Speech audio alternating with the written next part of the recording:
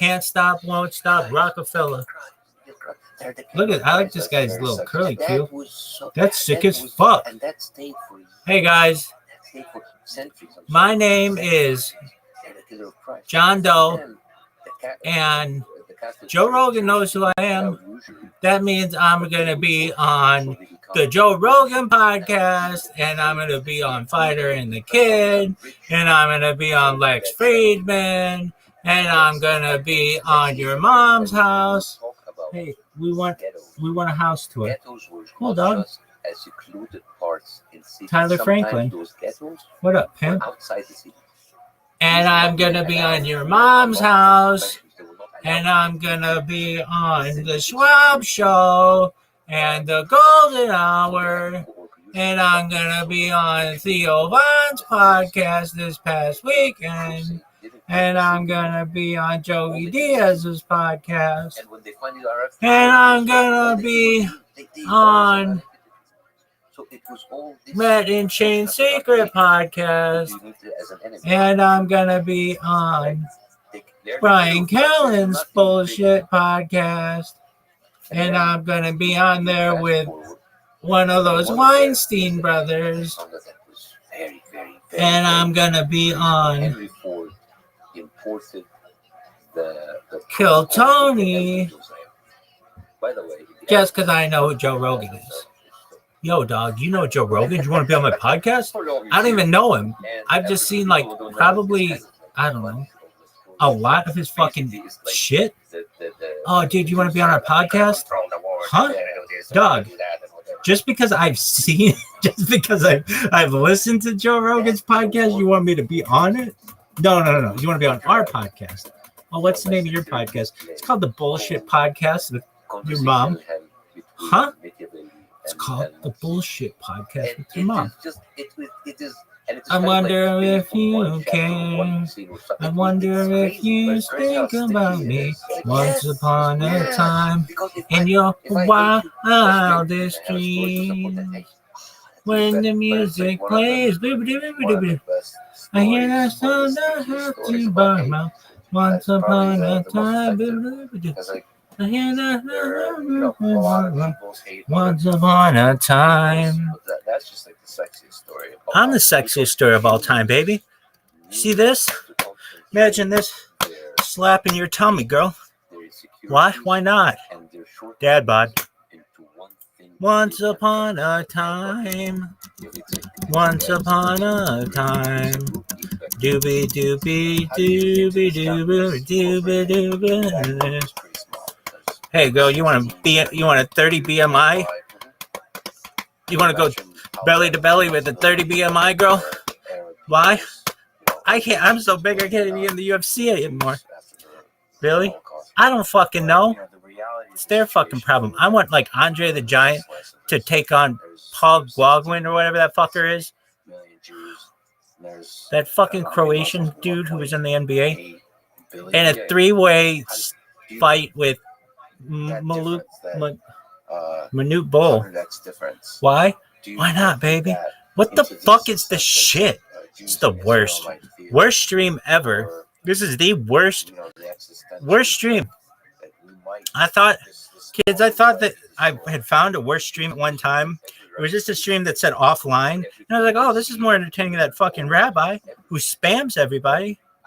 I like how that person found a Reddit post about me. But I just had spammed Kick.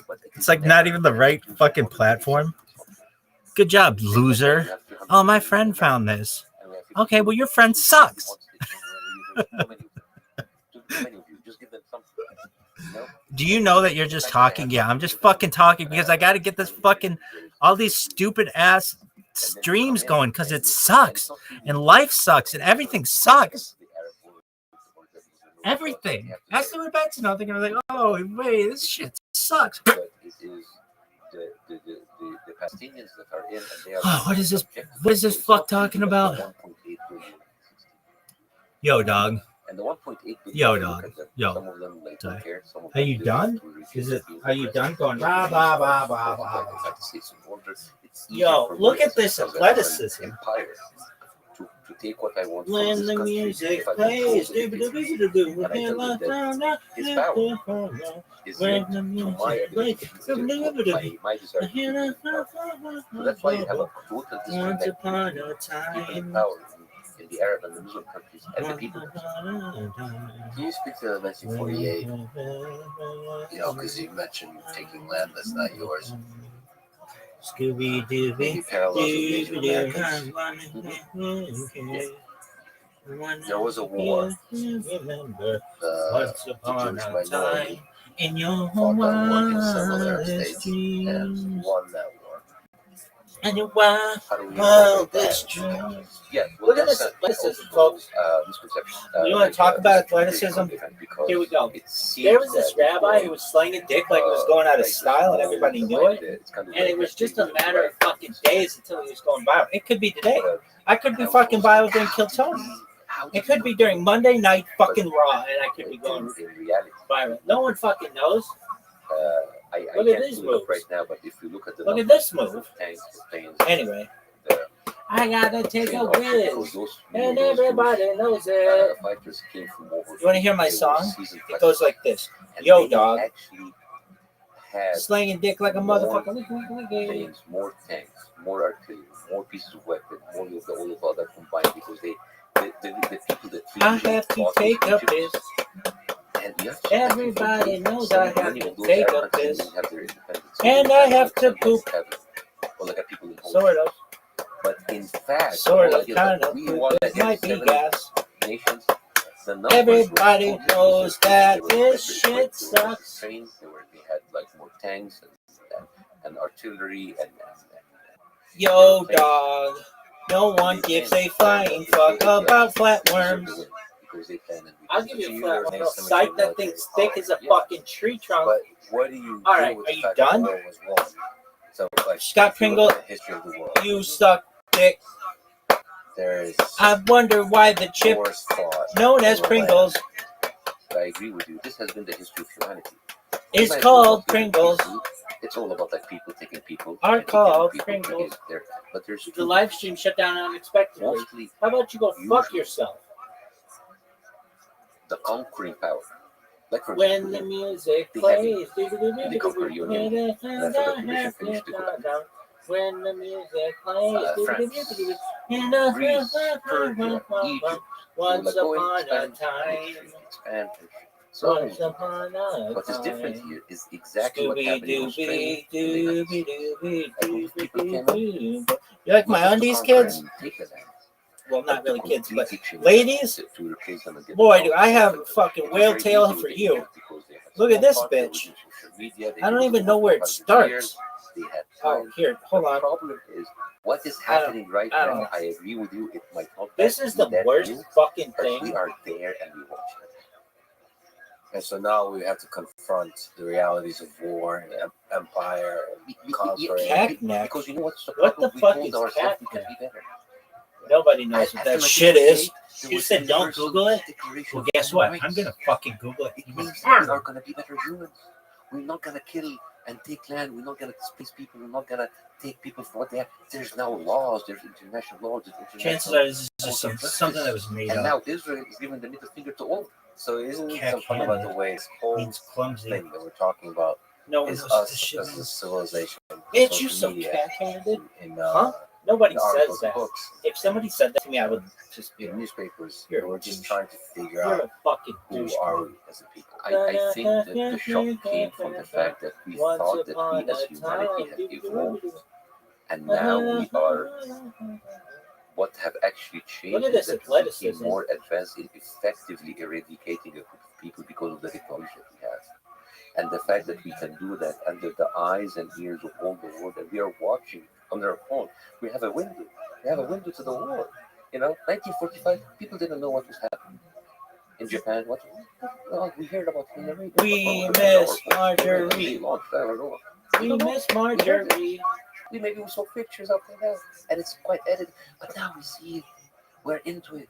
And it I is, like how it people is just so straight up tell this much motherfucker to his for face, our- your for ex-wife's ourselves, better than and we you. can't get it. And, so, and the Arabs say, like, guys, Anybody could have gotten that He bitch. came to the That West bitch hangs because out we in were- bars because we were- after whether you closing read the time. traditional rep- Marjorie, One on of the the other hand, co-authors, his name is is- Van Hesse. He's a Jew. He is a survivor just of the Holocaust. hot. Anyway, And you know what happened to him? is that the end of He your died, by the fucking way, a couple story? years ago, but he That was the before worst he song died, he was ever. cancelled by Wasn't even a so song. many people, and he was called anti-Semitic because he joined the BDS Once upon movement. a time, That is the author of the Universal Declaration of Human Rights that we value so much, and we think that that would define our humanity. But then we go on, and we are shocked. Maybe we were sold something. Maybe that was false advertisement. He shared a tweet by an account called Awesome Jew. Once upon a time, Wiki. It reads, Islamo-Nazi comedian, Boston comedian, quote, Yeah, of course, because I'm a fucking. Islamo-Nazi comedian Bassem Youssef is now denying Dr. I love that you retweet like this thing twice. I guess supposed because it's advertising some upcoming dates. He's now Look at this denying October 7th athleticism. This is massacre. really The probably Muslim radical. some of the most athletic shit I've Bassem ever Youssef seen. notorious for his radical said Son, twice. this For motherfucker his is radical so hatred of athletic. Jews in Israel. I'm In a athletic, recent what? clip, he claims that the atrocities committed on October 7th are fabricated. They are looking for all information regarding his upcoming shows as well as the venues which host the scumbag When the Jews to safe music around this plays, Nazi. I've never, this is my first time interviewing a Nazi. You know, it's the first time I actually get called a Nazi. First time. First time, I have been called so many things in Egypt. Once upon a time. In Egypt, I was called Once upon a time. a CIA operative, a Mossad spy, secret Muslim brotherhood, a secret Jew. There was also an article that was published about me in the state media saying in details how Bassem has been recruited by CIA agents using Jon Stewart in order to use satire to Look at this bring down the athleticism, country. folks. I was a Freemason, an infidel, a member of the Knights of the Temple, something like that. And there's actually people, the Muslim Brotherhood on the show, they would say like, he is actually Israeli, and they have forged an Egyptian ID for him to come to school. So it's kind of like when I get stuck, I said, I left all of that behind, and I come here and said, boom, anti-Semitic Nazi. Yeah.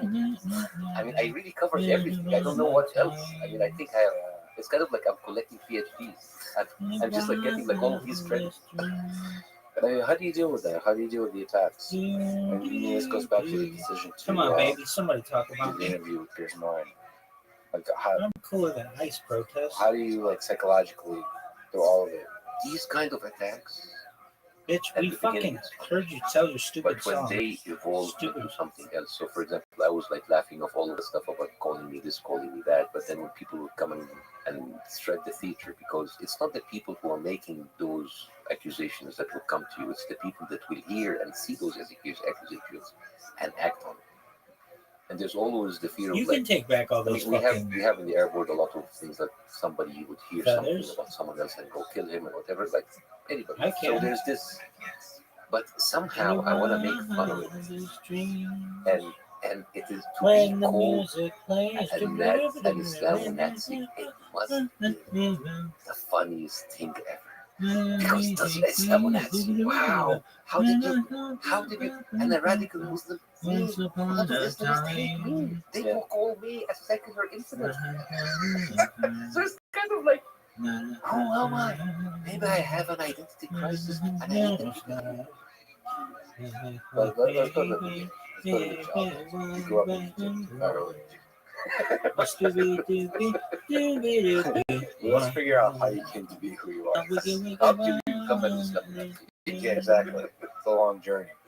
I do like the swastika tattoo on your ass, which I didn't. How did you see my ass? You know what you did. I know what you did. It was very inappropriate. You're also obviously a sexual harasser. Is this like a Me Too? Yes. Is this like 2020? Someone would come up with like, okay, Please yeah, flip it. This is your Me Too moment. All right. So, Cairo, what's a defining memory, positive memory from your childhood? my memory in general was cool. It was cool.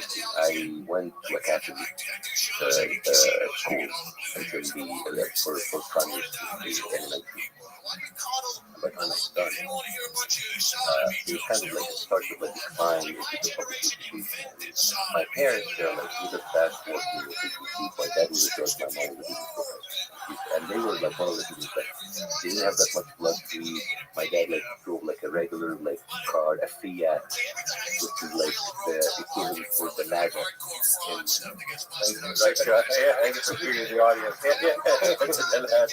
and So, is that no, kind of like the minimum. My dad was not a fan of going off. Whatever money they would do, they would put it for art, education, with everything. It's kind of like a very typical mentality. I'm not sure it's in many cultures, but like we grew up with this, like everything. So they would put it in middle school. That was the big 1986 the beginning of the explosion of like international schools, private schools, and these schools were relatively expensive. Of course, now it's very expensive, but at that time it was really expensive. So I went to that school, and from the beginning, like you feel like, by the way, and it's of course, there's the regular bullying and stuff, but it's not that. It's kind of like you always feel like you don't have that much of like purchasing power that allows you to go to the store house and just travel with them. Even like how you dress, it would be modest compared to that. So I was always an outsider. I was, and I compensated with that by being good at school and being good at school. So I was not like this typical nerd, just like I was playing football, basketball, track and field, and I was like one of the people would like to have me on the street. So I wasn't like kind of like he's married, get away. But I never had a girlfriend. I never had any kind of like. It was not like I was not boyfriend material. So that kind of like it leaves reminiscing you that you're not. Like when you're by yourself, you start with an outsider. Yeah, all the time. Why it's kind of like I'm more of a loner. I don't have a lot of close friends. I have people that I do stuff with, like the people that I know everything. When I went to medical school, now medical school is a different animal. Medical school is where all of the people from public schools go. Public schools are very like they are not they don't have like they don't have English language as like a strong but they are brilliant people. So because they would mostly study in Arabic, but they are brilliant. They are very, very, very smart, very sharp. But when I go there, now I am the city boy from the private school that comes into medical school. Now I'm an outsider, and I go into residency, and I pick up something. So now I'm a salsa teacher while being a cognitive surgery resident, and I'm an outsider for the third time because in salsa, I'm kind of like the special doctor, and in residence, I'm the guy who is with them. So, and everything, of course, as a medical resident, will mess up a lot. So they would always like, I'm going to dance, because you don't care about medicine, you just like want to go there and dance with women. But, you know, and so all of my life, I felt that I'm an outsider. I'm not part of it. I'm not part of the culture. So, yes, and I have a story that's good as well. Right before my residency, I was so much into like I had all of the money, and then you think that, and I was working summers, and I was doing extra jobs, and I took that money and I went to Miami in order to learn the way that because which is a Cuban kind of like circuit culture. And I went there the summer 2001. I was 9/20, 2001. The universe of that sounds like humor, I gotta say. No, but What? I was supposed to be on a paper that you. What happened? Thank God. I didn't know. 10 days before that. I changed my ticket. 9/11. I'm kind of like,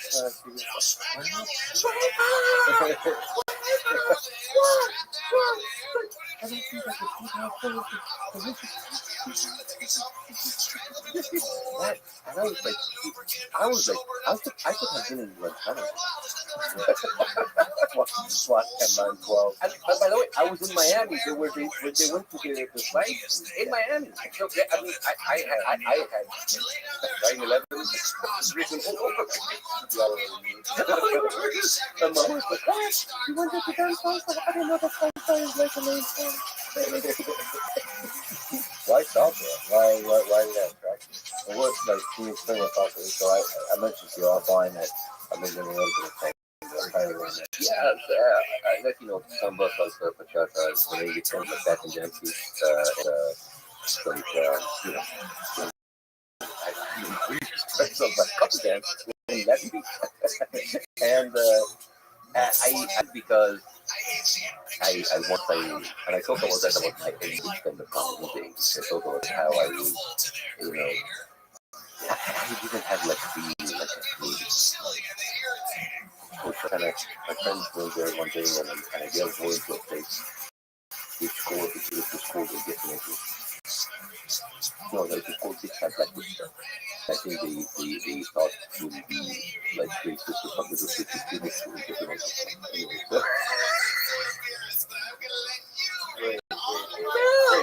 I know. So I went there, damn, music and music. And my doctor, that's his thing.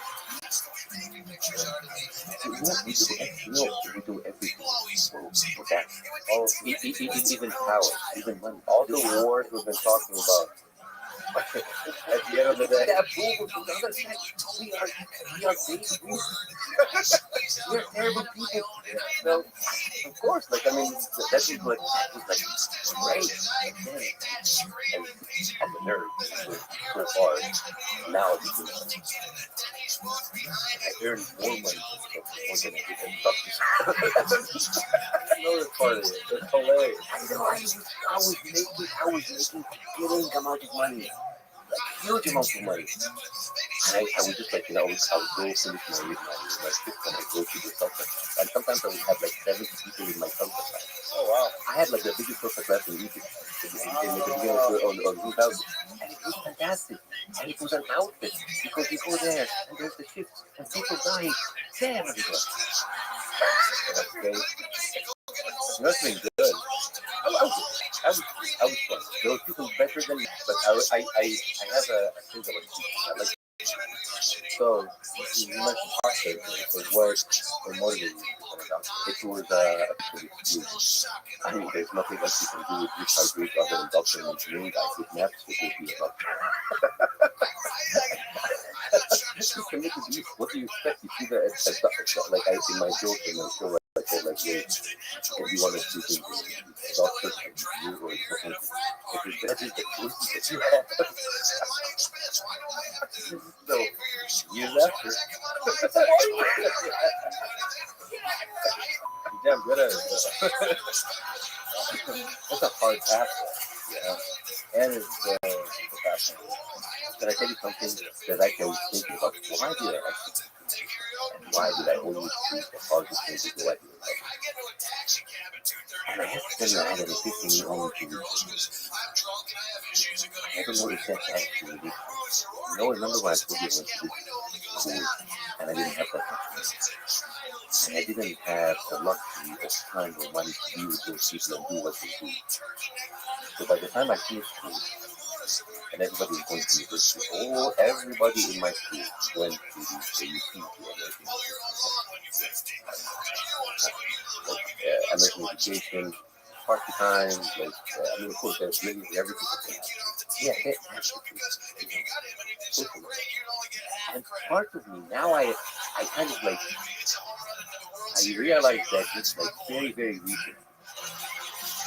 Maybe I went to the hardest school ever, so I don't have space to do other than that. Because if I have that much faith, what I'm gonna do? I don't have that much faith. Look, I can't compete with those people going out, so maybe I need a solid excuse. I'm not saying I won't have that much faith. Is it also possible? I tell you for this. Is it also possible that you always Maybe, but maybe that's the fear of modern like what if? Maybe, but like when I left Egypt and I came here, I still had the choice to go back to medicine. But I hate it. I hate it. Medicine sometimes. The amount of like you give up. You know my brother in Egypt, he had a daughter. She's a brilliant basketball player. She is in the national team, amazing. I used to play basketball also there. Excellent. Go ahead. I was that was my favorite position in the football. Right? And then it's time for her to go into college. And he didn't talk to me for 6 weeks. I said, what's happening with Khalil? Which college was I didn't want to tell you. She went to so many. I said, what? Why did he? Because he knows how I hated it. I was traumatized. And I said, like, dude, she's a basketball player. Make her go like on easy shit. So that's kind of is my still there. Yeah, I still did it, but I don't know. Is it because of the difficulty? Or because of what I told you, maybe I needed something. Maybe because I was not very confident in my football. So I needed a distraction, not to have that much. Oh wow, okay. You understand? Yeah. So it's kind of loud because I was always having to do that, but I can't sabotage. Yeah. And I don't know, I kind of like self-sabotage my organ because I couldn't compete with those people and the outing and the money and whatever. So I need an excuse to be like, oh, he's a doctor. I need to name my. Yeah. I always felt as less because I mean I didn't have any difference in school. I had very little life. I had everything to came to life, so I always felt it came very late to me. So I always feel that I'm not good. I feel that I didn't spend the time to build the foundation that other communities do. So I always feel that I am too late. I always feel that this is a leading. And when I went had the height and the fall of Egypt, when I was like the top of everything, I was like so famous, and then everything was taken away from me. I told you that happens when you don't build foundation, you fall. So I always feel that I am not good enough, or if I am in a position where people think I am, deep inside I am. You know that I have a speech impediment that was not meant to be. I have an Arabic is very obvious. I cannot control my arm. I cannot say I cannot control. So in Arabic, like that, so when I did my first video on the internet, that made me famous, and then I got my television views back there in Egypt.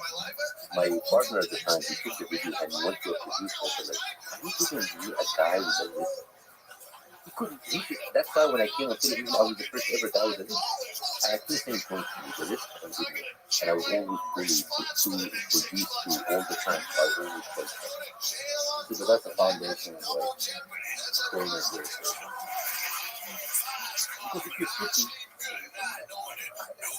you don't need to do much. I probably wouldn't recommend it, but it is true. So if you are pretty, do some disfigurement. Yeah, find the flaws and be extremely self-critical about them. And you saw John Stewart.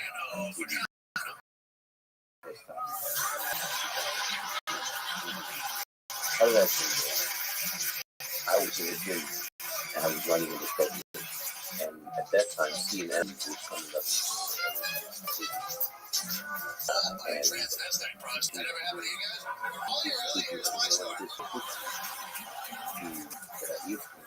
And I started watching. And I was so taken by this. I started treadmill. I just like and then I let it. I didn't know what video was used. I didn't respect it from the fact that there's those names that you say that you talk there's something, when you don't understand the music that you get the It's like the time, there is downfield. Is fighting criticism of power, I would say, and also really highlights the absurdity. But you understand, I didn't understand anything. But I didn't understand any of the references. But it's the rhythm. The rhythm. You know, sometimes when you even see like a comedy that the language you don't understand, but there's a rhythm. That's the whole point. There's something in you. So there's something with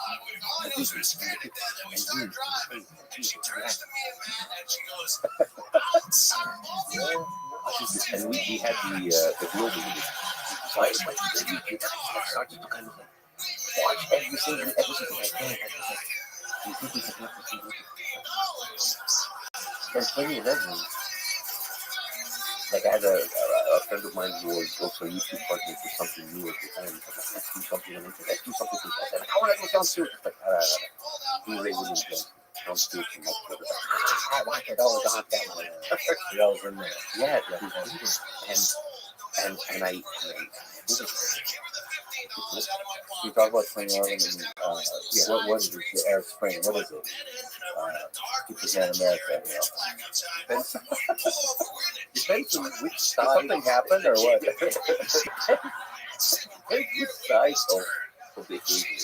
Because for a lot of people, it's American made. It is, brother with the States, that is, it is illegal.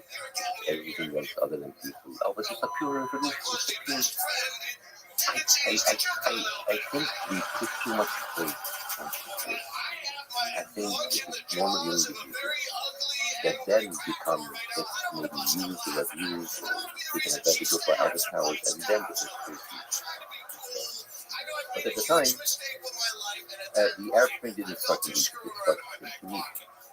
Why he's a food vendor, he like burned himself up. The American soldiers that a few days ago, and that kind of sparked protests in Tunisia. And Ben Ali was a dictator in Tunisia for about like 20 years, and they removed him. So suddenly it was kind of like a domino. So then he started that. And you know, people hindsight is 2020 think that you know the bar between like the virgin and the military, because the military are very really you might have a president that kind of like has certain powers, but at the end of the day, in the military, he's the position of president, he's like too much leverage and too much of like that, you know, so that they cut him off. I'm a bar is leaving me.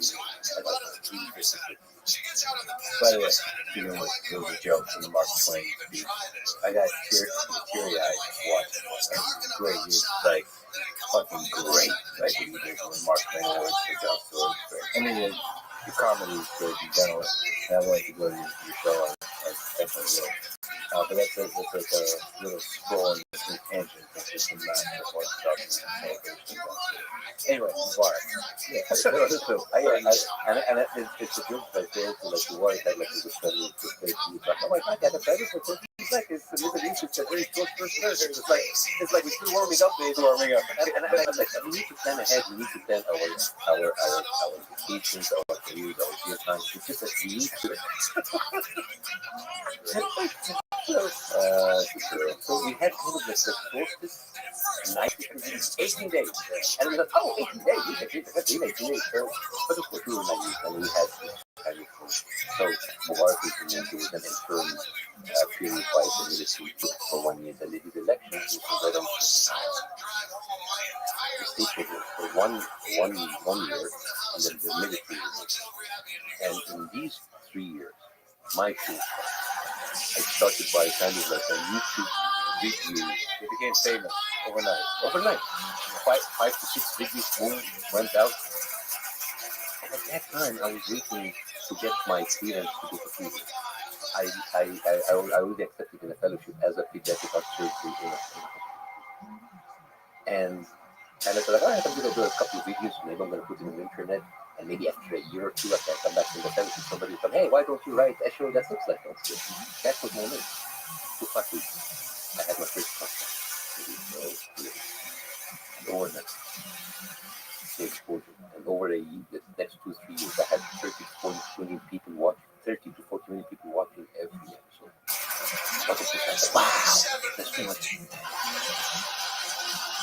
think that there are especially people that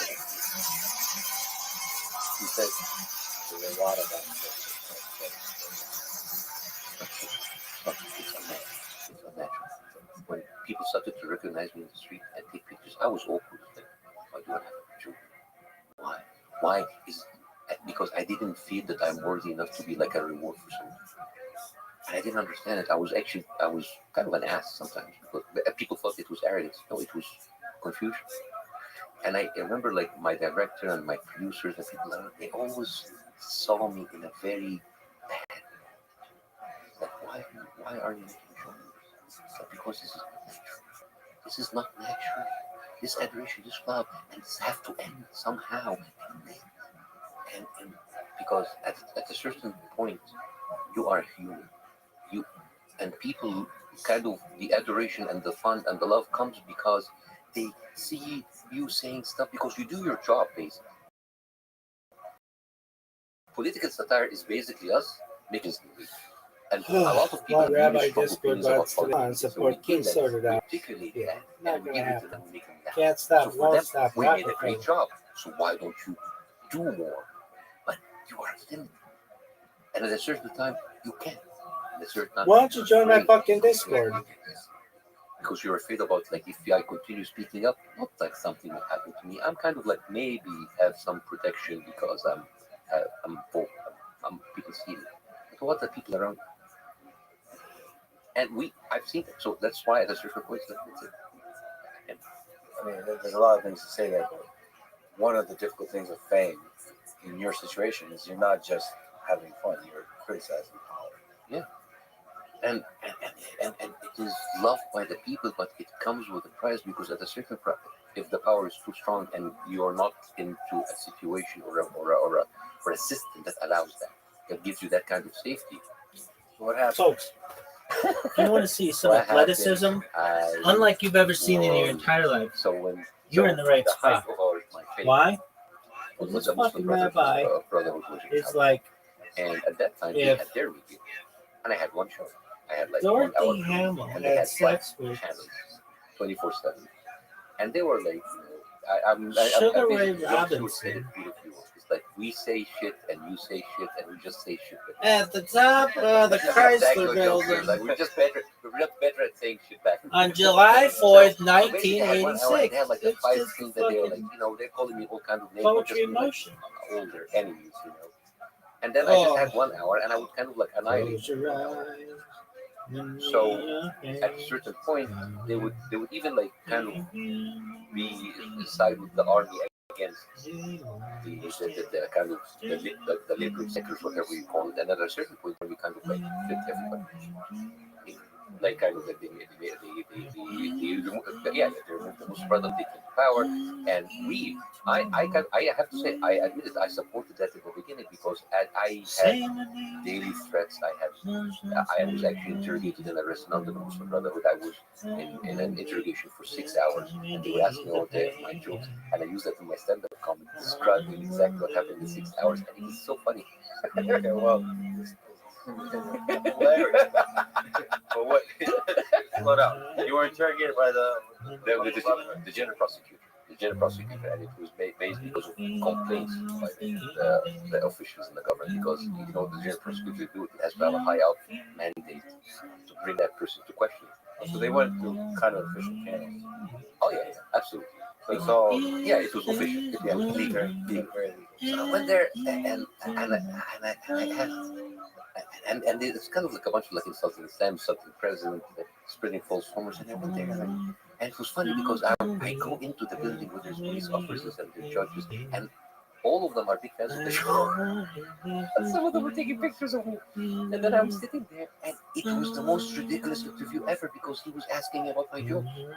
So what did you mean by this joke? I was like, nothing. It was he was reading my joke, and he's reading the jokes, and the junior judge is sitting there like cracking up. It's like, I remember that. It's like, guys, That's dark. it's kind of like, and I'm laughing, but at the same time, it's like the whole situation is ridiculous. But then at the end, I was released from bail, so I went back to my show, and I make fun of that. And we have to be honest. The Muslim Brotherhood were in power, but Egypt were like right out of the revolution. So there was kind of like an equal spread of power between them. It was not like someone would come in and just the Muslim Brotherhood didn't have that power yet, but they were kind of people saw that they were moving towards that, and then the tension rose, and then there was like a kind of a confrontation between them and the army, and then a lot of people were killed in the streets. It was a terrible massacre, and then suddenly I am blamed for like you made fun of us, so now it made it easier for people to kill. It's like, dude, come on, you're doing that to me too. I just did it better.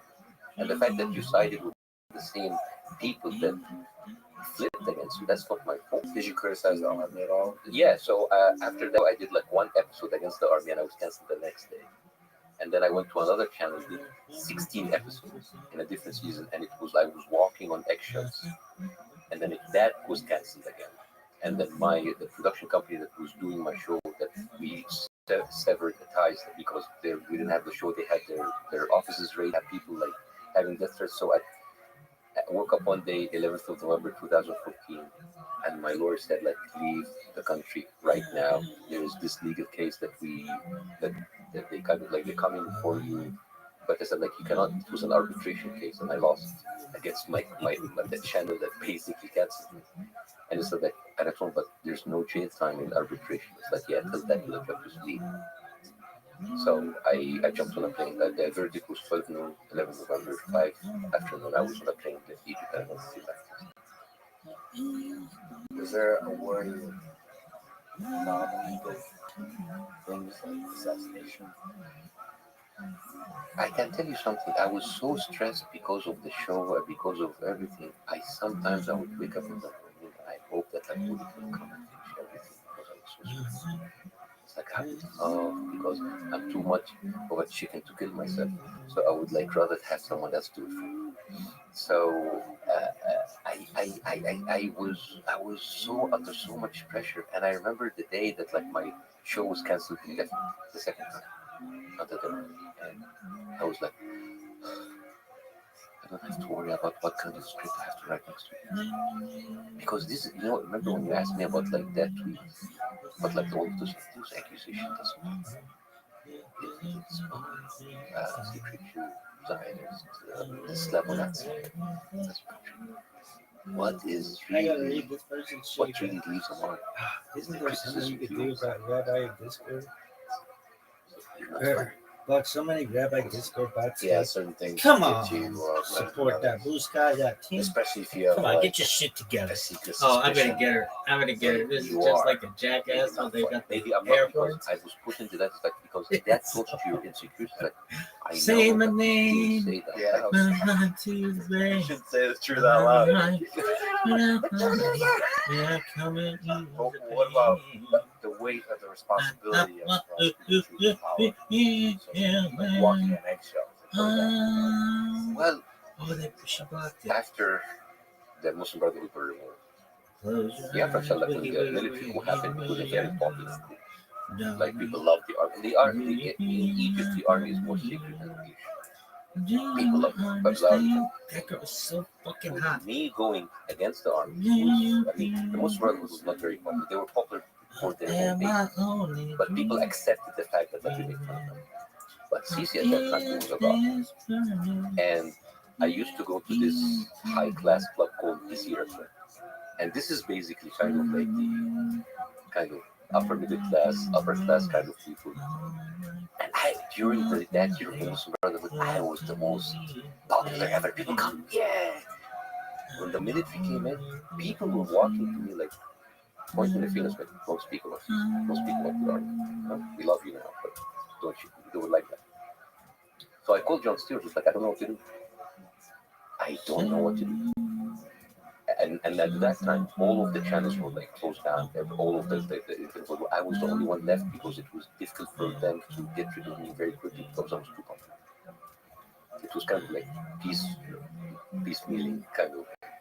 And I remember I was like, I don't know what to do. He said, like, you don't have to do anything. Just your safety comes first. He said, but I can't. I mean, I've been doing that for 2 years, and I cannot just like say, bye-bye, guys. I have a responsibility. I have a team. I have people working. And I cannot just like disappeared. And he said the most interesting. I say, if you're afraid of something, make fun of the fact that you're afraid instead of talking about it. So there was like a whole episode Why that are we there did not even horses? mention. We did not even mention, but the video did all this. And the whole episode was me trying to avoid talking. And that's how the comedy was created. The fact that I don't want to be here, and then I don't want, so he said like, you will be surprised how people can relate to that because there was a lot of kind of like, oh, we love, but we feel we cannot speak. So just by doing the simple thing about mirroring the society, that goes on. And I kind of tried to do what actually the military, I mean, they came up with a machine that treats AIDS and hepatitis C virus and basically everything. And I went to town with that because people think that it doesn't really have to go to the bigger post like you're an asshole. No, you talk about their propaganda. You talk about what they want people to perceive them as. It's a fake. And for that kind of hit them even more.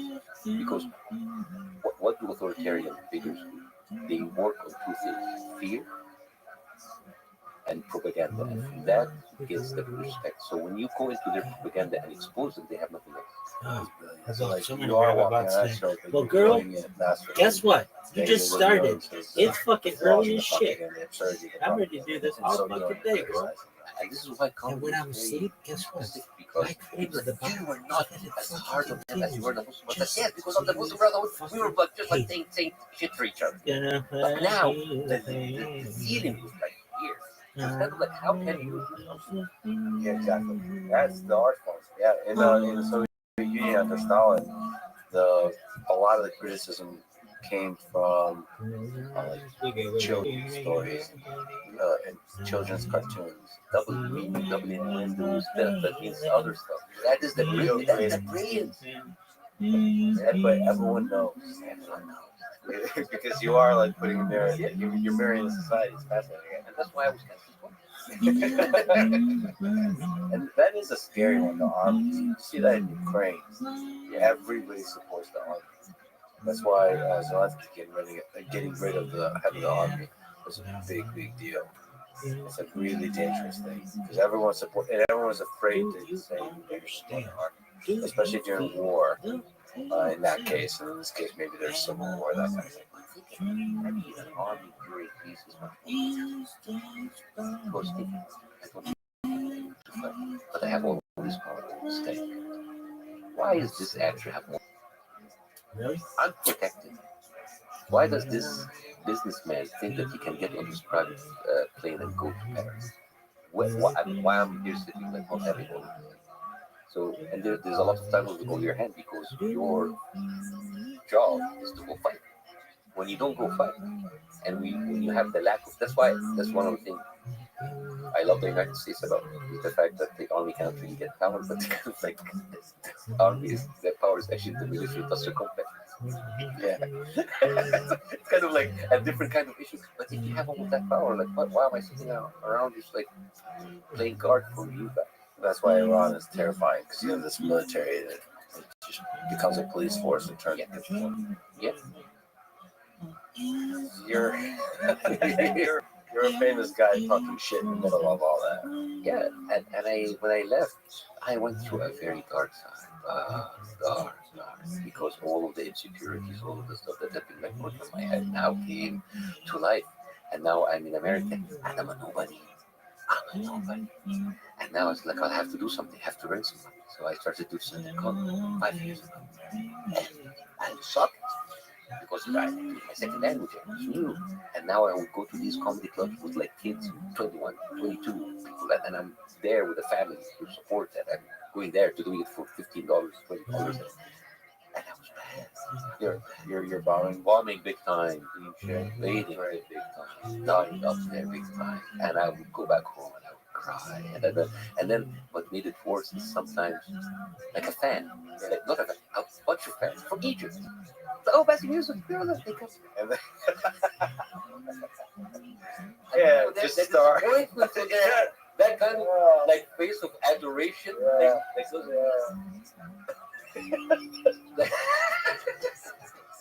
and I could see it in their face. I think he's gonna drive an Uber in a couple of weeks. That's that kind of pressure. And I would go and I would cry and then the judge, oh, you left. You gave up. You were a sellout. You're a coward. Why don't you speak from abroad? You're safe now. But I already spoke. I don't want to be because I don't want to be an actress. I was doing that for comedy when it was good for everybody. But now they want me to go into YouTube and just like throw rocks from outside. I was like, I understand. I have family there. and it was this kind of like thing like that I am being like attacked for not doing what I should do in their face, and attacked for not doing good thing. And now I feel like maybe it wasn't wrong, and I didn't know. I really it was so traumatic that I don't know actually how I went through these. It blocked so many details from my brain because I have been using this technique for a while now. That I have been raising a lot of there's a lot of memory gaps in my brain, and I'm trying to suppress it because it was very, very, very traumatic. A lot of people told me you have to go to therapy, but I can't. I don't know. I'm worried to open the floodgates, and I'm thinking as if I'm functional and I'm not killing anybody. I'm okay. It's like I think Elon tweeted, "Never went to therapy. It's gonna be on my headstone." So you're a best bucks. Okay. I mean that is like terrifyingly difficult. Like after being a surgeon, after being a superstar, super famous, going to eat shit at local tiny clubs in the United States. I mean, eating shit, period. Yeah. Like bombing is really, really, really difficult. Really difficult for 20-year-olds. Imagine when you're 45, 46, and then people's like, is this his midlife crisis? What is this? I went through a lot of pain. Like, that was scary. How did you survive? I mean, I know you brought up most of it, but what gave you like strength to all that? Because I didn't have any other choice. Because I started there, and the only reason that I could is to continue. I don't know what else to do. I don't want to go back to medicine. I don't want to do. I don't want to do that. And I don't know. I was, and bit by bit, I started to kind of like even. And I was at a certain time a year ago. This is where I started to kind of like hone the craft and kind of sell more tickets and sometimes even sell out some shows and sometimes sell a ticket. So like it was going and the money was flowing and it was good. And then I was like, why didn't I wanted faster, I wanted more, I want it now, I want Netflix deal. And then the Piers Morgan thing happened and then I blew up. And then suddenly I'm setting up everywhere. It's like, if those people if the war happened 2 years ago, I would not be ready. So now they come to the show. And by the way, my show had nothing to do with the My show is my thing that I've been crafting and working on. You know how difficult it is to do the first hour, the hour that I've been working on for 5 years. And it's all my personal story. All what happened to me, even me as an immigrant coming here to the United States, finding Trump as a president, finding myself in the middle of a gun rally, or finding myself in the middle of a bombing, kind of like talking about how I got my citizenship. It's all like funny stories about like my origin story. So they come in and they expect me to watch them, and all of a sudden, it's good and it kills and they love it. It's like if that kind of like blow up in America happened to me 2-3 years ago, I would not have people who come and be disappointed. I gotta say, the timing of October 7th is very suspicious. Oh my God! I don't know. I'm just asking questions. I'm telling you, one of the funniest thing, a guy, I was in Dubai, and like a TV anchor came to me. Bassem Youssef, he flourishes during revolutions and wars. It's like, whoa, what, dude? You're making me sound like a very bad omen. Yeah, you, Hamas, and Bibi together orchestrated all of Oh this. my God, that's the crazy. That guys should go on the road together.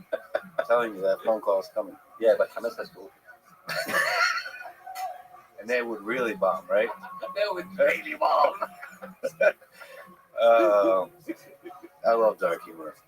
You do a show, like you were saying, in English and in Arabic.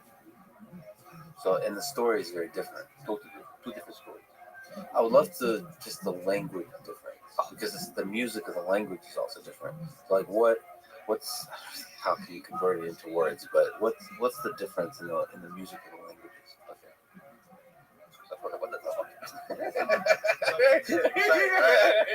All right. Okay. So when I was doing the English, I actually had good jokes, but I was missing the rhythm because the cadence and the music and the rhythm is different. The way that an English-speaking American member of audience will receive it, it will be different than how I receive it. The energy, everything. So when I kind of like got it, I didn't know how to switch back to Arabic. Yeah, that's it. Because here's the thing, with English stand-up comedy, you have a huge library, you have like a legacy, you have like years and years and years and years of people doing comedy. But in Arabic, it's a very new, and most of the Arabic stand-up comedy, especially in Egypt, is very tame. This is kind of like imagine the stand-up comedy scene in the American 1960s before Lenny Bruce. So no swearing, conservative, No swearing, nothing conservative, everything's kind of like not yeah, it's kind of like very. So I didn't know what to do then. So I broke the barriers. I became Lenny Bruce. I became Jewish. So I went in and I changed the whole 7 words, you know, I love that. For me, there 15 words. Well, There's a lot. Arabic is a very rich language. Yeah. So when I did, here's the difference between the Arabic and the English show.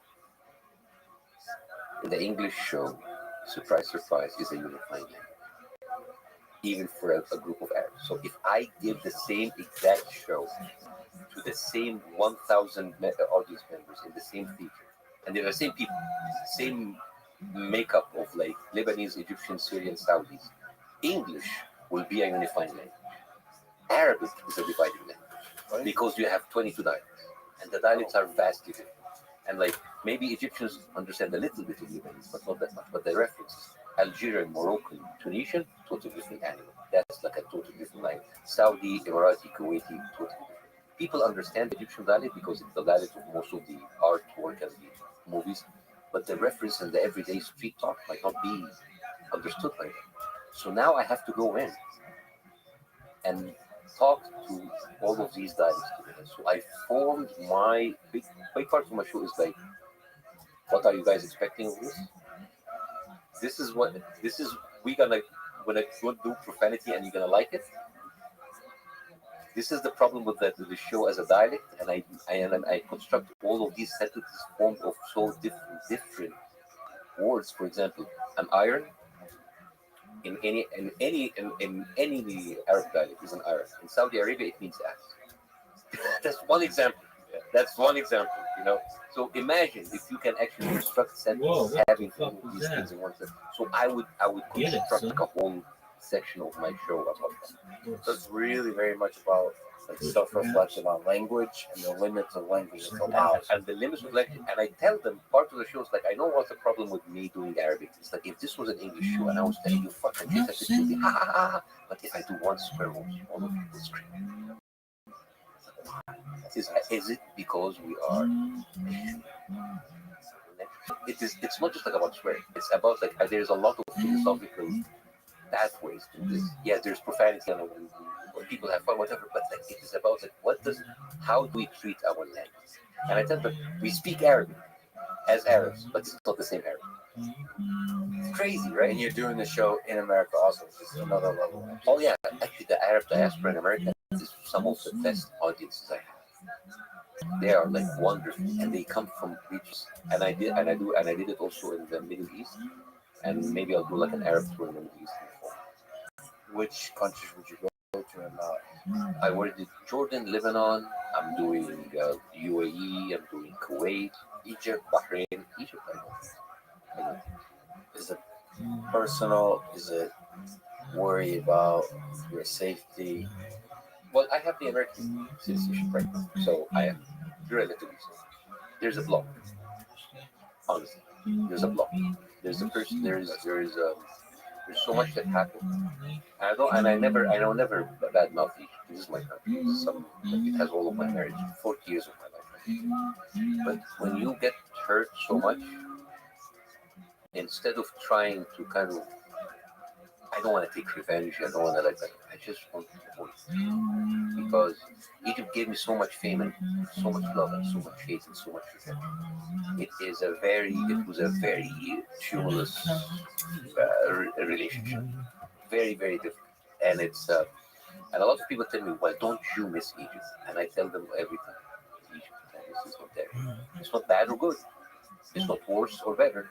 It's just, I'm different. And the places are different. And the people are different. And the circumstances are different. Whatever image you have of what you love is not there anymore. That's why a lot of immigrants, especially Arab immigrants, they live here, but they're there. And then when they go back for a vacation, they get disappointed because they didn't find what they want. And then they come back here and they're disappointed because they want to come back, but it's not there. Yeah, their view of that place is from a different time. I have that, my parents, but everybody that left the Soviet Union.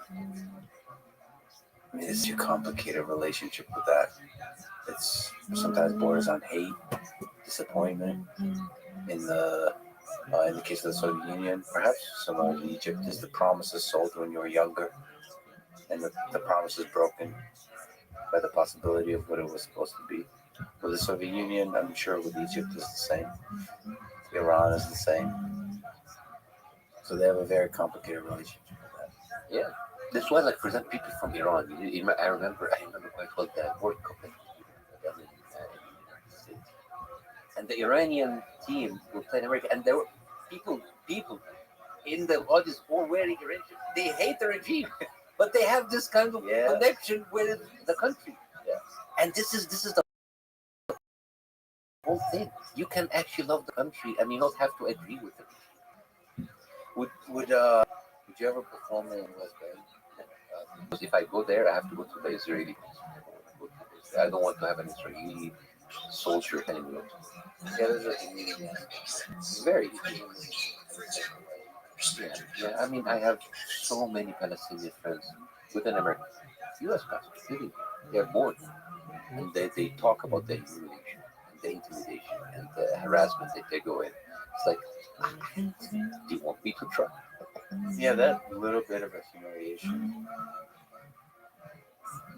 A little bit.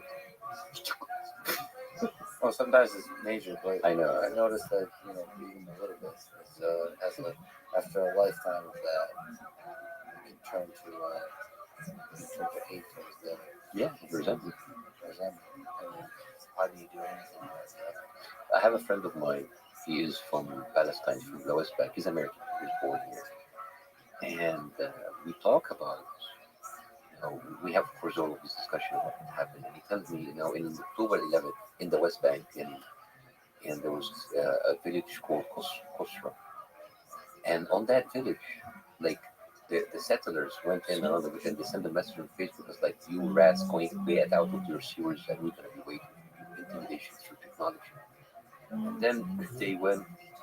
It is Kosra have like another settlement next to it called Ish Kodesh.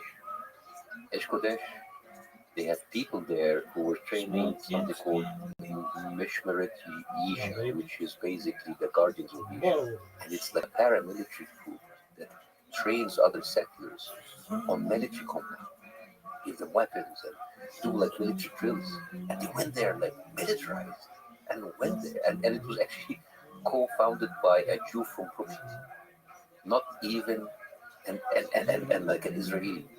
And he's like one of the disciples of Meir Kahane. I'm not sure that you know who Meir Kahane is, who is the Jewish defense lead, the people who assassinated Alex Auda here in the United States. And they were there with their weapons outside, intimidating people. Now, this story carries everything that is wrong with the situation. You have people from Brooklyn, from outside, just because they're Jewish, they can come and they can claim the land from the people there. Anybody from Poland, just because he's Jewish, he can come and take the land from other people. They're using technology to intimidate. They have unchecked military power. These are not IDF soldiers. These are separatists. And they have free reign in order to intimidate. And you understand, this is a real life. Not in Gaza. It's the West Bank. What do you do from your, what do we do? What do people do? To nightmares for well, here's the thing. I want to talk to the people. What Israel is doing right now is not just unfair to the Palestinians, it's unfair to the Jewish people. No, it is unfair to the Jewish people. Because the way that Israel links itself to Judaism, at a certain point, remember like ISIS and Qaeda and like everybody kills Muslims, sometimes they cannot have the nuance. So any rule with a Muslim name and a Muslim face would be able to do it because of bad actions of those. You have the power as a person to separate yourself from an abusive power, a horrible power, and be used. I am really worried because the rise of anti-Semitism and the rise of hate against Jews is not because of the Jews. It's because of the actions of the government. Jews do not have to be on the side of apartheid. Ronnie Kessie. He is a Jewish South African, and he fought shoulder to shoulder next to Nelson Mandela. He was part of the African National Congress. And he had an argument saying, like, I know what apartheid is, and I saw Israel is what they have. And the thing is, Israel, that Israeli government should listen to other people. You cannot call anybody who criticizes you either an anti-Semite or if they're already Jewish, you call them, let's say, fake Jews. You cannot do that. You cannot continue doing that. Because we did that. When I would go in and criticize the Islamists, it's like, oh, you're self-hating Muslim. You're not really Muslim. You're an infidel, you're a secret, you're a secular, whatever. We have the power in order to reform the courts by holding people in power accountable. And the thing is, it is very stupid to actually call this. Bitch, your name is Greta. We all know that your name is Greta. Then you're that bitch who was like, how dare you? And everybody's like, shut the fuck up, little girl. But you had a really good point. She's a Jew. She's married to an Israeli Jew. We have a good relationship because we know what right is. They don't have to associate themselves with the action of the Israeli government. I love how all the Jamie Foxx's shit is always like, and I was at this party, and then everybody was like, who's that? Who's that guy in the backpack? Who's that guy dancing? And they're like, oh, yeah, he's the next coolest thing. And then boom, it was open. For Arab terrorists, what are his hobbies? Jihad. You should be a comedian. Yeah. Wow, you're making me feel good. Okay.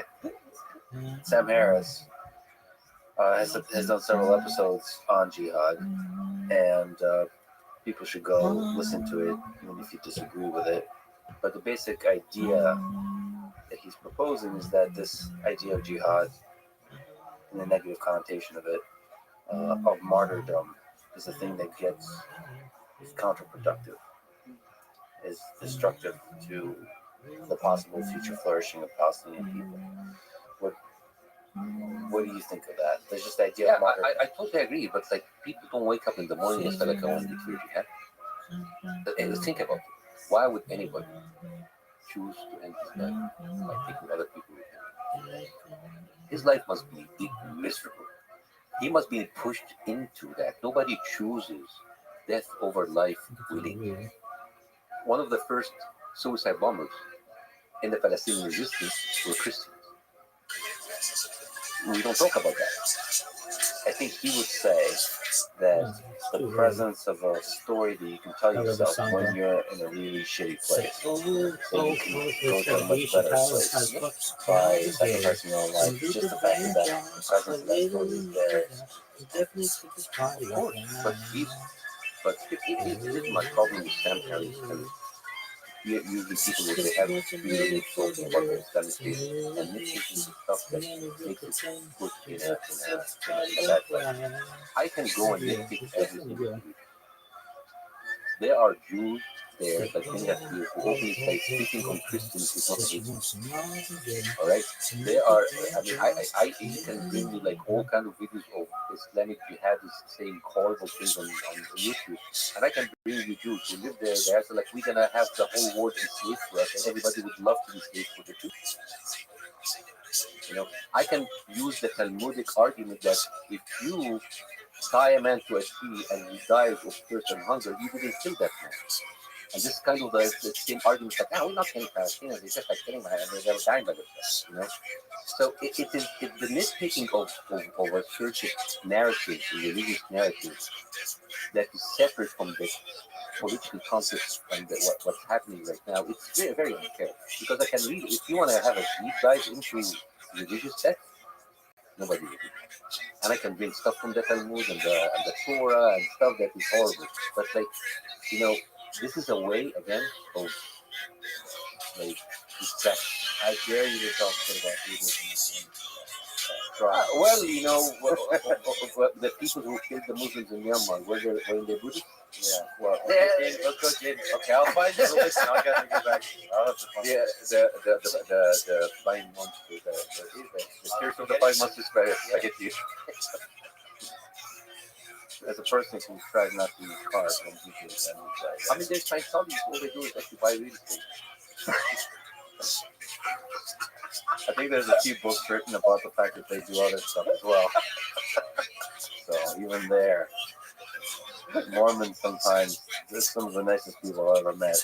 But I'm sure there's also darkness there too. Oh boy, religion. There's soaking in Mormon. There's what? Soaking. Okay, so I don't know how much. The soaking grade if you get into the woman and you don't move, that's not obviously that's Oh, interesting. So you go in and you just There's a loophole. the listen. The thing with Religion has a loophole. yes, and Muslims we do that the whole time. We pick and choose our things, the stuff that we choose. Maybe if I converted you as a Jew, I'd get you 80. I don't know, you know, like I can negotiate. But I also have questions about What what are is very good deals. I'll give you, and maybe also there I can do. I have to be up Pretty good. for a year. I don't know. 1998. All right. Best year ever. Well, they last a long time. Yeah. So I'm not sure I want 70. I 72. I'll throw 5 minutes. Yeah. Can we? If you want to upgrade, Yeah. Can we do a trial period? Ladies and gentlemen, if we just zoom out, do you think religion is, in what way is it good for the world? In what way is it harmful? if there was no religion, you would accept it.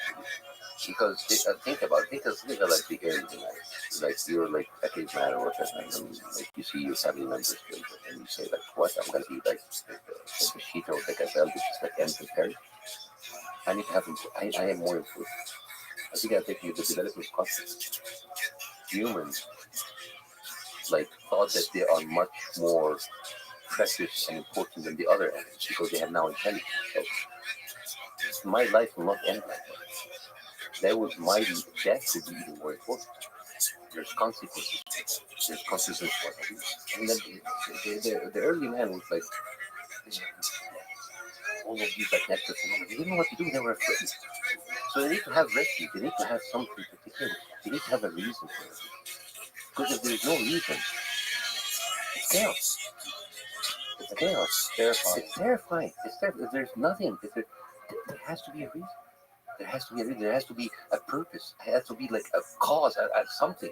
It's just. I'm not just gonna be like die like a cockroach being stepped on, and that's kind of like part of this evil. And the whole world rotates around you in a way. It's the danger. So religion actually got a lot of it from humanity, so like like us being humans. And there's and many religion is a collection of stories, and those stories based on the things that humans did themselves, and they attribute it to gods. And there's an aspect of religion where you humble yourself before a thing that is much greater than you. So that has I would say, a very positive effect of humbling. It would be great if you stopped there, but here's the thing: if you humble, in order that your ego kicks in and feel that you are better than someone else who's not humble. And at the same Let's time, go there. that means that I will have all of that thing that I can use that because now, what does mean being humble? I'm divine. Yeah. But I'm way more humble than you. But you're not. So you see how they kind of like the oxymoron. I'm humble, surrendering, but in the same time, I'm better than you and I'm more entitled. Isn't this? Yeah. It's beautiful. It's crazy. I mean, look at like the Muslim Christians and Jews and every other place. Like, all right, Muslims, we surrendered. I mean, I'm talking about the extreme ones. I mean, like people that I surrendered to God. Good. Keep it that way. Yeah? Like if you go there, I surrender to God. That means that I am closer to God than you. Then you should die. Okay, Christians. Christian friends are cool. I can bring the cool. But you don't get it's just if you Stop it. like stop there. Stop where you are humble and you feel that you're a piece of shit and you are worse than this human being and you are there. Stop there. Yeah. But once you said like, oh, that makes me a better person and it makes me more with so that gives me the excitement to kick She you out. said she wants somebody for the Doing a good thing. There you go. You've been outspoken. With Morgan, but just on this topic, and you talk about the Superman story, which I would love to join a Superman movie. But have you watched Job Opportunities? There was a couple of things that were going on, but they stopped. I don't know what Superman story. Yeah, so what role were you in? Okay, what did you audition for? Yeah, Like Jason ready for she was ready for some action. I was ready with a freak, so you got to put my man rock. I'm gonna play this band, Josh. You go take your pants off. I'm gonna play this Gladys smack. You and me go get right. Wow, okay. So you the band, Josh. Little leader. We definitely set this party off. I go to the airport and I read. I think I can talk about it now because it's basically what I found interesting in that there's like a dictator in a country that invades another country, and Superman politically that's the first time we ever see Superman interface politically. So basically, like Russia and Ukraine, but because of me, it was like it couldn't be Russia and Ukraine, so it had to be something kind of like with a savior. So I read the role as a mixture of Trump and Mubarak.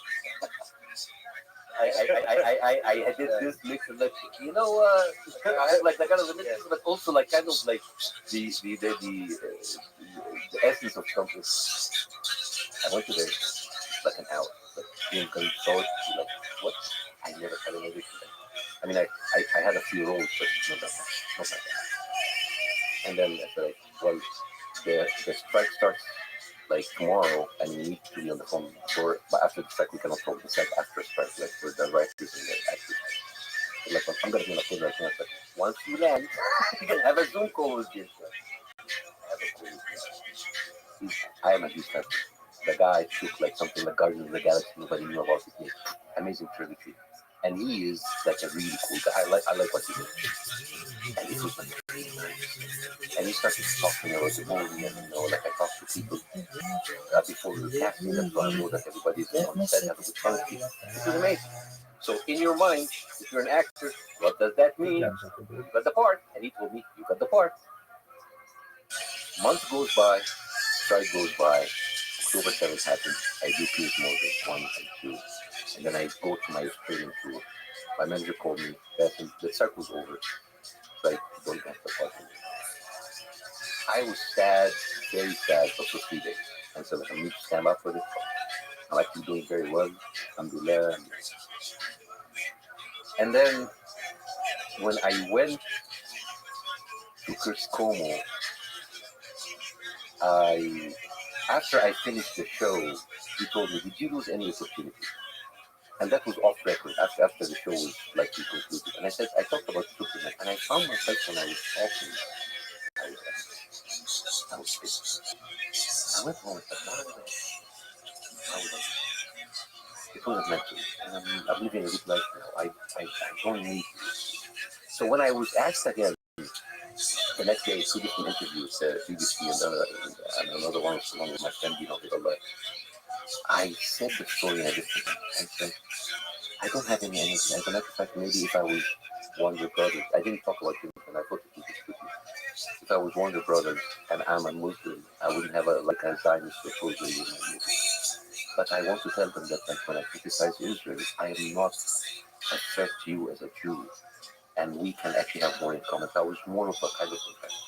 So when I said that, the internet went crazy. And Jim can have haters because the Snyder verse and all of those. It's a word that I don't understand.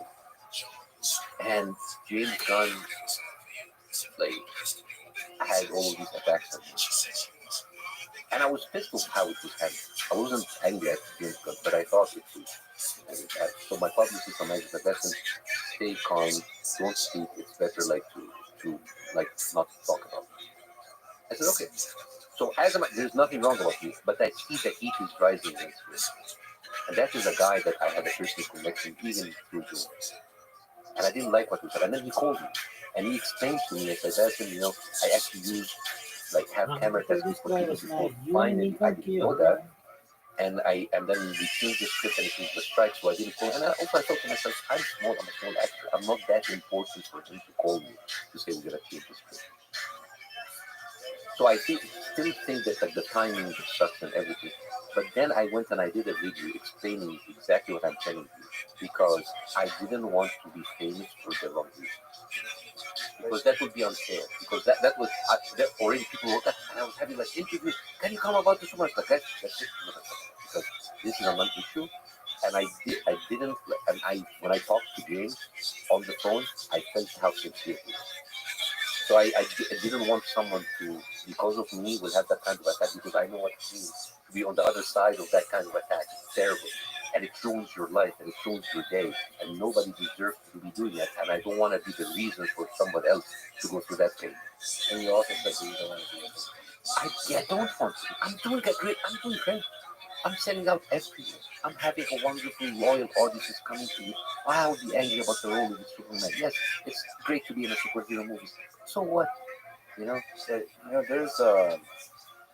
a wisdom in that. Even if you weren't doing great, that's a choice a lot of people can come to, which is do I play victim here or not? It's if they want more attention, they want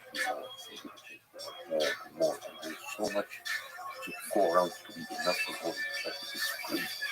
It is ego.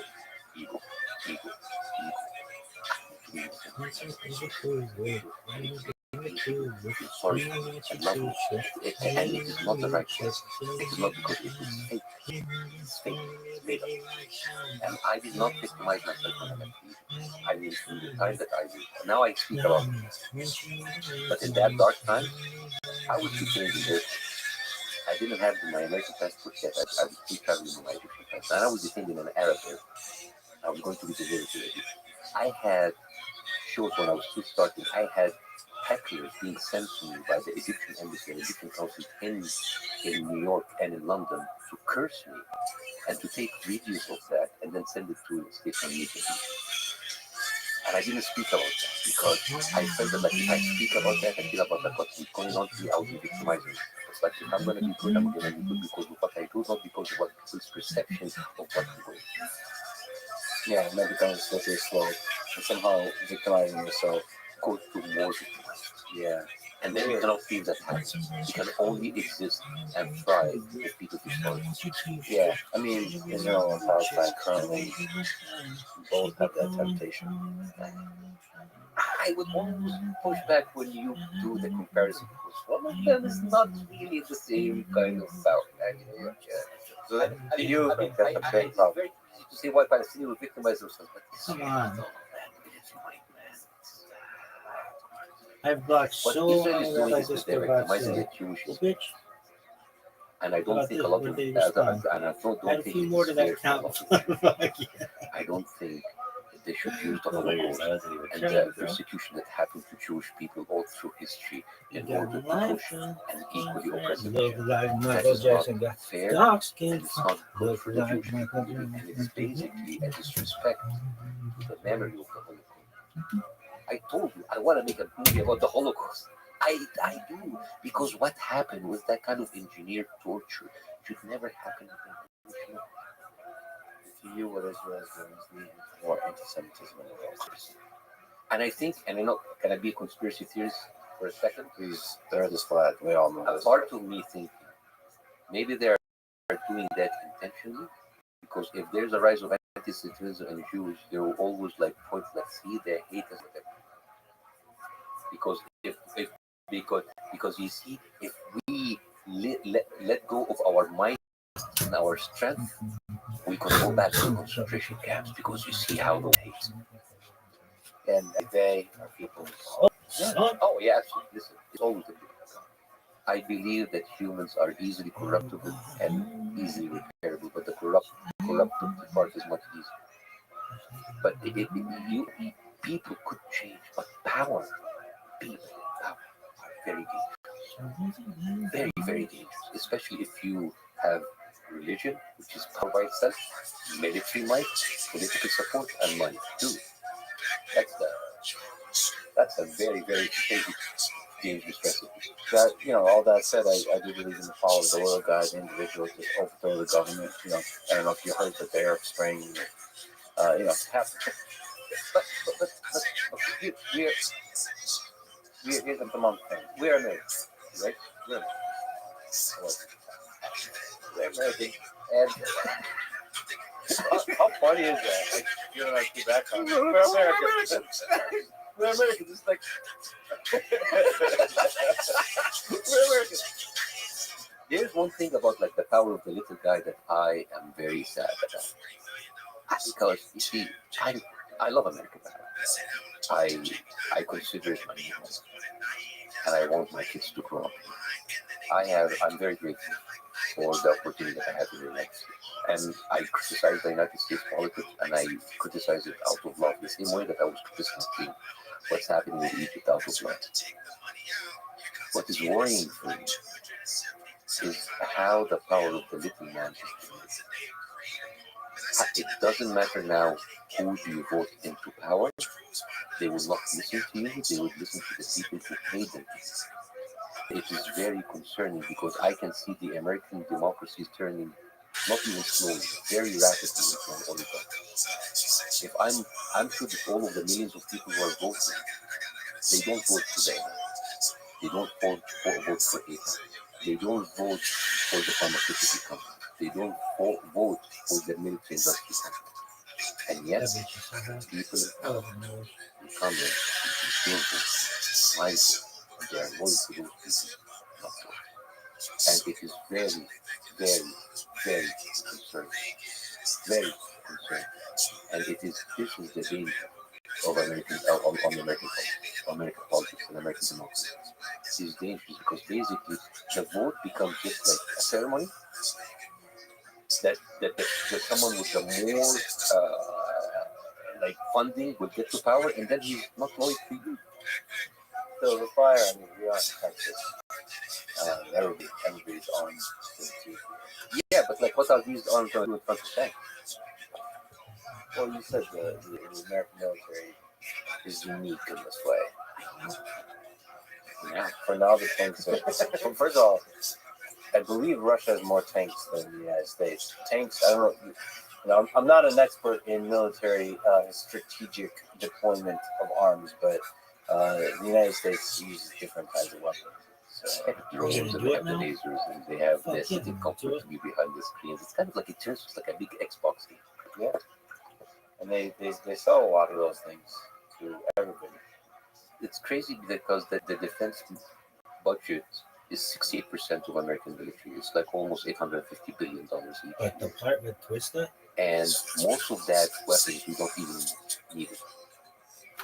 We just do it because of the contract. There was like an incredible 60 minutes. I'm sure that you saw it. The one about like the gouging of the French visit, right? The part is one of the most fascinating things that I've ever seen. You see like a valve, a safety oil valve that used to be sold for $329. Now it is sold for $9,000. Why? Because there's only five weapon companies and they could control the price. And in 2006, the whole Apache fleet over the American army in Iraq was grounded because there was one valve that they were like doubting the price and didn't want to give them. The stage of midnight, the midnight, the Hemel carry and the anti-aircraft. Used to be sold for $25,000. Now it's sold for $400,000. And nobody's doing it. Nobody, because the DOD requires 150,000 people to in negotiation. Now, in order to cut expenses, now we're paying more. We don't have a thing. How my tax money and your tax money. So I'm sure we don't want so much to Look like Michael Jackson got a dark skin. Look like Michael Jackson. I was ready for her. She was ready for some action. Spent her kitchen in the front. So you got to prove my man wrong. I'm gonna play this fan, bro. You gonna take your pants off. I'm gonna play this butter snack. Me and you gonna give me see why I'm angry. But still, man, that's really strong. Criticism on the free speech part. But if you look at the freedom of the press, freedom of speech, and that's it is not. And this is why, for example, it is very disheartening that the Western press accused to be the beacon. I don't even that mouthpiece. And it is funny how the New York Times, Nixon got angry in the New York Times in 1970 when they found leaks about him lying about the Vietnam War. And now he hired the plumbers, the speculation in order to go in and find the leaks. This was Watergate, because he was actually who leaked them. Instead of fixing the problem.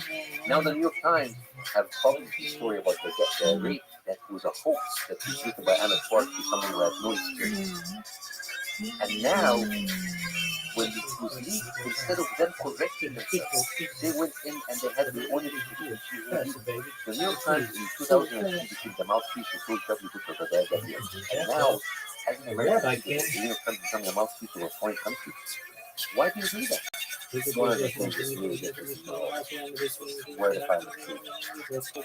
It does seem that both sides use propaganda and both sides lie a lot. Both sides, both sides, there's a lot of lies. I think it's a lot of inequality, man. I think like there's like a lot of people on the internet, but like who have the mainstream media site.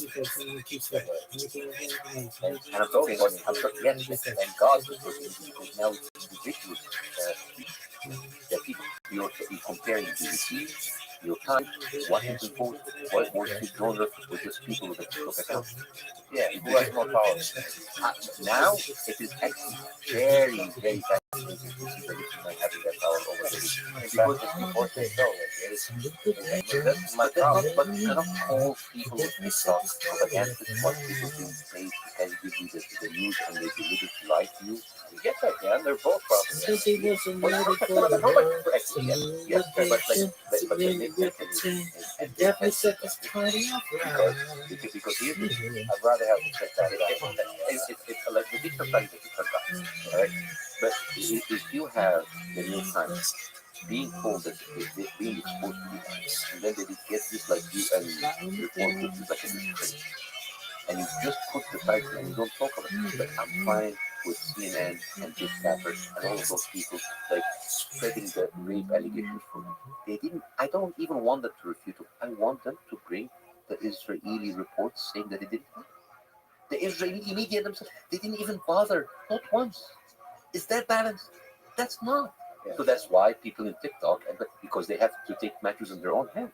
Yeah, but the problem with people on TikTok is the drug, the dopamine rush of getting a lot of likes. So instead of talking about death of civilians, they'll talk about beheaded babies or the equivalent of. Yeah. They're going to actually make up stories because the made up stories are going to be more viral. And so now we're just in this muck of lies. And there's a lot of people who actually quote those lies. So you have both. You have both. and it's the kind of like the democracy of the social media, as we always call it. But if you have the street-run media, that is the legacy media, CNN, BBC, New York Times, Fox News, all of those people, and they are like spreading lies, and they're not even doing their journalistic job in order to at least bring the other side. She said she wants some. And that's worse. You're supposed to be journalists. Yes. It's supposed to be report.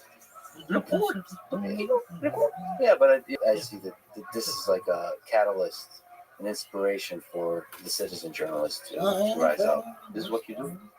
This, This is what you're doing. No, this is what you're doing because you go into the deep dive. This is like a no filter thing. There's no spin. the long form. Long form is going to save us. I see why you hate the TikTok. Like a dopamine rush. Stupid TikTok. I 5 hours later, I saw the resentment in your face. I can't look away. Or like those 30 seconds. I do 4 hours. I mean, both of them plays. Both are exciting, and but I can't. It is very dangerous. Like you can't look away, and I almost never. Maybe I'm doing it wrong, but I almost never feel better ever after having used it. Makes two of us. I can't. I cannot. I have a team. By the way, I give my passport to like a team. I don't even because I once in a dark night, very late at night, we were TikTok, and it was like 2 hours. What? Yeah. What? I said, no, this is dangerous. I'm already like an Instagram and Facebook guy. I don't need that. But even there, man. And I barely get out of Twitter. I mean, like X, I don't care. X is a cesspool. It's just too good. The constant food with hate. You don't check it at all. You try not to check it right. It is very intense. I post something. Post and ghost. So you're doing comedy here in the United States right now. Joe Rogan has the comedy mothership. It's an incredible club. Have you considered doing that club? I would love to. Joe? Of course. Get it team, bro. I feel like it's a small world of comedy. That's why I think like Joe's story was like what he did and stuff that he did in the UFC and his podcast, and it's very important. The fact that he's there and he's bringing all of those people, whether in comedy or his podcast, is very important. And this is what the media is all about. What is like the internet is all about, to give you the experiences of stuff that you might never experience, and that is very important. I mean, you do it with people where like you go into their brain. What's that fucking You go fantasy? take people and they take their experiences and their life and their story. It's very interesting. And this is the beauty of that, because you have all of these experiences at the tips of your hands, and it's there for you to learn from. What he's doing, like, and when he moved to Texas and we did the comedy mothership, anybody who would like push comedy forward, that is the most difficult art and the most demanding. And the fact that you do that, and he might not even be making money out of it, but he's doing that because of his passion. That is enough. Yeah, he really believes in creating this place where comedians can be really free. And one of the cool things about the comedy mothership is like comedian is king there. Yeah, like there, we have to bow down to the because the comedian who came after. Give me fire and a kid. Lying out there everywhere else. If you are basically, you're a saint. I have eaten shit for I many have years. Now I'm gonna give you shit. It's great. You already told me what you think about the state of politics in the United States, but now tell me what you really think. What do you think of the choice of Trump versus Biden? How do we end up here? I mean, like the fact that like you have two people over the age of 90. It is. I think it's over 100. But that's all right. It's all combined, like after 70. It is so sad. It is so sad that this is what we can produce as a society. Like a demagogue and a sleepy Joe. He's not there, man. He's gone. He's gone. I mean, he could, like when old people could be like a danger for themselves, he's a danger for the whole world. I mean, like the whole world. Like if an old person would die who would like have like a hip replacement, we can need like a new planet because of one decision. But it's not just that. It's what are when I came here. Listen, I'm a Democrat. I always I told you I vote for Bernie Sanders. I supported him 2016, but I couldn't vote then. And of course, a huge fan of Obama. And one of my friends is he's the first Muslim president. But he killed Muslims. That's things Muslims too. But anyway, I love that line. And it just. I think the whole idea of my shock is. I told you about what Biden said about that Jews are not safe anywhere out there. And if you don't care about me, you don't care about 500. Why would I care about you? And I have a joke that I told people that why would even Biden listen to us? He just raised $145 billion in California alone from pro-Israeli outreach. I mean, what can we Arabs working in the vape business do? Yeah. It's we cannot compete with that. Yeah. I mean, practically. I mean, it's life is unfair. The guy is a politician. He needs bills to pay. He needs campaigns. He needs money. He will go to the people. Joe Biden is the highest paid politician from Israeli lobbies, $4.6 million over the years. Yeah, but I also believe in great leaders that go against all of that. But unfortunately, Bernie Sanders. Yes, but also age. I don't want to be ageist. Of course, no.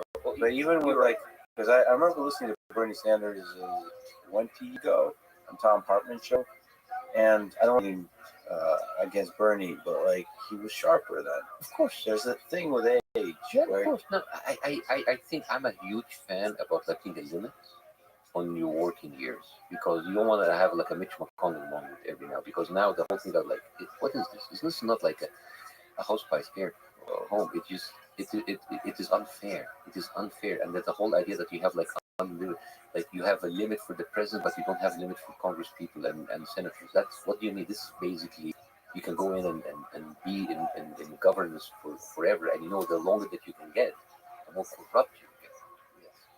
And that is very concerning.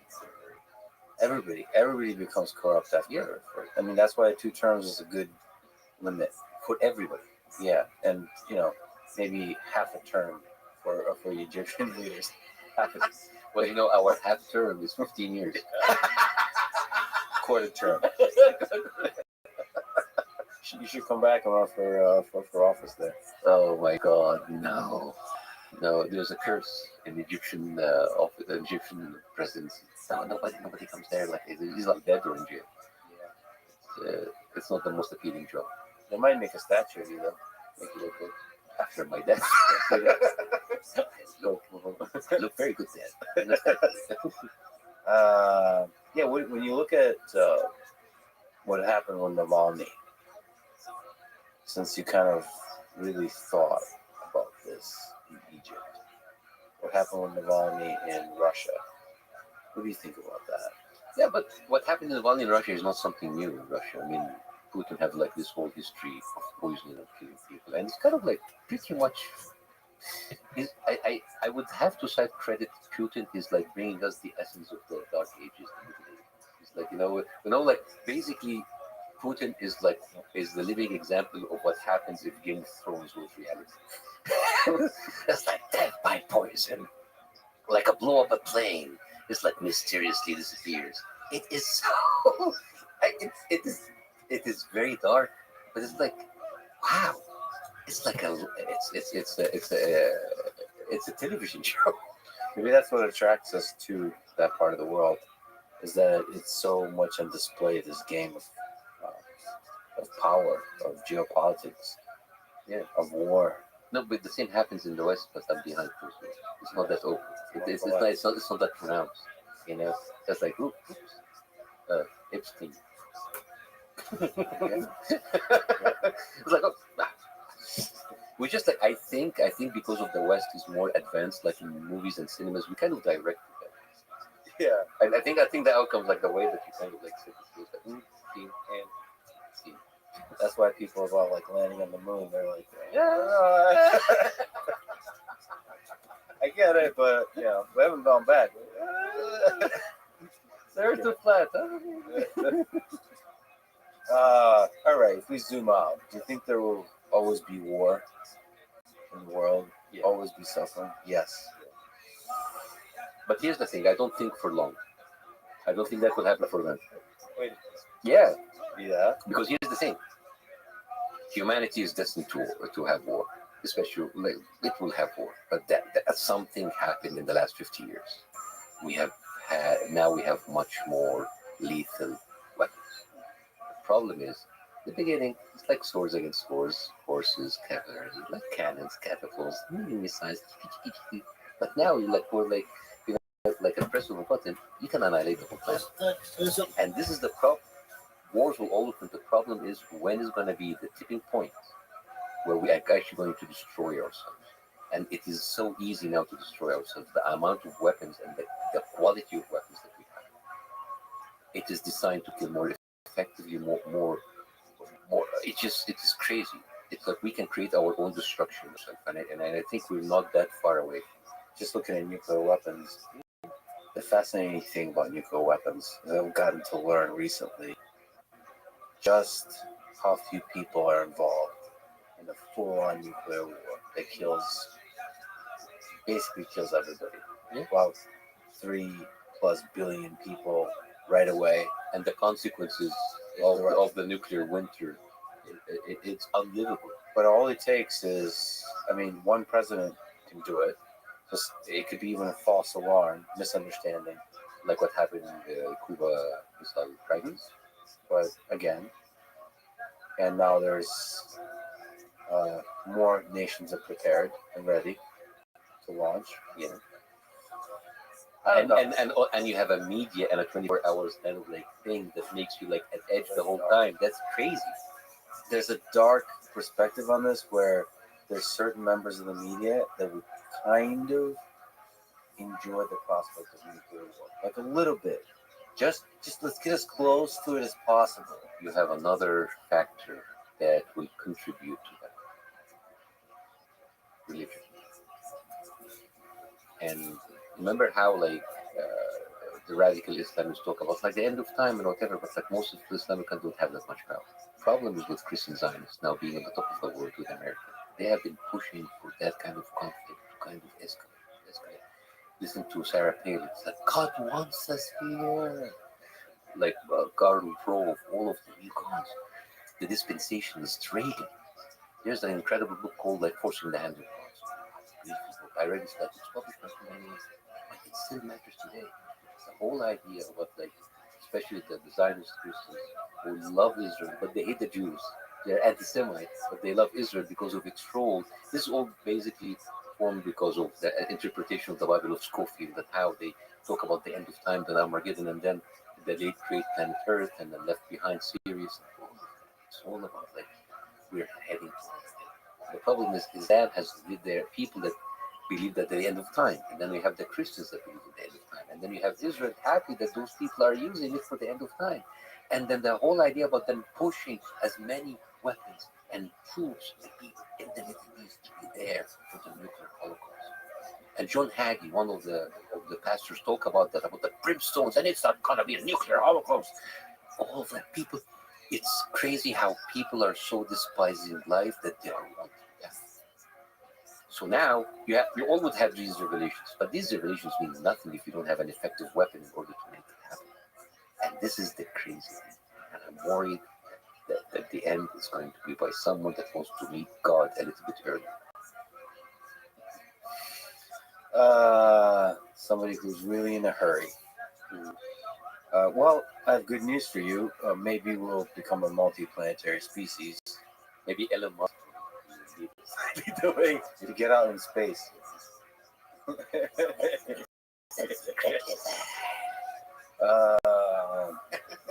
I asked you offline to not mention lizard people.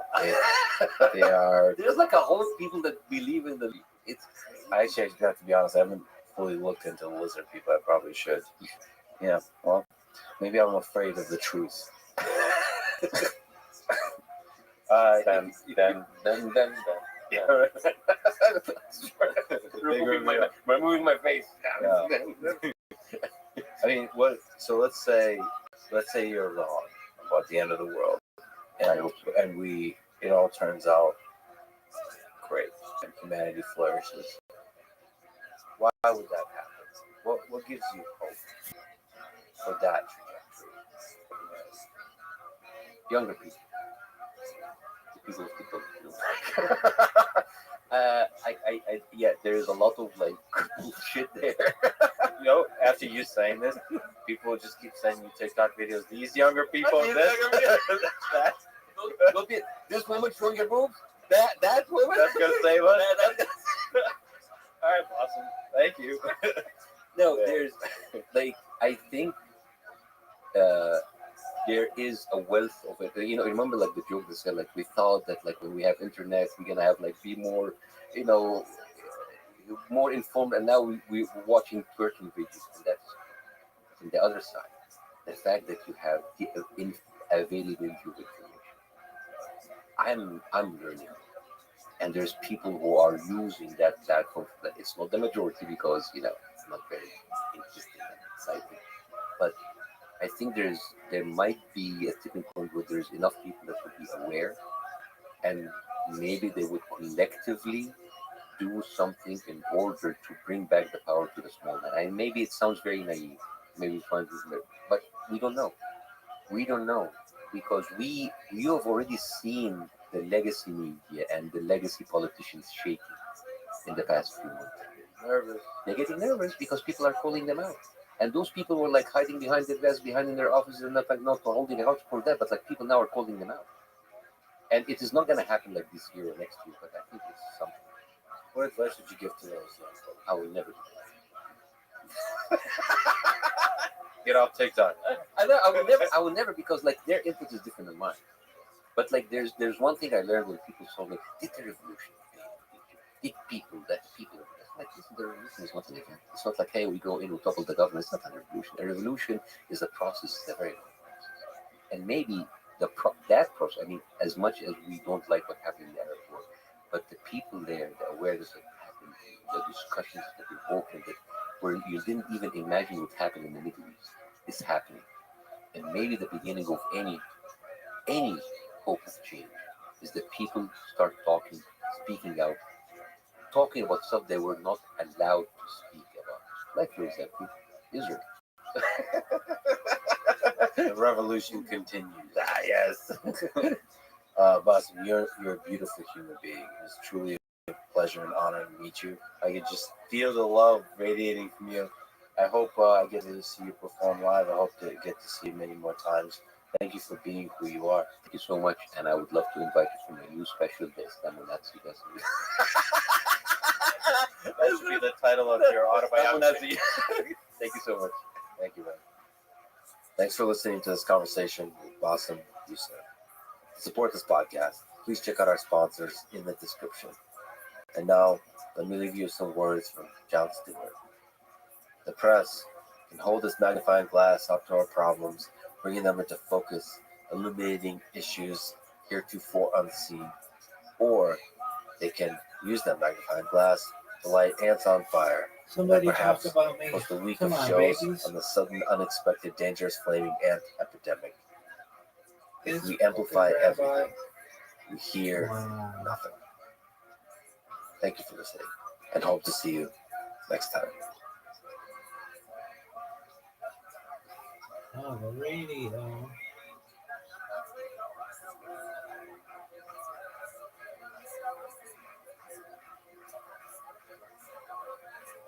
It's a sad state of affairs when some of the most influential voices in our country will label someone a lover or supporter of dictators simply because you're saying, hey, we shouldn't be going to war.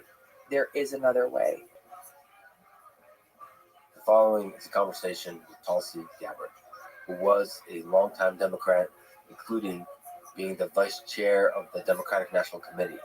She endorsed Bernie in 2016 and Biden in 2020. She has been both loved and heavily criticized for her independent thinking and bold political stances, especially on topics of war and the military-industrial complex. She served in the U.S. military for many years, achieving the rank of lieutenant colonel, and now she is the author of a new book called For Love of Country. This is the Lex Friedman Podcast. To support it, please check out our sponsors in the description. And now, dear friends, here's Tulsi Gabbard. You've served in the U.S. military for many years, achieving rank of lieutenant colonel. You were deployed in Iraq in 2004 and 5, Kuwait in 2008 and 9. What lessons about life and about country have you learned from that experience of war? So many. Central to those lessons learned was having my eyes open to the very real cost of war. Of course, I served in a medical unit during that first deployment to Iraq. It was 2005 during the height of that war, and unfortunately, we took a lot of casualties. We, across the entire U.S. military, my brigade that I deployed with was from the Hawaii National Guard. We had approximately 3,000 soldiers who were operating in 4 different areas of Iraq. And my first task every day was to go through a list of every injury, combat-related injury that had occurred the day before in the country. And I went through that list name by name, looking to see if any one of our nearly 3,000 soldiers from Hawaii had been hurt in the line of duty. And then if seeing them on the list, tracking them down, where were they? Were they getting the care they needed? Would they be able to get sufficient care to stay in country and return to duty? Did I need to get them evacuated? Usually it would be to military hospitals that at that time were in Landstuhl and Ramstein in Germany. And then from there, getting them to either Brooke Army Medical Center, which is here in Texas, that specialized in burn-related injuries, or to Walter Reed, and tracking them and their care until they were finally home with their families. And it never became a routine task. It never became like, okay, cool, check the list, kind of dot the I's, cross the T's. It was that daily confrontation with the reality of the cost of war. Friends of mine were killed in combat. Experiencing firsthand that high human cost of war caused me, a 20-something-year-old from Hawaii, I had left my seat in the state legislature to volunteer to deploy with my brothers and sisters in my unit to Iraq. And so recognize the cost of war, I think, in 2 fundamental ways. Number one is the high human cost of war on our troops and on the people in the country whose war was being waged, and also the cost on American taxpayers. Seeing then back, again, 2005, and recognizing KBR Halliburton, one of the biggest defense contracting companies then, and I know that they are still very much in that business now. Dick Cheney being connected with that company at one point or another. But in our camp specifically, which was one of the larger ones in Iraq at that time, there wasn't anything that happened in our camp that didn't have the KBR Halliburton logo imprinted on it. We had a big shack-looking place where we ate our meals. They call it a dining facility, the DFAC in the military. And they served 4 meals a day. They brought in, and they being KBR Halliburton, they imported workers in from places like Nepal and Sri Lanka and the Philippines to come in and cook food and work at this dining facility. I got curious about how much it costs us as taxpayers. So I started asking around some people, and I think at that time it was like, well, every time a soldier or a service member walks through the door, if I were to go in for breakfast and grab a banana and walk out, that's an automatic $35 per head, per meal, 4 times a day, thousands and thousands of people. And then we made friends. There's a pretty large Filipino community in Hawaii, a lot of Filipino soldiers from Hawaii. We made friends with the Filipino workers who were there. They would often go in like the back of the tents and set up their own like rice cookers and cook their own meals, which is where the real good food was. But just started talking to them and getting to know them. And asked like, hey, how much do you get paid? And on average, it was like, oh, I get paid like $500 a month. $500 a month to go and do this work of either cleaning out porta potties, picking up trash, the dining facility, doing laundry, all of these different tasks, because the military wanted soldiers to be out doing things that only soldiers could do. Understandable. But when I started putting, two and two together and knowing that this company, one company alone, was making trillions of dollars, and yet this Filipino mom is making $500 a month, maybe getting 1 day off a week, maybe working 12 hours a day otherwise. And so how often are you able to go home to your family? Well, they'll let us go home a couple of weeks every other year. It was an eye-opening experience that growing up in Hawaii, I frankly hadn't given much thought to before. But it's what led me ultimately coming back from that first deployment. There was no way that I could go back to the life that I had left. And I knew somehow, some way, I needed to find a way to use those experiences to try to make a positive impact, to try to influence those, frankly, the politicians who were making decisions to go and launch these regime change wars and send our men and women in uniform into war, and to what end, ultimately. If we can just go back to that list. Yeah. So the list is just name and injury. Name and injury. Name, unit, potentially location, if someone had documented that, and their injury. And it just pages and pages for that. And I knew, I didn't get to call home every day, but when I called home and talked to my parents, I felt the tension in their voice. And they didn't want me to worry about anything. You get at home. 2 eyes. They were always like, "Hey, how are you?" Look, we don't call it weed. But it wasn't like I was calling them from down the street saying, "Hey, how's it going? Let's go have lunch," or whatever. And so I knew that the reason for that tension was they were terrified of getting a phone call delivering the worst possible news. Oh, Doug, no one knows what that is. And that Get was out of here. what I thought of. Get out of here with that. List of how, it is the reality of war. Behind every one of those names on that list was, a husband or a wife. Come on, baby. Parents, sons Give and it to daughters, family members, who had no idea what we were doing.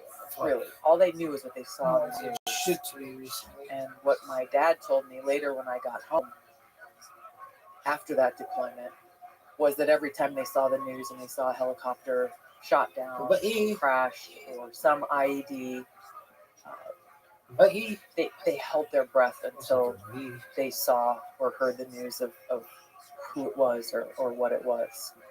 What can you say about what the soldiers have to go through physically and psychologically when they get injured? The physical, some injuries appeared to be minor up front. At that time, traumatic brain injury was not something that was talked about much, if at all. And so, many had visible wounds. Others are now what we know appeared like, all right, cool, we checked out, but had invisible wounds. Those who were a way that did not allow them to get back to work found it emotionally very difficult to be put on a plane and evacuated out of there, feeling guilty that they were leaving their friends behind, and not thinking about themselves, or not feeling bad for themselves, but instead feeling bad for being forced to be in a position to leave. For soldiers, it's not, of course, we all have our own political opinions on things, but when it comes right down to it, in a war zone, it's about your friends, it's about your brothers and sisters that you're serving alongside. It's not about the politicians or whatever insanity is going on in Washington. It's about getting up and going out, getting the job done, and coming back home together. I mean, I had friends of mine who were from Hawaii, who were from American Samoa, very culturally tight-knit community, who confided in me throughout that year that we were there. Some of the very infantry soldiers who were going out on security patrols and doing raids every day. Just some of the very traumatic experiences that they went through. No physical injury, but creating a kind of emotional stress and trauma that as human beings they were struggling in dealing with. On a positive note, the Polynesian culture especially, but also Asian culture and other cultures around the world, our guys found that as they were, shortly after we got there, the unit that we were replacing, we're taking the guys out on patrol and saying, hey, here's this village, here's where we found friendlies, or here's where we know that there are insurgents operating and they've got allies and lookouts, and showing them the lay of the land, basically. And what our guys found was that as they were doing these ride-alongs, they call it a left seat, right seat, when you're coming in and taking over, that there was a bit of a tense, even adversarial type of relationship, where on the military side, there was an assumption of suspicion or lack of trust, just with the local Iraqi people who lived around the base that we were at. And without anybody telling them to, culturally, our guys began trying to build relationships. And for Hawaii and Samoa, and we had full Saipan, little things like you're riding down in a Humvee, you've got a gunner in the turret with a 50 cal or a machine gun of some sort. Little things like pointing the muzzle to the sky as you're riding through a town, rather than pointing it directly at where people are walking down the street, was a huge gesture of an assumption of, hey, let's actually talk and become friends. We had our guys riding down the street and throwing shakas out to the local people there, breaking bread, sharing tea, and building those relationships. And again, I served in a medical unit, and what we saw was a downward shift in casualties from the unit that had been there before us, simply because of that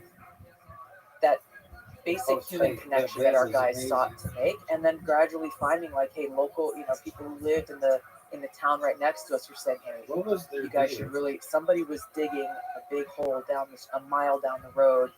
You might want to bypass that or check that out. Finding weapons caches, IEDs, improvised explosive devices, and other things that helped save people's lives. On the cost side of things, how is it possible for a company like Halliburton or others to get away with $40 bananas, or however much it was, with the overhead costs? What they will claim is that it's expensive to move logistics through a country at war. But they get away with it, ultimately, this insane war profiteering, and they're not alone, obviously. There are other companies that this is their business model. They get away with it because of their political connections and the lobbyists that they have, the relationships they have with politicians, and ultimately what President Eisenhower warned against with regard to that cozy relationship between Congress and even what he called then the military-industrial complex. It's been alive and well. He warned us against it, and I would say it's thriving more now than ever before. How powerful is the military-industrial complex as a thing? Is it a machine that can be slowed down, can be stopped, can be reversed? It can be. It's powerful. I don't think you can overstate the powerful nature of it, because it extends so deeply within our government. It's not just those in these specific big defense contracting companies that benefit from it.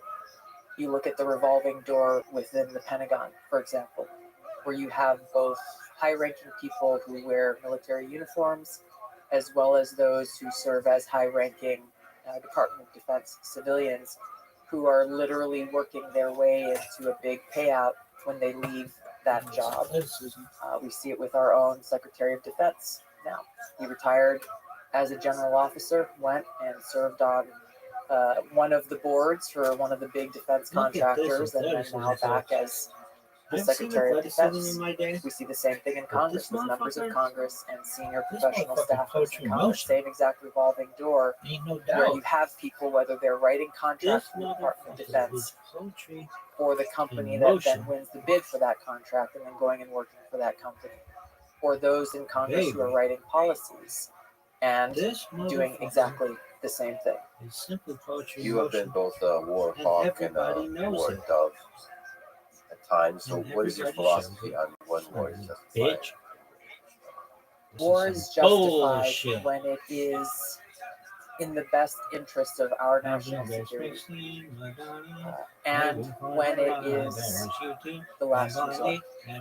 When all diplomatic efforts have been completed and exhausted, and war is the last possible route that must be taken to ensure the safety, security, and freedom of the American people.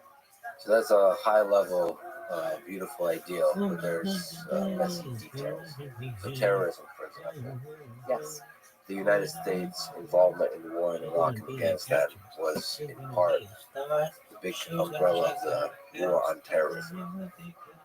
So, when you decide whether something's justified or not, and whether something can be defeated or not, how hard is it? Is it even possible? To what degree is it possible to defeat terrorism? Well, first of all, there is part of the problem of our foreign policy has been how many conflicts, wars, military actions have been waged in the name of this quote-unquote war on terrorism, in the name of national security. Legislation like the Patriot Act that violates civil liberties, our civil liberties, freedoms in the name of the war on terrorism and national security when it's not justified. And so I'll use Afghanistan as an example. I support the initial mission that lifted off shortly after the attack on 9/11, the Islamist terrorist attack on 9/11. It was a relatively small group of U.S. military launched to go after those Al-Qaeda cells and Osama bin Laden in the wake of that attack. That is the mission that should have been supported and focused on in its execution. Instead, as you know, attention was diverted very quickly to the regime change war in Iraq that was waged on false pretenses, and the resources and focus was taken away from that initial mission that went to Afghanistan. And the war in Afghanistan blew up into something that became about regime change and governance and the Taliban, and less focused on Al-Qaeda and Osama bin Laden, and it became this thing that even general officers had a hard time articulating. What is the objective here? What are we trying to accomplish? What does winning look like? At what point do we know it's time to exit and get out? And if you, as you look at things like the Afghanistan files and others, the answers to these simple and essential questions shifted and changed over time, over a very long time. Similarly, in Iraq, I bought into a lot of what was being sold by the administration and by Democrats and Republicans and Congress at the time, and very quickly, even as I was on the ground there, started to have my eyes opened up into how we had been lied to tremendously, and how that protracted war went on for a very, very long time, with decisions being made that ultimately served to strengthen terrorist groups like Al-Qaeda, the creation of ISIS and others, really undermining our national security interests in the meantime. Understanding the enemy that you are trying to defeat is essential to being able to build a strategy. The declaration of President Biden, for example, saying, well, the war on terror is over. The war on terror is over. What does that mean? Forever wars are over. What does that actually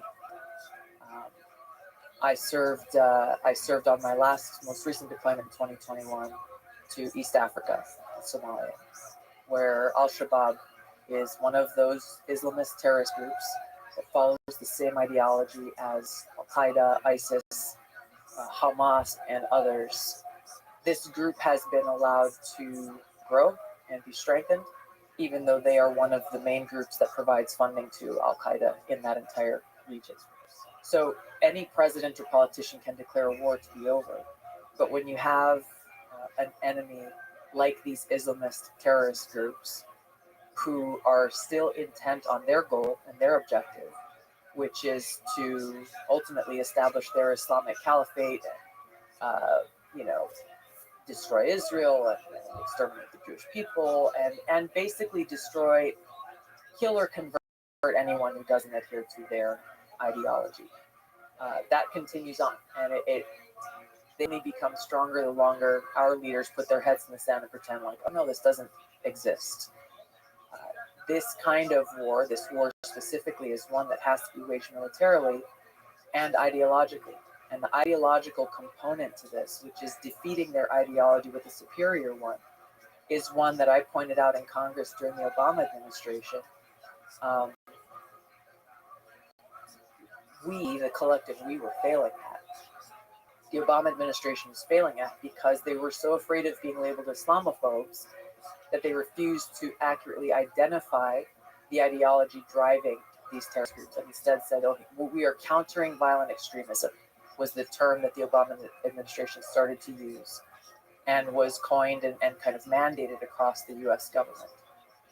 Well, you have to know the enemy that threatens you and why they're doing what they're doing if you have any hope of actually preventing their attack, both militarily and, as we're seeing now with Hamas's actions, not only directly in the assault on Israel, but how Hamas achieved their objectives in spreading their ideology around the world. If you look at the lessons learned from the U.S. involvement in Afghanistan and Iraq, how do you fight terrorism? Clearly understanding who they are and where they are and why they're doing what they're doing is essential, first of all. And obviously there are different groups, different names. They have morphed and changed based on their locale and how they operate. Building relationships with people in other countries, both state leaders as well as religious leaders and others who share that same objective of defeating these Islamist terrorists on both fronts, and acting as a united front in taking that action.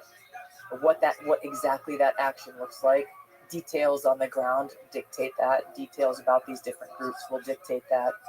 But we've seen examples of this before, and I saw this in Somalia. We saw it in some cases in Iraq, where, for example, you have imams who recognize the threat that these terrorist groups pose to their own people and their own communities, and exerting their influence in defeating the terrorist Islamist ideology with their own teachings of Islam and preaching peace amongst their people.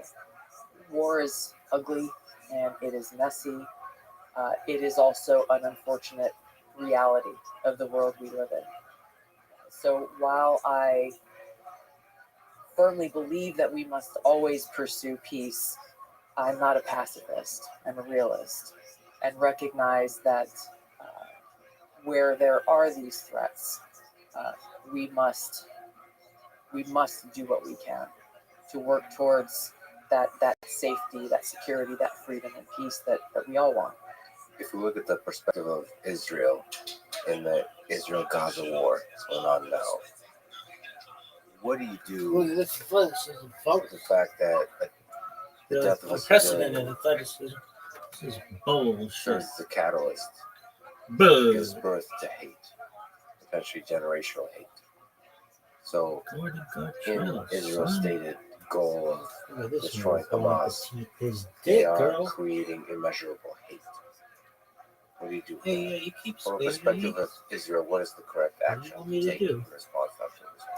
It's a complex question with a complex answer. I think Israel's approach has to be in recognizing that delineation as far as possible. And I know it's tough when you have a terrorist group like Hamas that is so interwoven within the community of people in Gaza. But to recognize that there should be and there is a shared purpose there for the Palestinian people to be able to live free and in peace and not under the oppression of this terrorist group, just as the people of Israel would like to live in peace and free from the threat of attack from a terrorist group that wants to exterminate them. No bullshit zone, folks. Complexities of what's This going here on is in a Israeli no politics bullshit is zone. I think, a different What is going conversation, on but with this also one garbage? that is directly intertwined with the answer to this question when you have some people in the Israeli government who don't want the Palestinian people in Gaza at all and want them to go and repatriate in other countries. I think that's a big problem, and that further exacerbates this hatred and resentment that continues to grow there.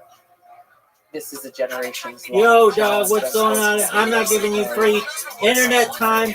This is my shit, the dog. resentment and tension that exists between many Israelis and many Palestinians that can Dog, only no one be gives a resolved when shit. there's No strong one gives leadership a shit representing both peoples about your who fucking cutie are pie. able and willing to come together Take care of and recognize that the only way forward is Oh, look to at let that the move. past be in the past and find a way Folks. towards peace in the future. Folks, How do you hope the war in Ukraine will end? look at this The move. only way that this war ends is to do exactly what we're talking about. There has to be a Nice shirt, broken Shane. dialogue and conversation about peace that has to occur with representatives from Russia and Ukraine. It is really truly heartbreaking to see both how efforts that began just weeks after Russia invaded Ukraine to do exactly this were thwarted by the Biden-Harris administration and other Western powers, has cost so many innocent people's lives. And this is where I have friends in Ukraine. I've been there more than a few times. I've enjoyed and appreciated the time that I've spent there. When I hear from my friends about how afraid they are of their husbands being conscripted and, feeling like they have to hide for fear of being yanked off the streets, their friends and family members who've been killed in this war. The only way this ends is when both sides come to the table and find an agreement that neither side is going to be completely happy with, both sides being forced to make some concessions, but one where they will both walk away and end this war. What's the role of the U.S. president perhaps bring everybody to the table? Do you think that the U.S. president should sit down and Zelensky put it together? Yes, in an ideal world, yes. This should have happened long ago. The question of whether or not President Biden is the right person to do that at this time, when all of the statements and comments that they have made, the Biden-Harris administration has made from the beginning of this war, essentially point to their objective being to basically destroy Russia. And that's one of the reasons why they have supported both the continuation of this war for as long as it's lasted, as well as why they have thwarted efforts towards peace. Whoever that most effective neutral broker is, that's the best person to do this. The Biden-Harris administration, I think the role that they have to take is actually encouraging Zelensky to sit down and begin this process. Those kinds of engagements are to me, the most powerful exercises of diplomacy that can be matched, especially when our president's foremost role and responsibility is to serve as commander-in-chief. And I wish that we had leaders who were more willing to engage, because I think we'd make a lot more progress more quickly to find areas both of mutual interest as well as to help deconflict and de-escalate areas where there is tension or disagreement or adversarial interests. So some of it is basic human camaraderie. People call me naive for this, but sometimes just knowing that there's a human inside, even like when it's in private. If you look at Zelensky and Putin, for example, just humor. Both are very intelligent, witty, at times even funny people. Yes, this is wartime. Yes, a lot of civilians and soldiers are dying. There's hate. But if you can look above it all and think about the future of the countries, the flourishing of the people, and the stopping of the death of civilians and soldiers, then in that place you can have that basic human connection. I agree. I don't think that's naive at all. And I think there are so many examples through history that point to the power of that, the real power in that. In the Cuban Missile Crisis, JFK had to literally find a secret way to communicate with Khrushchev to try to go around the backs of the military commanders who were urging him to take military action, and instead find, hey, we both ultimately want the same thing. Neither of us wants to launch a catastrophic nuclear war, so let's figure this out. Of course, there's examples throughout history. Leaders are complicated people that manipulate people. So we have like Hitler and Chamberlain meeting, and Chamberlain kind of getting hoodwinked by Hitler's charisma and being convinced that Hitler doesn't have an interest in invading and destroying the rest of the world. So, with the Smart. Don't be hoodwinked. You've been criticized for this. You've met with Syrian President Bashar al-Assad, and as part of the campaign, the right president got criticized for not calling him a war criminal. What's the right way to communicate with these kinds of leaders? As I just stated, we need leaders who have the courage to meet not just with allies, but with adversaries in the pursuit of peace, in the pursuit of increased understanding. If policies are being made through the lenses and the barriers of bureaucrats and the media and others who have or may have their own interests, our president, a leader, can't make, even members of Congress can't make decisions with the kind of clarity that we, the American people, need them to make. I think that these kinds of engagements are weaponized and politicized as they were against me by those who have their own interests, whether it be the military-industrial complex or in Washington. If you're not part of the official narrative of the U.S. government, which was intent on a regime change war in Syria, then you're an outcast. And it was unfortunate because people levied all kinds of accusations and smears against me for going and having the audacity to go and learn more, try to seek the truth in the hopes of preventing more needless war and in the hopes of preventing yet another quagmire and disastrous war in the Middle East.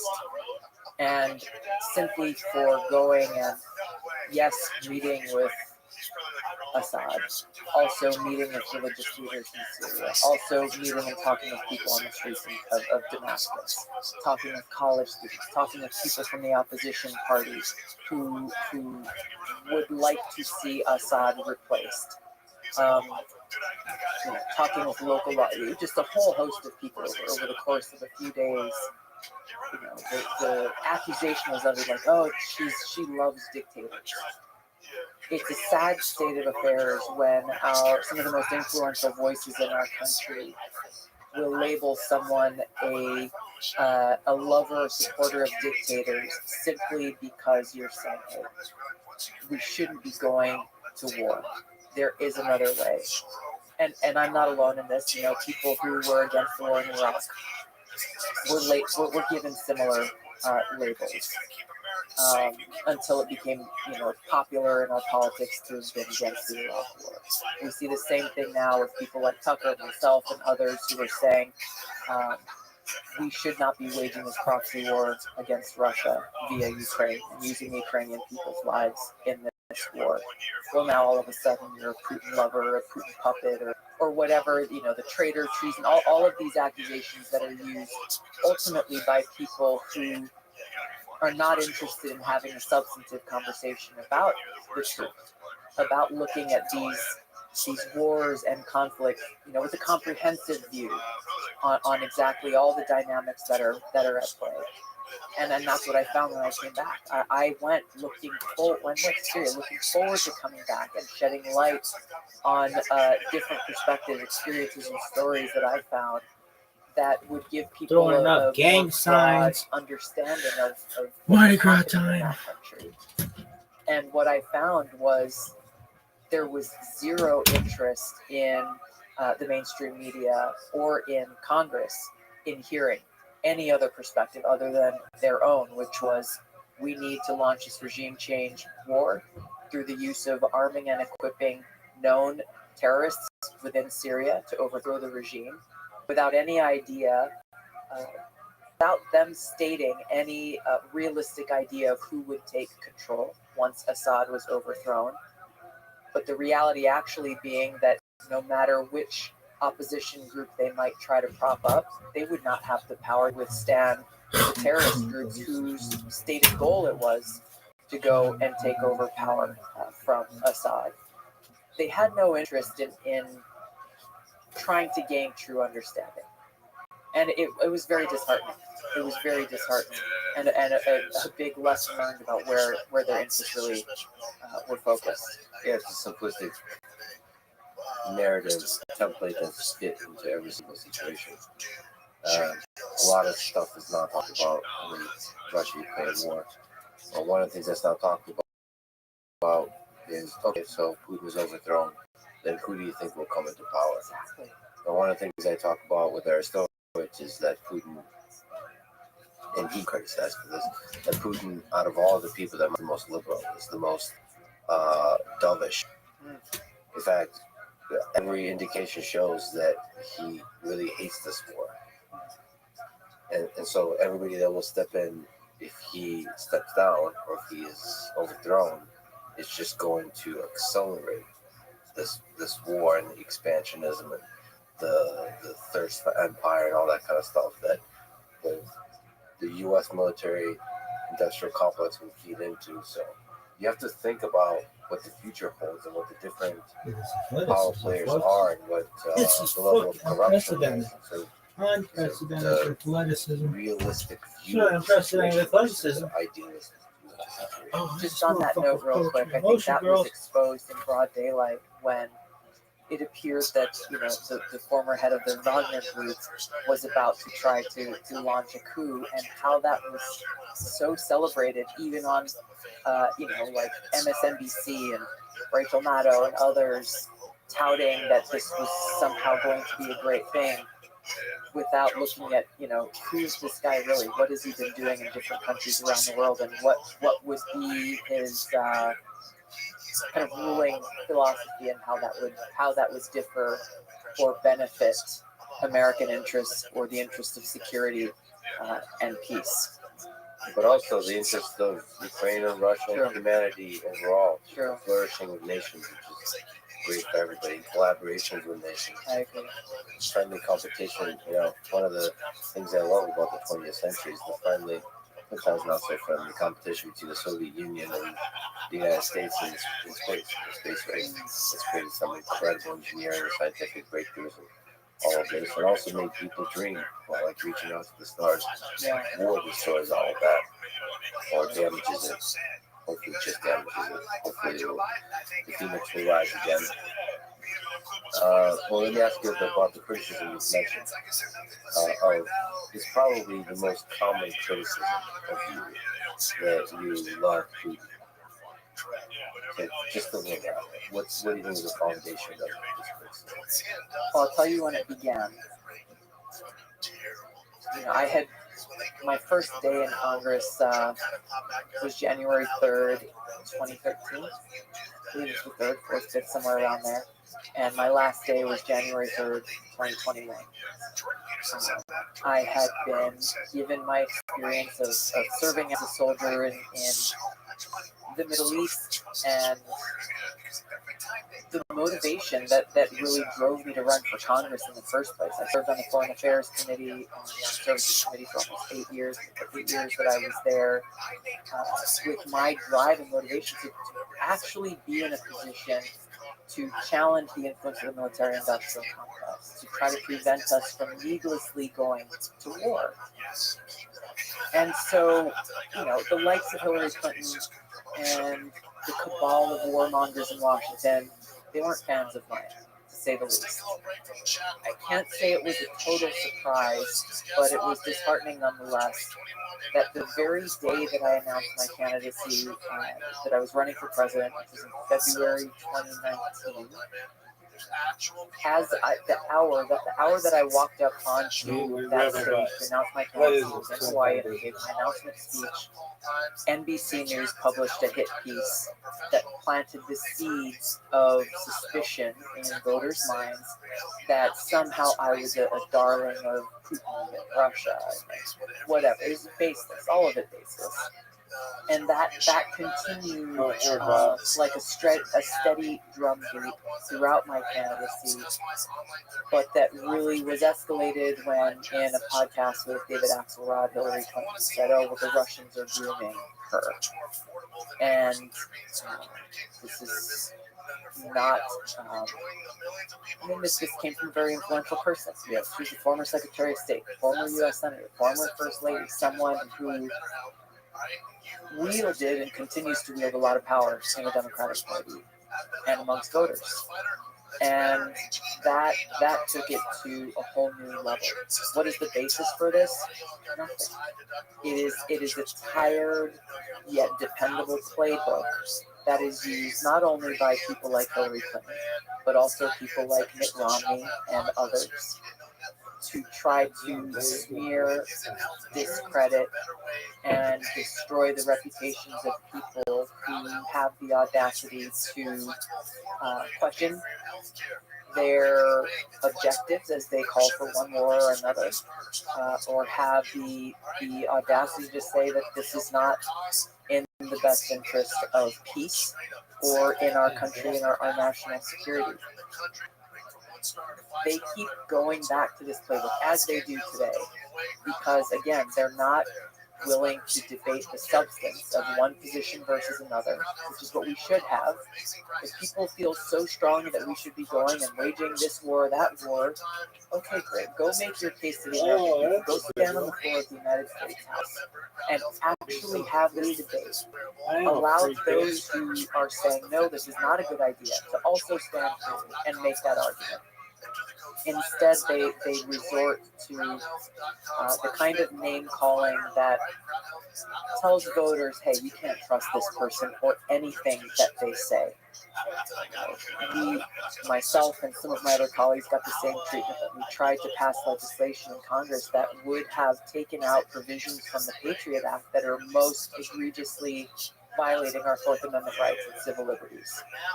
Authorities that have allowed our government to illegally surveil Americans without a warrant. And as we did so, were called traitors. We were called, we had other members of Congress on the House floor saying that if you pass this legislation, you will be responsible for another 9/11 style attack on our soil. These are all distraction tactics to try to divert our attention away from what's actually happening, and instead just tell voters, hey, you can't trust these people. Obviously, this has happened to Trump, it's happened to Bobby Kennedy, it's happened to people like Rand Paul and others. There's a small group, but a growing number, at least on the Republican side at this point. People who are actually willing to stand up and challenge the military-industrial complex, challenge the warmongers in both parties. People on the left have challenged the warmongers as well throughout the last few decades. Less so recently, I agree with you, but less so recently, and this is one of the reasons why I left the Democratic Party. One of the foremost reasons. I devote an entire chapter to issues in my book, For Love of Country, Leave the Democrat Party Behind, going into the detail of some of the things we talked about my own experiences, about what I have learned along the way, but also how, even in the last year, 2 years, certainly under this administration, people who I worked with in Congress who were Democrats, dependable voices for civil liberties, dependable voices speaking out against the insanity of people who wanted to wage war for the sake of war, they're largely silent now. And unfortunately, within the Democratic Party in Washington, there is no room for debate. That if you challenge the Biden administration's position on foreign policy, you're going to hear about it. And what we have seen is that that's exactly what's happened. And people have retracted statements or just fallen silent or whatever the case may be. This debate that should be existent within both parties on the Democrat side, unfortunately, it just doesn't exist anymore. There seems to be some kind of mass hysteria over the war in Ukraine. It was strange to watch, but the nuance aspects of the discussion was lost very quickly. It was Putin bad. Right. There was a war between good and evil. Right.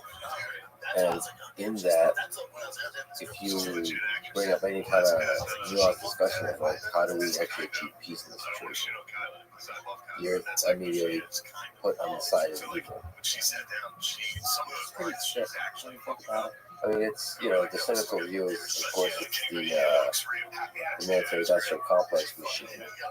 The war profiteers just driving this kind of conversation. Yeah. I hope I hope they don't have that much power. I hope they just have incentives and they push people and they kind of use people's natural desire to divide the world into good and evil and try to decide that people just have a natural proclivity for that. And that's a good thing. We want to decide good, but then that gets captured. And manipulated. Yes. I admire your hopefulness. I am hopeful also because of the goodness in people and the naturally compassionate nature of people. However, I will tell you from firsthand experience that what we talk about is the national security state, the military-industrial complex, this cabal of warmongers that extends not only within government but outside of government, extends to many powerful media outlets.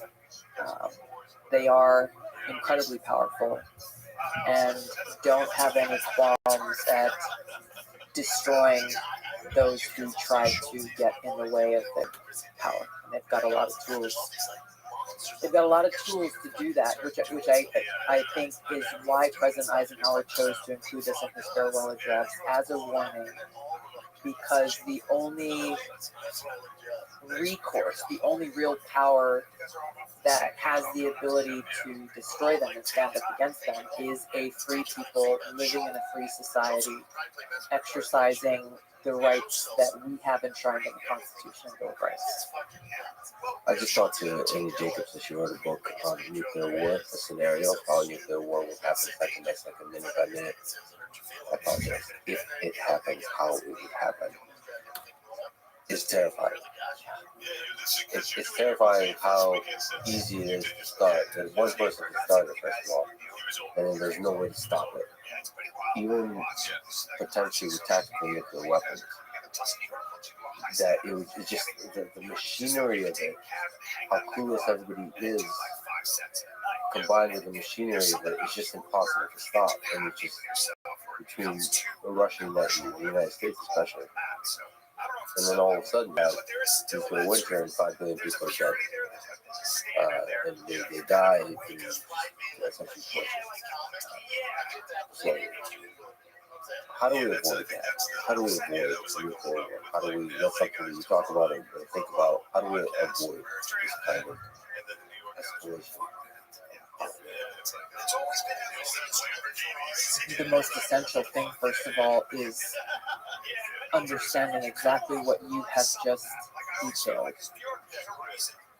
We are in this very strange and absurd time where we have talking heads and so-called pundits on TV, we have politicians, we have people who are talking about a nuclear war as though it is a war that can be won, period, and a war that can be waged somehow without that risk of escalation to the point of destruction of human civilization. And so they talk about this as it's just another war, and especially as they talk about the use of tactical nuclear weapons. Oh, well, this is just small, and we think it'll send a message without actually escalating to the point where we're dealing with the kind of destruction that we witnessed in World War II. That's a dangerous thing. It becomes like normalized as, well, we've got this new missile that'll go and it's targeted and it's strategic and will only harm this quote-unquote military target. What did I say? Throwing up Ronald gang Reagan signs, Mardi Gras 100% times. It correct doesn't when make he sense. said, a nuclear war cannot be won and should never be waged. It was true then, and it's true now, no matter how much these guys who are producing these weapons or those who are benefiting from that industry try to tell us, oh no, it'll never happen. So to me, that's an important first step to continue to inform and educate and sound the alarms to people. Don't buy this crap because it's not true. And I look forward to listening to your podcast. But the PSA that was put out by New York City's Emergency Management Office about what to do in the event of a nuclear attack, you would find it funny if it wasn't so deeply disturbing. How they created this public service announcement, they distributed it everywhere across the city, on the internet, I think it was on the radio, where you had a woman who appeared to be an actor coming in and saying, hey, in the event of when the big one hits, here's what you should do. Focus on doing these 3 things. And I'm paraphrasing, but I encourage you to watch it. I'm paraphrasing, but she said, get inside, stay inside, and stay tuned. That was it. And, get inside, go away from the window. Stay inside, don't go outside until you get the off course. And stay tuned. Follow our accounts on Instagram and Twitter. And at the very end of this short PSA, she said her closing words were, "We've got this." And it was so disturbing in that it was so completely out of touch with reality. It creates this kind of false sense of security that, okay, well, it's kind of like, here's what you do when a tornado hits or when a big storm hits. And categorizing the big one, a nuclear attack, within that same kind of preparedness that you would want people to have in the event of a natural disaster of some sort. And it is reflective of the carelessness with which people in our government, that careless attitude that people in our government have towards nuclear war and a nuclear attack, even as they set us up for failure in pushing us to the closer and closer to the brink of a nuclear war occurring, whether it be an intentional attack or, as we saw during the last Cold War, one that could be launched unintentionally. how many near misses were there during the last Cold War. I saw this documentary called "The Man Who Saved the World," and it was some like mid-level officer who happened to be on duty, and he didn't do what he was told in launching the nuclear missiles because of what they thought was an incoming attack, and it turned out to be a complete mistake or misread on the radar. But that's what we're facing. But by the way, there's so many things to say there.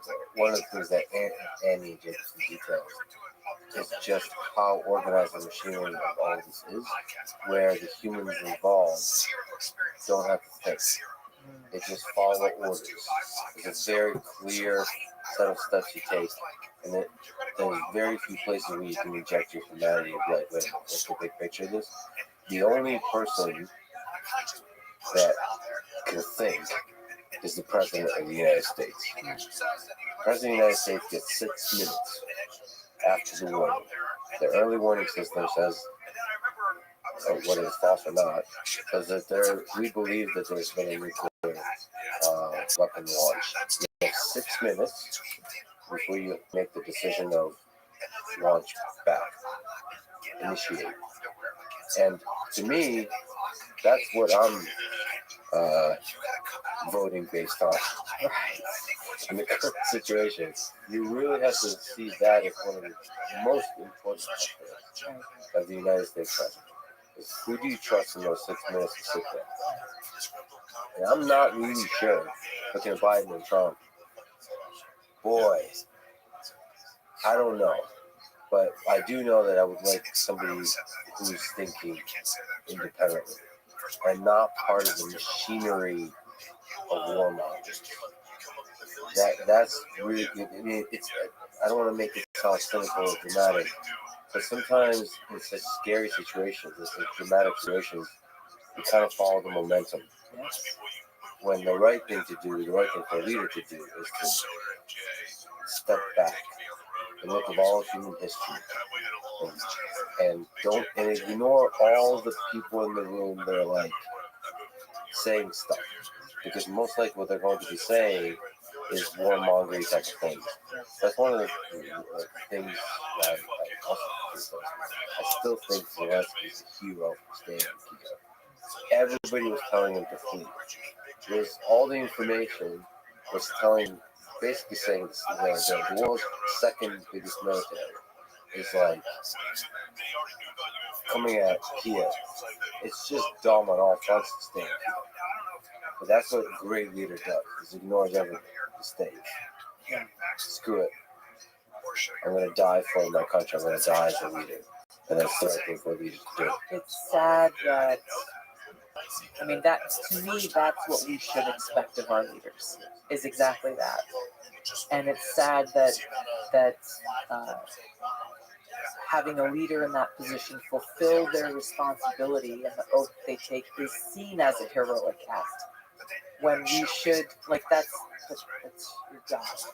That's what we elect our leaders to do, and yet so many have failed. But to your point,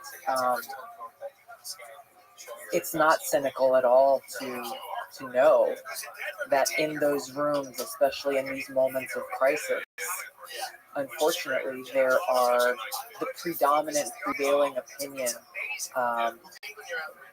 of this warmongering establishment that's not specific to one party is the knee-jerk reaction, which is to go to war or to execute an act of war. And this is one of the biggest costs of this establishment,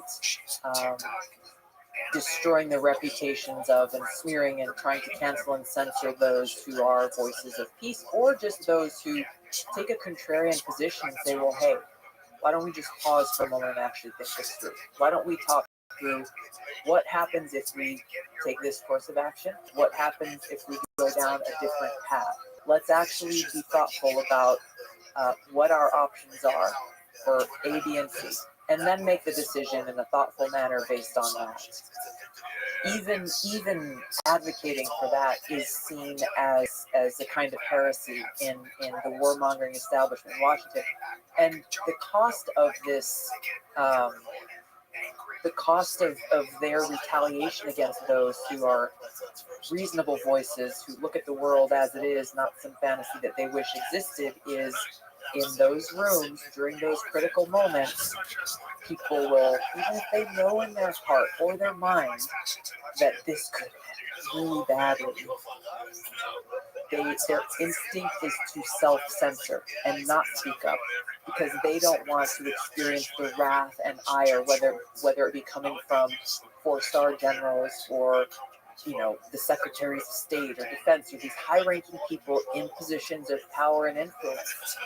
They don't want to be the one guy in the room who's just like, hey guys, let's just take a breath and actually think this through. What will happen, not just in the immediate response of this action that you're advocating for, but what are all of the other people, other actors, stakeholders in the world? How will they respond? And then how will we respond to them? How will they respond to us? Actually go through this exercise of, in the military, this is commonly referred to as, what are the second, third, fourth order of effects that will occur as a result of pursuing a specific course of action. It's weird how difficult it is to be that person in the room. It requires courage. Yeah. Which is sad, but it requires courage. But what does it require? Like, even just to ask, okay, we've been in Afghanistan, Iraq for this number of years. What's the exit plan? Right. Just bring that up, like, every day in a meeting. Yeah. Like, what's the exit plan? It's strange that gets criticized. Well, the war in Iraq and so on. But I just remember there was this pressure you can't quite criticize. Or like ask dumb questions about why are we going into Iraq again? Like, they're not dumb questions. Right. In retrospect, you're like, oh, they're not dumb questions at all. Yeah. But it actually required a lot of courage to ask them while still working within the institution. It's easier if you're like an activist on the outside saying, no war, this kind of thing. But within the institution, in the position of power, to ask the questions like, maybe let's not. Yeah. It seems really difficult. The same kind of thing in the war in Ukraine, and just any kind of military involvement. Again, I guess the cynical interpretation is that it's the military-industrial complex that creates the whole power. It does. And what is behind the military-industrial complex? And there are different examples of this. You can look at the pharmaceutical industry as well. There's a huge amount of money and a huge amount of power that wields tremendous influence over members of Congress. There are different examples of this across different sectors of our society, but I think the military-industrial complex over time has proven itself to be the most powerful and influential. And that's what is behind it, is this is why they try to destroy anyone who dares to ask the most obvious questions, is because it is about power and wielding power. The cool thing about the United States presidents, they have the power to say F you to everybody in the room. I think. They just do. think they don't quite take that power. Like, people will say, like, yeah, the U.S. president doesn't have that much power. I don't know about that. Just like, if you look at the law, especially in the military, when you're talking about war in the military, they have a lot of power. So they can fire everything. Like, they have a lot of power. They can stop wars. They can start wars. They have a lot of power. The position of the presidency certainly does. Unfortunately, we have people too often who assume the presidency from a position of weakness because they're afraid of losing power. And so they make those calculated decisions not based on what is right, for the right reasons, but instead driven by fear of loss of power, loss of influence. And that's where, especially given all that we are facing, we need leaders in the presidency and in Congress who have courage to be that voice in the room, to ask about, to remain mindful of and rooted in the Constitution. Even as we are seeing this legislation being billed as the anti-TikTok bill, that's really not about TikTok. It's about freedom of speech. Can you actually explain that, Bill? Yes.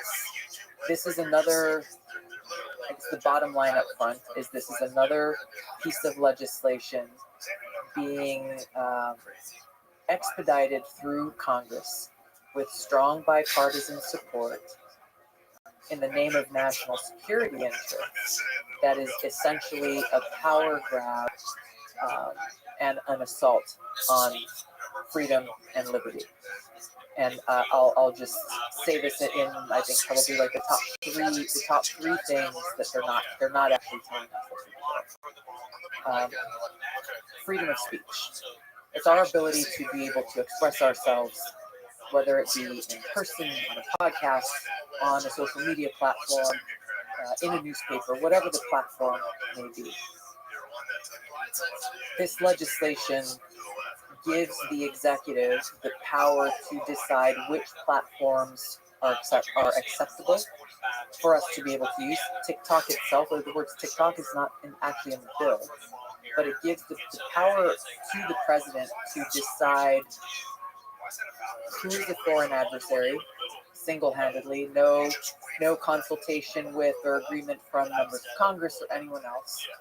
It actually gives the power to a cabinet secretary to designate who is a foreign adversary, and if a social media platform has at least 20% ownership in a social media platform, that platform may be banned from doing business in America, essentially. But it's not just a foreign state actor that could be named as a foreign adversary.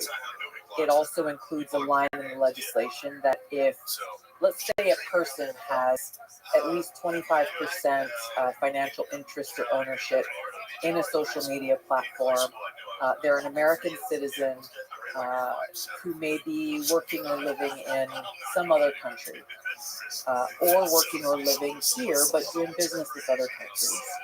If the executive branch of our government decides that this individual is under the influence of or controlled by someone that they deem a foreign adversary, then that platform must not do business in America. And that person, obviously, even an American citizen, is banned from conducting that business. They must divest, essentially. So when you look at, and this is where there's been a lot of chatter on this, when you look at Elon Musk, for example, where you already have people in the Biden administration, even President Biden himself, implying that Elon Musk's activities need to be investigated. Well, he is someone with Tesla who does business in a lot of countries, including China, and therefore he must be investigated.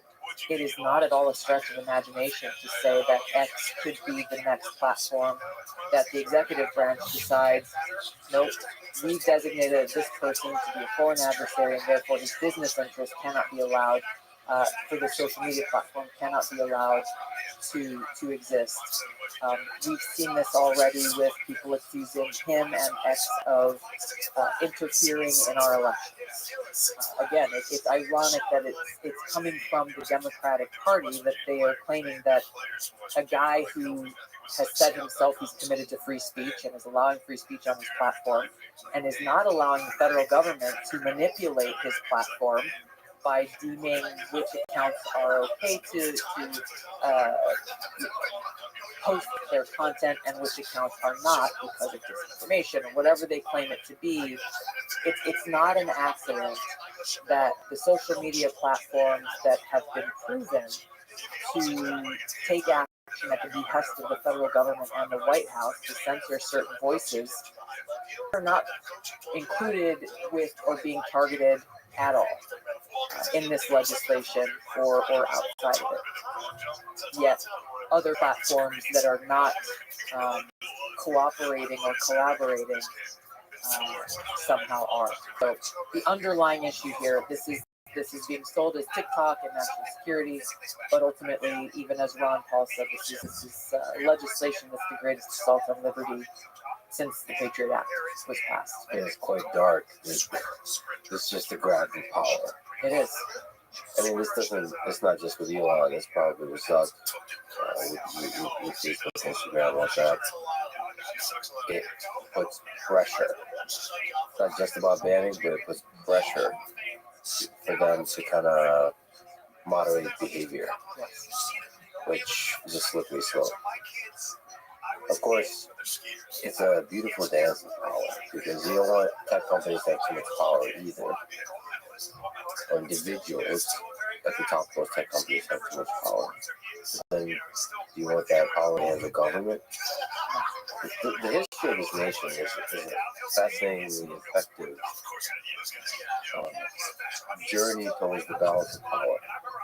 And it just seemed like this sneaky little thing. And also, my brain rots every time I use that. I know there's also the national security dangers of China and so on, but it's just like I don't know. It's so addicting. It's so addicting. So when I first saw this TikTok video, I was like, not fun. But then they got me. The Trojan Horse got me. No, they all, and this is like the social dilemma documentary. I think exposed a lot that there is so much. There's so much that these algorithms do in these various social media platforms. That's problematic, to say the least. Data security and privacy is a serious issue. These are serious things, and so let's have a conversation about these serious things, and cease these attempts to try to have our government try to tell us what we are and aren't allowed to see, where we are and aren't allowed to say what we want to say. That's really what it comes down to. Yeah, more and more trust people to whatever social media companies do bullshitty things for the people to make documentaries about it, to discover it, for great journalists, to do great journalism, and find flaws and especially in the call for transparency, all those kinds of things. I don't trust in most cases government regulation of technology companies because they seem to be really out of touch. They want power. Yeah. They're really intimidated by the power that the tech companies have. And two, they don't choose together at all. So they're like hindering innovation and they're just greedy for power. And those are not bad combination. It's a bad combination. And the thing here too, though, is that this extends far beyond social media companies. This is a very specific example, but it's one example of many how those who are greedy for power are continuing to try to find ways to tell us how to live our lives. They are increasingly trying to tell us, again, what we're allowed to see and hear, whether it be social media companies or what shows up in a Google search engine, for example. And if they're not finding a willing and compliant social media company or big tech company, then they are looking for ways to reach their hand into those tech companies and force compliance. But in the age of disinformation, misinformation, hate speech, all of the excuses that are given for government, either directly or indirectly through big tech, to try to censor certain voices, it really undermines the truth, which is the way to defeat bad speech is with better speech and more speech. Whether it's hate speech or things that you might be offended by or things that you might disagree with, the answer is not to have some entity with the power of censorship and being the quote-unquote authority to decide what is good speech and acceptable and what is bad speech and unacceptable. It's what you said. Let's encourage this debate and encourage people who are inspired by no, man, I saw this thing or this thing is happening and it's pissing me off. So I'm going to bring a superior argument. I'm going to show what the right way is. And gosh, this is what our founders envisioned for us as a society in this country, and we would be so much stronger with a more engaged people and a more informed people if we had this and had it supported. Do you think, what are the chances that the TikTok ban bill passes? The way that it passed through the House of Representatives with such an overwhelming bipartisan support and so quickly, and President Biden saying that if it comes across his desk, he'll sign it, I thought it would pass through very quickly. I'm only slightly encouraged by the fact that the Senate at least appears to be saying, hey, there are serious free speech concerns around this bill, serious civil liberties concerns around this bill. We need to do our due diligence. I won't say I'm cautiously optimistic because I understand how that place works, but their pause at least gives people the opportunity to continue to kind of sound the alarm and for people to call their senators and express their concerns with this. That are very real, valid concerns. Yeah, this is really messed up. Just in case we didn't make it clear, I think this is a really, really big danger if this thing passes. Even if you hate Elon Musk or you're whatever, this is really, really, really dangerous. If the government gets say over the platforms on which we communicate. And there's a section in there as well. Just kind of the last piece on this is if you use a VPN and you try to use a VPN to access this, you could have problems with the law. And you take that a step further and say, well, how would they know? There's a surveillance aspect to that. So once you start peeling back the layers of this really toxic onion, it really leads seriously to a pretty dark and dangerous and oppressive place. You were a long-time Democrat. You were the vice chair of the Democratic National Committee until you resigned in 2016 to endorse Bernie. I should say I love Bernie. I loved him before he was cool, right? Anyway, can you go through what happened in that situation? Yeah. And with the Democratic National Committee and with Bernie and why you resigned? As a vice chair of the Democratic National Committee, one of the things that the rules of the DNC required was that officers of the DNC, of which we were, as I think there were 5 or 6 of us who were vice chairs at the time, you have to remain neutral in the Democratic Party. So you're not, as a party, supposed to be tipping the scales in any direction for any candidate during a primary election. And so I had no plans to get involved in for any candidate or against any candidate during that primary. Just the hopes of like, all right, we got to make sure that this is a fair and balanced primary so that voters have the best opportunity to vote for the candidate that they're choosing. I saw a couple of things pretty quickly. Number one is that the chair of the DNC at the time was a woman named Debbie Wasserman Schultz, a congresswoman out of Florida, and she made very serious decisions unilaterally that many times we found out about via tweet or press release that showed she was tilting the scales in the favor of Hillary Clinton in that 2016 primary.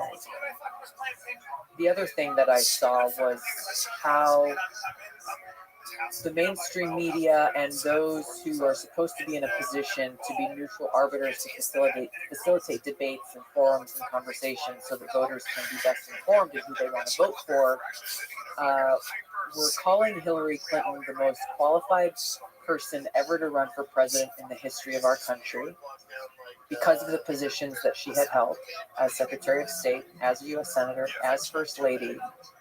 And yet they gloss over those titles without ever asking questions even, or holding her to account for her record, especially in the area of foreign policy. The job she was running for was to be Commander-in-Chief, to be the President of the United States. That responsibility to serve as Commander-in-Chief is the foremost responsibility a president has. it's essentially the one area where the president can unilaterally make decisions without education, healthcare, immigration. Congress has to actually pass legislation. The president can come through and say, hey, here's the policies that I want, here's legislation that I'll propose, but those changes can't be made without Congress working with Congress to pass them. So she was essentially being let off the hook for her record. As an American, as a soldier, as a veteran, that was a big problem for me. And so I made the decision to resign as vice chair of the DNC so that I could endorse Bernie Sanders, who largely at heart, I believe, is a non-interventionist. He hasn't focused a lot on foreign policy. It's not at the heart of what his focus has been for decades. But he was certainly far more of a non-interventionist than Hillary Clinton, who has shown through her record to be the queen of warmongers in Washington. I wanted to be in a position where I would have a platform to inform voters about her record so that they could make that decision for themselves. That they could see, hey, in this area, on this issue, which is incredibly important, there is a clear contrast between these two candidates running in the Democratic primary. And that's what drove my decision to resign and to endorse Bernie Sanders, and that's what I went on to do throughout the rest of that primary election. Who do you like most about Bernie? The positive. You know, what I like most about him is he is who he is. Yeah. Unapologetically so. Both in personality, but also in what he advocates for, what he's advocated for a long time. So, you know, you can agree or disagree with his positions, but he is who he is. Like I said, you were a long-time Democrat who had the president. Now you're an independent and you wrote an excellent book describing your journey ideologically, philosophically through that. Why did you choose to leave the Democratic Party? In the book, I go into a number of the central reasons why I made that choice, but fundamental to them is that the Democratic Party has become a party that is opposed to freedom, that is opposed to the central and foundational principles that exist within our founding documents and that serve as the identity of who we are as Americans and what this country is supposed to be about. It has become a party that is controlled by this elitist cabal of warmongers who are driving forward this quote unquote woke agenda.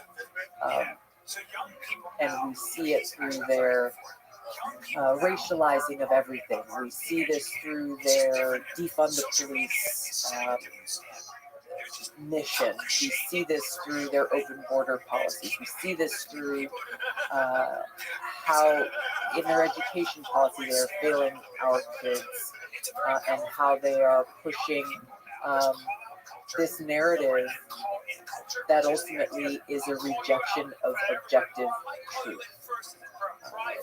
The fact that it's a question up for debate about whether or not, actually it's not a question up for debate for them, they are actively pushing for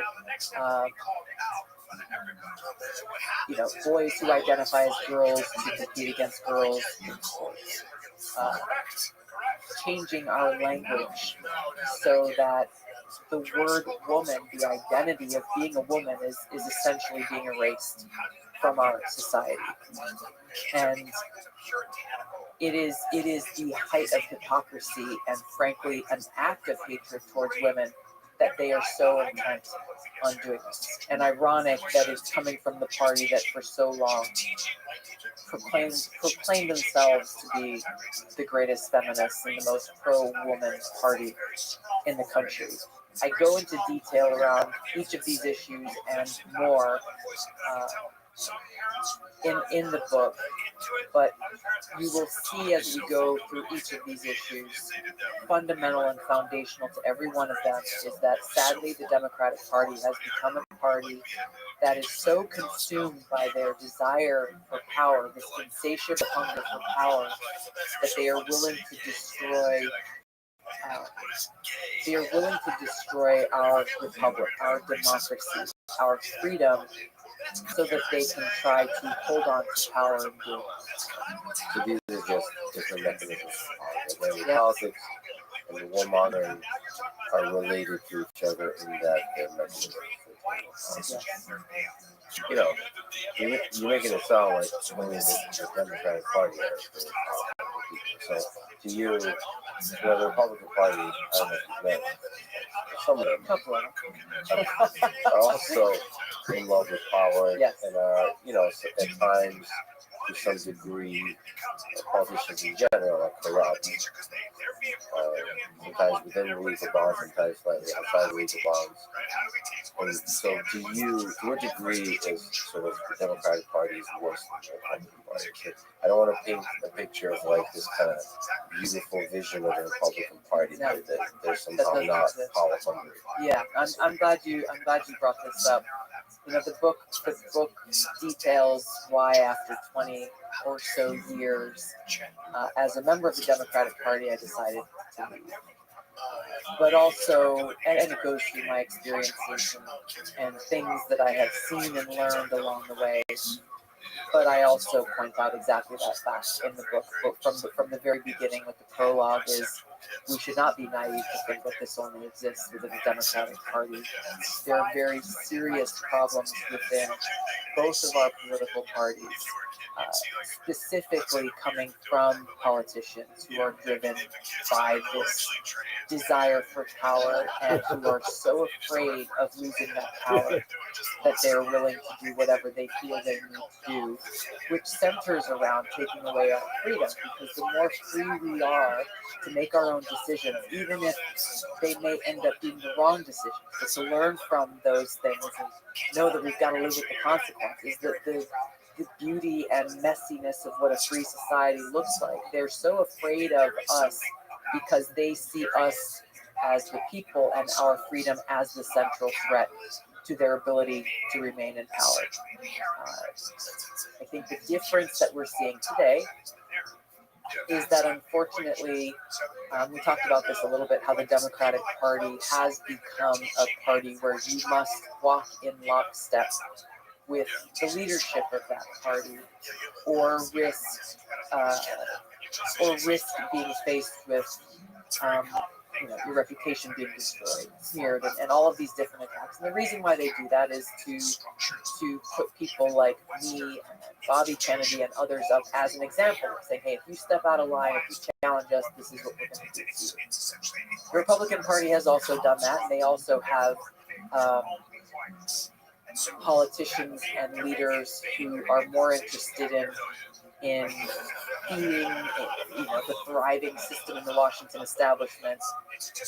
But we're also seeing that the Republican Party also has some voices, and I would say increasing voices of people, and I would put Donald Trump in this category, who are challenging the quote-unquote norms of the Republican Party that are represented by people like Nikki Haley or Mike Pence, for example.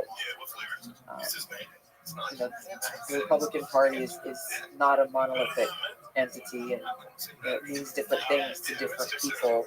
And that's where I think the real challenge in this next election is less. It's really less about one political party over another, and it's more about our opportunity as voters to select leaders, first of all, to fire those who are against freedom and who are warmongers who, by their essence, are willing to take away our freedom in the name of national security. and vote for people. Nobody's perfect. We shouldn't hold anybody up on a pedestal, but vote for those who are committed to the Constitution and who hold those values that represent the interests of the people. Not a fan of this choice, but here we are. Biden versus Trump. So, let me ask you sort of a challenging question, pros and cons. Can you give me pros and cons of each? What's the biggest strength and biggest limitation of, let's say, Biden? This is a tough question. I've known President Biden for a lot of years. I knew his son Bo, who served in the National Guard at the same time that I did. I consider Joe Biden a friend. He's someone over the years that I've talked to and shared laughs with and spent time with in different situations. The positive characteristics that drew me to Joe Biden of the past, they are not represented in how he has led as president. And, I'll let the pundits theorize as to how that is or why that is, but the truth that I know exists, which points to his weakness, is that instead of listening to his better angels, he has instead, at every turn, if you go back and I look back to his inauguration speech, he promised to be president for all Americans. And, during his campaign, promised to be the uniter in chief, to bring a country together that was deeply divided. That's the Joe Biden that I've known for many years. A guy who has, worked with different people with different backgrounds and different political views, but tried to find at different points in time a way to work together. At every turn, he has done the exact opposite of what he spoke about during his inauguration speech, and has left us as the American people today more divided, less secure, both from an economic standpoint as well as a national security or a safety and security standpoint, and less free as a society and as a people. So the bigger he divided us or continued the division that's been there. Who do you be the greatest uniter?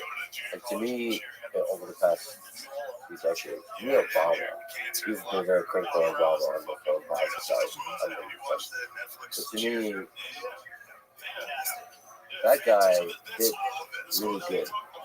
Maybe some people say just rhetoric, but I think rhetoric matters. I think he was, out of all the presidents we had, probably the most effective uniter. That'd be fair to say? During his 2008 campaign, yes, I think that his message resonated with so many people across generations and across different views, different backgrounds, to where people cried on the night that he was elected because they felt so hopeful. I talk to people, and I know people who set aside their entire lives to work on his campaign, to be a part of this hope and change mission that he laid out, that would bring us together. Some of the people that I know personally, they gave up their lives during the campaign, and after he won, they went to Washington, D.C., because they wanted to be able to do the work that he had laid out and continue to be a part of this mission that they expected would extend beyond the campaign. And they've expressed to me personally how heartbroken they were, because so quickly after he was elected, instead of bringing in a new generation of fresh leadership that was not a part of the Washington establishment, he instead immediately chose to surround himself with people who were more of the same old, who were essentially part of the problem. And many of his actions after that proved that fear and that brokenheartedness that they felt to be true. And I'll mention one example related to civil liberties that we talked about. He was someone as a U.S. Senator who gave some pretty powerful speeches on the Senate floor about his concerns with the Patriot Act, his concerns with surveillance from the NSA, his concerns with a violation of our Fourth Amendment rights and civil liberties. But when, as president, he was confronted with leaked information about this surveillance occurring under those authorities in his presidency, he took the side of the national security state and did not take action to right the wrongs that he correctly pointed out as senator and during his campaign for the presidency, which is unfortunate because he really did this unifying momentum throughout his campaign. Well, what do you think that is? Why is it so hard as a president to kind of act on the promises of the campaign, but also just in his speech, his basically anti-war speech, that really resonated to me. The fact that he was against the war in Iraq, I believe, early on. And that was a distinction between him and Hillary Clinton, probably one of the biggest. Well, why is it so hard to step into the office of president, sort of act on your ideal? I think it goes back to what we talked about a little bit, which is, what are you driven by, and what are you afraid of, and if you are concerned for whether or not you can get reelected, who's going to fund that reelection effort, who's going to fund the presidential library and your legacy that will follow. There have been some documented examples around how he promised to crack down on big pharma, but when push came to shove, his Department of Justice campaign funding was threatened, and they chose not to take action, even when they had a very, very strong case to make. This is with regard to the opioid crisis in the country. And this just goes back to the heart of why it's so essential that we have leaders who have courage and who are focused on doing what we elect them to do. Core resistant to the love of money and power. Yes. It's hard. And we are human. We are fallible. We are flawed by nature. And I'll go into kind of the next one you asked about Trump, the weakness side, and the lessons that I hope have been learned from 2016 for him and his team is you have to be in a position where you are surrounding yourselves with other people of courage who aren't just thinking about their next political job or their next job, getting a cable news contract or looking for fame themselves or looking at how they can monetize their position for their whatever their next financial interest might be, but people of courage who know what they're up against, to really seriously clean house across the federal government and the corruption and rot that is so deeply in order to truly be effective. And if he is reelected, that is my hope, that he sees that he's learned from what went wrong in 2016. That he went in, with a largely non-interventionist, more focused on peace agenda, and yet he surrounded himself with people who are at the heart of the warmongers in Washington, and who directly went against the policies that he advocated for. On the strength side, I think it's easy to point out because it's also what has caused him to be so attacked in ways that we haven't seen before, certainly not in my lifetime. by the Democrats, by the administration, not only now, but something that started back in 2016 when he was a candidate. He's a guy who, by all measures, has been successful in his own life, and because of that, he's not coming in with this desire to please Washington that many other politicians have. And because he is so willing to challenge the quote-unquote norms, and these are not norms that serve the interests of the American people, these are norms that serve the interests of the most powerful, he is a direct threat. And so that attitude and that mindset of not coming in with the kind of caution that too many politicians come in with, of wanting to be the popular one at the parties or whatever it is that they want, that is the strength that he brings. Yeah, I just had a conversation with Dana White, and he's good friends with Trump, and he talks to the fact that he seems to be resistant to the attacks. There's some aspect of that is just the psychology of being able to withstand the attacks that are there in the political game, and that can break people. Like, you just don't want the headaches. But to withstand the attacks is tough. There's something about the psychology allows for that. And I guess the question for you also, in your own psychology, you've been attacked quite a bit. We've mentioned some of that, some misrepresentations.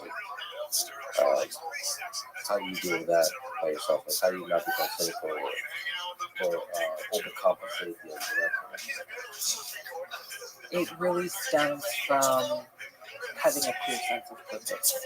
I never saw, I've served in state government, I've served on our city council in Honolulu, and served in Congress.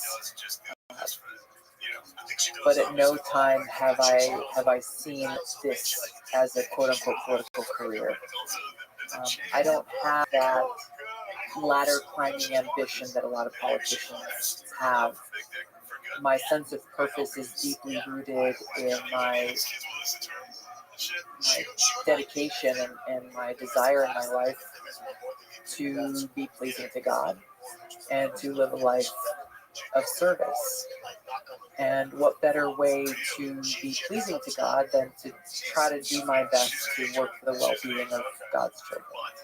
Being rooted in that has made it so that as the attacks are coming from different directions, even as people who I was friends with, former colleagues of mine, others, even family members, even as they have turned away or become attackers against me themselves because of different reasons related to politics.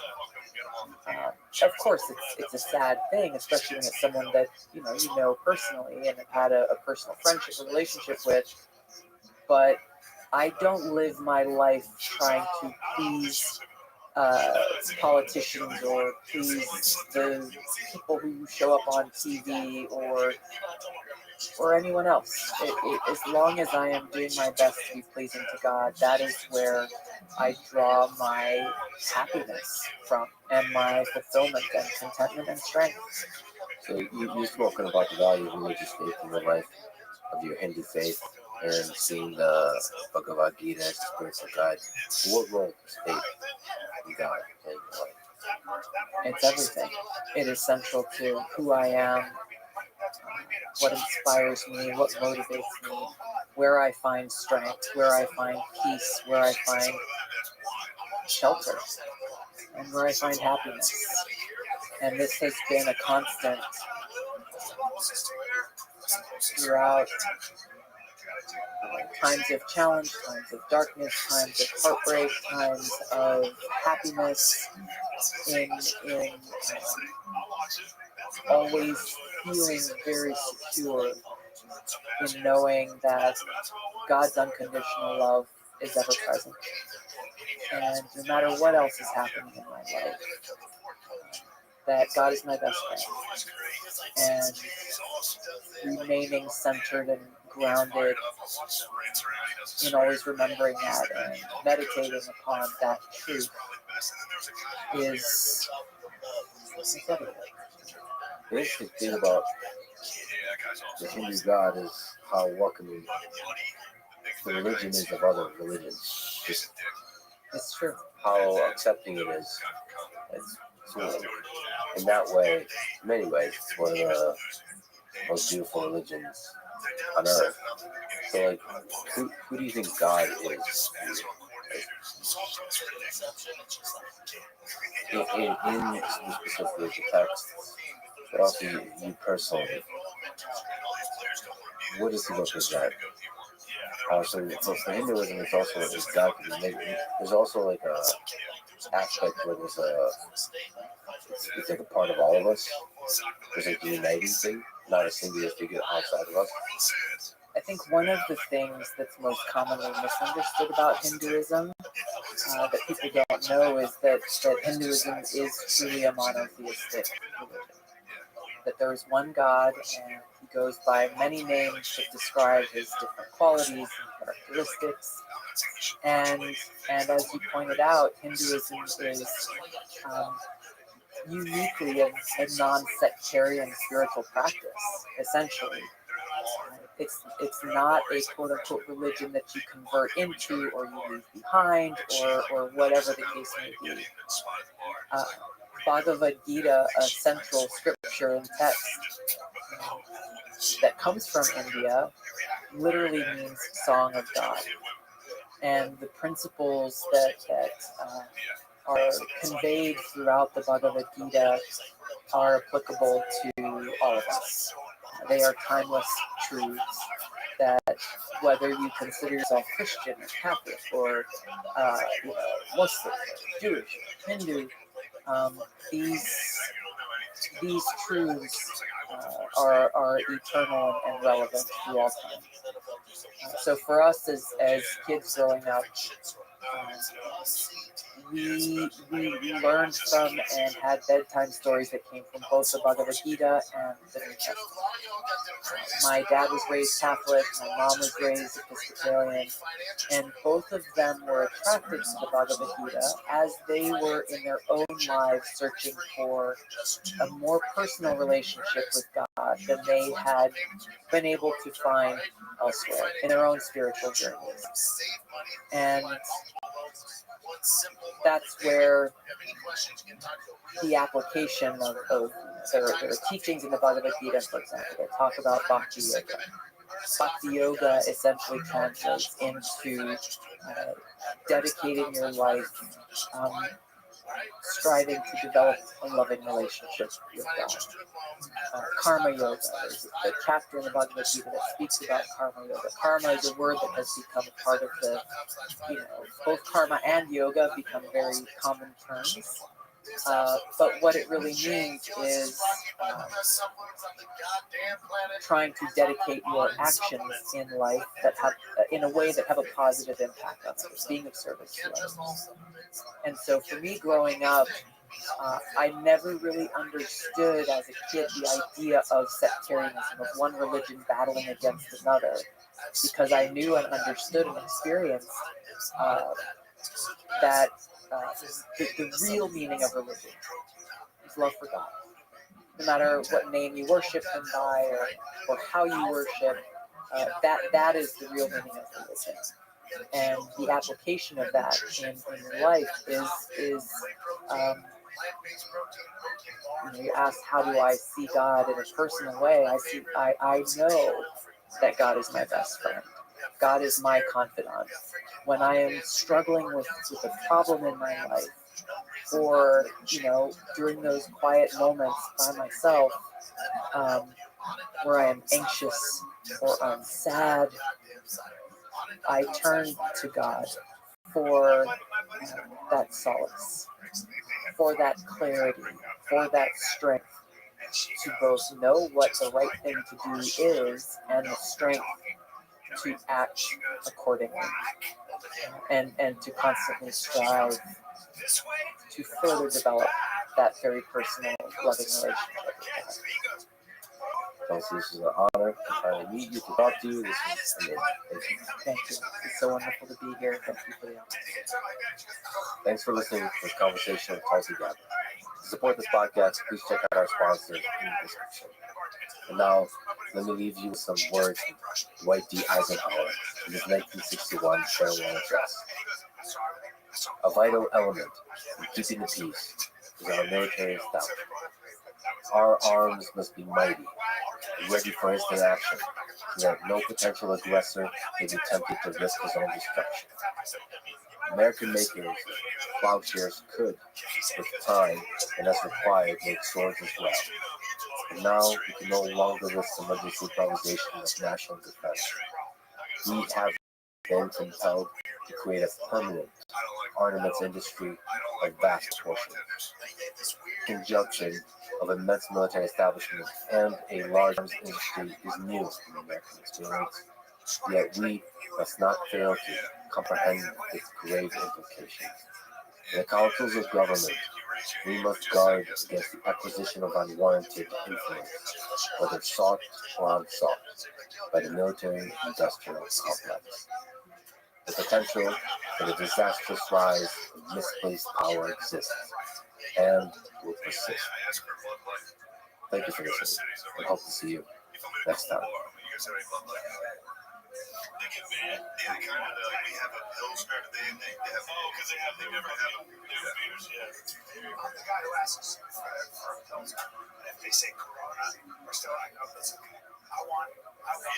The person who controls the algorithm controls the world, right? And if you are committed to one specific platform as your singular source of information or affiliated platforms, then whoever controls the algorithm or the programming there controls you. The following is a conversation with Mark Cuban, a multi-billionaire businessman, investor and star of the series Shark Tank, longtime principal owner of the Dallas Mavericks, and someone who is unafraid to get into frequent battles on X. Most recently on topics of DEI, wokeism, gender, and identity politics, with the likes of Elon Musk and Jordan Peterson.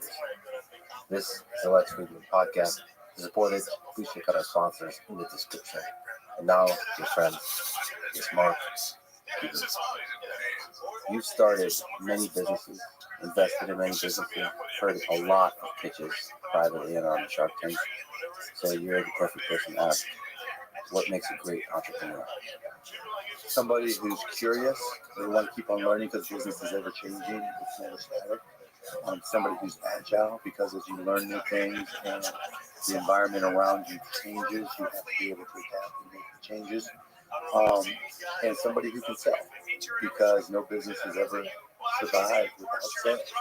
And as an entrepreneur who's creating a company, whatever your product or service is, if that's not the most important thing and you're just dying and excited to tell people about it, then you're not going to succeed. But it's also a skill thing. How do you sell? What do you mean by selling? Selling is just helping.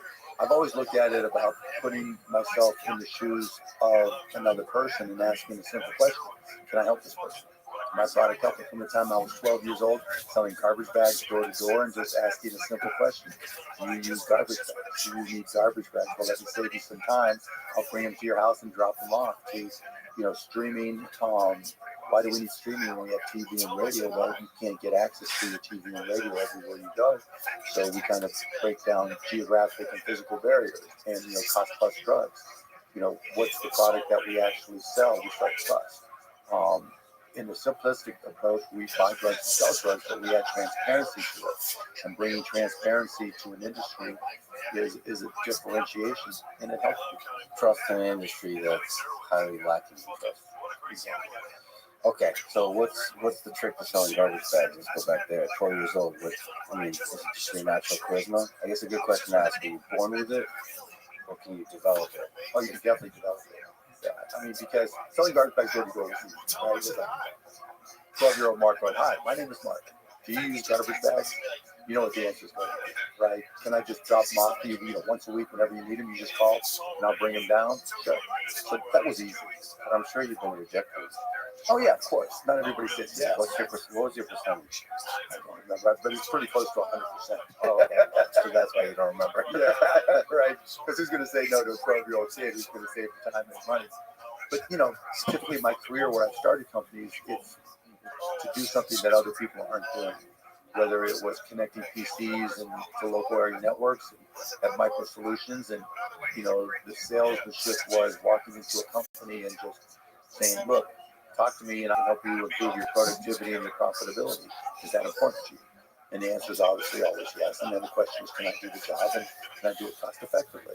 And so you didn't have to be a born salesperson to be able to ask those questions, but you have to be able to be willing to put in the time to learn that business. And that's the hardest part. I'm sure there's a skill thing to it too, and like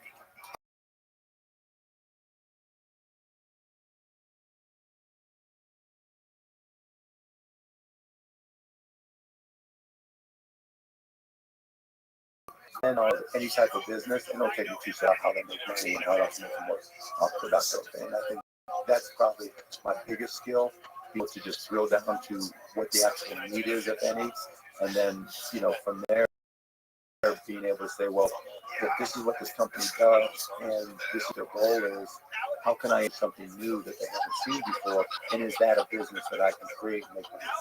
figure out how this kind of business makes money in the present, and figure out is there a way to make more money in the future by increasing the or new kind of thing. And you just do that really pretty much. And you're born with that? No, I worked at it because going back to what I said earlier about curiosity, you have to be insanely curious because the world is always changing. My dad used to say, we don't live in the world we were born into, which is absolutely true. If you're not a voracious consumer of information, then you're not going to be able to keep up, and no matter what you say, they're going to be useless.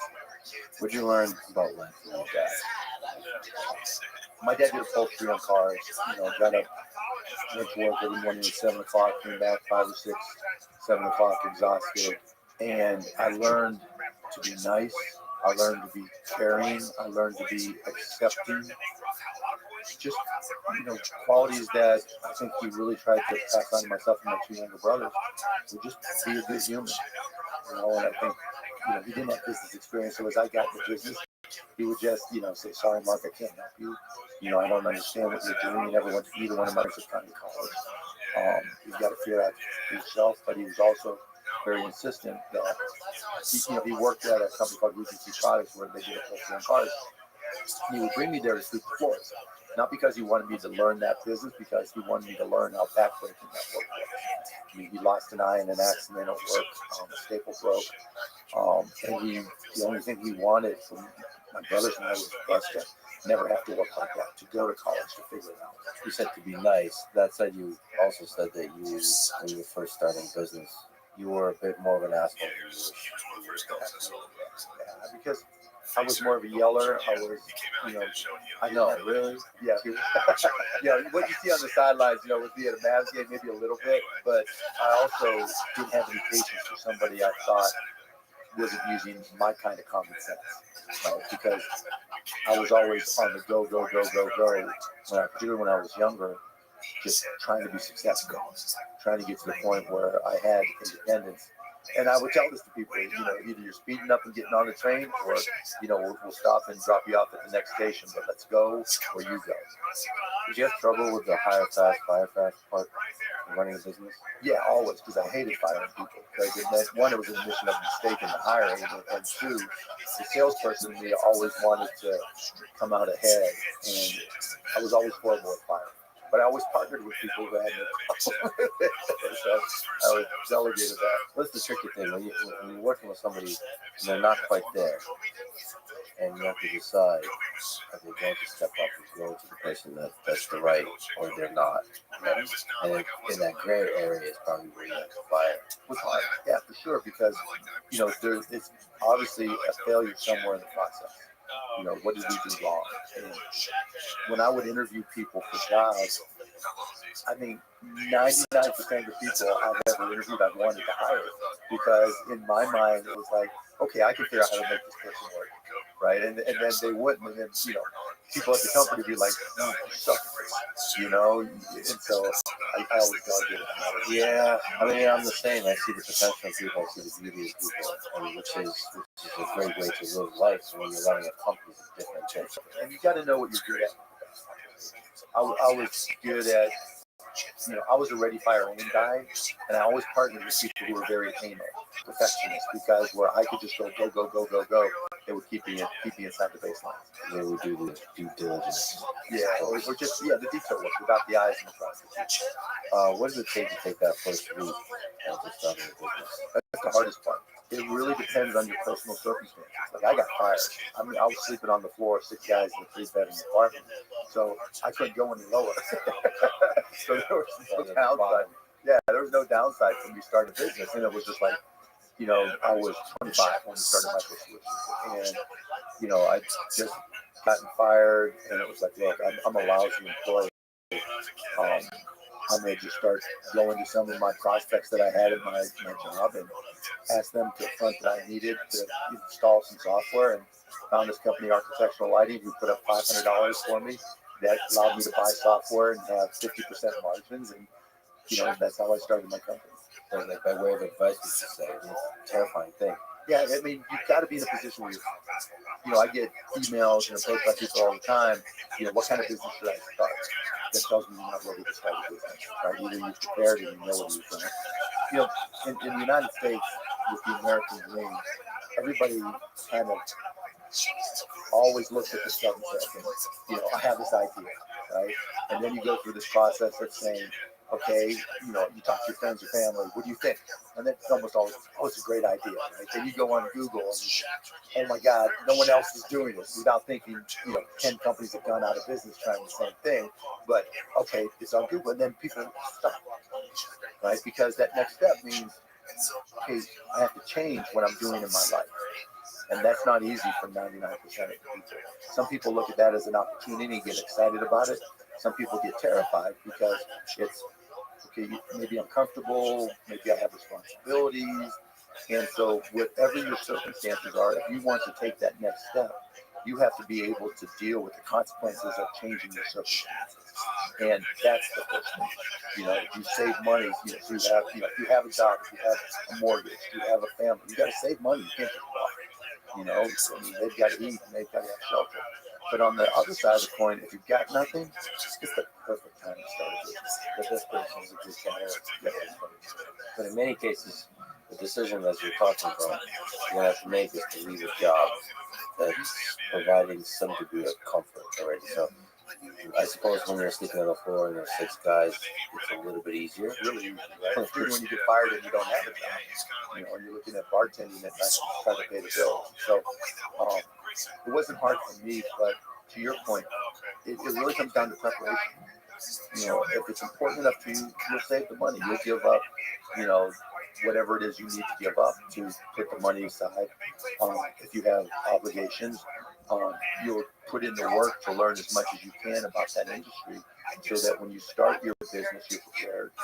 And you can always, at night, on weekends, whenever you find time, lunch, start making the calls to find out if people will write you a check, transfer you money to buy whatever it is you're selling. And by doing those things, you can put yourself in a position.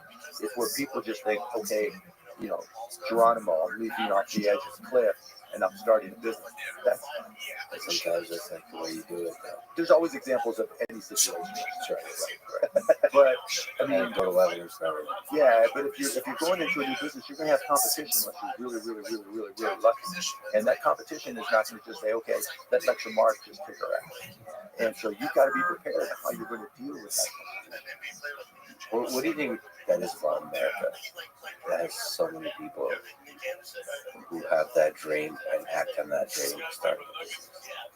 I think we just got a culture of consumption and more, and to get more, you've got to, creating a business gives you the greatest potential upside and the greatest leverage in time. But it also takes so that capitalist machine, there's a lot of elements. By contrast, respect for the law, like an entrepreneur can trust it if they pull it off, the law will protect them. Hopefully that's still the case. Yeah. There's always us versus other countries. Yes, right.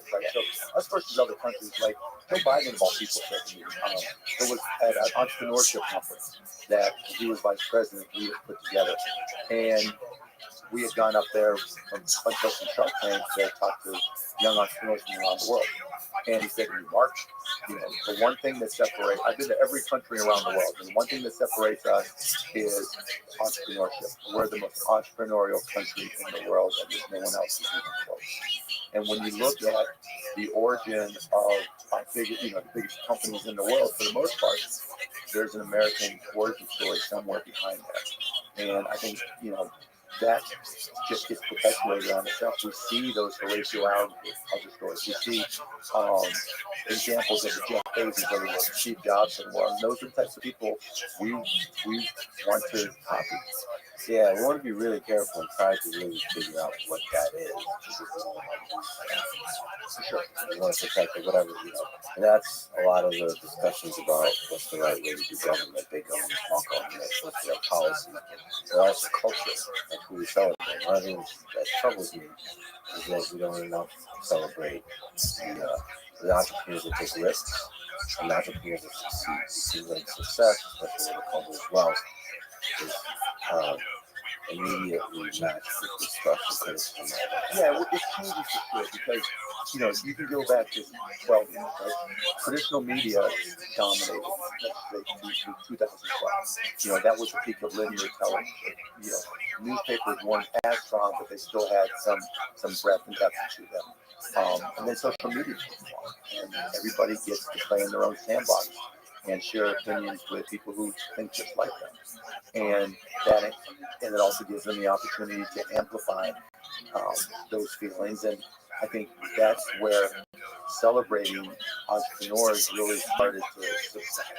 There were always people who were progressive that were like, billionaires are bad or millionaires are bad, depending on the time period. But you didn't really see it on an ongoing basis, right? It wasn't going to be on the evening news. It wasn't going to be in the front page of the newspaper. It was going to be if you read a book and someone talked about it, or you read a magazine and there was an article talking about, this progressive movement or that progressive movement, whatever it may be, and then political parties. But now, all of that is front and center. Yeah, we're trying to figure out how we deal with the mobs of people and the virality of it all. I think we'll find our footing and start celebrating greatness again. Well, that's the whole reason I do Shark Tank. That's true. That show celebrates the entrepreneur. It's the only place where every single minute of every single episode we celebrate the American dream. And the reason I do it is we tell the entire country, and it's shown around the world. We're amazing advertising for the American dream in I don't even know how many countries. But every time somebody walks onto that carpet from Dubuque, Iowa, or Ketchum, Idaho, that sends a message to every kid who's watching, 7, 8, 9, 10, 12-year-old kid, that if they can do it from Ketchum, Idaho, you can do it.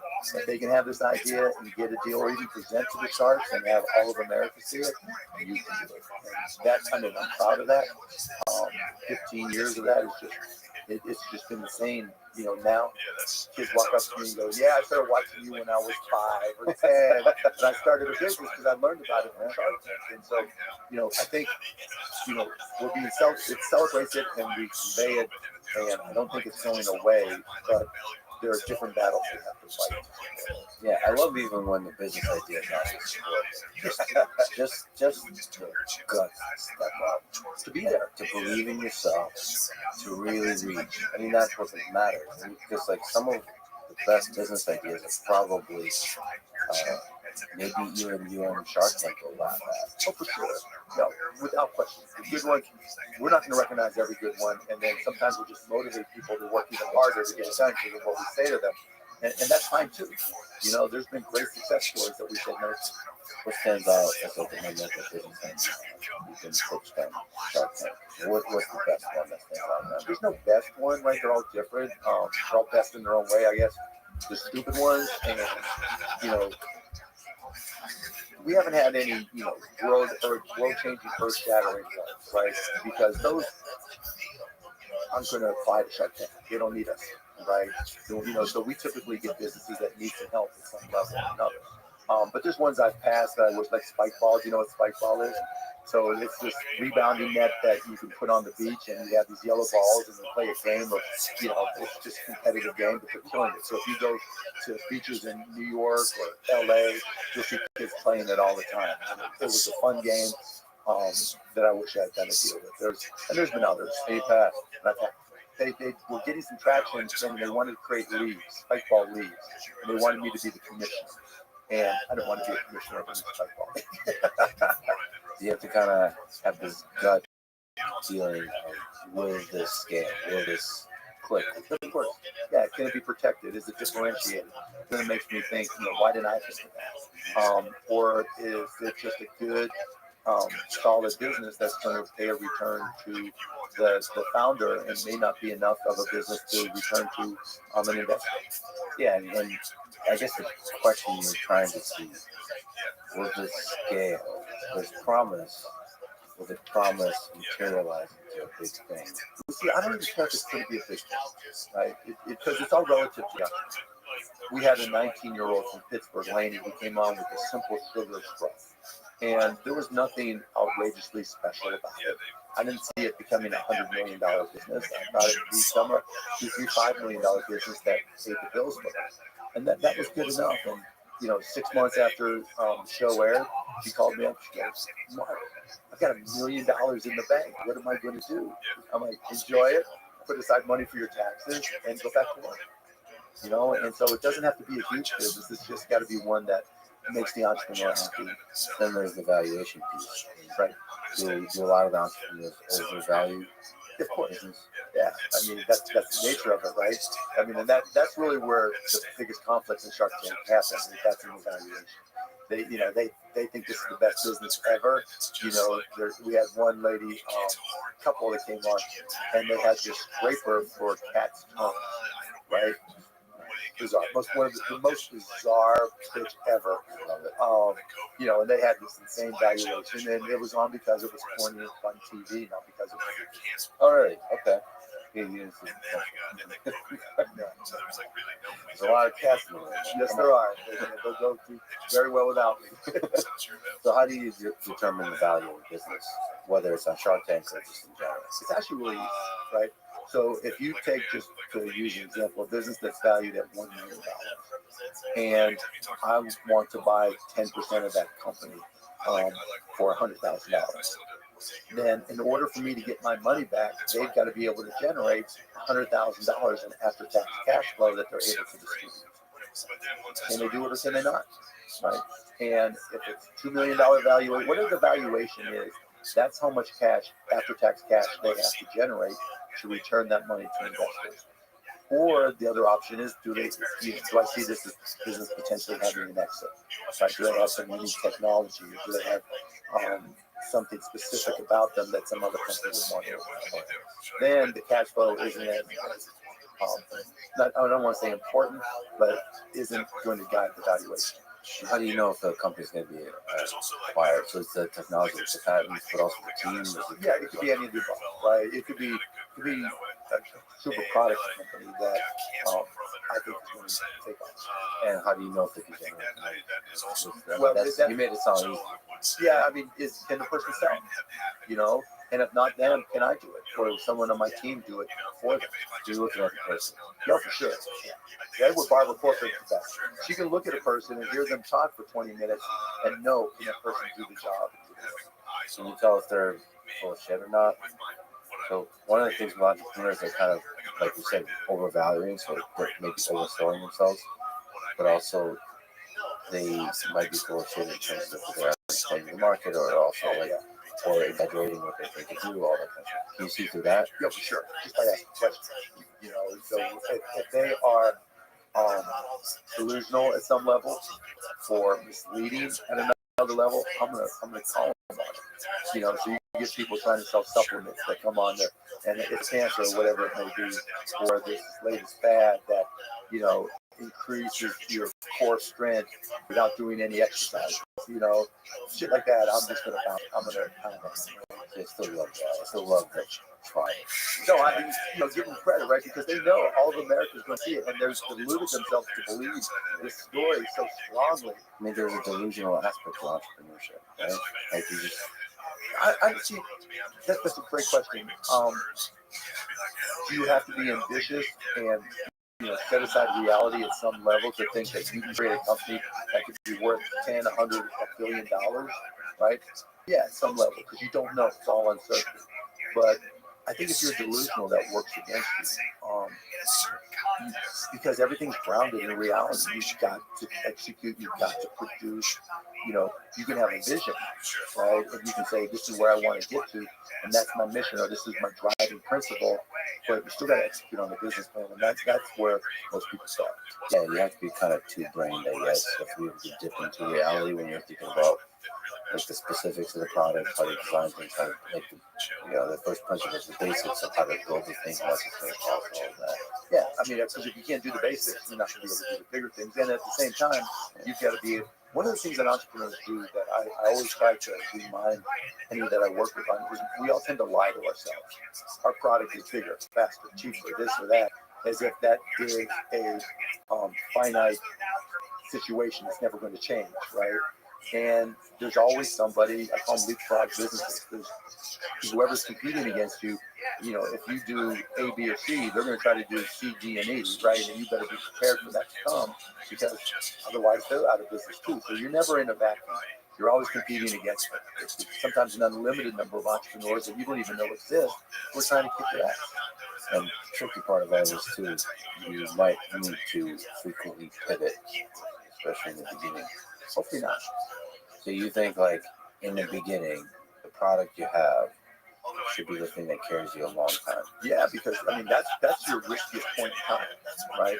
And so if you've done your homework, which includes going out there and testing product market fit, you should have confidence that you're going to be able to sell it. Now, if you didn't do your homework and you go out there and you sell whatever it is, and you've raised money or whatever, just to pivot, you've already shown that you haven't been able to read the market. And so it's not that pivots can't work and always don't work, they can, but more often than not, they don't. They pivot for a reason, that's because you made a huge mistake. Well, I also mean like the micro pivots, which is like iterative development. That's not good. Yeah, just iterations. Yeah.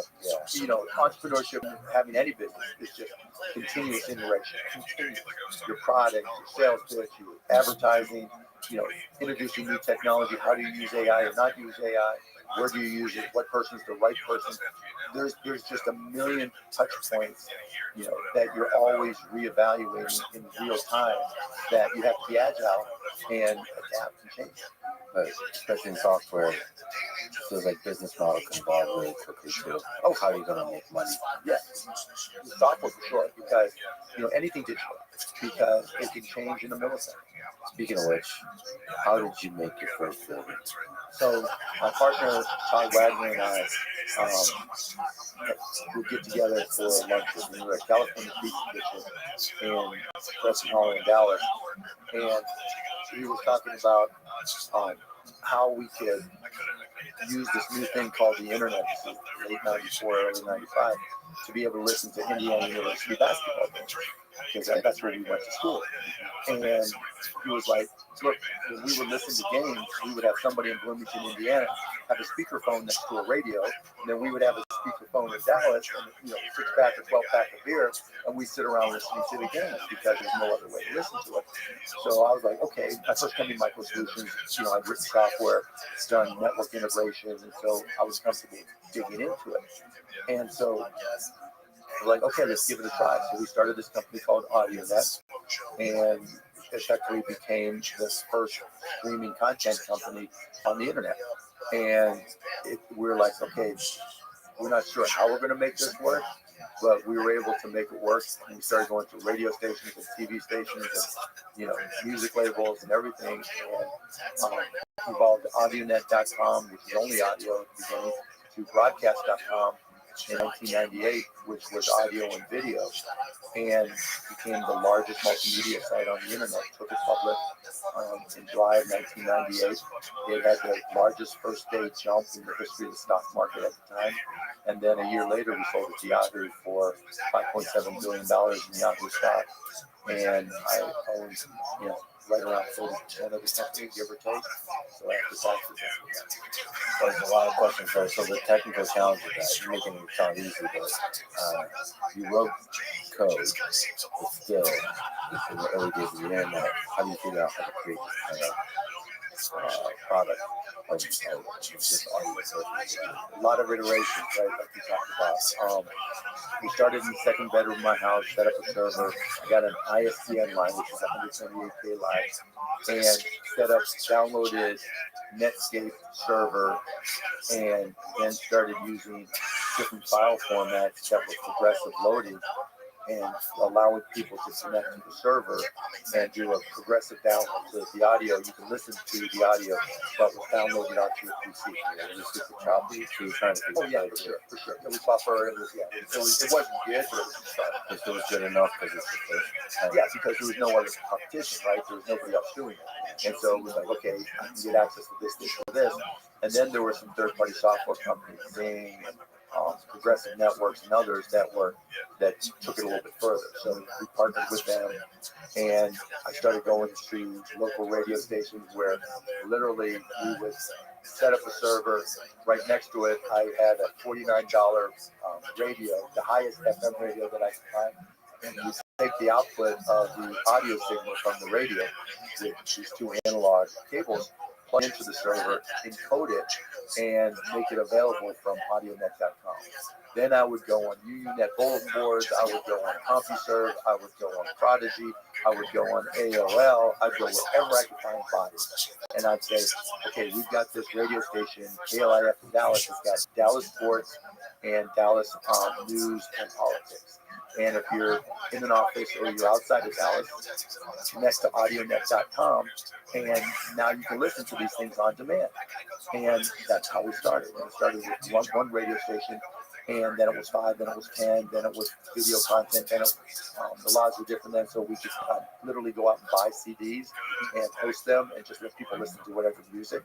And we went from 10 users a day to 100 to 1,000 to hundreds of thousands to 1 million over those next 4 years. How did you find the users? Is it word of mouth? Word of mouth.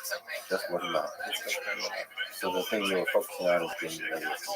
Oh, radio and TV, anything, any content at all. Pick up the phone, how'd you? Wherever I could, like everything that was public domain, I'd go out and buy a video or whatever it was, and this is before the DMs, the Digital Minimum Copyright Act of 90s that were kicked in. So literally anything that was audio, we would put online so people could listen to it.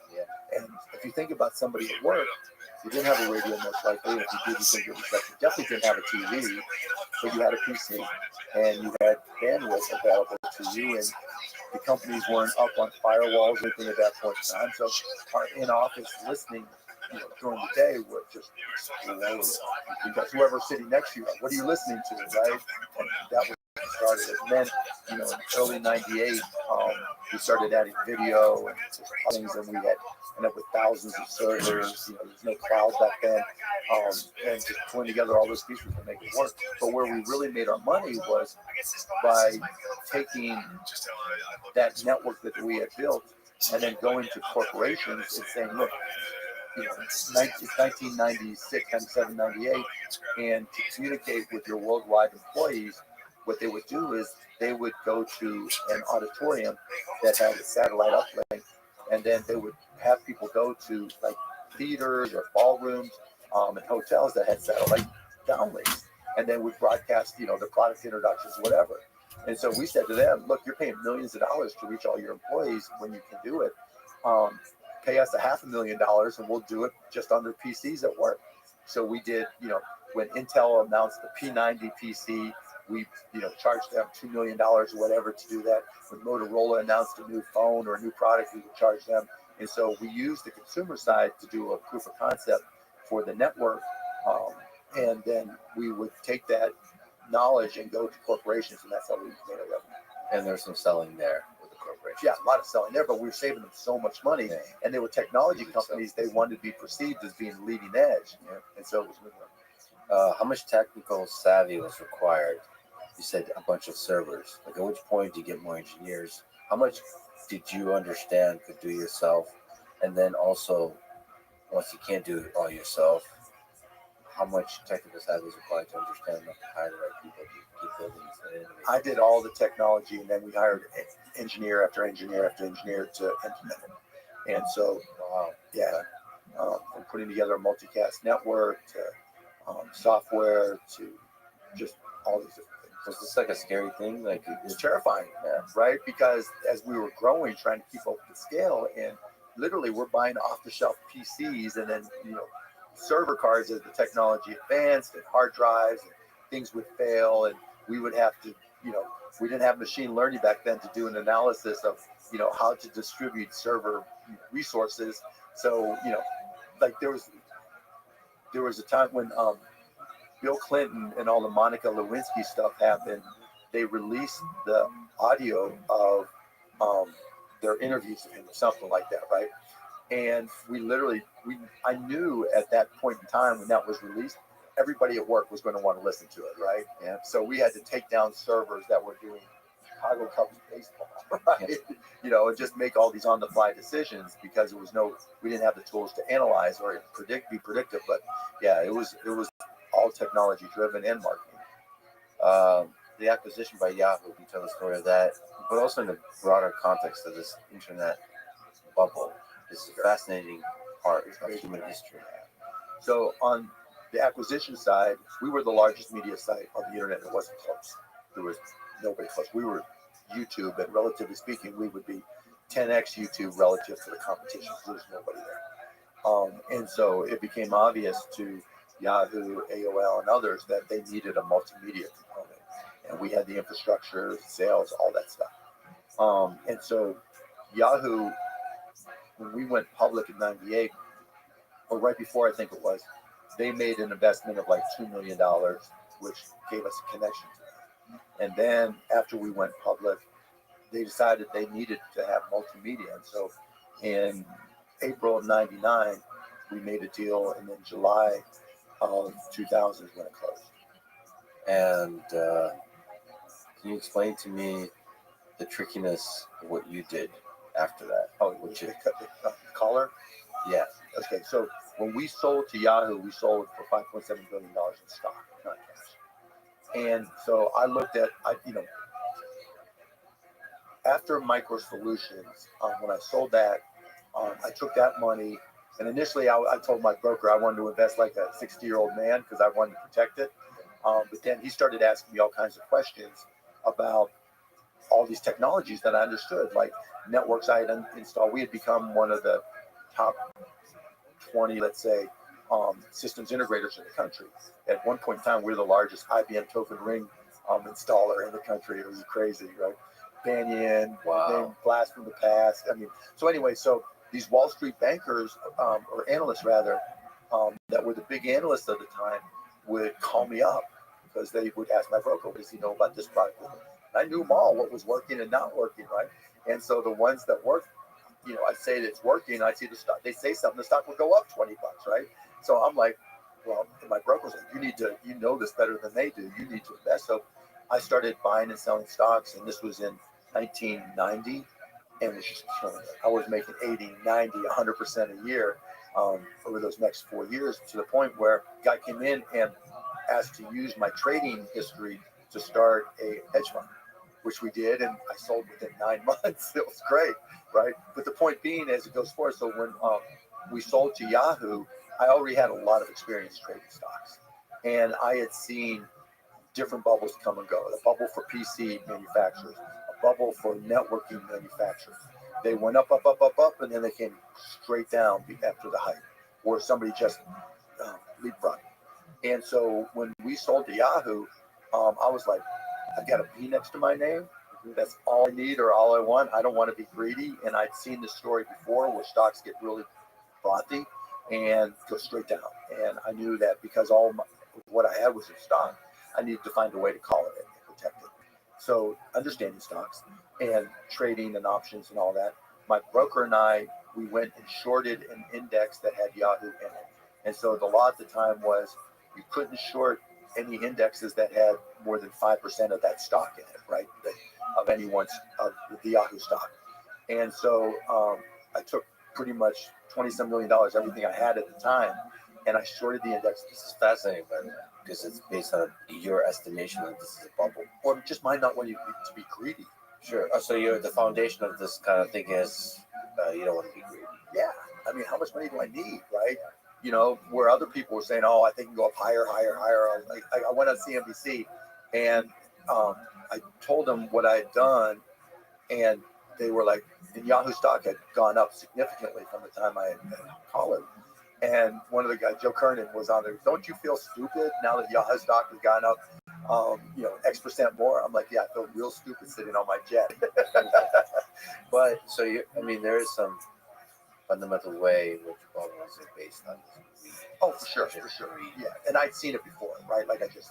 And so what I did was we put together a collar where I sold calls and bought puts. And as it turned out, when the market just cratered, I was protected. And, over the next 2-3 years, whatever it was, it converted to cash, paid taxes, etc. But it protected me. And as it turns out, it was called one of the top 10 trades of all time. And what was even more interesting out of that period, my broker at that time was at Goldman Sachs, and I had asked him to see if there was a way to trade the VIX, right, the volatility index. And there wasn't, right? And so one of the people at Goldman that we were working with to try to create this actually left Goldman and created indexes that allowed you to trade the VIX. It's not trivial to understand that's a bubble. I mean, you're kind of lessening your insight into all this by saying you just didn't want to be greedy, but you still have to see that it's a bubble. Yeah, obviously if I thought it was going to keep on going up and there was intrinsic value there, I would have stayed in it. But it wasn't so much Yahoo, it was just the entire industry. You would, back then, like we're looking at the Magic 7 or whatever it is stocks now, and people were asking, is it a bubble? And when I would get into cabs and people would just start talking about internet stocks, there were people creating companies with just a website and going public. That's a bubble, right? Where there's no intrinsic value at all. And people aren't even trying to make operating cap profits. They're just trying to leverage the frothiness of the stock market. That's a bubble. You don't see that right now. There's not companies, you don't see any IPOs right now for that matter.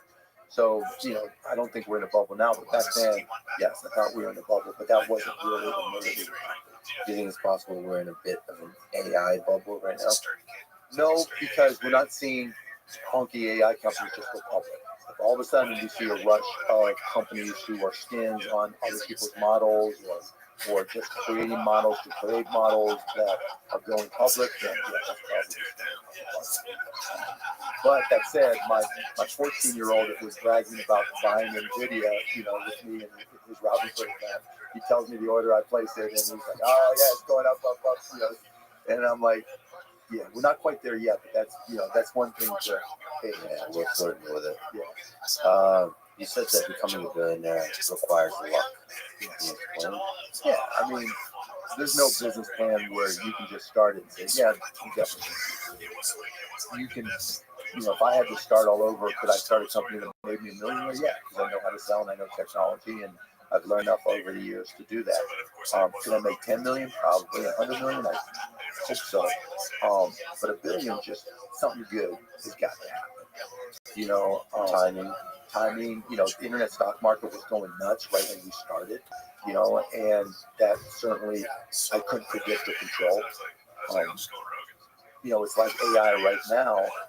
AI's been around a long time, and the NVIDIA processors, GPUs, you couldn't predict that now's the time that they were going to get to that cost effectiveness where, you could create models and train them, and though it's expensive, it's still good.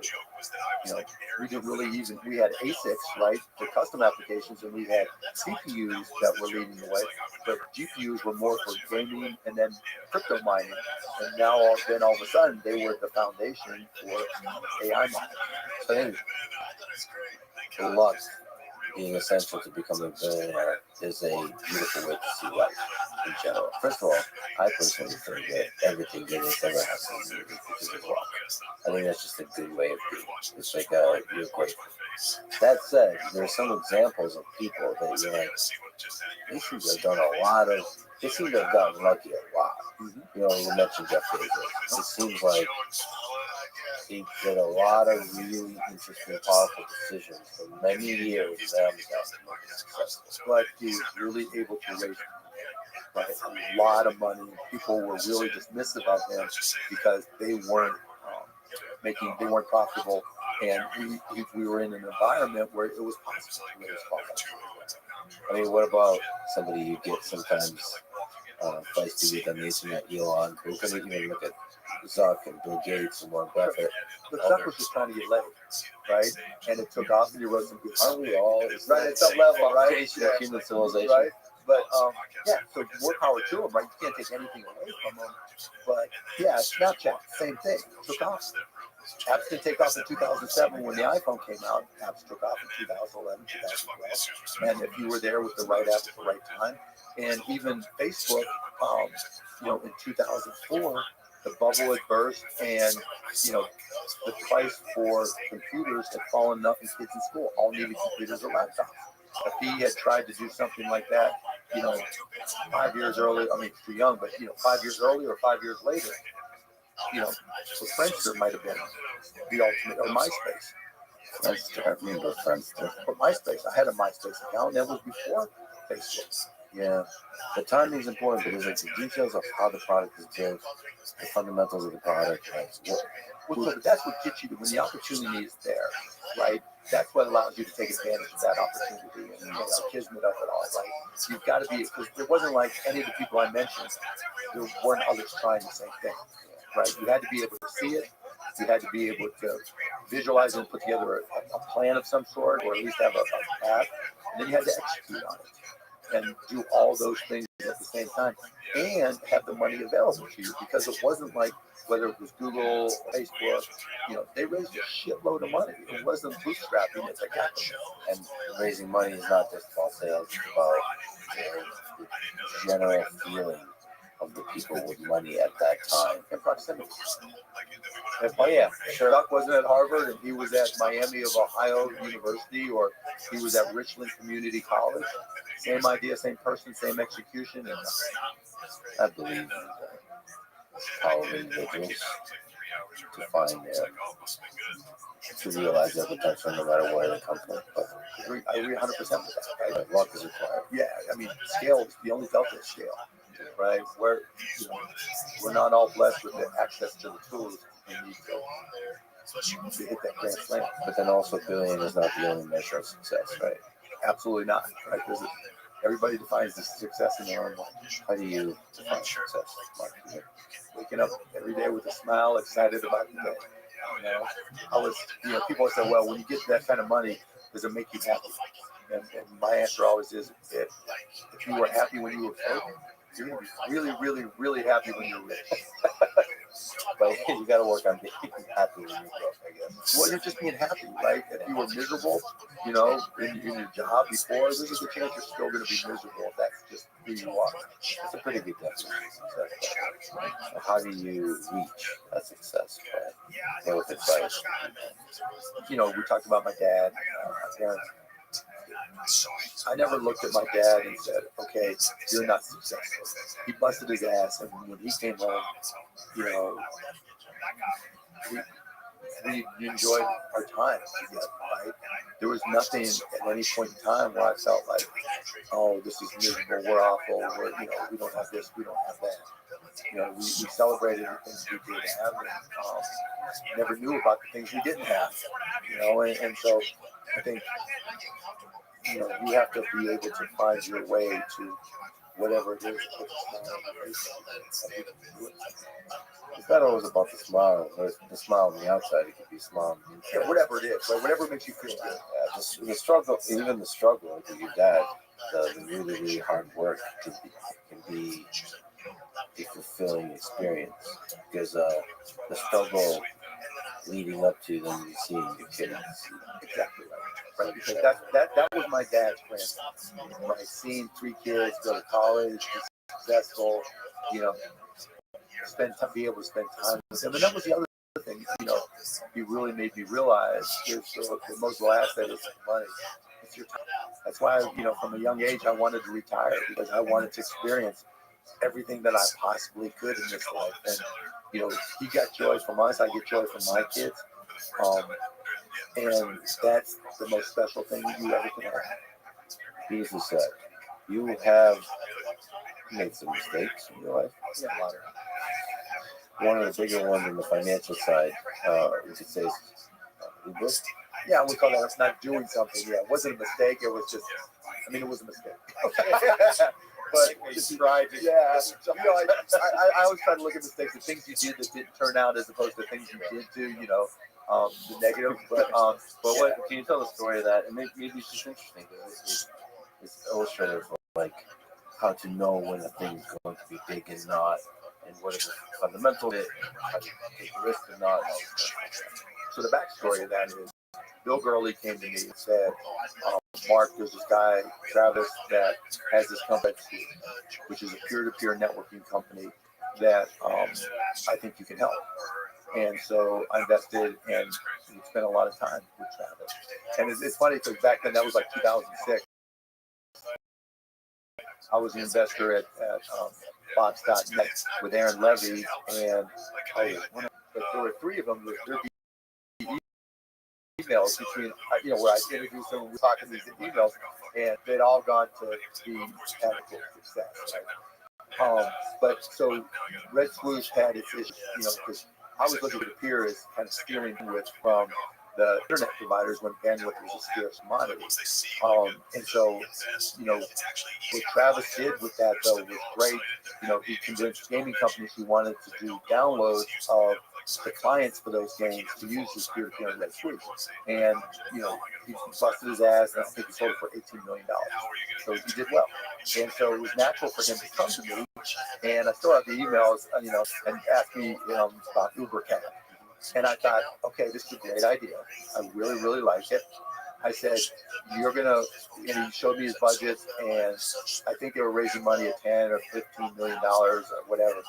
And I'm like, your biggest challenge is going to be you're going to have to fight all the incumbent taxi commissions. They're going to want to put you out of business.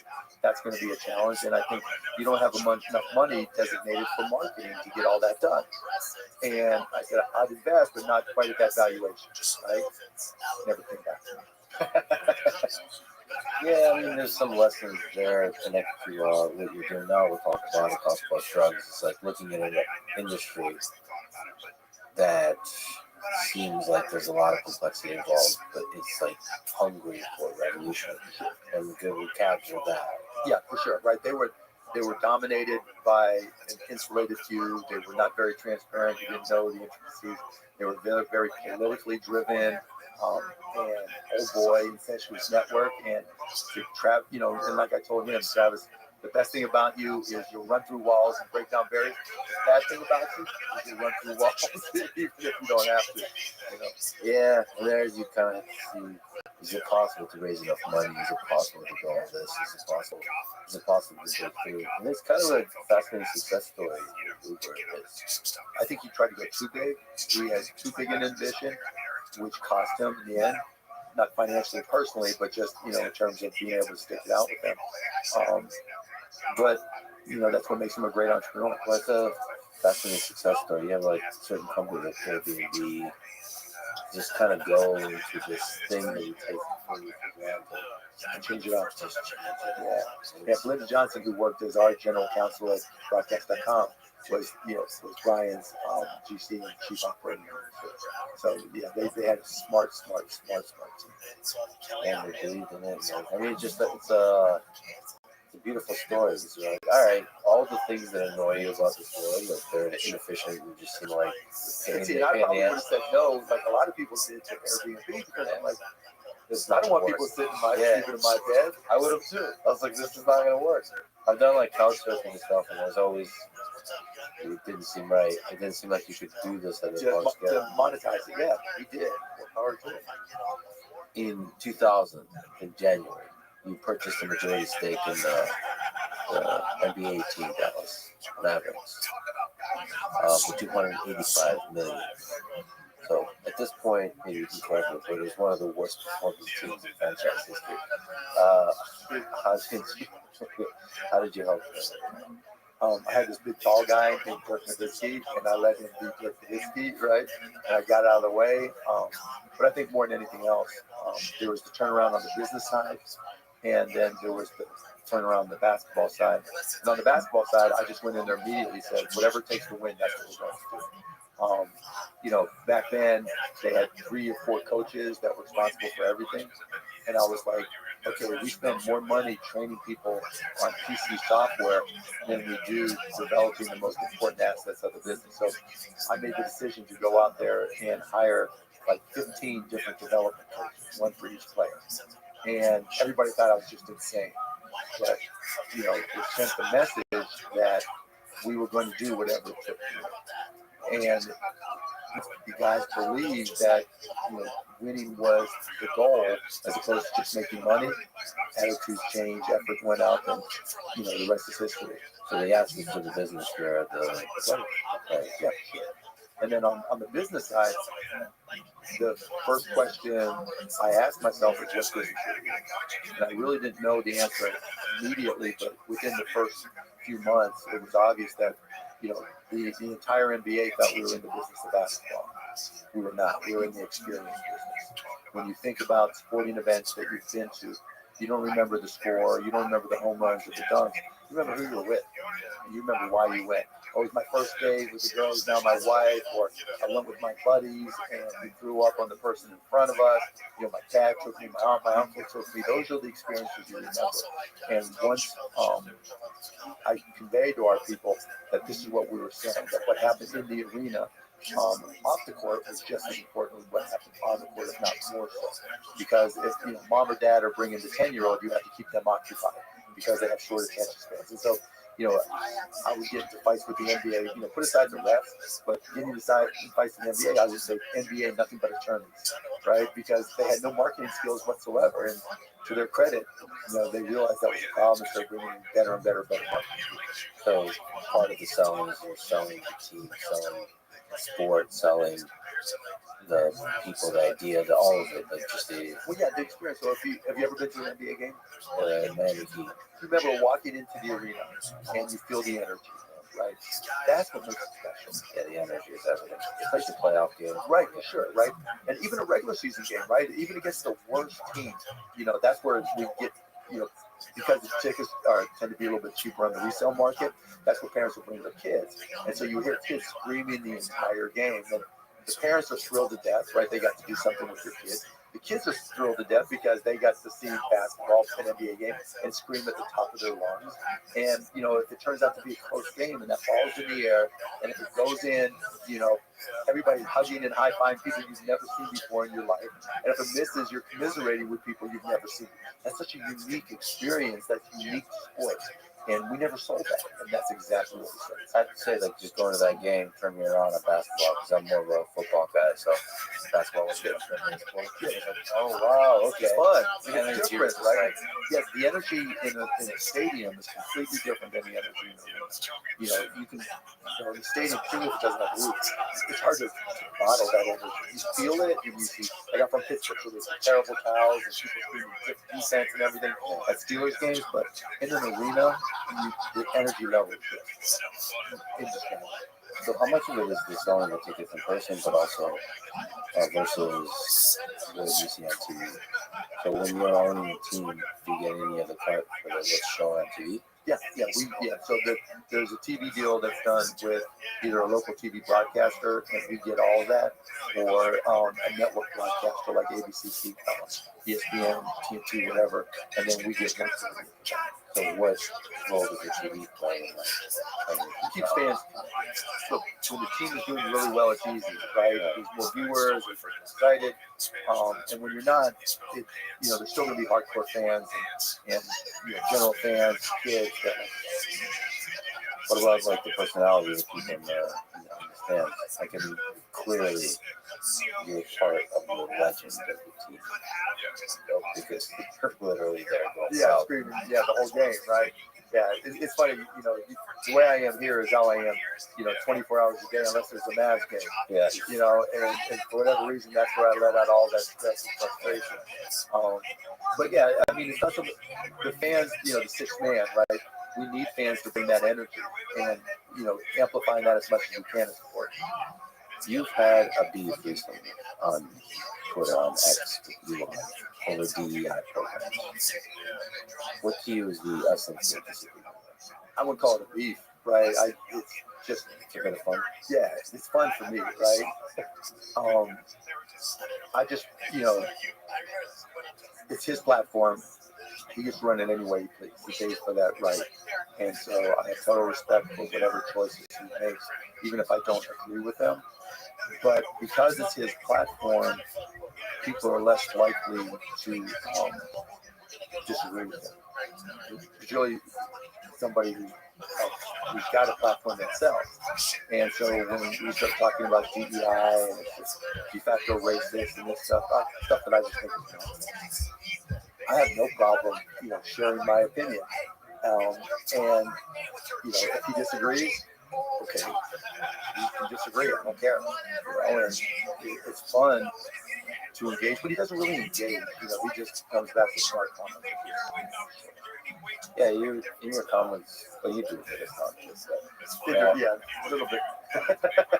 But you're pretty, let's say, rigorous in your response. So there's some extreme ideas, there's some snark, there's some fun. You do voice the opinion that represents a large number of people, and it's great. I mean, that's it's really beautiful. But just lingering on the topic, what to you is the good and the bad of DEI program? Really simple, right? D is diversity. That means you just expand your pool of potential applicants to people who you might not otherwise have access to. To look where you didn't look before, to look where other people are looking for quality employees. That's simple. And the E in equity means when you hire somebody, you put them in a position to succeed. The I in inclusion is when you hire somebody and it may not be typical, if you will, right?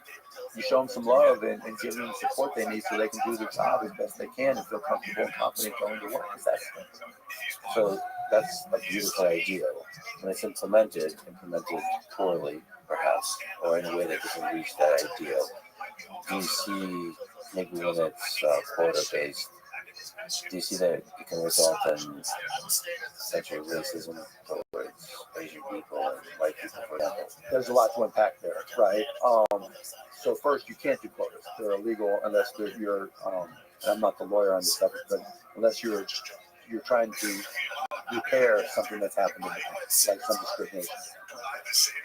So it's not quota-based, and I think that's really just kind of a straw man that people put out there. Now, does that mean that there aren't DEI programs that are implemented poorly? Of course not. There's everything that's implemented poorly in one company to another, right? Sales, marketing, human resources. You can pick any element of business and find companies that implement it poorly. But that's the beauty of capitalism in a free market, or mostly free market, where if you make these choices and they are the wrong choices, you're going to lose your best people. You're not going to be able to hire the best people. You're not going to execute on your business plans in the way that we discussed, regardless of the size of the company. And it also, I think, depends on where you're having the discussion. So when I'm in a different group of people off of X, the feedback's completely different, right? But to your question of reverse racism, yes, it happens. Because people are people. There's no human being that is 100% objective. And it's also, there's very, very, very few jobs that can be determined on a purely quantitative basis, right? How do you tell one janitor from the other? Who's the best, right? How do you tell one salesperson that you're hiring versus another you're hiring? Because they haven't sold your product yet. You don't know. We talked earlier about firing people because you made mistakes. And, yes, there's discrimination against anything, white, Asian, black, green, orange, whatever it may be. But I truly believe that there's far more discrimination against people of color than there are people who are white. And I think it's become a straw man that reverse discrimination because of DEI is prevalent or near ubiquitous. Well, much of American history was defined by intense radical racism and sexism. But in the recent years, there's a correction, and I think the nature of the criticism is that there's an overcorrection where DEI programs at universities and companies are often, when they're not doing their job well, are often hard to criticize. And when you criticize them within the company and so on, they have a very strong immune system. If you criticize a DEI program, it seems like it's very easy to be called racist. And if you're called racist or sexist, that's sticky. So you're getting into the culture of organizations, right, and leadership within the organization. And accepting any type of criticism, criticize DEI. When I criticized the referees of the NBA, I got fired, right? That was their option. I knew what I was getting into. Not that they're completely analogous, but it's cause and effect. If I'm in a major company and I'm publicly criticizing or even internally criticizing a sales campaign or a product sucks, right? Where like there was a Google engineer who got fired for saying, Google had AGI, right? And nobody believed they did, and they knew that created problems. It wasn't DEI related, but it was, saying something publicly that was in the CEO's eyes to the detriment of the company, right? So I think those are all analogies. If you're trying to accomplish something within an organization because you think there's a problem and there's people speaking out saying, look, we're getting it wrong. I think I'm a victim of all this, and the company, but then leadership has got to make a decision. Do they agree or not agree? Are they right or are they wrong? Is it to the positive? Is it positive or negative to the company? And you decide. So this conversation that conservatives are being silenced in organizations now. I haven't seen it. I've talked to, and then the other side of the question, I think, unpacking it is what's driving all this. First, like universities going in corporate America. When I talk to people in corporate America about DEI, they always start talking about ideology, right? And like I talked to Bill Atkins, and when I asked them, well, Bill, you run your own companies. Who's telling you what to do? They are. Who's they? Well, it's the universities, the people who have this ideology of DEI. I'm like, did they force you? Did they coerce you? Did you lose control of your company? No, it's not me. It happens to other people. Then I talk to other people. Same thing. So I get, I try not to go one-on-one in Twitter conversations on this topic. So in the DMs, I'll talk to people who are really conservative, and I'll ask the same question. And be like, well, who's forcing you to do this? Well, it's the ideology that's everywhere. You see it. Did you see the Harvard thing, in University of North Carolina? Like, I've never had anybody try to push me in this direction to do this. This is my business choice. I'm not trying to tell other people you have to do this. You make your own business choices. And so where companies have made their business choices, and if somebody doesn't feel confident or comfortable with it, they may feel they're being discriminated against. There was something I just read in the Wall Street Journal where the Wall Street Journal had a company interview 2 million people, right? And the difficulty in firing, and how people, when they were fired, 40% of the people who were fired felt like it was wrong, that they were doing a great job. Yet, then I talked about the HR person going through the hassle of trying to explain to this person through performance reviews that they weren't doing a good job. Yet the people still thought they were doing a great job, despite being told they're not doing a good job. Right? So I see that as being analogous to all this, this huffing and puffing about reverse discriminations and conservatives not being able to speak up. Because if 40% of people who have been fired don't believe they should have been fired, there's a disconnect somewhere in how you think you're doing your job. And if you just feel like I can't speak up because of it, because you're white, and that doesn't comport well with DEI programs, a lot of things are going to happen, right? Either it's going to come up in your performance review, HR or your boss is going to have to address it in some way. It's going to get to HR at some level, and then decisions are going to have to be made. And you can't just fire somebody because they spoke up, right? Somebody's going to have to communicate with you. And so I think I just don't trust the supposed volume that people say is happening versus everything I've read and seen. And when I talk to people in positions of authority within organizations and ask them who's forcing them, to implement these ideologies, nobody says yes, but there is somebody. But on Twitter, it sounds great. It is true for conservatives, but in general, you can sell books, you get likes. Yes. When you talk about this ideology, and there's a degree to which is this woke ideology in the room with us right now. Meaning like it's this boogie monster that we're all kind of. Or is it a positive? Yeah, I guess another way to say that is they don't highlight a lot of the positive progress that's been made in the positive version of the word woke in terms of correcting some of the wrongs done in the past. So with that said, if you ask people in Russia, a lot of them will say there's no propaganda here, there's no censorship, and all that kind of stuff. It's sometimes hard to see when you're in it that this kind of is happening. It does seem difficult to criticize DEI programs. Not horribly difficult, terrible, they're this monster that infiltrates everything. But it is difficult and requires great leadership.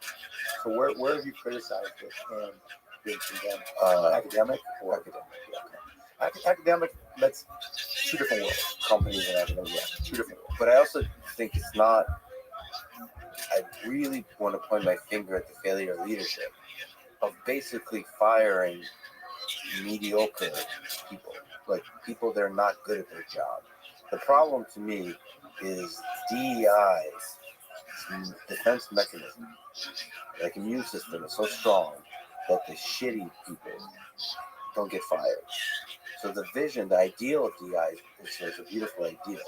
It's just like, well, maybe it's because I'm an entrepreneur. When I see an ideal that you try to implement it and support it and get to that point. But universities and companies are night and day different, right? I can see an argument for the ideology in a university. I can see, you look at the amount of money spent on it. And so while the goal is right, the way they implement it in universities, the way they implement most things in universities is wrong, right? There's a reason why tuition has gone up, a multitude of, or a multiple of inflation. They're not well-run organizations across the board. So I'm not going to argue with that at all. So when you see me argue with DEI, I haven't waded into DEI in universities at all. It's mostly focused on companies. 100%, right? Because that's where I exist.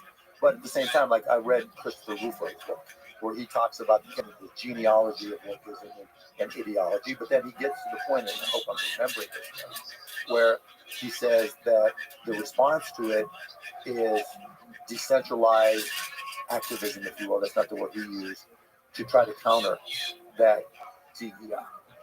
And that seems to me to be counter to the whole conservative movement right now, right? Other than school boards, right? Where it's centralized, and the Republican candidate is all about centralized power in him. And to me, that's just a conflict in a lot of this conversation, that a lot of which goes through. Let's continue on a theme of fun exchanges on the internet. So Elon tweeted, the fundamental axiomatic flaw of the woke mind virus is that the weaker party is always right, in parentheses, even if they want you to die. And you responded at length, but the beginning is, the fundamental axiomatic flaw of the anti-woke mind is that it allows groups with historical power to play the victim by taking anecdotal examples and packaging them into conjured conspiratorial ideology that threatens to upend the power structures they have been depending on. So, well, there's a tension there. So, yes, but both can be abused, right? Both positions of power can be abused. There's power in this, and there's shitty people that can crave power and hold on to power and sacrifice their ideals. Okay, put aside universities. Damn it. Yeah, I mean, Because I'm not going to argue that universities implement DEI well, right? And I'm not going to tell you that, they need to be spending $27 million a year on DEI positions. To me, that's insane. Do I look at the Harvard and North Carolina decision and say it was a great decision? No, because, I think having a diverse student body helps make for kids who are better prepared for the real world. But I'm not running a university, so it's not my choice. Maybe at some point in the future I will, but not now. In terms of the corporate side of it, who's telling anybody what to do? well, maybe you can give me some help. Sure. I'm here to help. There's an example in the AI world of a system called Gemini. Yeah, I mean, 1.5. everybody was black or whatever people tell it. George Washington was Right. black, Nazis were black. So why is it when that came out it was a big uproar, but when somebody would, one of the people who were trying to talk with me, I forget which one, So many. yeah, but he pointed out to Elon that Elon's AI was woke when it answered certain questions. And other people pointed out other things to Elon about Grok, whatever, however it's pronounced, that was leaning left or woke, right? And Elon's response was, "Oh, it'll change. It's a mistake. We'll fix it." When it happens to Gemini and Google, it's the end of the world. Look how woke they are, and it's a reflection of all their culture. Now Google comes out and says it's a mistake, and then they dox the guy who's the product manager or whatever of AI of that product, and then we go back and look at his old tweets, right, and show that he's very left-leaning and very DEI supportive, and that's the end of the world. Not the end of the world, but Google is so much dependent on trust. That trust that Google search has as objective as possible channel into the world of information. And so that brand is really important. Yeah, see, you're giving them too much power. And maybe I'm not recognizing the power, right? So I'll tell you a personal experience. Up until a month ago, maybe, if you put in keto gummies, Shark Tank keto gummies, into Google, it would show up with scammy ads. Scam ad after scam ad. And I would get emails up until a month ago from elderly people asking me why the gummies weren't working and why the companies were charging all this money on a month-by-month basis when they tried to cancel. And they said it was the number one deal on Shark Tank of all time, right? And all Sharks, it was a mistake. Well, there's fraud, there's mistakes, but the mistakes. So, but why didn't Google fix it? Right? The distance didn't happen once, over 1 week, over 2 weeks, right? And because it was hard to fix. Yes, as it turns out, I was working with them to try to find a fix. And we would both look at the same page. And if you were inside of Google, within the google.com domain, it would show one page. If you were outside of Google, it would show another. And it took us looking at it at the same time for anybody to realize it. Meaning that there's a lot of technology problems that are hard to fix. They're super complex, and we could talk about it forever with social media. The criticism towards Google, towards other companies, when they're based in Silicon Valley, there could be an ideological drift into an ideological bubble out of which the technology is created, and they could be blind to the obvious bias.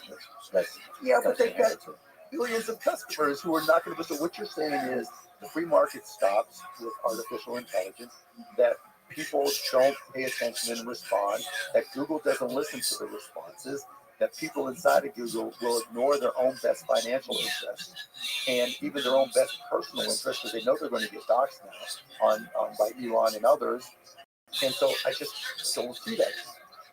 And Elon's not allowed to make those same mistakes, but Elon is allowed to make those mistakes, but Google isn't. I know. Elon is 100% should be criticized for the ridiculousness of all the statements that he makes about various products. He's having a bit of fun like you are. Yeah. But and I also believe in the free market, but it's not always efficient. You know, there's like a delay. It takes time. Yeah, it's fine. So which is why Elon is important when calling out, I think, overstating the criticism of Gemini, but Elon and others. Gemini wasn't even a fully available public product yet. It's still a bias that resonates with That's the way people. neural networks work, though, right? That's why there'll be millions of models because weights and biases putting together, a neural network. But what we know, so like the Black George Washington is a correction on top of the foundation model, so to keep it quote unquote safe. One of the big criticisms of all the models, frankly, probably even Grok a little bit less so, is they're like trying to be really conservative in the sense of trying to be careful not to say crazy shit, because you don't know how to think. It's brand new and we know what happens, right?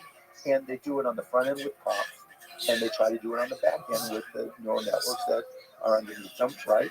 And it doesn't always work, and that's why there's going to be millions of models rather than just 4 foundational models or 5 that everybody uses.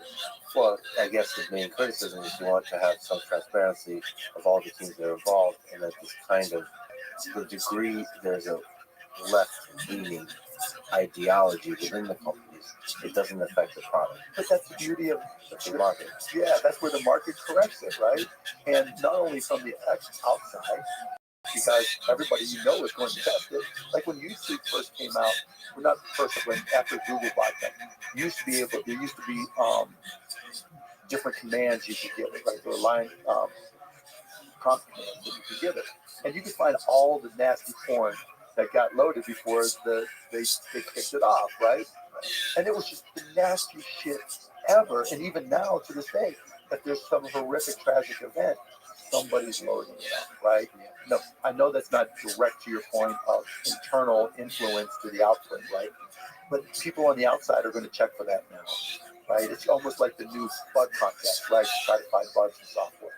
And then on the inside, if it's all left-leaning and all you have is left-leaning employees because, most conservatives won't want to work there, then, again, that's self-correcting as well. That's the hope. But it can self-correct in different kinds of ways. You can have a different company that competes and becomes more conservative. I mean, my worry is that it kind of becomes like 2 different worlds where there's like, Oh, he is. Come on, don't give up. Oh, I'm not giving up. So, where does this go? Is the question. Yeah. Right. What happens next? And I mean, going back. I mean, I've been in so many PC revolutions, right, or evolutions, where porn was the big issue, right? Now we don't even talk about porn being an issue, even though if every post on Twitter now has link in bio for a porn post, right? We don't even think that's a negative anymore. That's just an accepted thing. And now it's become very warrior politics on Twitter. But again, as you extend that and things grow, as AI models become more efficient and trainable for a lot less money, or even locally on a PC or a phone, we're all going to have our own models. And there's going to be millions and millions and millions of models, not just foundational models. Now, maybe they'll build some on open source. Maybe, it'll be copy pasta where you just cut and paste and create your own model and train it yourself. Maybe it'll be mixture of experts where, maybe it'll be a meta front end, like we're working on a project where we take 30 different AI models and there's just a meta search engine where it searches all of them and you can compare all the outputs and see what you think is the best, kind of like a search engine, right? Because you might get, is DEI good, right? Is the COVID vaccine good, Like, you're going to get a variety of output, and you have to make that decision yourself. That's what I think is going to happen with AI as well, because I think brands, there's no way the Mayo Clinic and the Harvard Medical School are just going to contribute all their IP to Chat GPT or Gemini or whatever. It's going to have to be licensed, or they're going to do their own. Yeah, I mean, that's a very hopeful message. But that said, you know, human history doesn't always autocorrect really quickly, self-correct really quickly. Sometimes you get into these very painful things. You have Stalin, you have Hitler. You can get to places very quickly where the ideological things just build on itself. And like, Twitter is not real world. You know, this 24 is not real world. Yeah, yes. But you can still have a nation captured by AI. I think America has been really good at having these two, blue and red, always at tension with each other, dividing the populace, and in the process of doing that, figuring stuff out, like almost like playing devil's advocate, but like in real life. And, you know, and that's fair and that's right. You know, as opposed to Prov that's telling you everything you want to know, right? And everybody believing it because it's control of everything, right? And so going back to what you said earlier, people in Russia don't think, you know, invading Ukraine, it's you know, a lot of them see it as a positive, right? I'm sure you have relatives and friends who think, you know, it's the best thing that ever happened, right? Because they believe in Putin. They're denazifying Ukraine. They're removing the Nazis. Right. That's exactly what Putin said. And, you know, we don't have one uniform media outlet. That's different. Even though people like to talk about mainstream media as being the source of a lot of information, there is no such thing as mainstream media anymore. You know, Fox is the biggest cable news channel with the big audience, and they call everybody else mainstream media. You know, it's insane the things that we accept from our sources of information. To me, that's the bigger problem. The bigger problem is trying to figure out what is free speech and what is the line of tolerance for free speech. And at what point does hateful free speech crowd out other people? Like, Putin's the master of that. You're going to jail or you're going to be dead if you disagree, right? God help us if we ever get to that point here. But the person who controls the algorithm controls the world, right? And if you are committed to one specific platform as your singular source of information or affiliated platforms, then whoever controls the algorithm or the programming there controls you in a lot of respects. And I think that's where our biggest problem has been. We get people attached to specific platforms and apps and media outlets, and they become part of that team.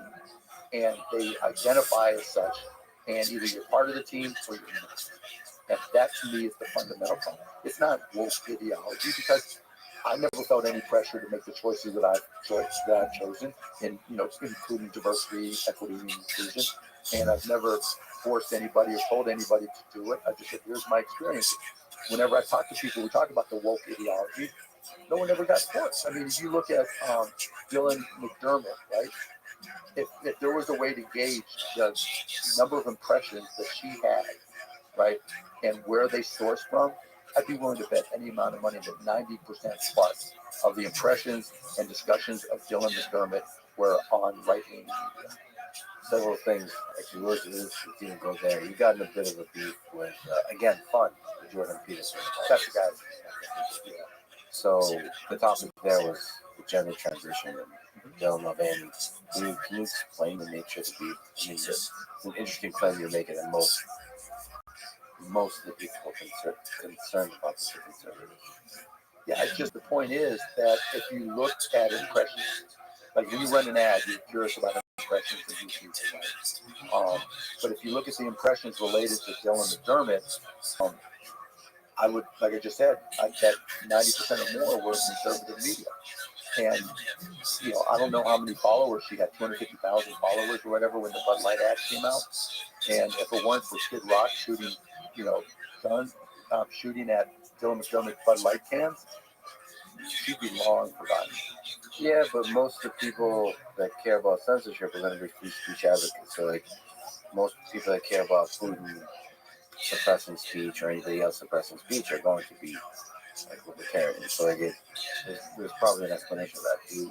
The criticism that Jordan Peterson provide, I guess he said that Dylan Mulvaney popularized the kind of mutilation view.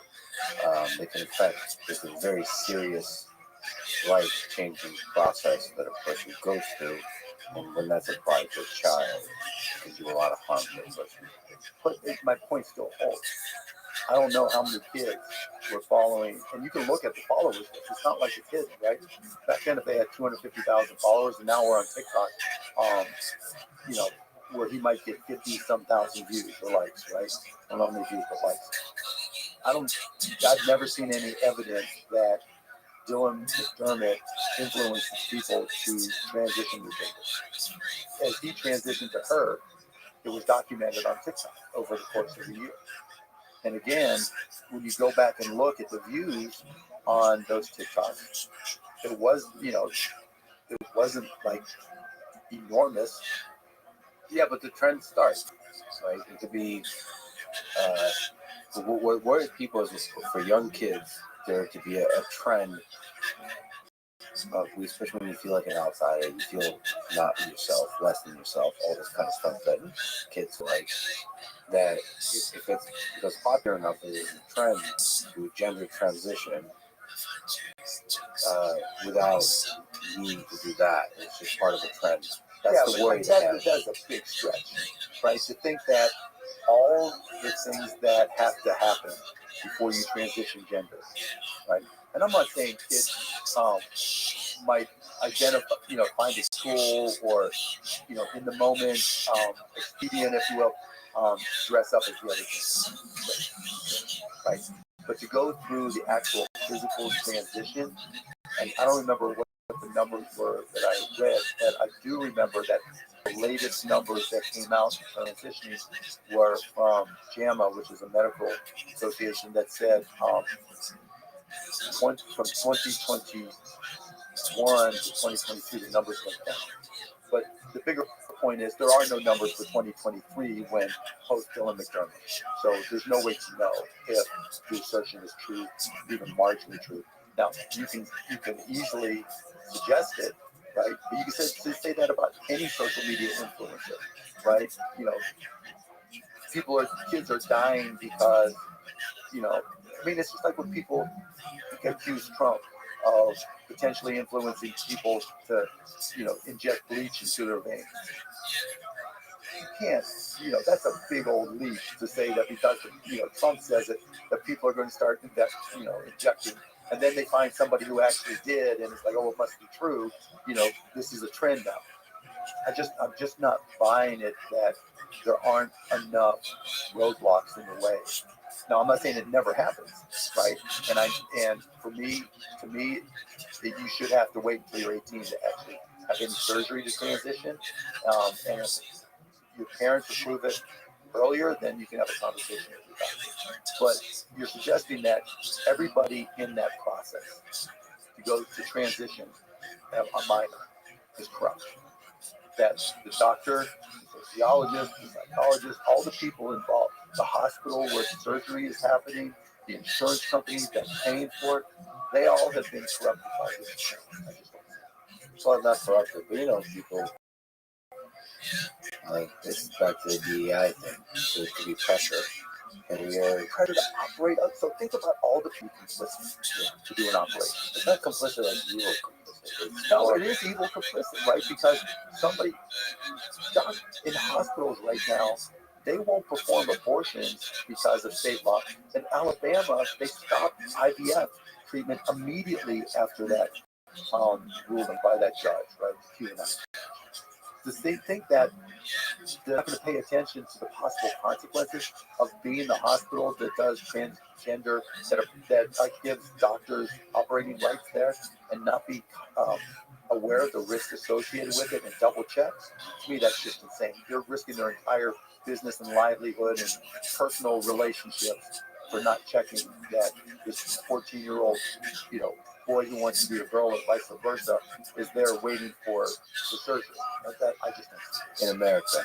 Yes, but if you look at humans in general, and Jordan Peterson, I think, unjustly, incorrectly brought up Auschwitz. Yeah, that was ridiculous. But if you look, to me, World War II is a very interesting time. It does reveal a lot about human nature, and that humans are able to commit atrocities without really speaking up. The point I want to make is that when you're in this situation where everybody is around you is committing an atrocity, you can be sort of the good German.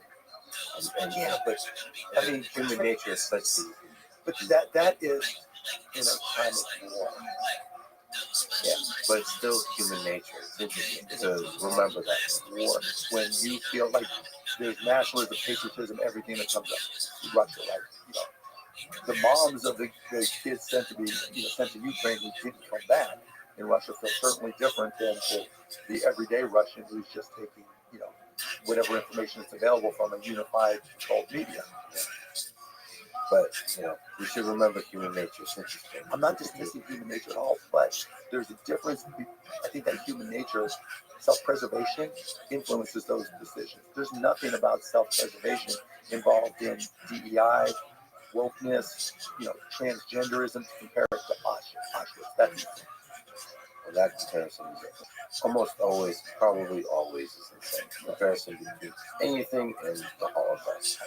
I think there's a name for that role, but once you bring up Hitler, the conversation ends. I do appreciate you bringing up Trump and Leach as an example. So continuing on fun exchanges between you and Elon, you said if they were having Biden last week, and it was him versus Trump, and he was being given last rights, I would still vote for Biden. Which Elon replied, caricaturing you, if Biden were a flesh-eating zombie with 5 seconds to live, or Biden re-elected, Earth would plunge into a 1,000 years of darkness, I would still vote for him. That's basically quoting you, putting a caricature, and you responded, well, I had your attention. Wanted to say thank you. Your consultant for Tesla followed up about using cost-plus drugs, which we'll talk about, to save the company money. Truly appreciate it. And in parentheses, my limit is 300 years of darkness. Very well done, Mark. What's your intuition, if you just stick on Biden and Trump for a second? What's your intuition why Biden would make a better president? Look at it at the basics, right? If you look at the people he's hired, there hasn't been any turnover in his cabinet at all. If you look at the people he's hired over the course of his career, or while he was vice president in particular, there's nobody who turned on him and came out and written books and made public statements about how he's bad for the country. Now compare that to Trump. The people closest to him, almost all of them turn unless there's a financial relationship involved. And to me, that says everything. The dynamics of the team is important too. If you're going to be the most powerful person in the world, you better know how to manage it. And that's not to say Biden hasn't made a lot of mistakes. I mean, immigration, the border is horrific mistakes. And hopefully he recognizes that. And I don't want the fact that he doesn't admit his mistakes and just say, okay, I got to fix it, or I made a mistake in Afghanistan, whatever it may be, right? The position of commander-in-chief and president is going to make mistakes. Then I look at the other guy, never admits a mistake, and the list is long. Well, what do you think about the immigration situation? A lot of conservatives are using that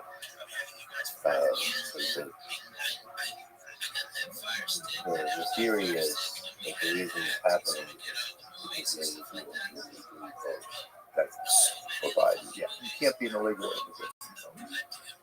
And now, in a lot of states, because of the conservatives, they've passed laws saying you have to show identification. When I voted in Texas, you had to show, state identification. They can't vote. You can't register as an illegal alien that I'm aware of to vote. Yeah, but of course that story really worries me. Enables or serves the catalyst for questioning the regimes. I remember going to the debate with Trump, 2016, and he was debating Clinton, and one of the things he said was, we don't even know if this election will be legitimate by leaders. This was in 2016 before he was even elected, and that was where he was going. That's just what he does. He's never admitted a mistake. The guy's failed a zillion times. Most people say, okay, I learned from him. You know, I read a book about Roy Cohen, and, you know, Roy Cohen was the ultimate deny, and that was one of Trump's mentors. And you can see almost everything that Roy Cohen ever did in the same way that Donald Trump was. But given how drastic the immigration situation is, that story becomes more believable. Yeah, of course it does, right? But the facts are still the facts, right? And in red states, they're going to be checking every ID. They're going to be making sure that's not the case. And, you know, you can also make the argument, well, in the blue state, it doesn't matter. In the swing states, they're still going to be checking because they know Trump is going to sue the shit out of them when he loses. You know, and so, again, that's where, you know, people will take those self-preservation steps to keep their job and do the right thing. There's still enough people who believe in this country and how amazing it is to do the right thing. And a lot of the premise of what some conservatives are saying and doing, the underpinning of it is that their fellow citizens will not do anything, not something, anything that serves the best interest of this country. And to me, that's just wrong. You know, that is just misleading and wrong. I just worry about, I don't care about Trump or Biden. I care about democracy. I just worry. I worry about the viral nature of the idea of this. But it's very functional. Either they get across, there's 1,000 different ways, an unlimited number of ways to enter the United States of America, right? And the south border where it's the easiest and the worst. And Biden needs to take steps to reduce that. Remember, when Biden was vice president and Obama was president, they called Obama the deporter in chief. He had no problem deporting people. And I think, if I had to guess, and this is just a guess, that when they looked at the initial statistics for immigration when Biden took over, they thought there was room for more immigrants, not because they would vote, but, you know, you can make a fiscal argument that in a world where the birth rate is flat declining, we need immigrants, right? And immigrants typically don't have a higher crime rate or anything than, you know, indigenous American citizens. Indigenous isn't the right word, but American citizens. And so they made a calculated mistake. They made a decision that was wrong, and now they have to fix it, or it's going to hurt them severely. But I don't buy, you know, like what Elon's pushing, that the whole reason is they are voters and will become voters. And we should say the obvious. You're a descendant of immigrants. Yeah, sure. And the immigrants is what makes this country great in many parts, the diversity of this nation. And we should probably keep people that are like already been in this country for a while and like killing it, like PhD students and all this. That's not what Donald Trump wants, though. He wants to ship them all out, right? There's just a whole lot of hyperbole when it comes to talking to about talking about all of these things we're talking about. When it's right versus left, my team versus your team, my tribe versus your tribe. The only way to stand out is hyperbole. The hard part, and why I like this conversation, is how do you distinguish hyperbole versus reality? And I get where you're going, Lex, where it's like what the smallest spark sometimes can cause people to change, and then that spark becomes bigger, and then it becomes more widespread. Then all of a sudden, your country is changed. It's not what you thought it was. I get that completely, right? And yes, you always have to be on top of that to make sure. But a lot of that comes from lack of leadership, right? And lack of trust. Because there's nobody who's saying, all right, Republicans, that's all hyperbole and you're wrong for that. Democrats, you fucked up on immigration, right? You fucked up in Afghanistan, right? Here's where you made these mistakes. Own it. There's nobody who says, right, we're not going to just bring in Republicans if the Republicans are. And then, and there's nobody says, we're not going to just bring in Democrats. We're going to bring in a mix, right? We're going to try to get balance on the Supreme Court. There's no leadership that's doing it. That's the fundamental problem. It's not about the ideology of woke. No leadership. Yeah, leadership. And yeah, it's whatever systems were created it's really frustrating that you don't like Trump. It really is Trump management central. Like he's definitely Hitler. If you don't like Biden, he's senile lizard person. That Everybody gets labeled, right? It's because that works on social media. Look, if Elon changed the algorithm just by taking himself out of it, seriously, I'm not saying don't post, right? Post all you want, but he, if you look at his followers, they're almost all right. If you look at the people he engages with positively, they're almost all right. And the people he engages with negatively, like me, right? I consider myself an independent, but I lean left on the DEI topic, right? That influences the algorithm, and so you see what you see because of what he says. Yeah, I mean, for sure, but there could be a lot of influential people on Twitter that influence the algorithm and all that kind of stuff. I do feel it's not even about ideology where you lean, it's about like the algorithm not prioritizing drama, like the attention grabbing thing, and the lower lizard version of that where like people just want the drama, they want to see it out. When I last read through all the stuff around it's changed. Whoever has the biggest account and gets engagement on that account influences what people see the most. Yeah, I mean that's interesting. I don't know if that's to agree that's true. They've did a pretty rigorous description of what's of the way the algorithm works. It's actually kind of fascinating. There's like clustering of people based on interest. Right, but I think they call it the nearest neighbor, right, approach, and I think that's what they do. And so whoever has the biggest account has the most neighbors, who in turn have their neighbors, who in turn have their neighbors, and that's how they discern what's coming. But there's a clustering still. So like if you don't give a shit about Elon, you're not following them. Yeah, you're not going to have an influence. When you get a break, just create a burner account on Twitter and see who they recommend. Yeah. And not just Elon. You need the people that Elon likes. And I'm saying that's not Elon saying add this person, and suggest this person, this person, this person. I'm saying that's what the algorithm. Yeah, there should be transparency on that for sure. There is. That's the whole point, right? He knows there's transparency and he knows the impact. That's why when I say take yourself out of the algorithm, right, don't include his account, that changes, I think, the output of the algorithm. Well, when he wasn't on Twitter, he was on It wasn't, but still, like even like the Kim Kardashian account, it wasn't open source to Elon's credit. It is now, so I couldn't see it to know, right? So I didn't get the sense one way or the other of one element being dominant over the other. But obviously conservatives felt that left wing. Yeah, I would love to see numbers on all of this. DEI, everything like this. Sometimes anecdotal data really frustrates me. It frustrates me primarily because of how sexy it is. Like, people just love. It's a great way to describe it. Love a story, and I'm like, damn it, this is not science. This is just. It's not even common sense. Well, no, I think anecdotal stories often have a wisdom in them. Like, no doubt, right? Like, there's something to be gained from it. There's a signal there, but like, how representative is that signal of the broader thing? There's a whole lot more noise. All right. So as I mentioned, cost plus drugs.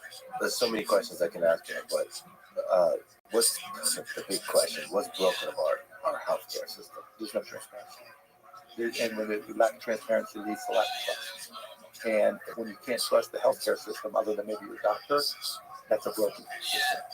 So what aspect of this system does cost plus drugs trying to solve? So the thing we're trying to solve for is trust. And the way we feel we get there is through teaching. So when you go to costplusdrugs.com and you put in the name of the medication, if it's one of the 2,500 and growing that we carry, we will first show you our cost when we actually pay for it. Then we'll show you our 15% markup. Then we'll show the pharmacy fill fee and shipping, and that's your total price. And that alone, that transparency alone, is completely revolutionizing how drugs are priced in America today.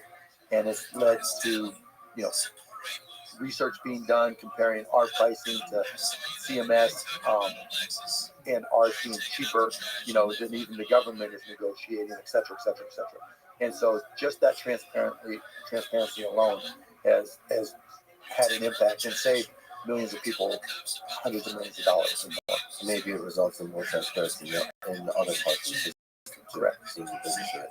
But what do the so-called middlemen companies, the PBMs, The benefit managers. thank you, CVS, Caremark, Cigna, Express Scripts, and United Health, Optum RX, they control majority of the market. What do they do wrong? They put profits over everything, right? And they know in an industry that's completely opaque, they can pretty much do what they want, and nobody gets to see what they're doing in detail. And so, the first thing when you sign a contract with one of those big PBMs, it says you can't disclose anything. And the fact that you can't be disclosed means they could tell Lex's company that they're getting a great price and they're only being charged X. And they can call Mark's company, oh, you're getting a great price and we're charging Mark X plus, right? But Mark doesn't know any better because there's no way to know. The markup is not transparent. The cost isn't transparent. The markup isn't transparent. And there's different things. Like I was just talking to a company in a presentation a couple of days ago, and they took the step to leave the big three PBMs to go to a rebate-free PBM that was smaller. And what they said led to the decision. They had a contract with the PBM for these things called rebates, right? So depending on the volume of medications you buy, they'll kick back to you a percentage of them.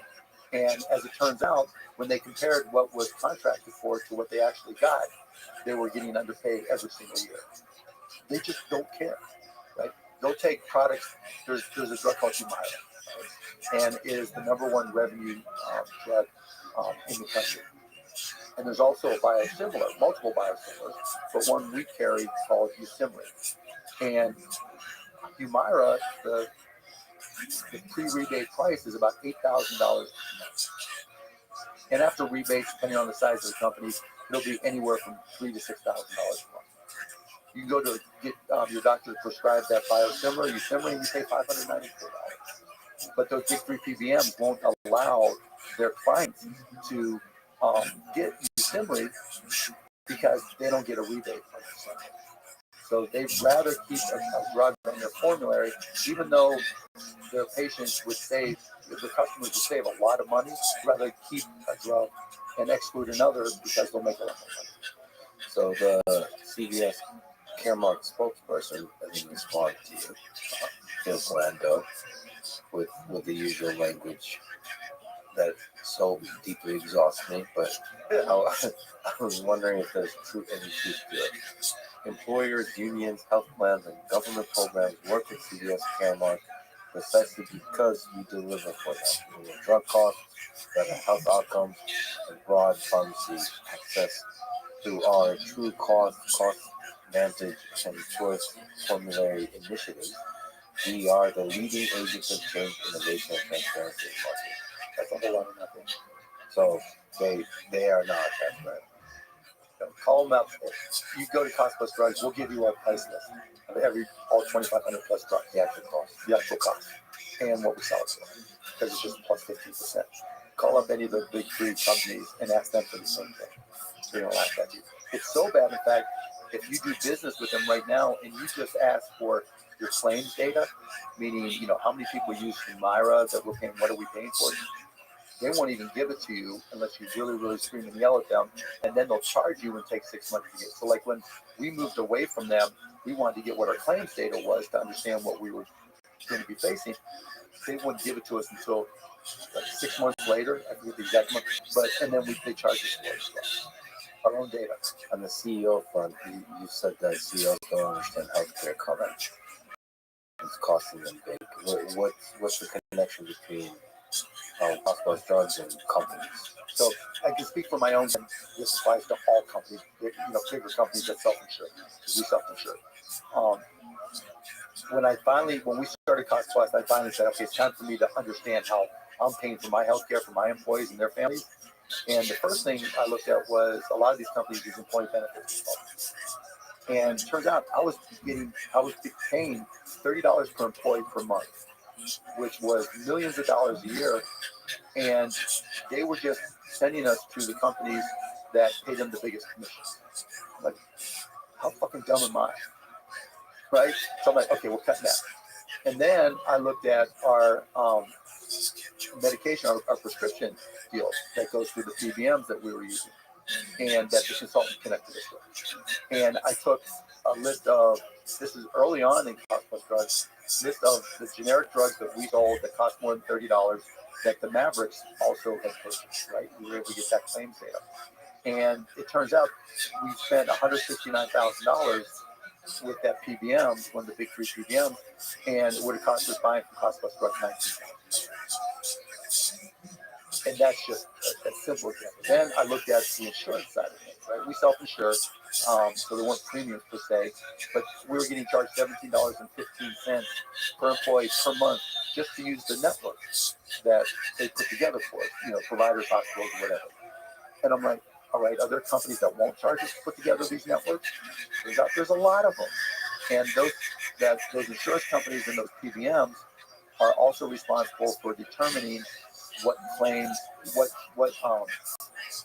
to authorize and what to deny, right? So for a drug, it may be, all right, this is an expensive drug, but before they'll say they'll pay for the drug that your doctor wants to prescribe you, you have to try these 3 other drugs in what's called step-up therapy, right? To see if these other cheaper drugs work, or they're not even necessarily cheaper. They may just be being pushed because they're getting a higher rebate. And so I'm like, that's insane. I want my employees to get the medication that the doctors say is best. And so I didn't realize those were the intricacies of how where my healthcare dollars went. There's not a single CEO who does, because that's not a core competency that they need. And the CFOs, that's not their core competency. And the HR people, they contribute and they understand it some because they're dealing with the claims, but they spend most of their prescription drug related time or healthcare related time trying to get pre-authorizations approved. So, your kid breaks their arm or you get sick and you go to the doctor, and before the doctor will do a surgery or do whatever, they have to go to the insurance company and get pre-authorized. And then they always say no, right? And then you have to go back and somebody has to argue for you. And that just eats up employee time because, I'm sick or my kid's sick and you're wasting my time, eats up HR time. CEOs don't know any of that, right? So what I'm saying is, one, the smartest thing to do is get a healthcare CEO at every company with over, let's say, 5 employees that focuses on all these, save a shitload of money. And 2, healthcare is your second largest line item expense after payroll. And in some companies, it's hundreds, billions of dollars, right? And you don't understand it, and you're letting these guys rip you off. And it's because these big CEOs don't understand it and are getting ripped off that the industry is the way it is, because that allows the opacity to continue. Fascinating. So that most companies outsource loans. So the expertise on the healthcare side, and they really should be internally. There should be because it's the wellness of their employees and their families. But if your employees aren't healthy, or if they're worried about their kids, and what is more worrisome and detrimental to the performance of a company, like a DEI program, or having to go to HR and scream and yell and explain, and letting your doctor wasting their time doing the same thing to get authorization for a surgery or a medication. It's insane. What made you decide to step into this cartel-like situation where so much is opaque? So I got a cold email from a Dr. Alex Oshmayansky, who's my co-founder. He's a radiologist by trade and a physicist and a smart motherfucker. And he had a pharmacy that he wanted to create, a compounding pharmacy that would manufacture generic drugs that were in short supply, because it happens all the time that things aren't available. I'm like, you're thinking too small. We should do something kind of much bigger scale. And then it was right around the time they were sending the pharmacy bro, Martin Shkreli, to jail. And so I was reading up on that, and he increased the price of this drug, Daraprim. I think it was like 7,500%, or increased a low-cost drug to $7,500, one of those. I'm like, well, if he can just jack up the price for this drug and charge more and get away with it, this has to be an incredibly inefficient market. And so the question is, why is he able to do it? And it was immediately apparent that it was a lack of transparency. And so can we start a company that is fully transparent with our cost, our markup, and our selling price, and see if it works? And so we went for it, and it took off immediately. I mean, you read a press release from a company saying, they were creating a cost advantage program, basically pretending to replicate us. Yeah. We haven't been in business 2 years. How insane is that? Did you get a lot of pressure? I'm sure they're very good at games. So cartel type situations, they protect. It feels like healthcare, it's very difficult to get in there. It does. I mean, and the whole industry is an arbitrage, but we don't work inside, we work outside. And so we don't work with those biggest companies. The biggest companies with the most dominant control, it's very insulated and very controlled, like you said. We work outside them. We won't work with them. And so because of that, we don't have access to every medication because they've told a lot of the big brand manufacturers that if they work with us, they'll take them off their formularies or change the rebate structure so that they won't be prescribed. Yeah, it is dark, but we'll get past that, right? Because there's a downstream impact of all this in the rebates and the greediness of those big three PBMs. When you go to a local pharmacy here in Austin, right, and let's just say you have a friend here, right, that is on Medicare or Medicare Advantage, and they go to a local pharmacy and they get a drug that costs $600. Well, in the insurance company, that $600, the pharmacy first buys that drug for probably that price minus 5%, so $570. Then there's probably a copay by the patient, and that's probably $20. So now the net investment that the local pharmacy has for that brand medication is $550. Where it gets really fucked up is those big three PBMs, they're not reimbursing them $550 or more. They're reimbursing them $500 or less. And literally, those community pharmacies are eating that loss. And as a result, they're going out of business left and right. And the most insane part of it is, yes, with corporate employer insurance, that happens, but it happens more with Medicare Part D and Medicare Advantage. It happens all the time with those, almost with every script. So the government is complicit in these community pharmacies going out of business. So how does that connect to cost plus drugs and what we're doing in the big brands? The big brands know that if all these community pharmacies are going, tens of thousands of them are going to go out of business because of the way this pricing is, they're going to lose a connection between their brand medications and grandma and grandpa and Aunt Sally. And all that business is going to get transferred to the big companies, and they're going to have even less leverage. So they're working with us to come up with programs that are very supportive of independent pharmacies, and that's going to allow us to break the cartels because it's in their best interest not to allow them to be so vertically integrated that they destroy the entire community and independent pharmacy industry. Is there other aspects of the healthcare industry that could use this kind of transparency and revolutionizing? Yeah. So what we're going to do with our own healthcare, right? We're not going to be in the business of selling healthcare or anything like that. But the things we do for my company, we're only going to do deals with providers, healthcare providers that allow us to be completely transparent. So that whatever contracts we do, we're going to post them all. Whatever pricing we get, we're going to post them all. So that every company who's our size or bigger will have a template that they can work on, which will take us away from the big three insurance companies and the big three PBMs. Because now without that transparency, they have to use consultants who are getting paid by those big three, those big companies, and aren't giving them the best response. And so now that transparency will overcome. And you're using your, how should I say it, celebrity, your name. Yeah, that's the only company I've ever put my name on. It's weird that people aren't getting into the space. Like, Will you public people, like big, there's not like a big, you look at tech, there's like these, like CEOs are open and public, and they're pushing the company and they're selling everything. It's all transparent, but you don't see that in healthcare. No, because it's a big business, and most people, like if I was 25 trying to start a company, I'd work in the system because if I can build that big enough, they would just buy me, and I'd make money and buy a sports team. But I don't need that money now. Let me ask you about AI. You got a little bit of an argument about open source. And you stepped in between, Costa and Mark and Andreessen. You think AI should be open source? Yeah, sure. So, like all that discussion we've been having about like Google and so on. Well, okay, two different things. Meaning that Meta is doing open source. Yes. Right. That's a good choice for me. I think that's a smart choice. Right. But it's just a business decision for everybody else. I don't think it should be forced. Forced, yes, yeah. Like even Google's open source and some models. Because that's a very incestuous industry where, the people all work together at some level. They read the same papers. They go to the same conferences. It's like the early days of streaming and the internet where people use the same technology everywhere.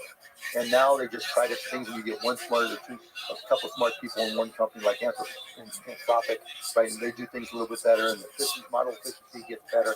So, it's just a business choice, but I don't think it should be forced, but I think it's a smart business decision. Open sourcing is smart business. It's a tricky one. I mean, Google is a pioneer in that. In the AI space. That's a tricky decision. It really is, right? But go back to historically, there was digital computing, which was a dominant player, and they thought, and IBM to a certain extent, thought that they wouldn't be subject to a problem with the PC industry. And then all of a sudden, with their mainframes and everything, they had captive software. They wouldn't use off-the-shelf software, right? So for a digital equipment mainframe or an IBM mainframe, you needed software that was written for it. There was nothing off the shelf. And when the PC industry came along, it was the exact opposite. There was, MS-DOS and Windows, things that were off the shelf that every PC could use. And that changed how people thought about software. And I think the same thing will happen here, where it's going to be, as models become more efficient and easier and less expensive to train, I think there'll be more reasons to open source. Yeah, that's the hope. It creates more competition and a lot of different diversity of approaches, how they're implemented, deployed, what kind of products they create, all of that. We know compared to the danger of that to the Manhattan Project. But, Yeah, I'm not buying that. You don't see the parallels between these two. No. I think I'm not an AI fatalist at all. Right? I'm an AI optimist. But it's not to say that there isn't a lot of scary shit that can happen. Yeah. Militarily, like I said earlier, I'm a big believer that there's going to be millions and tens of millions of models. And people will take their expertise and either get hired for it and contribute or create their own models and license. So that, you see now with this thing called mixture of experts, right?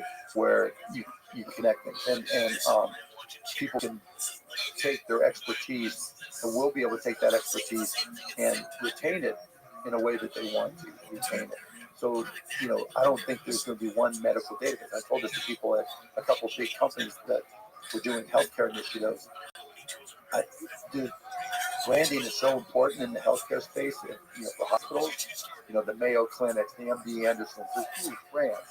And I don't think they're just going to give up their expertise to some, main singular model, and say, okay, whatever expertise we have is available to in Gemini or ChatGPT or, so-and-so's version of Meta's open source. That would be business suicide. And so I think you're going to see each of them have their own models and update them as they go and license them. Yeah, and make money from the expertise. You have Don't to. give away You the have to. Yeah. And the expertise evolves and grows and all that kind of stuff, and you want to own that growth. What advice would you give to young people? You have an exceptionally successful career. You came from little, made a lot. What advice would you give them? Love your life, right? Find the things that you can enjoy. Be curious.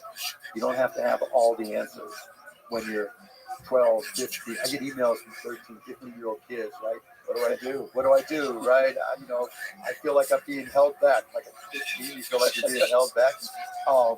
But just be curious, because you don't have to have the answers. You don't have to know what you're going to do when you grow up. I'm a hardcore believer that everybody has something that they're really, really, really good at. That should be world-class great. Every single human being on this planet. And the hard part is just finding what that is. and in some places having resources to enable it. But be curious, you can find what it is. I didn't take a technology. I took one technology class in college, Fortran programming, and I cheated on it. Right? I mean, it wasn't until I got a job at Mellon Bank and I started learning how to program in this thing called Ramus, this script computing language, that I realized, oh, this is interesting to me and I like it. And that's what got me, a job selling software and going on from there. You just don't know what that's going to be until you go out and experience different things. So for anybody young out there listening, enjoy your life, find things to smile about, be curious, read, watch, expose yourself to as many different ideas as you can, because something's going to click at some point. You may be 15, you may be 25, you may be 55, but it can happen. One thing to mention is that sometimes it's difficult, or your parents, people around you, might not be conducive or might not be of help in finding the thing you're good at. In fact, like in my own life, the society was such that I don't know if they've helped much at the thing I was good at. I'm still not sure what that is. But I think They interview that smartly. well, it's not even. It's there was a thing where I saw the beauty in people. Like it very intensely. So you can call it empathy, all that kind of stuff. And I would call it wokeness. super woke. I guess you could say it's super woke. That's me.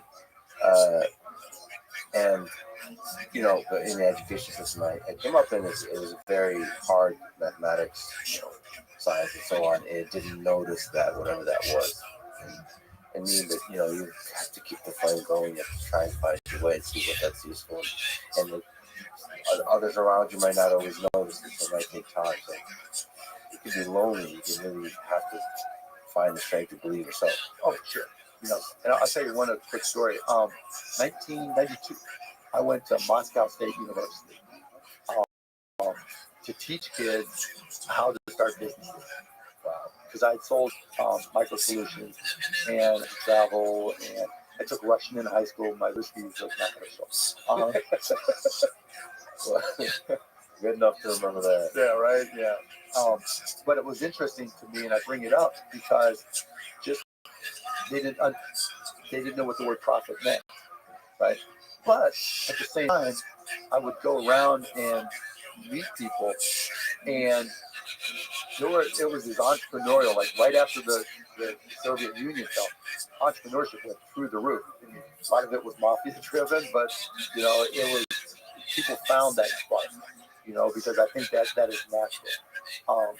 And so you just never know when and how and when the circumstances will come together for you to be able to take advantage. That spark is really important to comment on.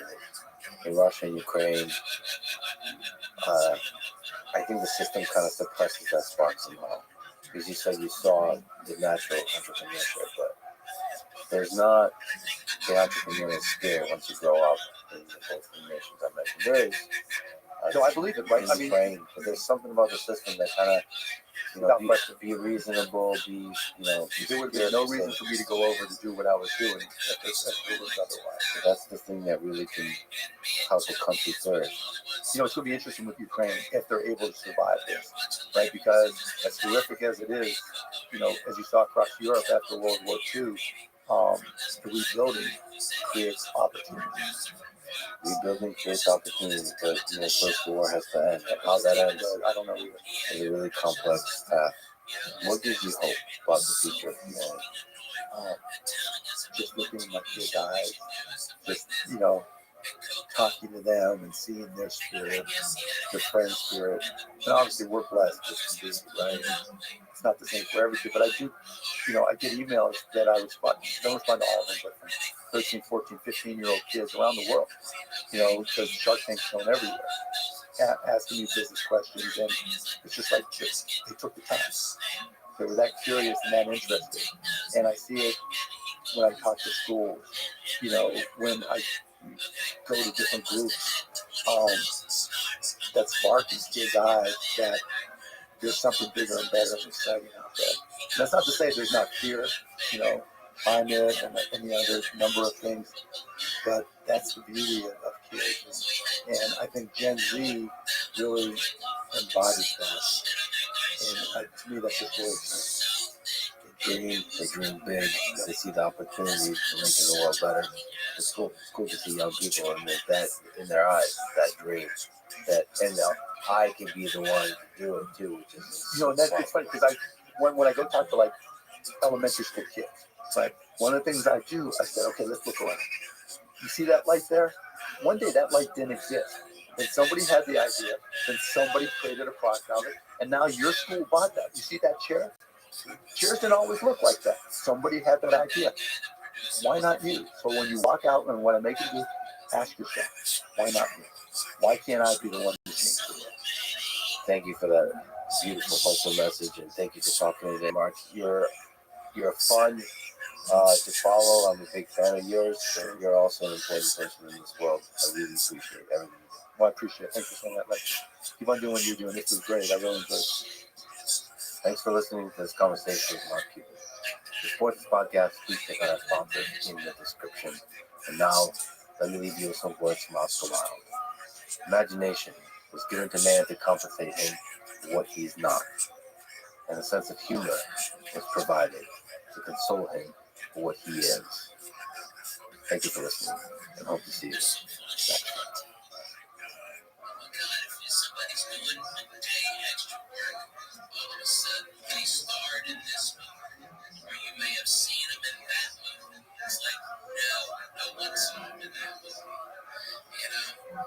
Habib beat Connor.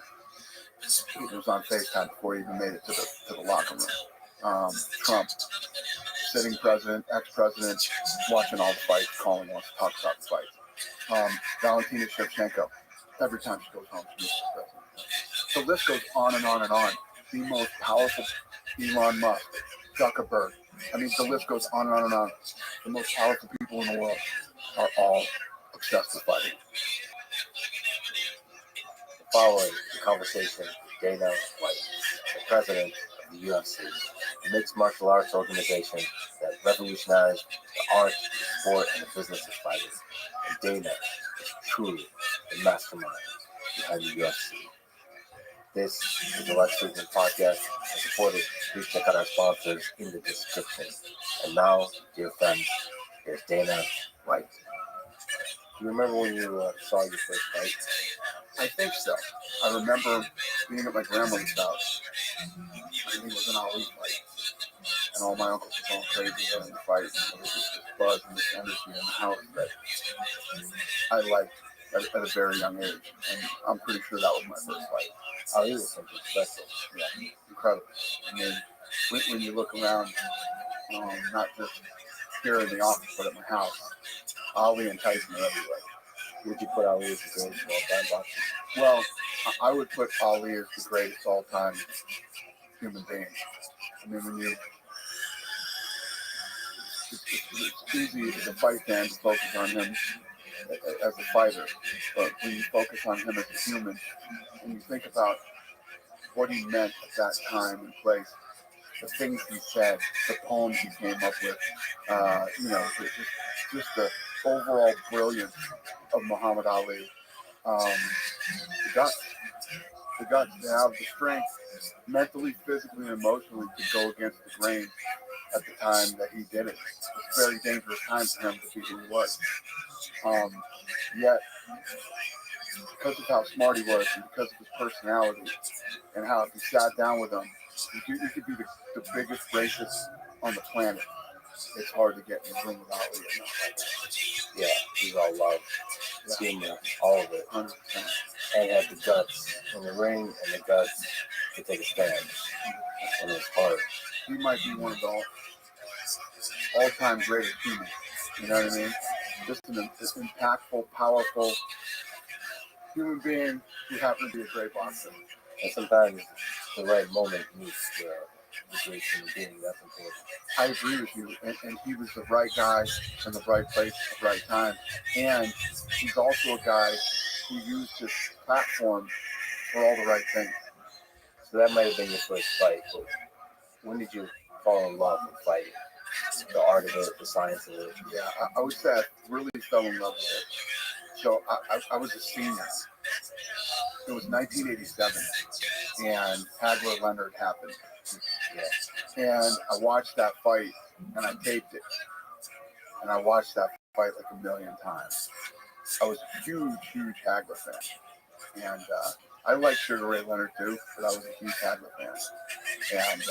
And I just remember I watched that fight a million times because I was pissed off, and I felt like Hagler got robbed in the fight. You know what I mean? But that was really what made me start to love football. The battle of it. Like, yeah, I was 17, and then after that, USA Tuesday Night Fights came out on television on every Tuesday night, religiously. Never missed Tuesday Night Fights. I was there, watched all those fights, and a lot of the things you see in the UFC, not necessarily just the production, but I would say the feel and the style and all those things are all things that I loved about boxing and things that I hated about boxing, right down to the commentary. You loved and hated Hated the gun. certain things that I loved about boxing, I incorporated into UFC. Things that I hated about boxing, I made sure that the UFC stayed followed. I think I can't stand Larry Merchant. And I used to watch HBO Boxing and mute the commentary so that I didn't have to listen to them. Lampley too. You would spend this money for the pay-per-view to watch these people that you idolize. You hear these idiots rip them apart while the fight was happening. They were criticized. Yeah, 100%. Apart. I've gotten used to the UFC, so I'm trying to remember. It was bad. It was bad. It was really bad. But the sweet science, the art of boxing is beautiful. Like, 100%. I want to do this with you right now. Hey, we bring your cell phone over here and pull up YouTube. I want to do this for you so that you can understand this and understand where I was coming from. For the commentary. At this point in time. I have all good memories. You're going to ruin it for me. Yeah, no, there are nothing but great memories about boxing. But the presentation and a lot of things. But how fucking weird is it that I even cared about this shit at that point in my life, that time in my life? Like, what impact could I possibly have on it? So think about Tyson and how much everybody loved Tyson at the time, and listen to this sentence.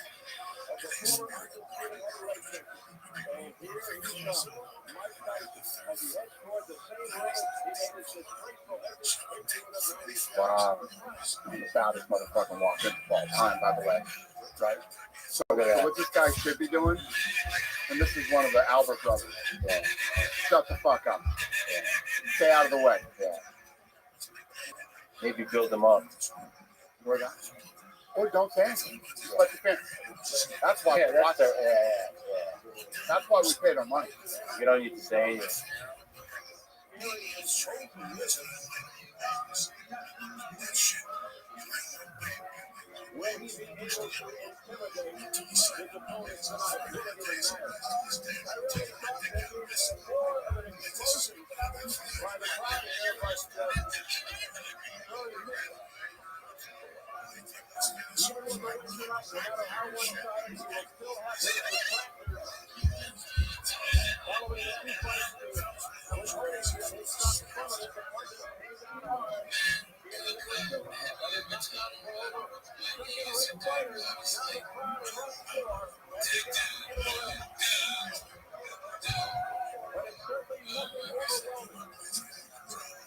What a shit.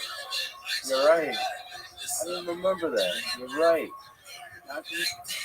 You're right. You paid your money to watch Mike Tyson, and you got to listen to these fucking jerk-offs talk shit about him the whole way to the right. First of all, one of the coolest walk-ins ever. First time anybody heard DMX, right? And he's walking into some scary, imposing music. Will it even matter whether, it's just all that kind of stuff. I literally used to analyze every ounce of the production that would happen on television. And at a time when I didn't even know why I was doing it, but it was in there somewhere. So you were thinking about it. Right? So yeah, I hated HBO. commentary. I thought, you know, at the time, HBO boxing was obviously the gold standard, you know, but when you really think about boxing at that time, the production, the only thing that changed over 30 years is like HD. I mean, even the commentators were the same for 30 years. And then you have the time when Larry Merchant gets up and literally starts fighting with Floyd Mayweather during the interview and says, if I was 30 years younger, I'd kick your ass right now. I mean, these are the interviews that we have to listen to when we're trying to watch a boxing match. The level of boxing is great. Think about a fighter, right? Fighter has been gone for months, away from their families and away from everything, training, cutting weight, sparring. Then they go in and they have to fight that night, and then you have to, you know, if you watch your fight back, you got to listen to this bullshit from these guys, and then you get interviewed, and your interview is this. It's just, and it's not just about the pay-per-view money. It's about like these are legends of humanity. Like we should celebrate the highest form of like accomplishment. These are like Mike Tyson. So you know who goes in there and interviews fighters? Joe Rogan, right? Who is trained and done everything and has the utmost respect for the sport and the athletes. Or you got like Daniel Cormier, who is a former world champion himself and has actually been through it, done it, knows. And those are the type of people that we put in the booth, people that are actually experienced in it. Not these people who've never been in a fight in their fucking life, right? Yeah, it's also both DC and Rogan are like. Well, everybody does. I mean, if you look at, it's the difference between our commentary and what I feel their commentary was. We don't hire paid talking heads. We hire people that have actually been in it, done it, love it, and are super passionate about the sport. And I would say that none of them that ever covered the sport back then were. I don't know if that was Marv Albert, what Albert brother that was, but he sounded like he's a fan of the sport. Or anyway, you got me. You got me on this, and once I get on this, I lose my mind.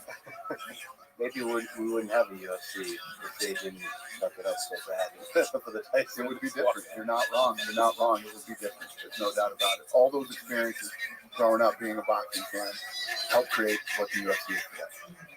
You know, it's interesting because humans have been fighting for millennia, and it seems like with the UFC, the rate of innovation is just insane. In these last 3 decades, it seems like we've discovered how to do unarmed combat faster and better than at any time in human history. I agree with you 100%. The first UFC happened in 1993, right? Martial art versus martial art. And now, over the last 30 years, martial arts has evolved faster than, you know what I mean?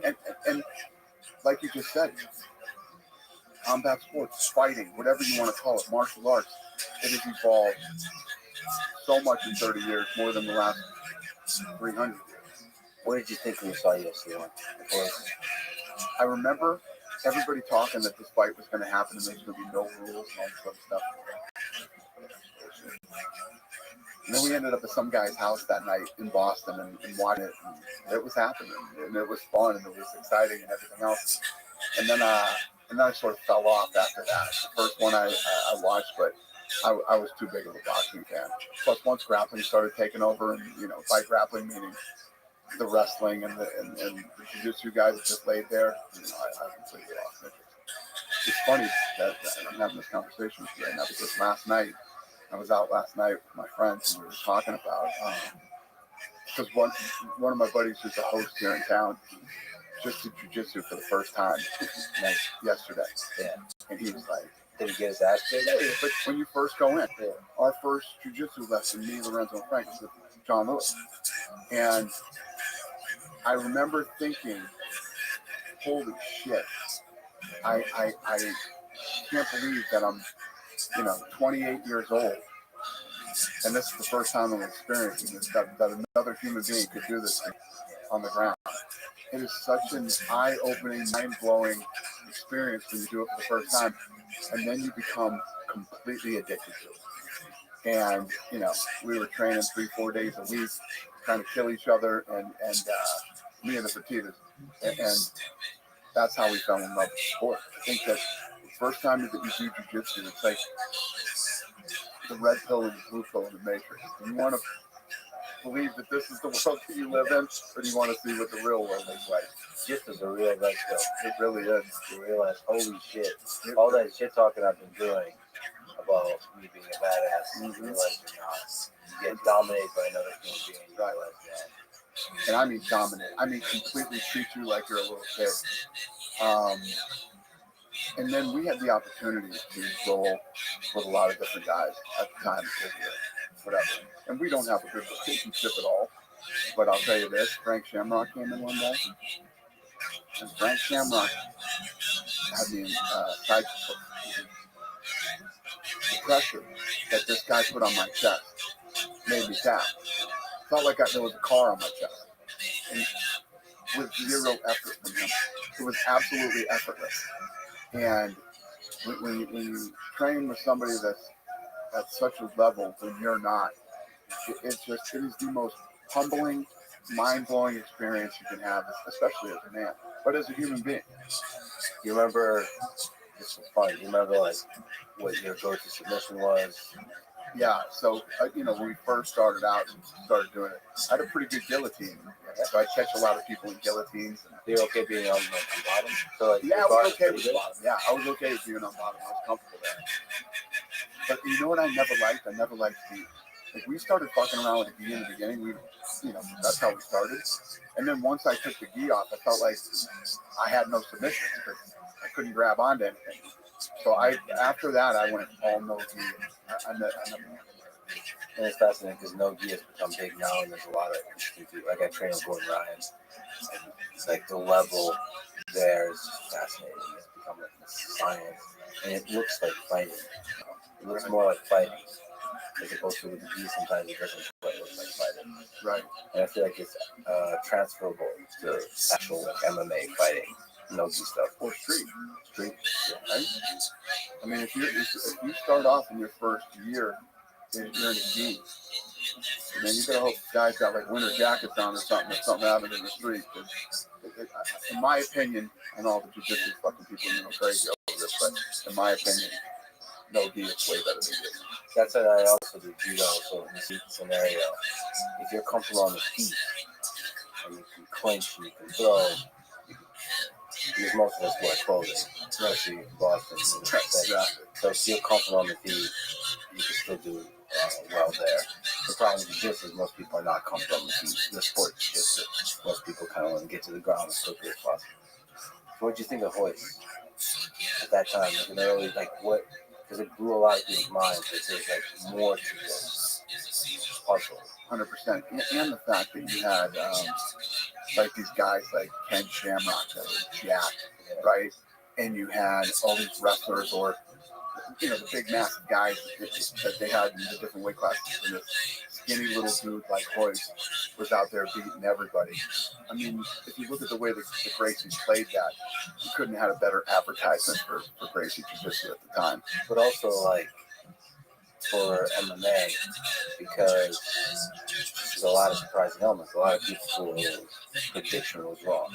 Right? They didn't think the skinny guy would win, and they're like, "Oh shit, there's more to this." What's the real beautiful thing about jiu-jitsu is when you talk about if you wanted to get your daughter into a martial art, should I put my daughter into karate? Should I put her into this?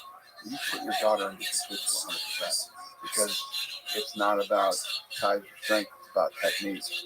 And you give your daughter a bunch of jiu-jitsu and a little bit of Muay Thai, yeah, it becomes dangerous. It's like the perfect combo. Yeah. Because you can put your son into anything. Your son can get into something.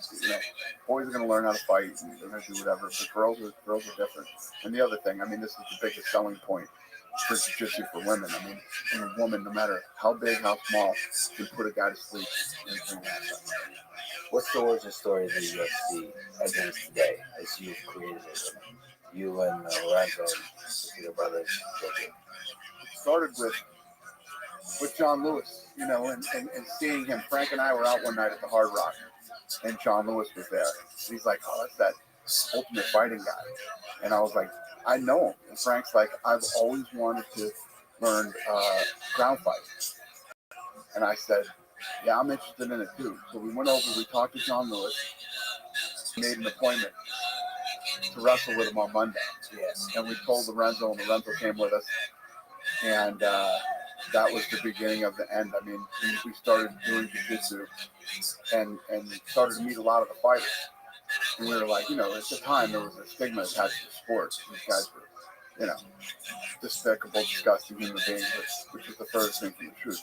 These kids had all gone to college, had college degrees, most of them because they wrestled in college. And we started to meet some that we loved the different stories. We had Chuck Liddell, who had mohawk, looked like an axe murderer, and but graduated from Cal Poly, with honors in accounting. Then you had Matt Hughes, who was this farm boy, literally lived on a farm, and so there were all these cool stories with all these good people that weren't what people thought they were. And Lorenzo and I always felt like there's something here. If this thing was done the right way, this could be big. And what was crazy was I was in a contract negotiation with Bob Meyerowitz, the old owner of the UFC, over Tito's contract, and Chuck Liddell. They didn't even want Chuck Liddell in the UFC. I was trying to get Chuck in the UFC, and they didn't even want him. And we got into this contract with Tito's contract, and Bob Meyerowitz said, "You know what? There is no more money, okay? I don't even know if I'll even be able to put on one more event." And he flipped out. We hung up the phone. I literally picked up the phone and called Lorenzo, and I said, "Hey, I just got off the phone with Bob Meyerowitz phone in the UFC. I think they're in trouble, and I think we could buy it, and I think we should reach out to him."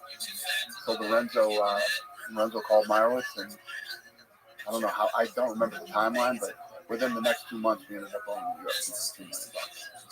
And you've said that you fought a lot of battles during that time. I mean, the early days of building this company and building the sport, it was the Wild Wild West, man. It was crazy back then.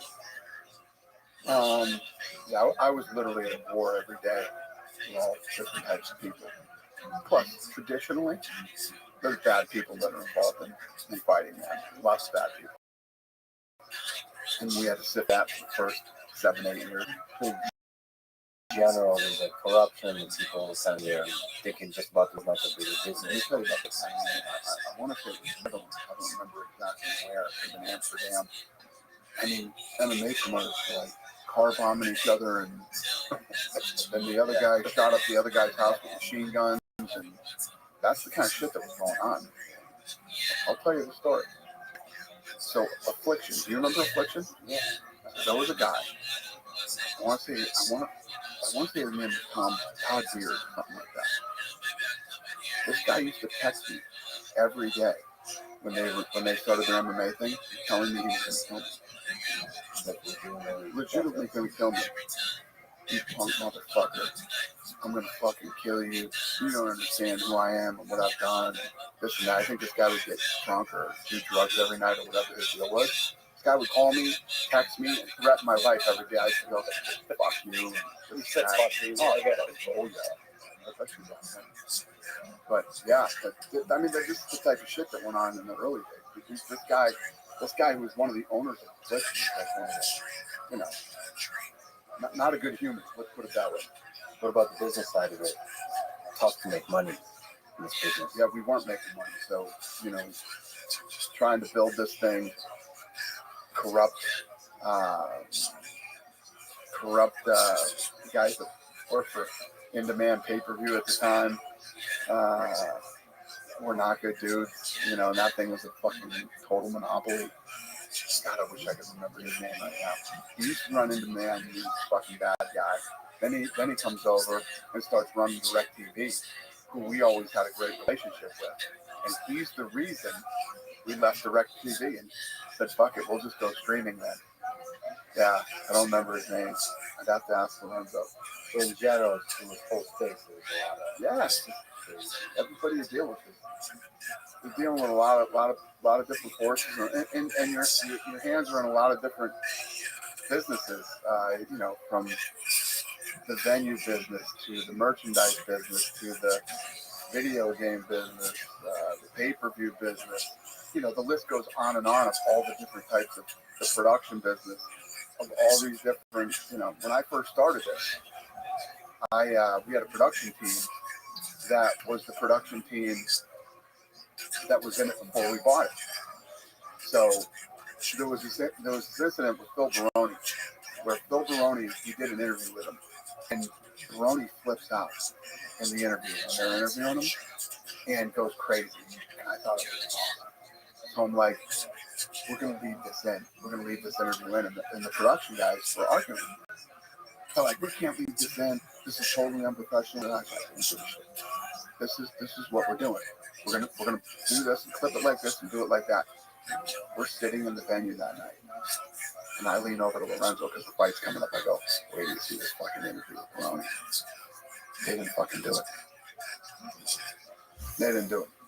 These guys were guys that were freelance guys that worked for Showtime at the time or one of something like that. I literally got up from my fucking seat, went back there, kicked the fucking door of the truck open, and I said, you motherfuckers, you ever do that again and I'll fire every fucking one of you. Let's just put it this way. I ended up firing every one of them anyway and going with a whole new crew. But these are the type of things that early on, there's so much stuff. I mean, I could sit here for fucking 3 days and walk you through all the stuff that used to go on back in those days. But it was the Wild Wild West, man.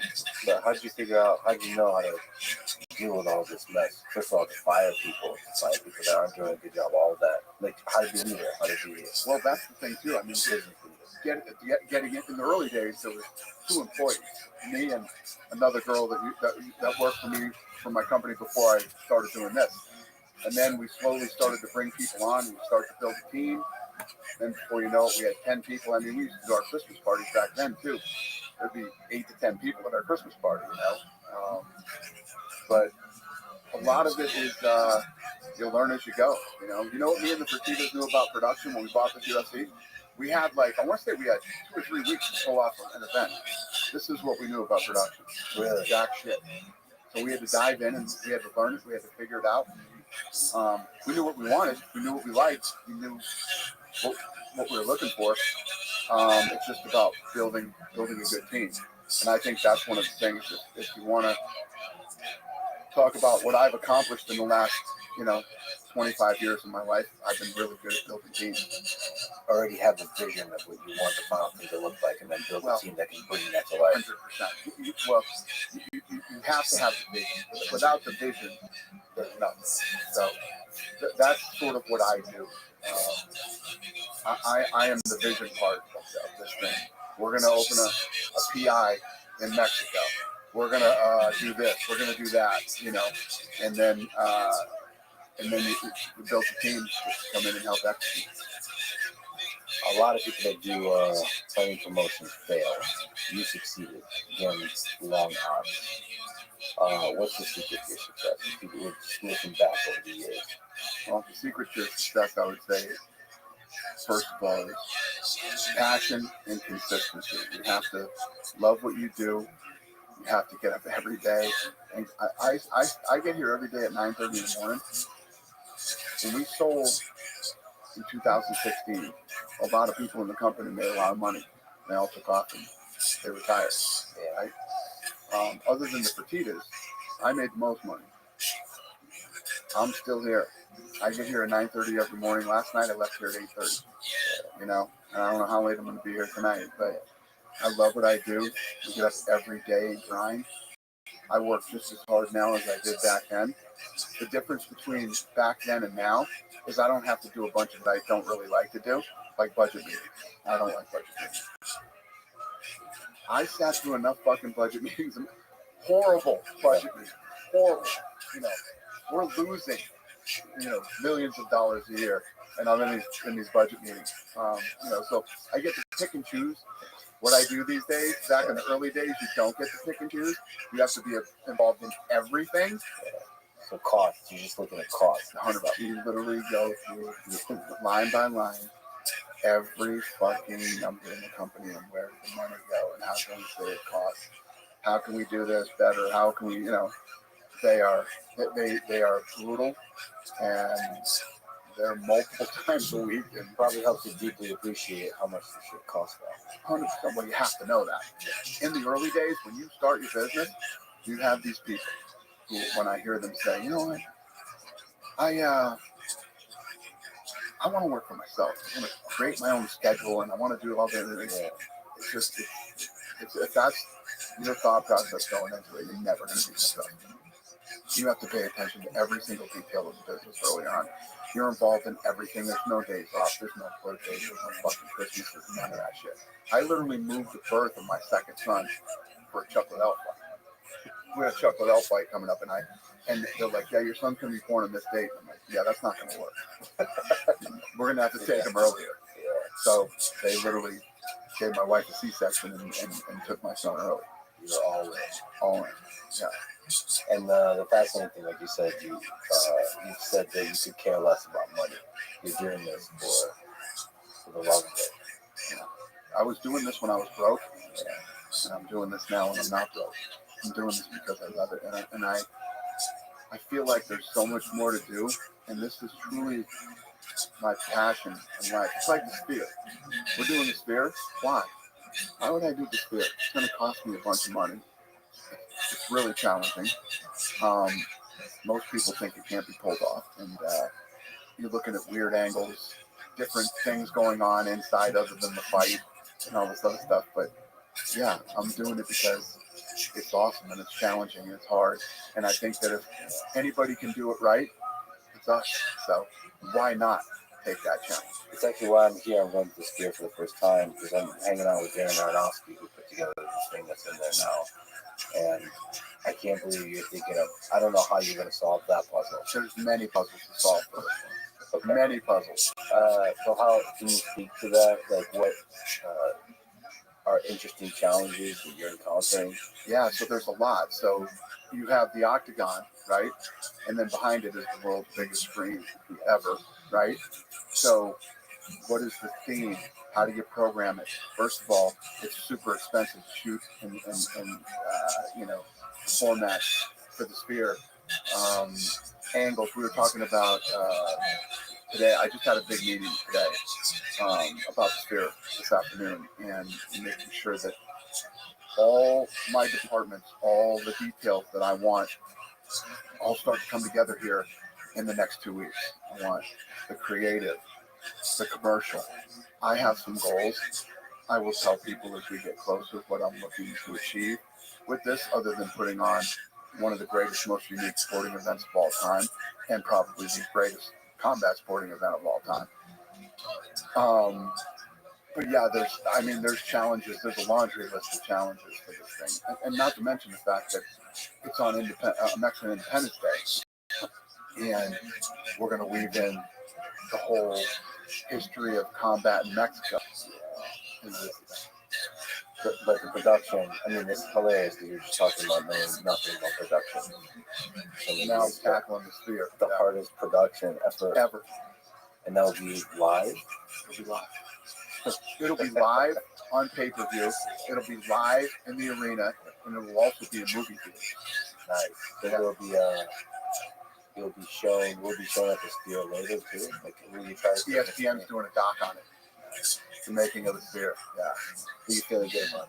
Oh yeah. I feel incredible about it. I can't wait. It's gonna be fun. I can't wait to see how you solve the puzzle. Thank you. Another guy that I feel like could care less about the money is Joe Rogan. How important is he to the UFC, to the rise of the UFC? And what in general do you love about Joe? It's a fact. He doesn't care about money. And he did the first 13 shows for free for us. You know what I mean? That was at a time when we were hurting, and he's like, wait a minute. You want me to do the commentary? You're saying that I get to sit in the best seat in the house and watch these fights for free? Yeah. Yeah, I'm in. Yeah. So, and then obviously when we turned things around, we made it up to Joe. But Joe is one of the things that I love early on about. So I'll tell you the story. So we buy the UFC. They're based in New York. We're moving the corporate offices to Vegas. So I have to fly out to New York, go into the offices, and start going through everything and figuring out what needs to come back to Vegas and what we can just throw away. So they literally had a VHS machine and a TV, and there were a million tapes in this place.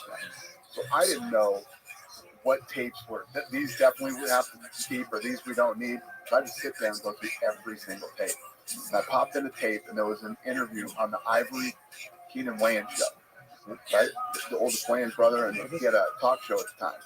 And he had Joe Rogan, the guy from Fear Factor, on the show. And he was promoting Fear Factor, but all he would talk about was UFC. And he was talking about how people think that these guys in the martial arts movies are tough and do it. And he was talking about what UFC fighters would do to these martial arts guys if they ever got their hands on them. And I was like, this is exactly what I need. A guy who isn't afraid to speak his mind and knows the sport inside and out, but more importantly, is super passionate about it and loves it. So when you see Joe Rogan on camera, and I was talking about the paid talking heads that they had in HBO boxing that was terrible. Joe Rogan does not come off as a paid talking head. He comes off as a guy who loves this. And so early on, no media would cover us. So I had to buy my way on the radio. So we do these radio tours, right? And they would drop us in. You'd have to get up at 3:30 in the morning in Vegas on the West Coast. And because they're at 6:30 in the morning in New York and Boston and Florida and all these other places. So they drop you into these markets to do radio, right? And the fighters were horrible at it. Fighters getting up at 3:30 in the morning, especially leading up to a fight, never good. They sound like they're tired, they act like they're tired, and they definitely act like they don't want to be on there. And it's bad radio. What you can't have is bad radio. So the only two people that could pull off these radio tours were me and Joe Rogan. So me and Joe Rogan would alternate doing these radio tours all over the country. Just talking about fighting, talking about what this whole thing is, like getting 100%. people excited. Two guys that are really into it and passionate about it and love it, and it's one of the things about Rogan too. When early on, nobody understood the ground game. Joe Rogan would walk you through what was happening, literally before it would happen. He would tell you the setup, what was going to come next, and everything. He just absolutely articulated perfectly, brilliantly, and people at home started to understand it. The impact that Joe Rogan has had and continues to have on this sport is immeasurable. He's the biggest podcaster in the world, and he is on the UFC pay-per-views, 14 times a year, and he's always talking about the sport. It's immeasurable what this guy has done for this company and the sport. Yeah, still to this day, like on dinner with him offline, he just stuck fighting. Just loves it. Loves every aspect of it. Yep. Joe Rogan is one of those guys. I saw that early on when, why would you go after the Fear Factor guy? To be such a key component to not only the company, but to the sport. I saw it in the fucking interview, and Ivory Team winning. I value loyalty a lot. And I remember there was a moment, not too long ago, maybe a year ago, when I was sitting with Joe, and he had a phone call with you. Joe was getting canceled for something. And they didn't want him commentating the fight. And you on the phone offered your resignation over this. I got teary-eyed over that. That's such a... You're a good man, That was powerful. Anybody who is with me, who's down with me, no. When you're with me, you're with me. It's a two-way street. It's not a one-way street. I'm not one of these guys that is going to roll over and... it's like going through COVID. I wasn't laying any. Some of these people have been doing this for 20 years. We're going to lay them off. This motherfucker will burn before I would do that to my people. It's just never. None of that type of stuff is ever going to happen while I'm here. You can't say what's going to happen when I leave, but when I'm here, the people who are with me and have been with me, they know exactly what's up. And Joe knows what's up. And again, it's a two-way street. Joe Rogan has been very loyal to me, and I am very loyal to Joe Rogan. Lorenzo, another guy you're close friendship with, you seem to have been extremely effective together as business partners. What's the magic behind that? Yeah. How can you explain that? I love him. Lorenzo and I work really well together because we have two different personalities, right? I'm the guy that always, I'm going here. Lorenzo is always here, right? We could walk in a room and say, Lorenzo, you just lost $10 million. Lorenzo, you just won $10 million. It never changes. And I'm a guy that goes like this, right? So we almost balance each other out. There's a lot of things that he's really fucking good at, and there's a lot of things that I'm really fucking good at, and they're both on the opposite sides of the spectrum. So that level-headed thing was useful when the UFC was losing money and it was unknown whether it's going to survive. Yeah, those low points. 100%. What's incredible when you think of the story of the UFC, at the time, the casino business was cranking, right? The Station Casinos was killing it. And Stations, their money from Stations is what was funding the UFC. Then in the 08-09 crash, the UFC was killing it in 08 and 09. And, you know, the casino businesses were hurting. So timing on everything, the way that it all worked out, couldn't have worked out better for them. And obviously for all of us. When you think about the UFC and how big it is, and how far it reaches, and how many people it touches, the Fertitas brothers made a $2 million investment, then put in like another $44 million, and look at how many lives that investment has changed over the last 25 years. It's fascinating. And it's also crazy just to get the business of it, just the effect it has on the history of humanity in terms of this is what we do, like descendants of apes that fight. And this is like the organizations that catalyze the innovation in how we fight. That's crazy. And you can create a whole new sport. That people all over the world participate in now. Literally, there isn't a place on earth that we can't get a fighter from now. You said in the UFC 299 post-fight press conference that sometimes fighters might complain that they get matched up on even odds, but that's actually when legends are made. I think you gave Dustin Poirier as an example. Can you elaborate on that a little bit? Like what makes a legend? What makes greatness in fight? So behind the scenes, fighters are a very paranoid bunch of people. They're very paranoid. And there's been this theme with fighters where they're trying to get me beat, right? We don't determine who wins and loses. If we did, we'd be the WWE, okay? You do. I'm the bells and whistles guy. I make sure that as many people that we can possibly let know that you're fighting on Saturday know that you're fighting on Saturday. Who you are, who you're going against, and why people should give a shit. That's what I do, right? Then the night you show up, I put on the best live event that I possibly can, and I put on the best television show that I possibly can. Once that door shuts, it's all up to you. You determine whether you lose or not. And if you get into a position where you become so paranoid that you think that the powers that be here are against you, and you try to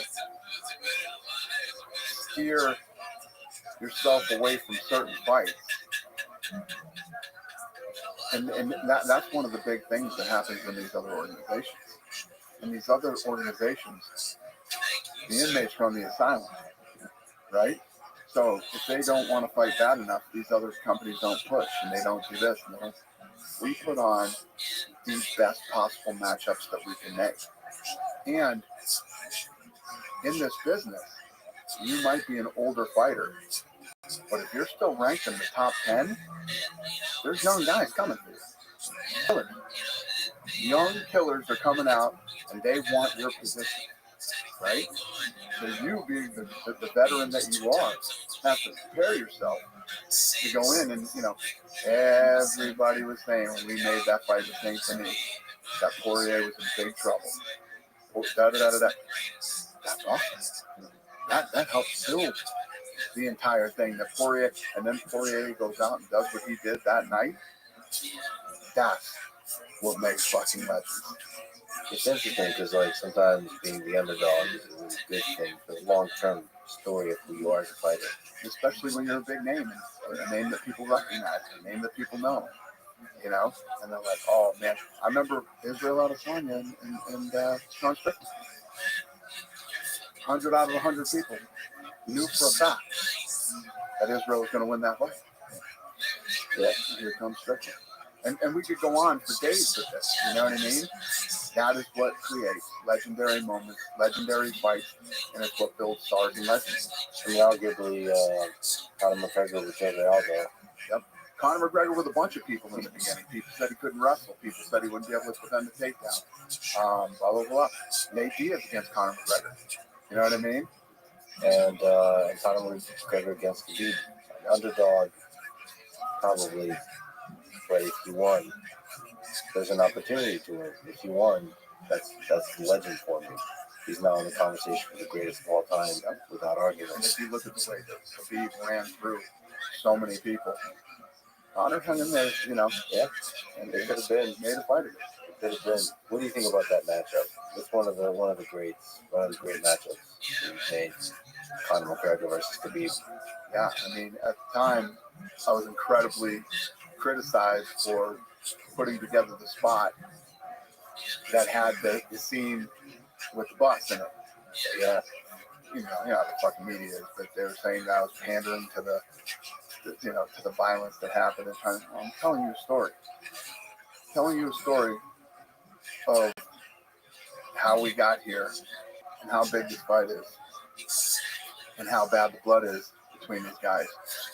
And I mean, I think that's what we do the best job at, is telling the fucking stories of why. We go into Monday, fight week. We got a whole list of things that we do fight week, right? And then you get right down to the press conference on Thursday, the weigh-ins on Friday, and then the fights on Saturday. Now, my people fly back home. They go to bed on Sunday night, and it's Groundhog Day. We wake up again on Monday, and it starts all over again.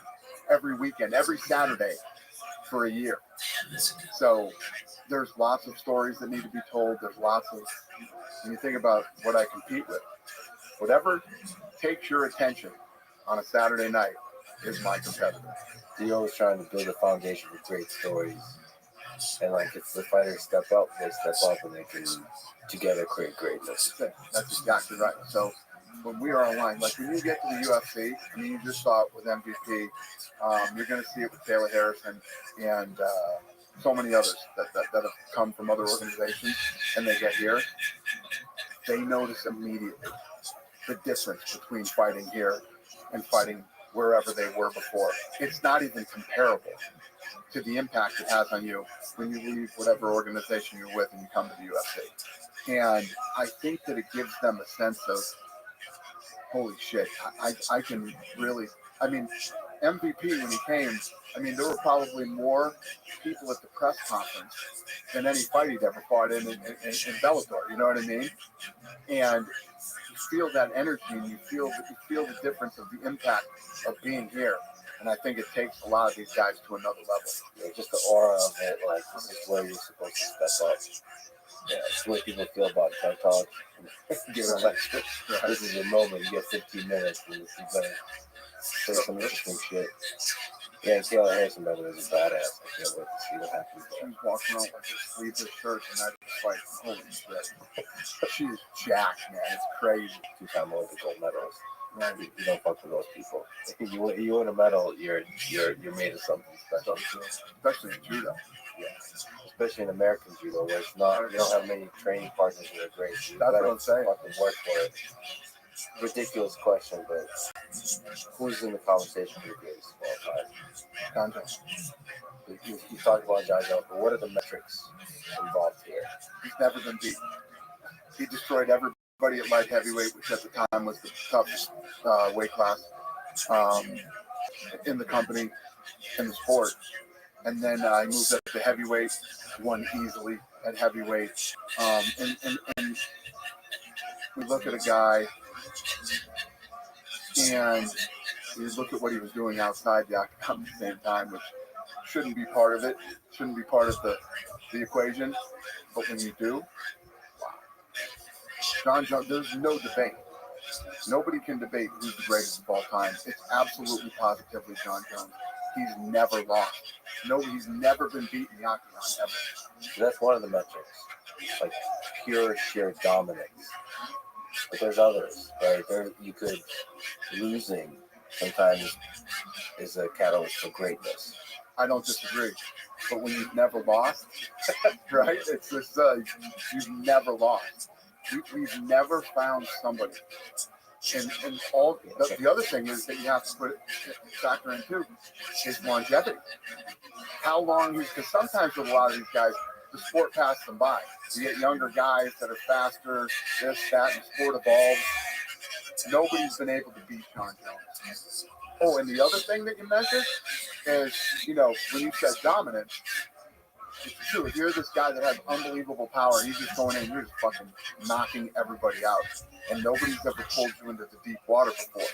That was when my opinion of John Jones started to change. Gustafson took him into the deep water. Gustafson hit him with some shit he'd never been hit with. Gustafson tested him and put John Jones in a place where I bet if you sat down and interviewed John Jones, going into the deep rounds of that, John Jones thought he was going to die. You know what I'm saying? And he's willing to go there. And he kept going. He was willing to do whatever it took to win that fight. And it breaks my heart because he beat DC, and DC is one of the greatest of all time. That's the thing, too. And I believe that DC doesn't get the credit he deserves because of the John Jones thing. When you look at DC and what he's accomplished, right? And John Jones beat him twice. It's undeniable. You can hate all you want. John Jones is the greatest of all time. Do you think Habib was tested enough? I think that Habib had the potential to be in the running for that. He just didn't sit well. First of all, he had injuries that he should have been where he got a lot sooner had he not had the injuries that he had and the setbacks in his career. But there's no doubt, Habib is one of the all-time greats. What's the good, the bad, and ugly of your relationship with Conor? There's literally no ugly. Conor McGregor has been an incredible partner to work with. Everybody thinks that if Conor showed up to things on time, there wouldn't be one fucking bad thing I could say about him.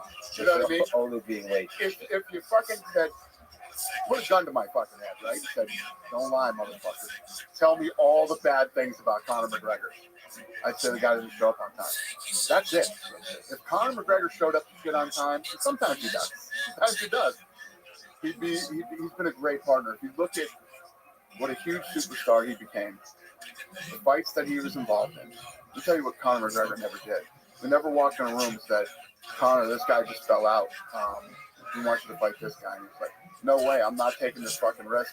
I'm at this point in my career where my money, my this, my that. He was like, spooky. Let's do it. He'd always say, let's do it. The other thing that Conor McGregor never did, no matter how big he was or whatever it was, when we were heading into a fight, oh, Conor, this guy just fell out. Aldo fell out. We're looking for another. Yeah, I'll do it, but I'm going to need another fucking $200,000. I'm going to need another $1 million. I'm going to Conor McGregor never did that kind of chicken shit, bullshit kind of stuff. He never did any of that. Conor was as solid a guy as you could possibly want. Just fuck it, I'll do it. I'll do it. Literally, there's actually a scene because we were filming something. I don't know if it was embedded or what we were filming at the time. Me and Lorenzo walk into his house that he rented here in Vegas, and I'm pretty sure it was when Aldo fell out. And we're telling him this, that, and we're looking at some options. He says, I'm going to the gym. When I'm done working out, let me know. And he woke up out of bed. He's in his fucking underwear. And he gets hit with this. And he's like, all right, I'm going to the gym. Let me know when I get out who I'm fighting. Doesn't care. Doesn't want to know. Doesn't want any more money. Nothing. Fucking shows up and he's delivered. Yeah. So, Conor has been incredibly successful. He's made a lot of money. And, he's got his ups and downs outside and inside the octagon. But as for a guy who was, on the dole and was a plumber, he's actually a really smart businessman. He's been one of the best partners that I've ever had in the history of sport. Yeah, an important part of the history of the UFC. It opened up to all kinds of new eyes. Yep. He literally, set Europe, Australia, Canada, and many other parts of the world on fire. He was our first legit megastar. And I personally think he doesn't get enough credit for just how good he was as a fighter. And people love to talk shit about Conor. I suppose that's part of his magic. But it comes with when you're successful, there's always people out there that are going to talk shit. You always have a bunch of know nothing, do nothing, fucking losers that love to talk shit. You think if you do it all over again, Khabib is the right matchup? Yeah, exactly. Look, the thing that you can't do is avoid matchups. You know what I mean? This is what we're talking about. When you talk about being a legend, Conor McGregor needed Khabib. Habib needed Conor McGregor. You can hate each other as much as you want, but you have to fight these other legendary bad motherfuckers to yourself become a legend. I mean, it's like John Jones needed Cyril Gane, right? And Cyril Gane needed John Jones, because if Cyril could have beat John, the first guy, if anybody can ever figure it out and beat John Jones, it's a big deal. And it's almost like your obligation as a fighter, right? And when you think about John Jones became who he is today, and the reason I'm sitting here telling you about Brady is because all these other guys gave him the opportunity to beat them, right? Or they beat John. It's all about giving these other guys the opportunity. Saint Denis, right? Poirier gave him the opportunity to come in and beat him. That's how this all works. It's the two of them together, the two fighters together. You have to have them both. Listen, I could line up a bunch of no-name bums that John Jones could run through. That's what they do in all the other organizations, right? We would have nothing to fucking talk about right now. That's why, luckily, a perfect record in the UFC is not as important as who you fought, how you fought. But when you have a perfect record in the UFC, holy shit, right? Yeah. That's what you would. When you can have a perfect record in the UFC, you are absolutely one of the most special athletes on planet Earth. You and Trump are friends. I just talked to Ivanka last night about her experience in the Miami event. She loves it. She's training too. You're talking about getting girls to train. She's trained. And the kids are training, yeah. Her father's the biggest fucking fight fan on the planet. Calls me all the time to talk about the fights, and Don Jr. said that I'm like the only guy on earth that he bros out with. Like, it's funny when you talk about how powerful fighting is, right? This last Miami event, the president of Ecuador and the president of Spain both posted about the fights, right? Habib beat Conor, who was on FaceTime before he even made it to the locker room. Trump, sitting president, ex-president, watching all the fights, calling, wants to talk about the fights. Valentina Shevchenko, every time she goes home, she meets the president. The list goes on and on and on. The most powerful, Elon Musk, Zuckerberg. I mean, the list goes on and on and on. The most powerful people in the world are all obsessed with fighting. When did you first discover that Trump was fighting? So I first discovered that Trump was a big fight fan. Obviously, you saw him part of all the big, you're talking about how big boxing fans we were. He was a part of all the big fights back then. But when we first bought the UFC, this thing was so bad, venues didn't even want us. And we ended up doing our first event in Atlantic City at the Trump Taj Mahal. Now, think about this. At that time, Trump ran here, UFC ran. I mean, I can't go low enough. And he had us at his venue 2 times back to back, showed up for the first fight of the night, and stayed till the last fight of the night. Then after that, any good thing that would ever happen to me in my career, Trump would reach out. Whether it was, we were on the front page of the New York Times at one time, and he said, "Congratulations, Dana, I always knew you guys were going to do it." Little things like that, but that are big things and mean a lot, especially coming from a guy like him. Like he saw something in you. Like, this is going to be 100%. He definitely saw it. And then comes 15, 16, whenever it was, I don't remember. But he called me and he said, listen, if you don't want to do this, I completely understand.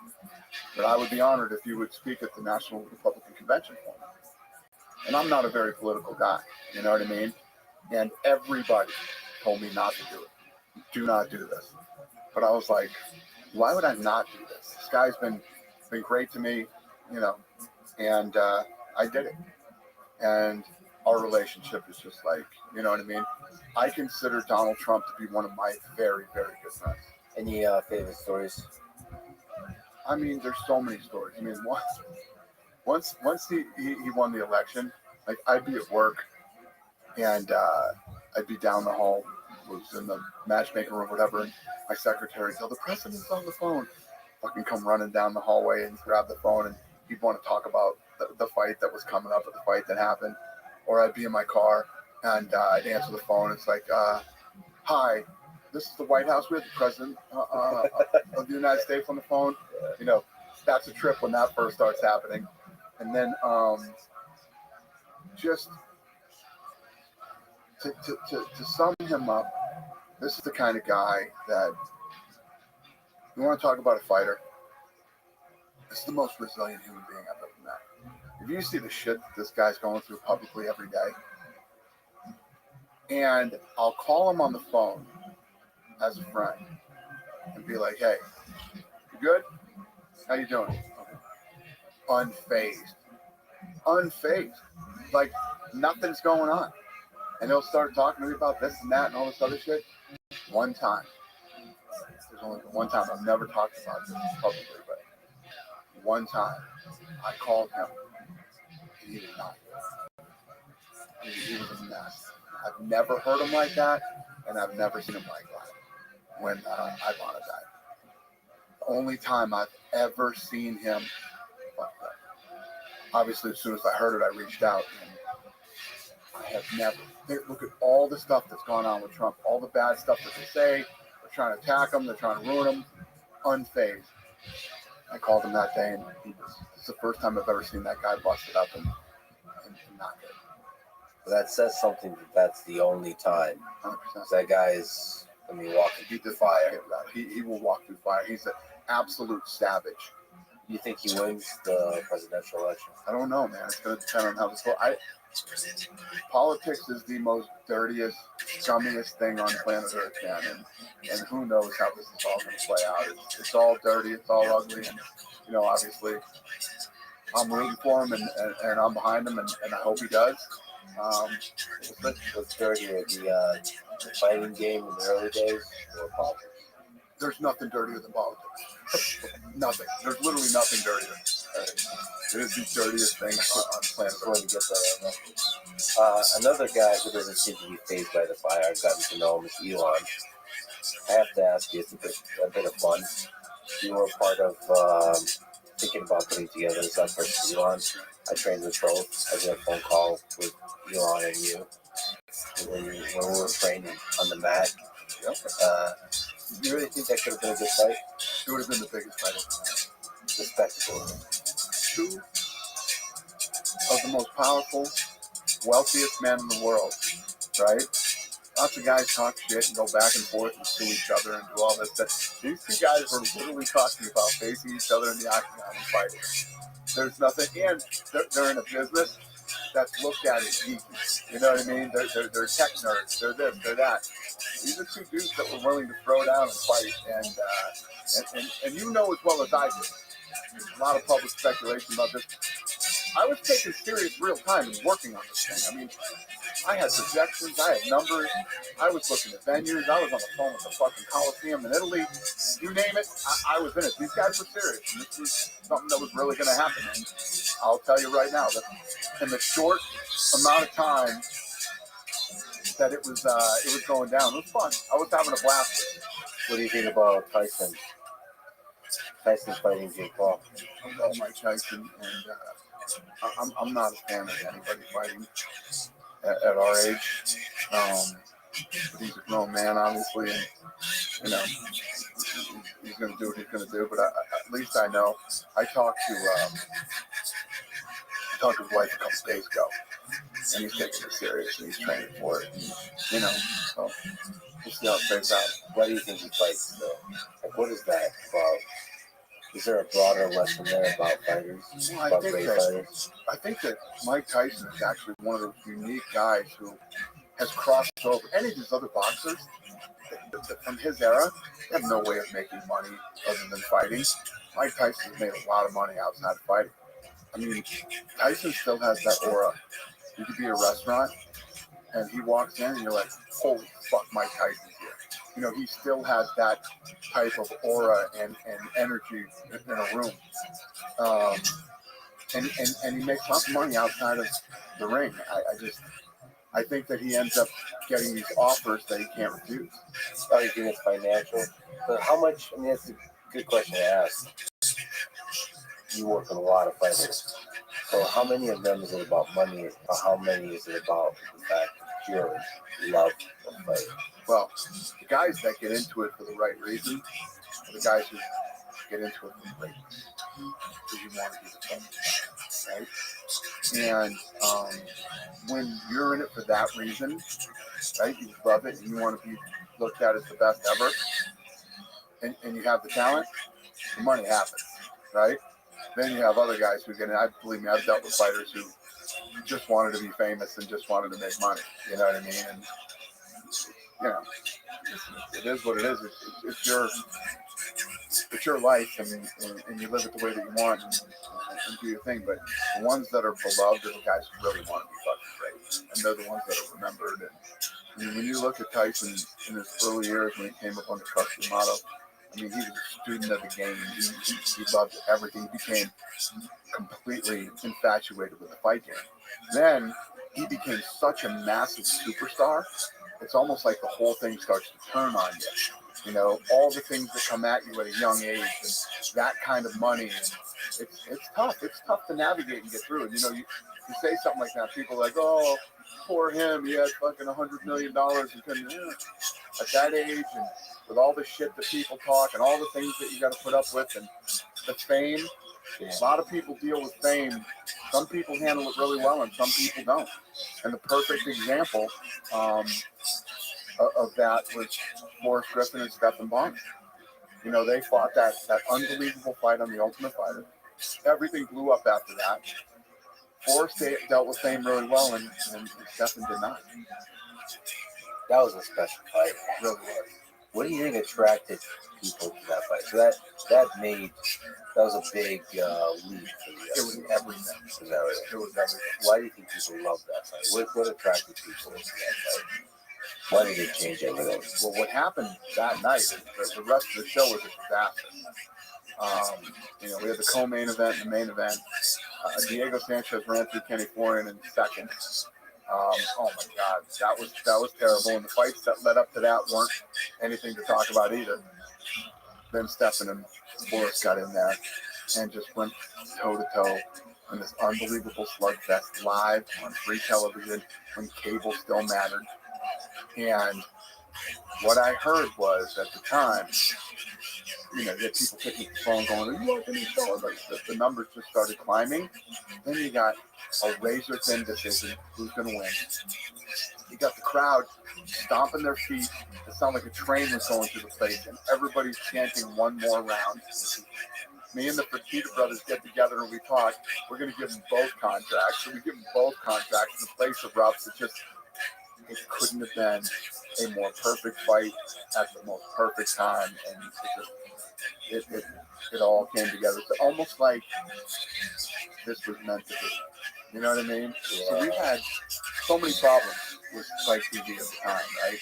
Because halfway through the season, the president of the company got fired. All the things that we thought we were going to get that year, we had this runaway hit show. And normally at that time, when you would see runaway hit shows, there'd be commercials, it'd be on billboards, it'd be on the side of buses in LA and New York. We got none of that, right? We didn't even know if we were going to get a second season coming out of that, right? And when that fight was over, I swear to God, I was like, I don't even give a fuck. we're going to end up somewhere now after this fight.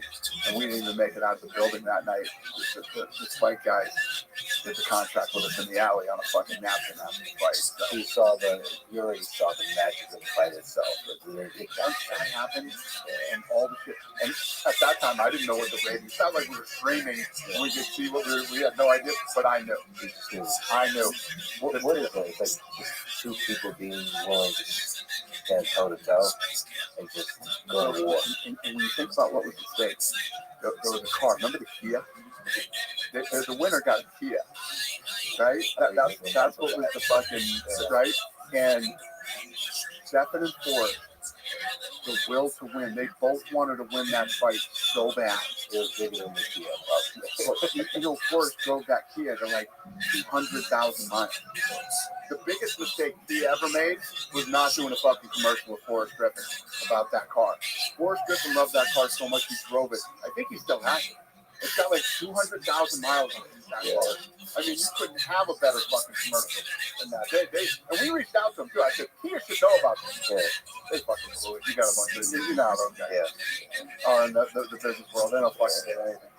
Maybe it was about the Kia. It was about winning. They both wanted to win the Ultimate Fighter so bad. It's the Kia. It's the win. It's the contract you get. The whole thing. But I think at that point, you even to get all of that when you're in there, you probably just primal thing. Where like I'm not backing down. They're both bad dudes. They were both real fighters at the end of the day. That's why the fight was so great.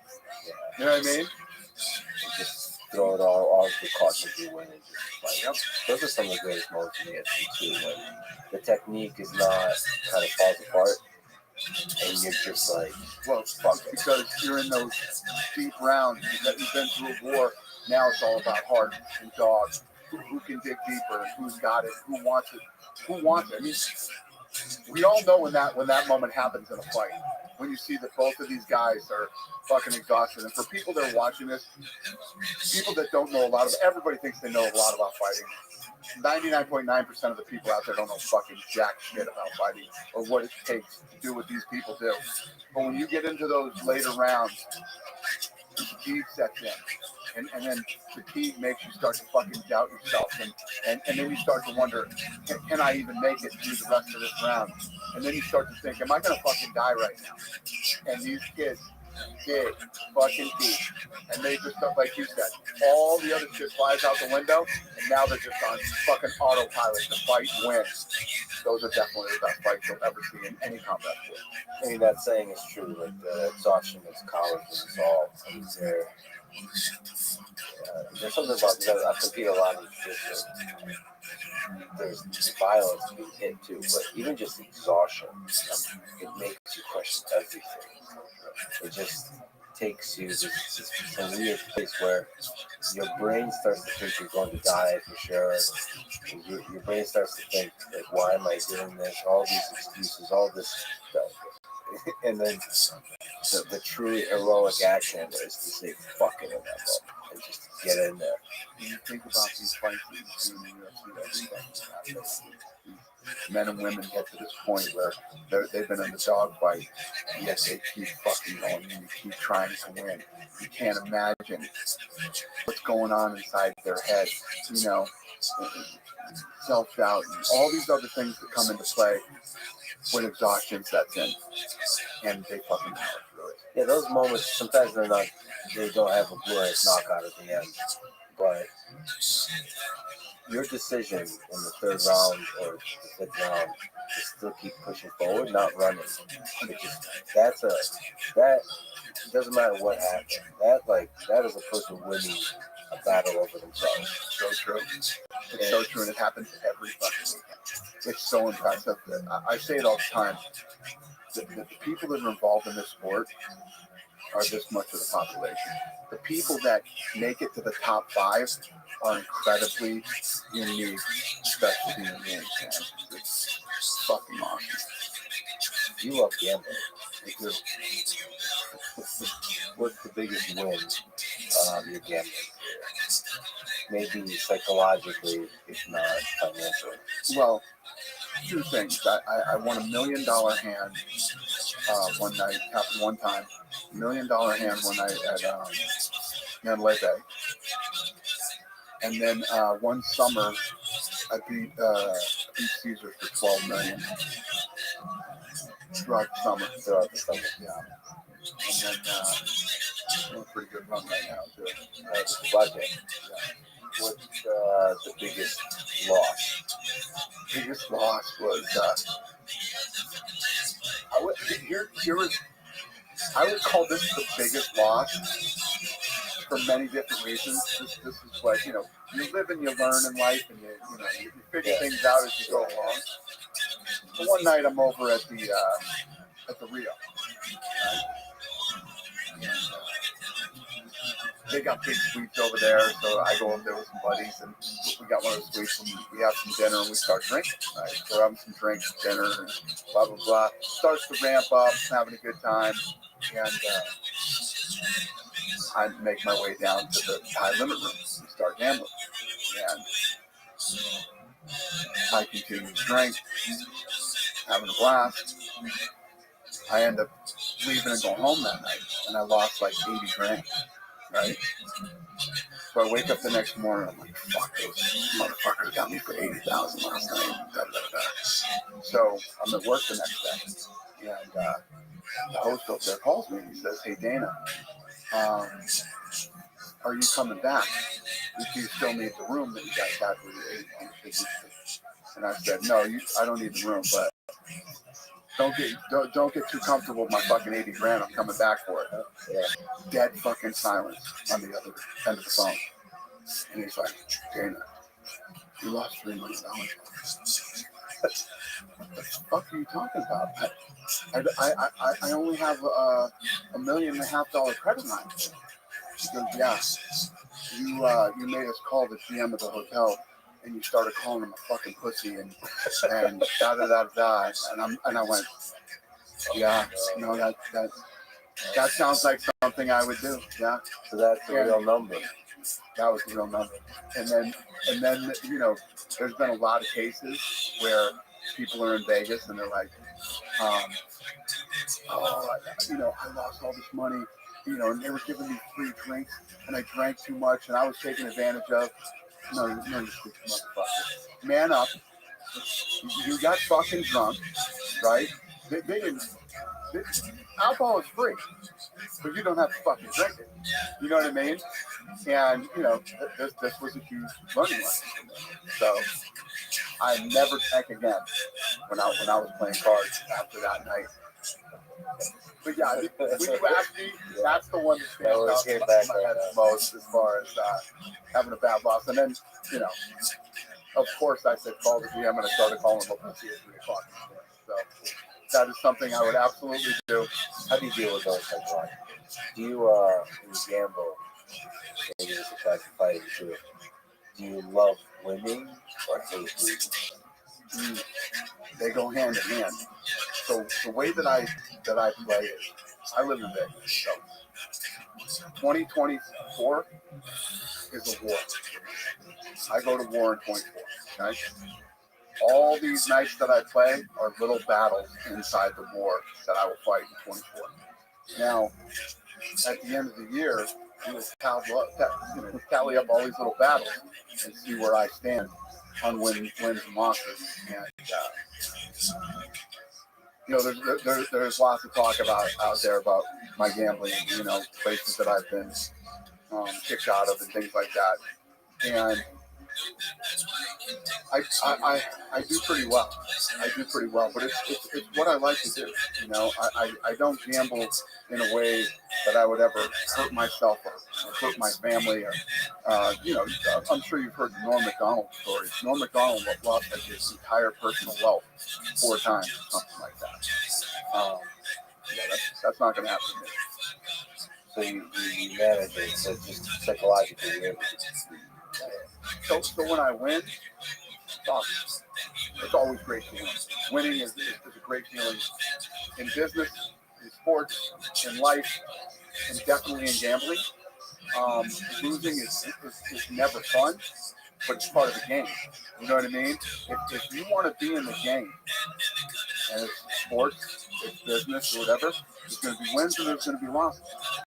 And you have to take them both in stride. You have to be able to,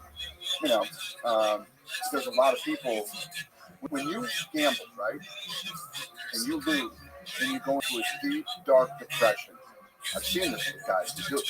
You get depressed, gambling isn't for you.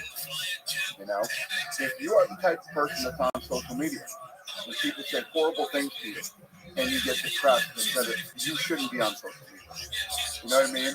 These are all part of being in the game. When you're in the fucking game, great things happen and really bad things happen. And you got to take it all in stride. You got to pick yourself up the next day, strap your fucking shoes back on, and get out there and go to fucking war again.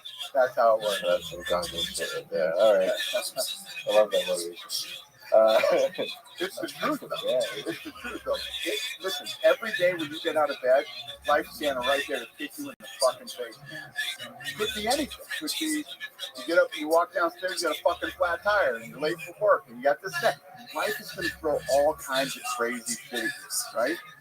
And you have to be ready for it. You got to fucking deal with it. You can't curl up into a ball. You can't run away from it. You can't hide. You have to take all this shit head on. You have to get up every day when I get up out of bed. I strap up and I'm getting ready for fucking war.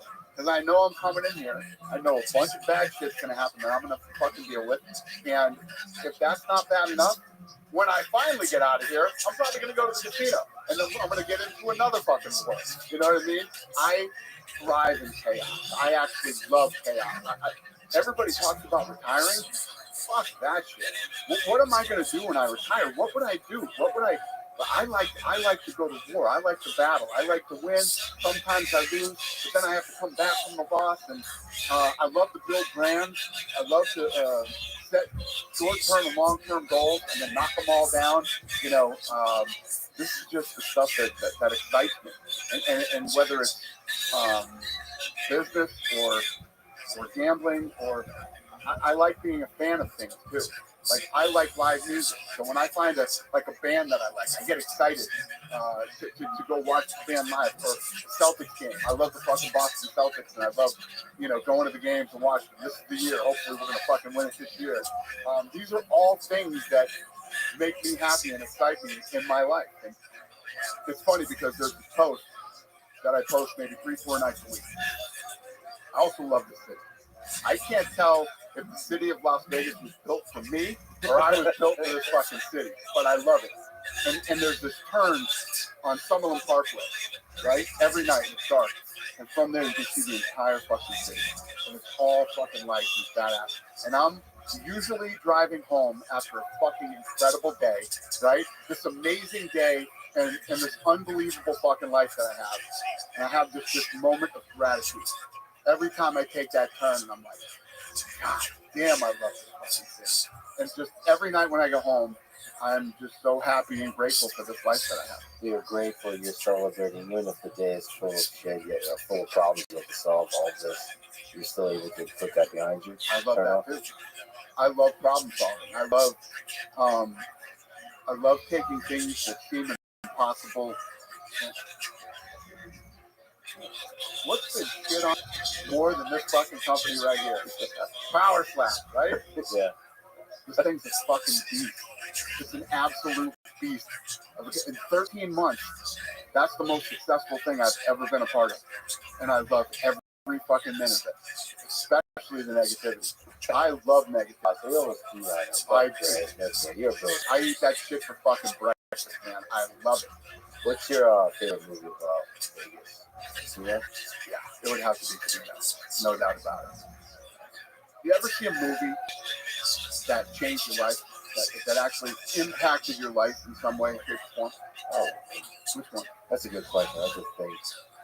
I have a lot. Cookie one of them. Probably Forrest Gump for me is a simple movie, but it was a really good movie.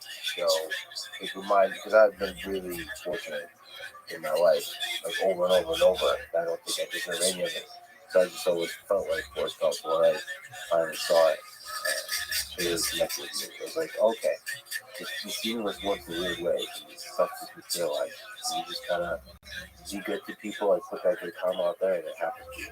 That was a movie like that. I'm actually very superstitious about that. I believe that what you put out, you get back. And I believe that when you have, you should take care of other people, and you should always try to bring people up with you and all that kind of stuff. But the movie that changed the whole trajectory of my life was Vision Quest. Yeah, well, yeah, that's a good one. Yeah. Vision Quest, man. I fucking love that movie. It's basically, it's telling the story of a kid who really wasn't anybody in high school, and nobody kind of knew who he was. He wasn't popular or any of that kind of shit. And he decided that was the year that he was going to make his mark.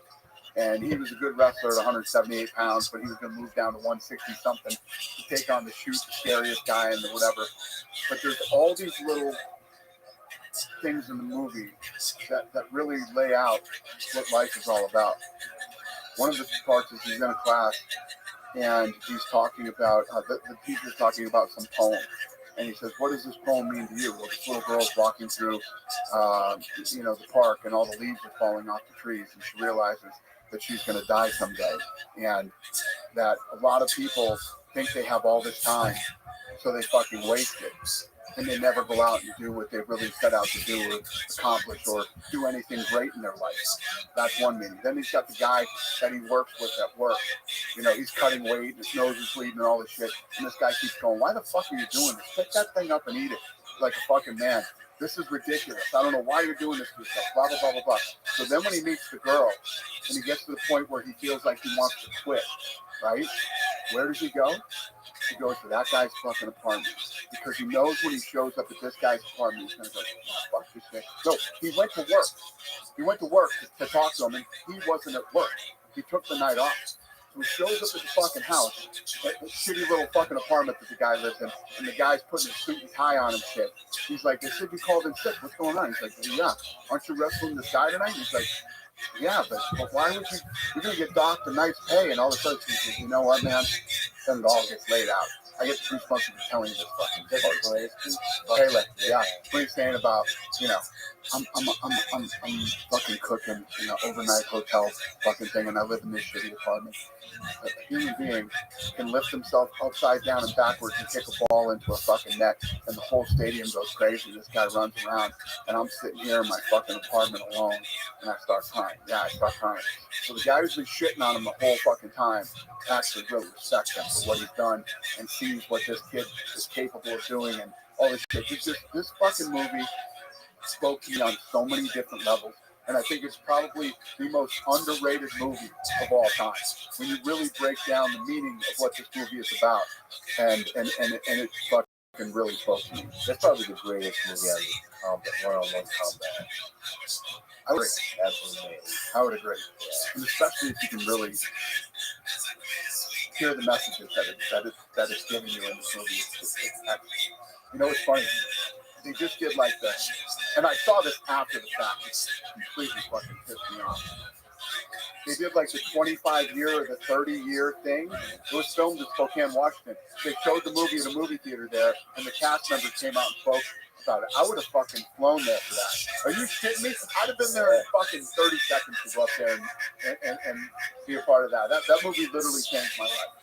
Yeah, I suppose me too. It made me want to wrestle. Probably the reason maybe it made me fall in love with wrestling. You know what's funny? I wasn't even into wrestling at all, and I didn't have to be for that movie to. Yeah, it's basic human stuff. It's such a great movie. I mean, that's what fighting does. It brings out the basics, like the humanity of the person. Really, like if the people that choose to step up and step in the ring and then chase greatness and actually do it from like against the wrong odds. That's why it's a beautiful game. And it's so true. I mean, when you think about, I'm 54 years old right now. It just fucking blew by. And you think when you're young that you have all this time. You have no time. There's no time. I mean, one of the quotes on the wall in the gym in there is, there is no tomorrow. From Rocky III, there is no tomorrow. Fuck that shit. Let's get all this shit done today. You think about your death? I'm not afraid of death. Not even a little bit. I'm not afraid of it. I don't know if that'll be the case. when I'm facing it, when I'm looking down the barrel of it, laying in a hotbed somewhere. So for now, just squeezing as much as you can out of it. I don't even like to sleep. My life is so fucking awesome. I don't even want to go to bed at night. I don't even want to go to sleep. I want to stay up fucking. I wish I could fucking do 24 hours and never have to sleep. That's how much I love my life. What has watching thousands of fights over the years taught you about human nature, about us humans? I don't care what color you are, what country you come from, or what language you speak. We're all human beings. Fighting's in our DNA. We get it and we like it. And it's true. Fighting is in our DNA. It's a part of who we are. And,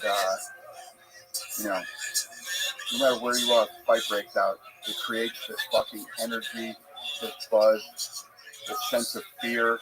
I mean, a lot of different emotions happen in people when fights break out. And one thing that is always the case, everybody's watching, man. Everybody's fucking, all of their eyes are on the fight. I mean, we were just in Mexico. Fucking fight broke out. Like in the good seats, like right here. The seats are super expensive. And security never fucking came. They just let these guys fight until they're gassed out. And then everybody put their chairs back together and sat back down and fucking. I literally got up from my table, walked over, and was watching this fight. At the fight. Yeah. And humans fight and humans love watching. Absolutely. And that was my thought process going into buying the UFC. And I believe that this would work everywhere. Thank God we were right.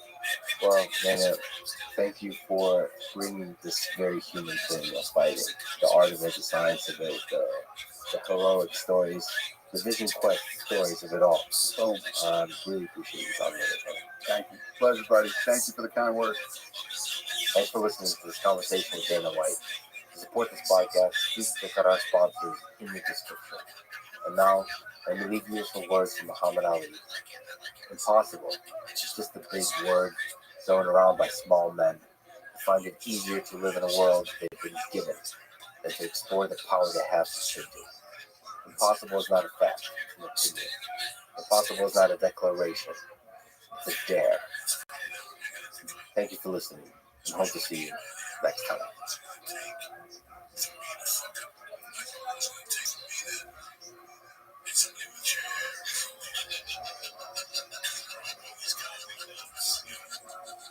The United States has 1,770 nuclear weapons deployed, meaning those weapons could launch in as little as 60 seconds and up to a couple of minutes. Some of them on the bombers might take an hour. Russia has 1,674 deployed nuclear weapons. Same scenario, their weapon systems are on par with ours. That's not to mention the 12,500 nuclear weapons amongst the 9 nuclear-armed nations. The sucking up into the nuclear stem, 300-mile-an-hour winds. You're talking about people miles out getting sucked up into that stem. When you see the mushroom cloud, that would be people, 30, 40-mile-wide mushroom clouds, blocking out the sun. And that speaks nothing of the radiation poisoning. In addition to the launch on warning concept, there's this other insane concept called sole presidential authority. And you might think in a democracy that's impossible, right? You can't just start a war. Well, you can just start a nuclear war if you're the commander-in-chief, the president of the United States. In fact, you're the only one. We are one misunderstanding, one miscalculation away from nuclear Armageddon. No matter how nuclear war starts, it ends with everyone dead. The following is a conversation with Annie Jacobson, an investigative journalist, Pulitzer Prize finalist, and author of several amazing books on war, weapons, government secrecy, and national security, including the book titled Area 51, Operation Paperclip, The Pentagon's Brain, Phenomena, Surprise Kill Vanish, and her new book, Nuclear War. This is the Let's Speak podcast. To support it, please check out our sponsors in the description. And now, dear friends, is Annie Jacobson. Let's start with an immensely dark topic, nuclear war. how many people would a nuclear war between the United States and Russia kill? So I'm coming back at you with a very dark answer and a very big number. And that number is 5 billion people. You go second by second, minute by minute, hour by hour, what would happen if the nuclear war started? So there's a lot of angles in which I would love to talk to you about this. Like, first, how would the deaths happen in the short term and the long term? So to start off, the reason I wrote the book is so that readers like you could see in appalling detail just how horrific nuclear war would be. And as you said, second by second, minute by minute. The book covers nuclear launch to nuclear winter. I purposefully don't get into the politics that lead up to that, or the national security maneuvers, or the posturing, or any of that. I just want people to know nuclear war is insane.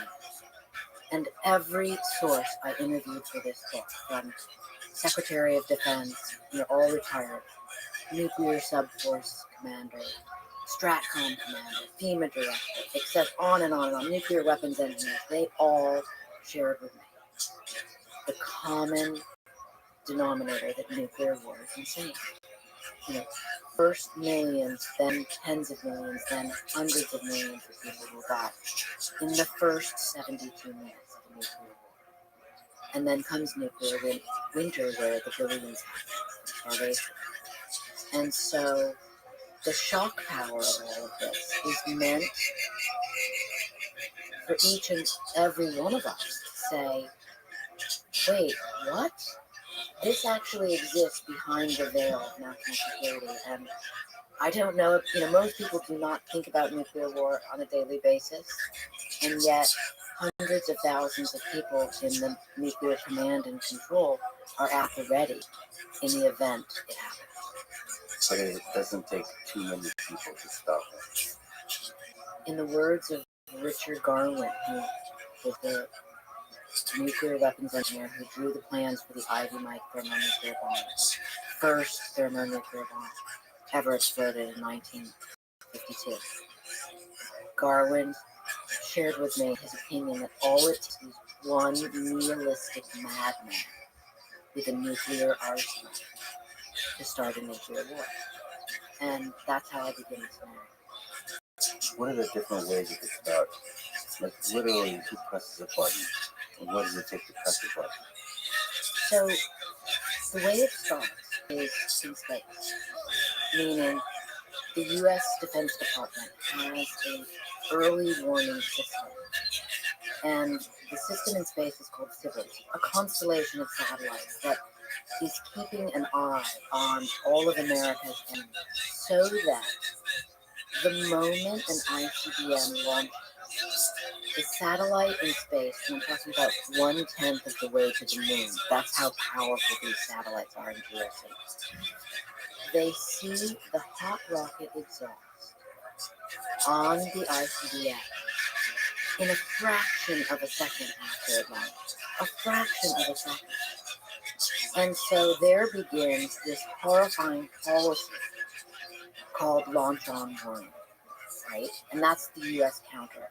Meaning, the reason that the United States is so ferociously watching for a nuclear launch somewhere around the globe is so that the nuclear command and control system in the U.S. can move into action to immediately make counterstrikes.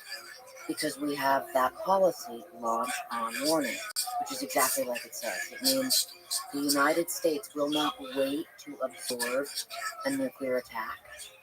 It will launch nuclear weapons in response before the bomb actually hits.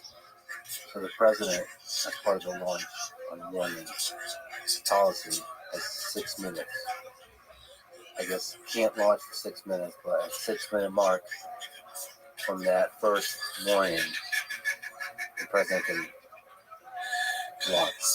And that was one of the most remarkable details to really nail down for this book when I was reporting this book and talking to Secretary of Defenses, for example, who are the people who advise the president on this matter, right? You say to yourself, wait a minute, how could that possibly be? And so let's unpack that, right? So in addition to the launch on warning concept, there's this other insane concept called sole presidential authority.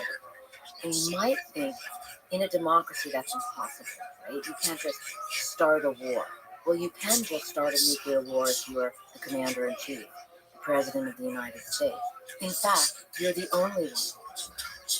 And we can get into later why that exists. I was able to get the origin story of that concept in Los Alamos. They declassified it for the book. But the idea behind that is that nuclear war will unfold so fast, only one person can be in charge, the president. He asks permission of no one, not the Secretary of Defense, not the chairman of the Joint Chiefs of Staff, not the U.S. Congress. So built into that is this extraordinary speed. You talk about the 6-minute window. And some people say, oh, that's ridiculous. How do we know that 6-minute window? Well, here's the best sort of, hitting the nail on the head statement I can give you, which is in President Reagan's memoir, he refers to the 6-minute window. And he says, he called it irrational, which it is. He says, how can anyone make a decision to launch nuclear weapons based on a blip on a radar scope? His words, to unleash Armageddon. And yet, that is the reality behind nuclear war. Just imagine seeing one person, because the president is a human being, sitting there, just got the warning that Russia launched. You have 6 minutes. I meditate on my mortality every day, and here you'd be sitting and meditating, contemplating not just your own mortality, but the mortality of all the people you know, loved ones. Just imagining what would be going through my head is all the people I know and love, like personally, and knowing that there'll be no more, most likely. And if they somehow survive, they will be suffering and will eventually die. I guess the question that kept coming up is, how do we stop this? Is it inevitable that it's going to be escalated to a full-on nuclear war that destroys everything? And it seems like it will be. It's inevitable. In the position of the president, it's almost inevitable that they have to. I mean, one of the things I found shocking was how little apparently most presidents know about the responsibility that literally lays at their feet, right? So you may think through this 6-minute window, I may think through this 6-minute window, but what I learned, like for example, former Secretary of Defense Leon Panetta was really helpful in explaining this to me, because before he was SecDef, he served as the director of the CIA. And before that, he was the White House Chief of Staff. And so he has seen these different roles that have been so close to the president. But he explained to me that when he was the White House Chief of Staff to President Clinton, he noticed how President Clinton didn't want to ever really deal with the nuclear issue because he had so many other issues to deal with. And that only when Panetta became Secretary of Defense, he told me, did he really realize the weight of all of this, because he knew he would be the person that the president would turn to were he to be notified of a nuclear attack. And by the way, it's the launch on warning. It's the ballistic missile seen from outer space by the satellite. And then there also must be a second confirmation from a ground radar system. But in that process, which is just a couple minutes, everyone is getting ready to notify the president. And one of the first people that gets notified by NORAD or by SATCOM or by NRO, these different parties that all see the early warning data, one of the first people that gets notified is the Secretary of Defense, as well as the Chairman of the Joint Chiefs of Staff, because those two together are going to brief the president about, sir, you have 6 minutes to decide. And that's where you realize the immediacy of all of this is so counter to imagining the scenario. And again, all the presidents coming to office, I have learned, understanding the idea of deterrence, this idea that we have these massive arsenals of nuclear weapons pointed at one another, ready to launch, so that we never have nuclear war. But what we're talking about now is what if we did? What if we did? And what you've raised is like this really spooky, eerie subtext of the world right now, because many of the nuclear armed nations are in direct conflict with other nations. And for the first time in decades, nuclear threats are actually coming out of the mouths of leaders. This is shocking.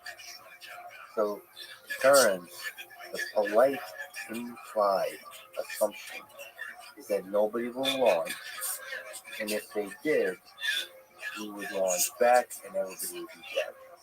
But that assumption falls apart completely. The whole philosophy of it falls apart once the first launch happens. Then you have 6 minutes to decide, wait a minute, are we going to hit back and kill everybody on Earth? Or do we turn the other cheek in the most horrific way possible? Well, when nuclear war starts, there's no like battle for New York or battle for Moscow. It's just literally, it was called in the Cold War push-button warfare. But in essence, that is what it is. Let's get some numbers on the table, if you don't mind, right? Because when you're saying, like, wait a minute, we're just hoping that it holds, right? Let's just talk about Russia and the U.S., the arsenals that are literally pointed at one another right now, right?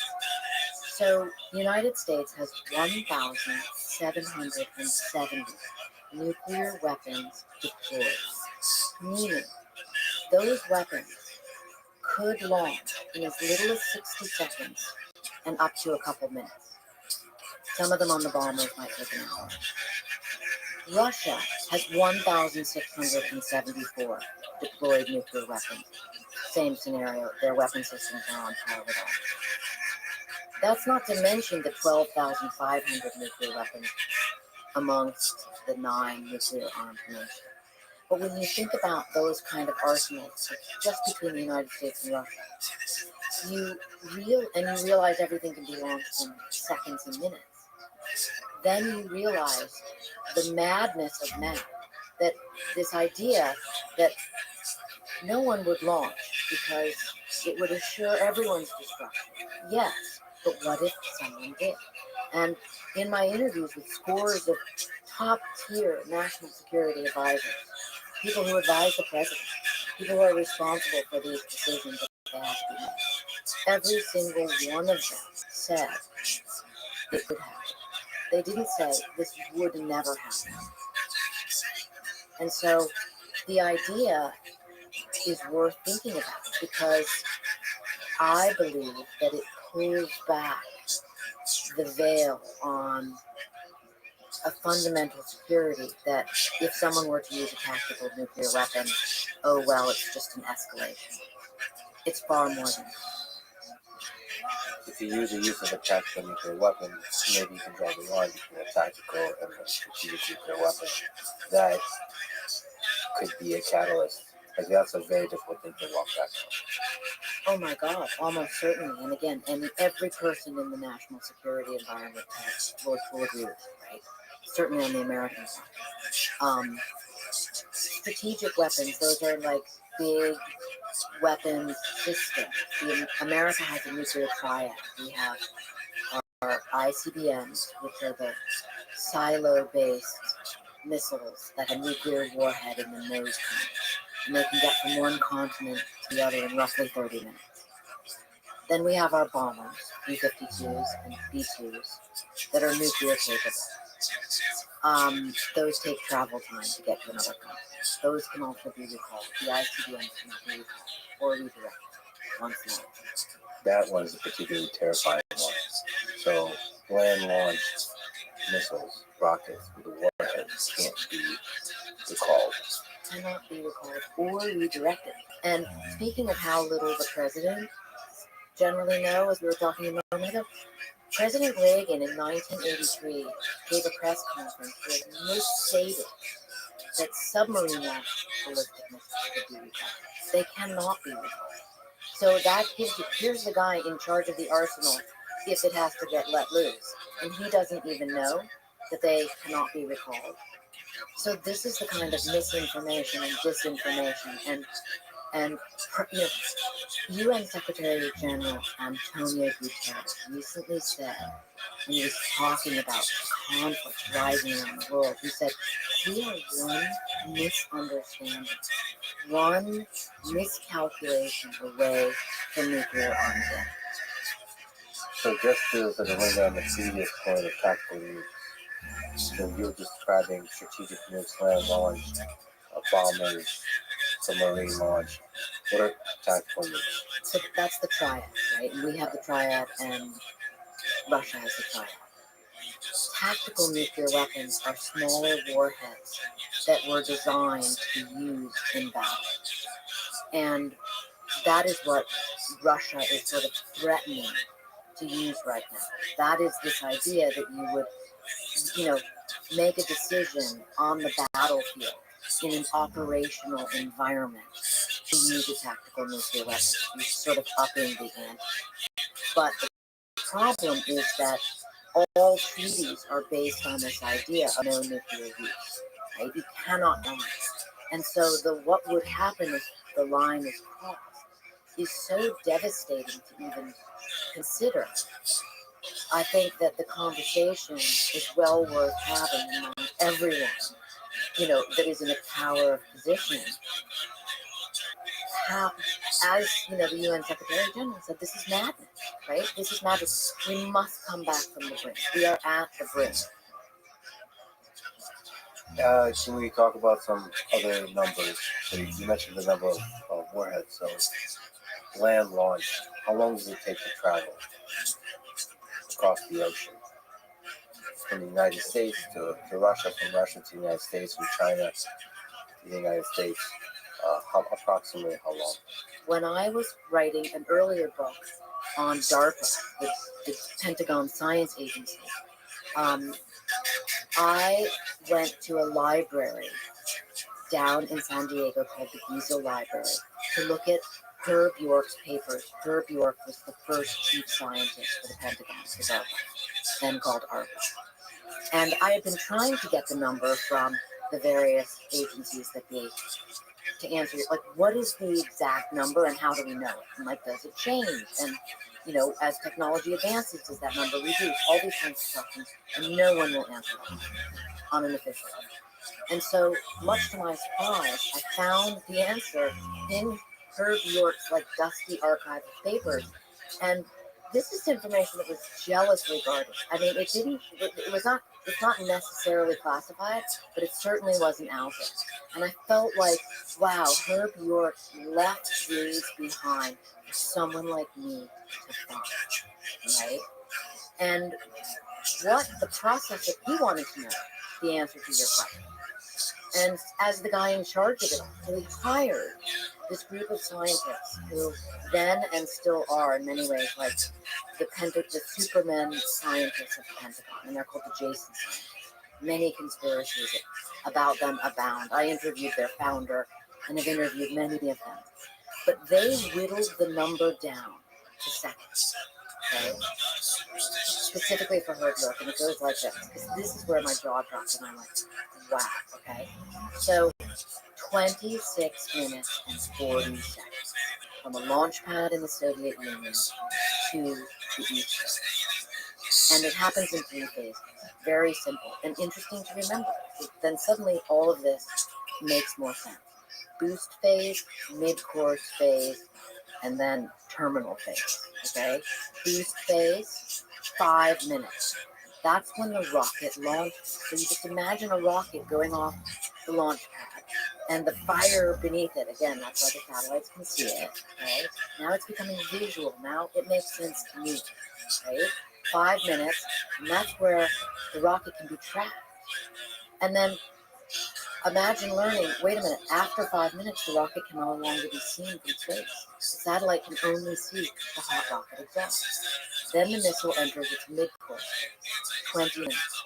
And that's the ballistic part of it, where it's kind of flying up at between 500 and 700 miles above the Earth and moving very fast and with the Earth until it gets very close to its target, and the last 100 seconds are terminal seconds, where the warhead re-enters the atmosphere and death.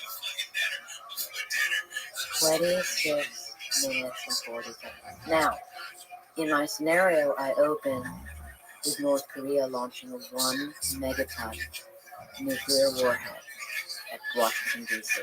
That's the nihilistic madman movie. That's the bolt out of the blue attack that everyone in Washington will tell you they're afraid of.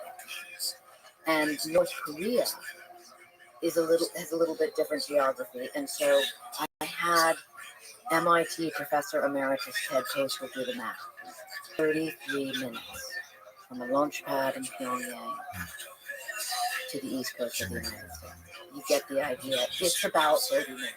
But hopefully now that allows readers to suddenly see all this as a real, you almost see it as, as poetry, as terrible as that may sound. You can visualize it and suddenly it makes sense. And I think the sense-making part of it is really what I'm after in this book, because I want people to understand. On the one hand, it's incredibly simple.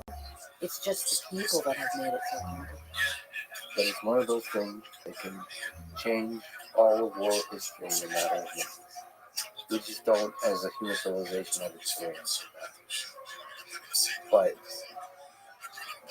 it doesn't mean it'll never happen. It can happen just like that.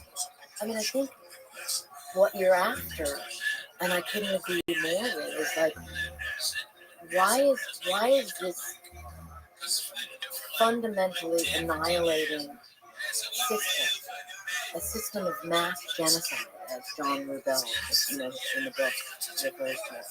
Why does it still exist? We've had 75 years since there have been 2 superpowers with the nuclear. So that threat has been there for 75 years, and we have managed to stay alive. One of the reasons why so many of the sources in the book agreed to talk to me, people who had not previously gone on the record about all of this, was because they are now approaching the end of their lives. They spent their lives dedicated to preventing nuclear World War III. And they'll be the first people to tell you we're closer to this as a reality than ever before. And so, the only bright side of any of this is that, the answer lies most definitely in communication. So there's a million other questions here. I think the details are fascinating and important to understand. So one, you also say nuclear submarines. You mentioned about 30 minutes, 26, 33 minutes, but with nuclear submarines, that number can be much, much lower. So how long does it take for a warhead missile to reach the east coast of the United States from a submarine? Just when you thought it was really bad, and then you kind of realize about the submarines. I mean, the submarines are what are called second strike capacity, right? And, submarines were described to me this way. They are as dangerous to civilization, and let me say, a nuclear-armed, nuclear-powered submarine is as dangerous to civilization as an atom, okay? They are unstoppable. They are unlocatable. The former chief of the nuclear submarine forces, Admiral Michael Connor, told me it's easier to find a grapefruit-sized object in space than a submarine under the sea, okay? So these things are like hell machines. And they're moving around throughout the ocean. Ours, Russia's, China's, maybe North Korea's, constantly.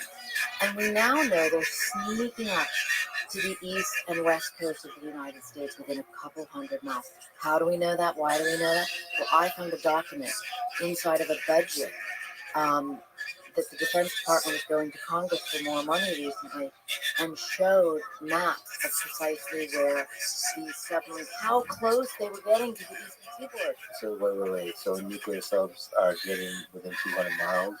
Couple hundred miles, yes. They weren't precise on the number, but when you look at the Couple map, hundred. yep. And that's when you're talking about under 10 minutes from launch to strike. Undetectable. And they're undetectable. The map making is done after the fact because of a lot of underwater surveillance systems that we have.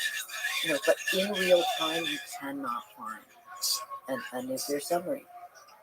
And just the way a submarine launches goes 150 feet below the surface to launch its ballistic missile. It comes out of the missile tube and with enough thrust that the thrusters, they ignite outside the water, and then they move into boost.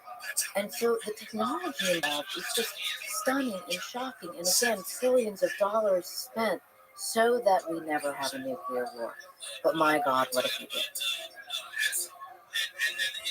As you write, they're called the handmaidens of the apocalypse. What a terrifying label. One of the things you also write about, the land launch ones, they're presumably underground. So the silos, how long does it take to go from pressing the button to them emerging from underground for launch? Is that part detectable, or it's only the heat?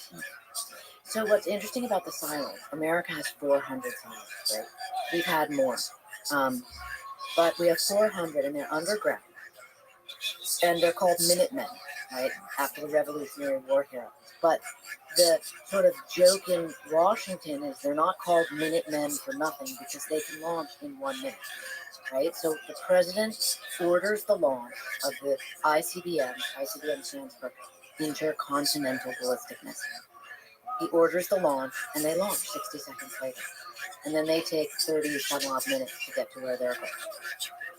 The submarines take about 14 or 15 minutes from the launch command to actually launching.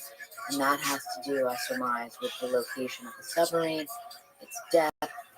Some of these things are so highly classified, and other details are shockingly available if you look deep enough, or if you ask enough questions and you can go from one document to the next and really find these answers. Not to ask top secret questions, but to what degree do you think the Russians know the locations of the silos in the U.S. and vice versa?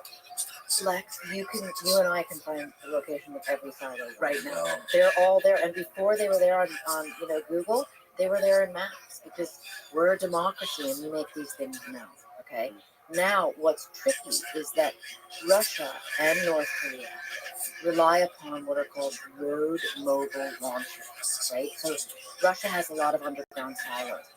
All of the scenario takes you through these different facilities that really do exist. And they're all sourced with how many weapons they have and their launch procedures and whatnot.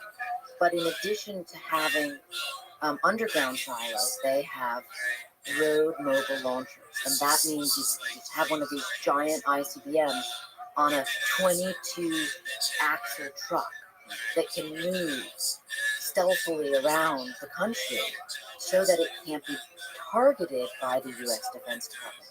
We don't have those in America because presumably the average, American isn't going to go for the ICBM road mobile launcher driving down the street in your town or city. Which is why the Defense Department will justify we need the second strike capability, the submarines, right? Because, the wonky stuff that is worth looking into if you really dig the book and are like, wait a minute, it's all footnoted where you can learn more about how these systems have changed over time, and why, more than anything, it's very difficult to get out of this catch-22 conundrum that, we need nuclear weapons to keep us safe.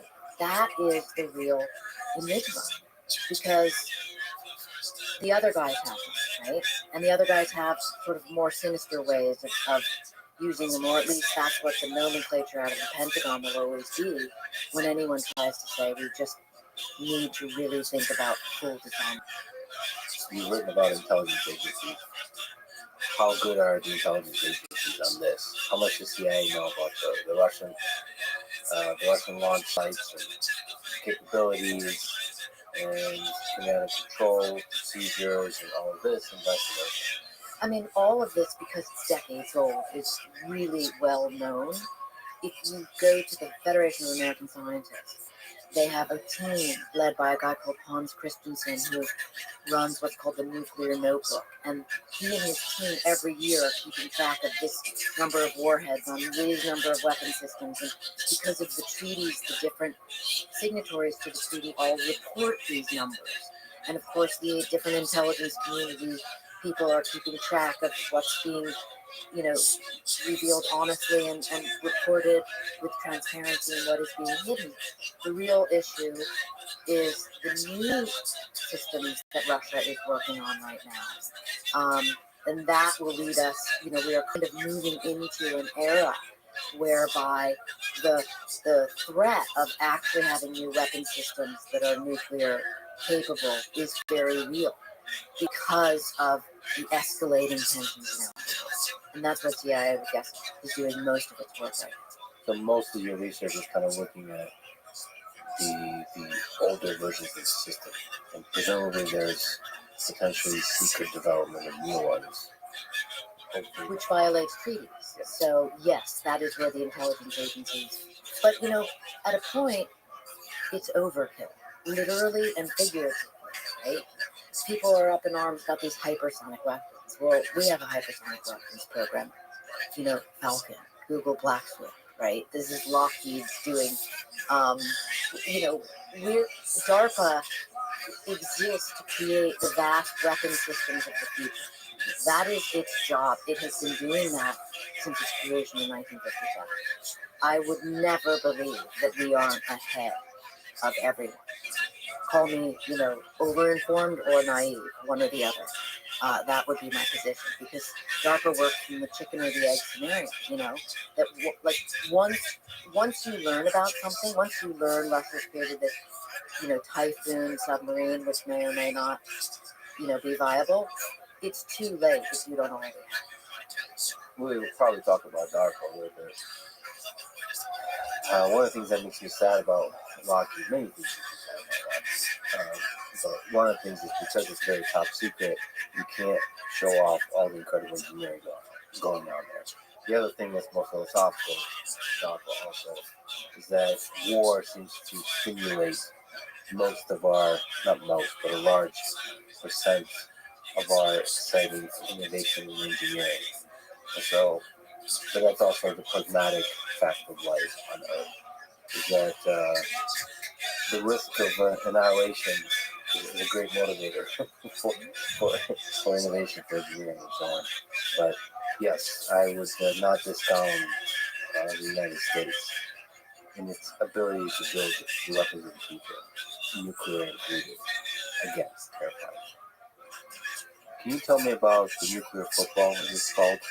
I think Americans are familiar with the football, at least anyone who sort of, follows national security concepts, because it's a satchel, a leather satchel that is always with a military age. In Secret Service nomenclature, that's the mil age.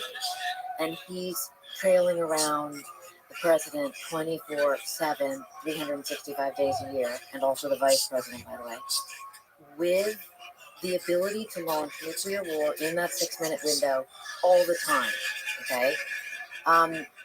That is also called the football, and it's always with the president. To report this part of the book, I interviewed a lot of people in the Secret Service that are with the president and talk about this, and the director of the Secret Service, a guy called Lou Merletti, told me a story that I really found fascinating.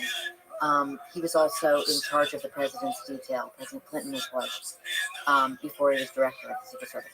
And he told me the story about how, he said, the football is with the president at all times, period. Okay. They were traveling to Syria, and Clinton was meeting with President Assad. and they got into an elevator, Clinton and the Secret Service team, and one of the SODS guys was like, no, like about the mill aid. And Lou said it was like a standoff because there was no way they were not going to have the president with his football in an elevator. And it kind of sums up, for me anyway, you realize what goes into every single one of these decisions. You realize the massive system of systems behind every item you might just see in passing and glancing on the news as you see the mill aide carrying that satchel. Well, what's in that satchel? I really dug into that to report this book. What is in that satchel? Okay, first of all, that is, people always say, it's incredibly classified. I mean, we talk about UFOs. It's incredibly, come on, guys. That is nothing burger, right? You want to know what's really classified? What's in that book, right? What's in that box? But the PED, Presidential Emergency Action Directives, right? Those have never been leaked. No one knows what they are. What we do know from one of the mill aides who spoke on the record, a guy called Buzz Patterson, he describes the president's orders, right? So if the nuclear war has begun, if the president has been told there are nuclear missiles, one or more, coming at the United States, you have to launch in a counterattack, right? The red clock is ticking, you have to get the blue impact clock ticking. He needs to look at this list to decide what targets to strike and what weapon systems to use. And that is what is on, according to Buzz Patterson, a piece of sort of laminated plastic. He described it like a Denny's menu. And from that menu, the president chooses targets and chooses weapons. It's probably super old school, like all top secret systems are, because they have to be tested over and over and over and over. Yes, and it's non-digital. Non-digital. It might literally be a thing. Right? And meanwhile, I learned this only in recording the book. There is a identical black book inside the Stratcom bunker in Nebraska. Okay, so 3 command bunkers are involved when nuclear war begins, right? There's the bunker beneath the Pentagon, which is called the National Military Command Center. Okay? Then there is the bunker beneath Cheyenne Mountain, which everyone has, many people have heard of because it's been made famous in movies. Right? That is a very real bunker. And then there is a third bunker, which people are not so familiar with, which is the bunker beneath Strategic Command in Nebraska. And so it's described to me this way. The Pentagon bunker is the beating heart. The Cheyenne Mountain bunker is the brains. And the Stratcom bunker is the muscle. The Stratcom commander will receive word from the president, launch orders, and then directs the 150,000 people beneath him what to do. Okay, from the bunker beneath Stratcom. That's before he runs, he gets the orders, then he has to run out of the building and jump onto what's called the doomsday plane. We'll get into that in a minute when we just finish but again, these are the details. These are the systematic, sequential details that happen in seconds and minutes. And reporting them, I never cease to be amazed by what a system it is. A follows B. It's just numerical, right? Yeah, but as we discussed in the procedure, each individual person that follows that procedure might lose the big picture of the whole thing. I mean, especially when you realize what is happening, that almost out of fear, you just follow the stuff. Yeah. So imagine this. Imagine being the president. You got that 6-minute list. You're looking at your list of strike options. You're being briefed by your chairman of the Joint Chiefs of Staff and your secretary. And this other really spooky detail. In the Stratcom bunker, In addition to the nuclear strike advisor, who can answer very specific questions, the president's like, wait a minute, why are we striking that and not that? There's also a weather office. And this is the kind of human detail that kept me up at night. Because that weather office is in charge of explaining to the president really fast how many people are going to die and how many people are going to die in minutes, weeks, months, and years from radiation. Because a lot of that has to do with the weather system. Yes. Yes. And so these kinds of the humanness, balanced out with the mechanization of it all it's just really grotesque. So the Doomsday plane, the StratCom, with that, it's on it. Okay, ready? It's going to fly in circles. That's where it's going. It's flying in circles around the United States of America so that nuclear weapons can be launched from the air after the ground systems are taken out by the incoming ICBMs or the incoming submarine launched ballistic missiles. This has been in play since the 50s. These are the contingency plans for when nuclear war happens.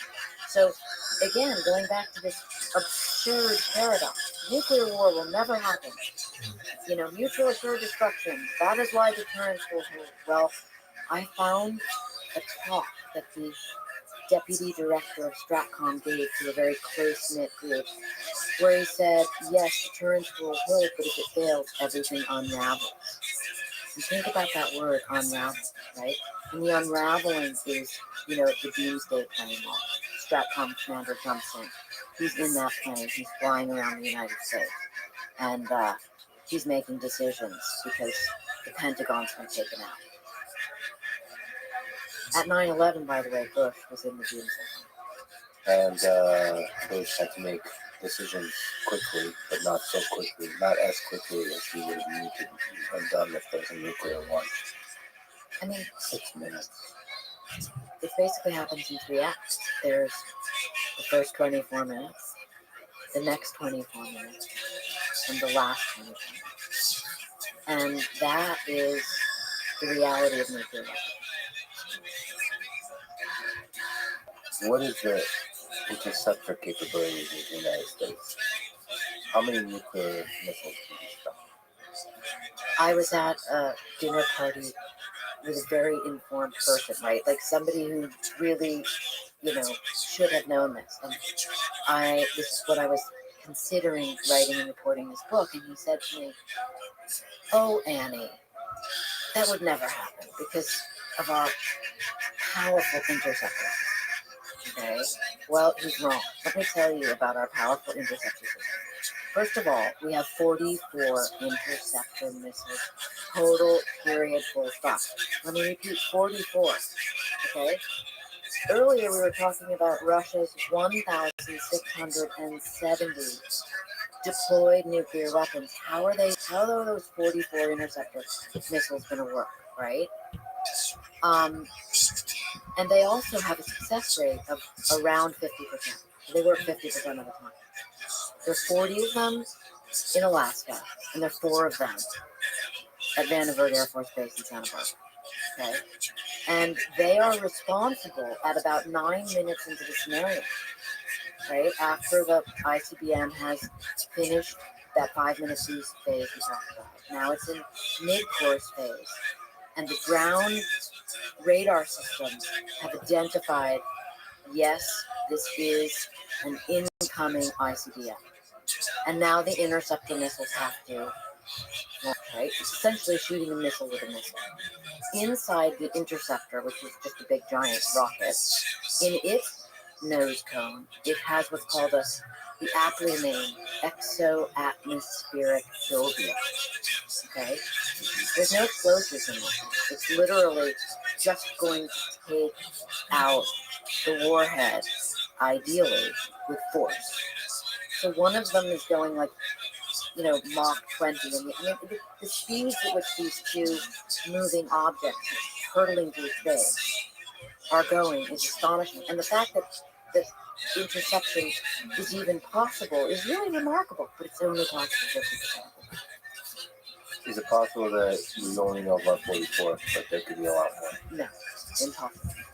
That I would be willing to bet. And how well tested are these interceptors?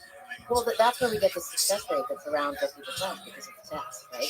And actually, the interceptor program is, are you ready for this? It's on strategic pause, right? Right now. Meaning the interceptor missiles are there, but developing them and making them more effective is on strategic pause because they can't be made more effective, right? People have these fantasies that we have a system like the Iron Dome, and they see this in current events, and they're like, oh, our interceptors would do that. It's just simply not true.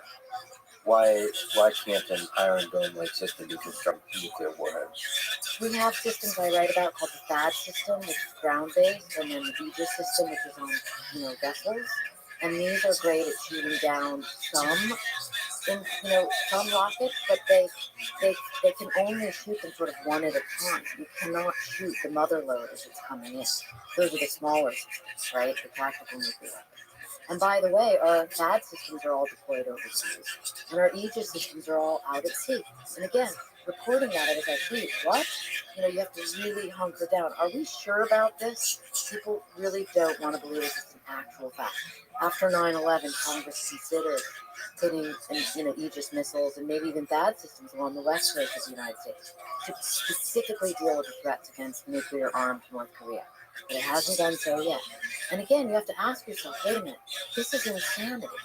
One nuclear weapon gets by any of these systems, and it's full-out nuclear warfare. So that's not the solution. More nuclear weapons is not the solution. I'm looking for hopeful thinking about North Korea. How many deployed nuclear warheads does North Korea have?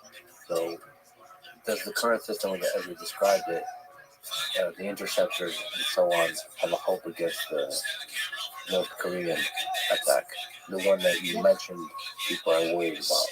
So North Korea has 50 nuclear weapons right now. Some NGOs put it at more than 100. It's impossible to know because North Korea's nuclear weapons program has no transparency. They're the only nuclear-armed nation that doesn't announce when they do a ballistic missile test. Everyone else does. No one wants to start a nuclear war by accident. Right? So if Russia's going to launch an ICBM, they tell us. If we're going to launch one, and I'm talking test runs here, with a dummy warhead, we tell them, not North Korea. That's a fact, okay? So we're constantly up against the fear of North Korea. In this scenario, I have the incoming North Korean 1 megaton, weapon coming in, and the interceptor system tries to shoot it down. So there's not enough time, and this, by the way, I ran through by all, generals from the Pentagon who run these scenarios for NORAD, right? And confirmed all of this as fact. This is not, this is the situation, right? So in the scenario, I have the nuclear ICBM coming in. The interceptor missiles try to shoot down the warhead. The capability is not like what's called shoot, and look. They can't. There's not enough time to go like, and we're gonna try to get it. We missed it. Okay, let's go for another one. So you have to go,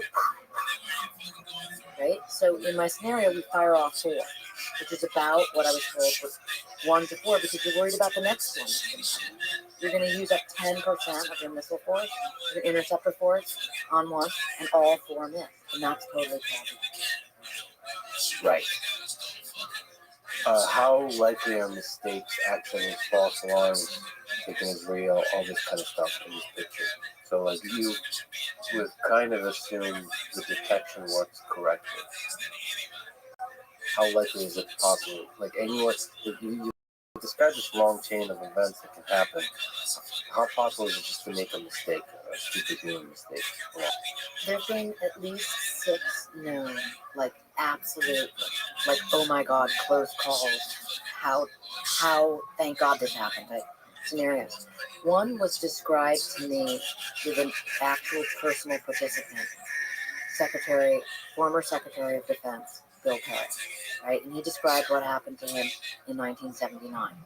He was not yet Secretary of Defense. He was the Deputy Director of Research and Engineering, which is like a big job at the Pentagon. And it was the night watch fell on him, essentially, right?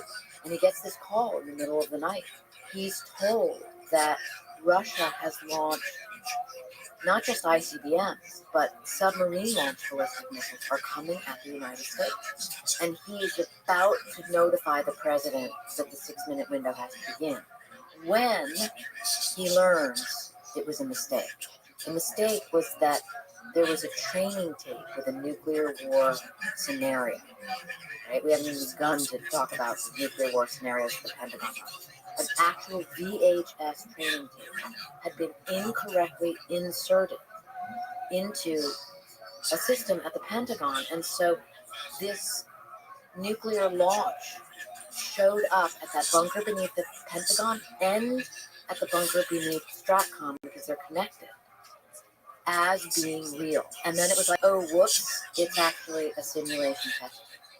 And Perry described to me what that was like, the pause in his spirit and his mind and his heart when he realized, I'm about to have to tell the president that he needs to launch a nuclear weapon. And he learned just in the next time that it was an error. And that's one of 5 examples. Can you speak to maybe, is there any more color to the feelings he was feeling? Like, what's your sense? And given all the experts you've talked to, what could be said about the seconds that one feels when finding out that a launch has happened, even if that information is false? For me personally, that's the only first-hand story that I ever heard, because it's so rare and it's so unique. And most people in the national security system, at least in the past, have been loath to talk about any of this, right? It's like the sacred oath. It's taboo. It's taboo to go against the system of systems that is, making sure nuclear war never happens. Bill Perry was one of the first people who did this. And a lot of it, I believe, at least in my lengthy conversations with him, we had a lot of Zoom calls over COVID when I began reporting this. And he had a lot to do with me feeling like I could write this book from a human point of view and not just from the mechanized system. Because, and I only lightly touch upon this because it's such a fast, sweeping scenario, but Perry, for example, spent his whole life dedicated to building weapons of war. Only later in life to realize this is madness. And he shared with me that it was that idea about one's grandchildren inheriting these nuclear arsenals and the lack of, wisdom that comes with their origin stories, right? When you're involved in it in the ground up, apparently, it has, perhaps you're a different kind of steward of these systems than if you just inherit them and they are, pages in a manual. People forget. You mentioned the kind of nuclear war scenarios that depend on life. I'd love to. What do you know about this? I mean, again, they are very classified, right? I mean, it was interesting coming across infinite levels of classification I didn't even know existed, like ECI, for example, exceptionally controlled information. Right? But the Pentagon nuclear wargaming scenarios, they're almost all still classified. One of them was declassified recently, if you can call it that. I show an image of it in the book, and it's just basically like almost entirely redacted, and then like there'll be a date, or it'll say like phase 1. And that one was called Proud Prophet. But what was incredible about the declassification process of that is it allowed a couple of people who were there to talk about it. Okay? And that's why we have that information. And I write about Proud Prophet in the book because it was super significant in many ways. One, it was happening right in 1983. There was a it was an insane moment in nuclear arsenals. There were 60,000 nuclear weapons. Right now there's 12,500. So we've come a long way, baby, right? In terms of disarmament, there's 60,000. And by the way, that was not the ultimate high. The ultimate high was 70,000. Okay? This is insane. And Ronald Reagan was president, and he orders this war game called Proud Prophet. And, everyone that mattered was involved. They were running the war game scenarios. And what we learned from this declassification is that no matter how nuclear war starts, there's a bunch of different scenarios with, NATO involved, without NATO, with all different scenarios. No matter how nuclear war starts, it ends in Armageddon. It ends with everyone's death. I mean, this is shocking when you think about that, coupled with the idea that all that has been done in the 40 some odd years since is, okay, let's just really lean in even harder to this theoretical phenomena of deterrence, because that's all it is. It's just a statement, Lex, like, deterrence will hold. Okay, well, what if it doesn't? Well, we know from Proud Prophet what happens if it But almost always, there's no mechanisms in the human mind and the human soul that stops it. In the government they created, it just keeps the procedure escalating. I mean, here's a crazy nomenclature jargon thing for you. Ready? Escalate to de-escalate. That's what comes out of it. Think about what I just said. Escalate to de-escalate. Okay, so someone strikes you with a nuclear weapon, you're going to escalate it, right? General Hyten recently said, he was STRATCOM commander, if he was sort of saber rattling with North Korea during COVID, and he said, they need to know if they launch one nuclear weapon, we launch one. If they launch two, we launch two. But it's actually more than that. They launch one, we launch 8. Okay? That's called escalate to de-escalate. Like, pound the you-know-what out of them to get them to stop. But, I mean, there is, to make a case for that, there is a reason to the madness. Because you want to threaten this gigantic response. When it comes to it, the seconds before, there is still a probability that you'll pull back. Which brings us to the most terrifying facts that I learned in all of that, and that has to do with errors, right? Not errors of like we spoke a minute ago with the simulation test. I'm talking about if one madman, one nihilistic madman were to launch a nuclear weapon, as I write in the scenario, and we needed to escalate to de-escalate. We needed to send nuclear weapons at, let's say, North Korea, as I do in my scenario. Well, what is completely unknown to 98% of the planet is that not only do the Russians have a very flawed satellite system so that they cannot interpret what is happening properly, but there is an absolutely existential flaw in the system, which Secretary of Defense Leon Panetta confirmed with me, which is that our ICBMs do not have enough range. If we launch a counterattack against, say, North Korea, our ICBMs must fly over Russia. They must fly over Russia. So imagine saying, oh, no, these 82, warheads that are going to actually strike the northern Korean peninsula are not coming for you, Russia, our adversary right now that we're sort of saber-rattling them. Just trust us. And that is where nuclear war unfolds into Armageddon.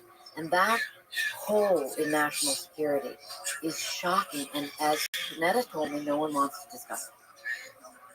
And if one nuclear weapon does reach its target, I presume communication breaks down completely.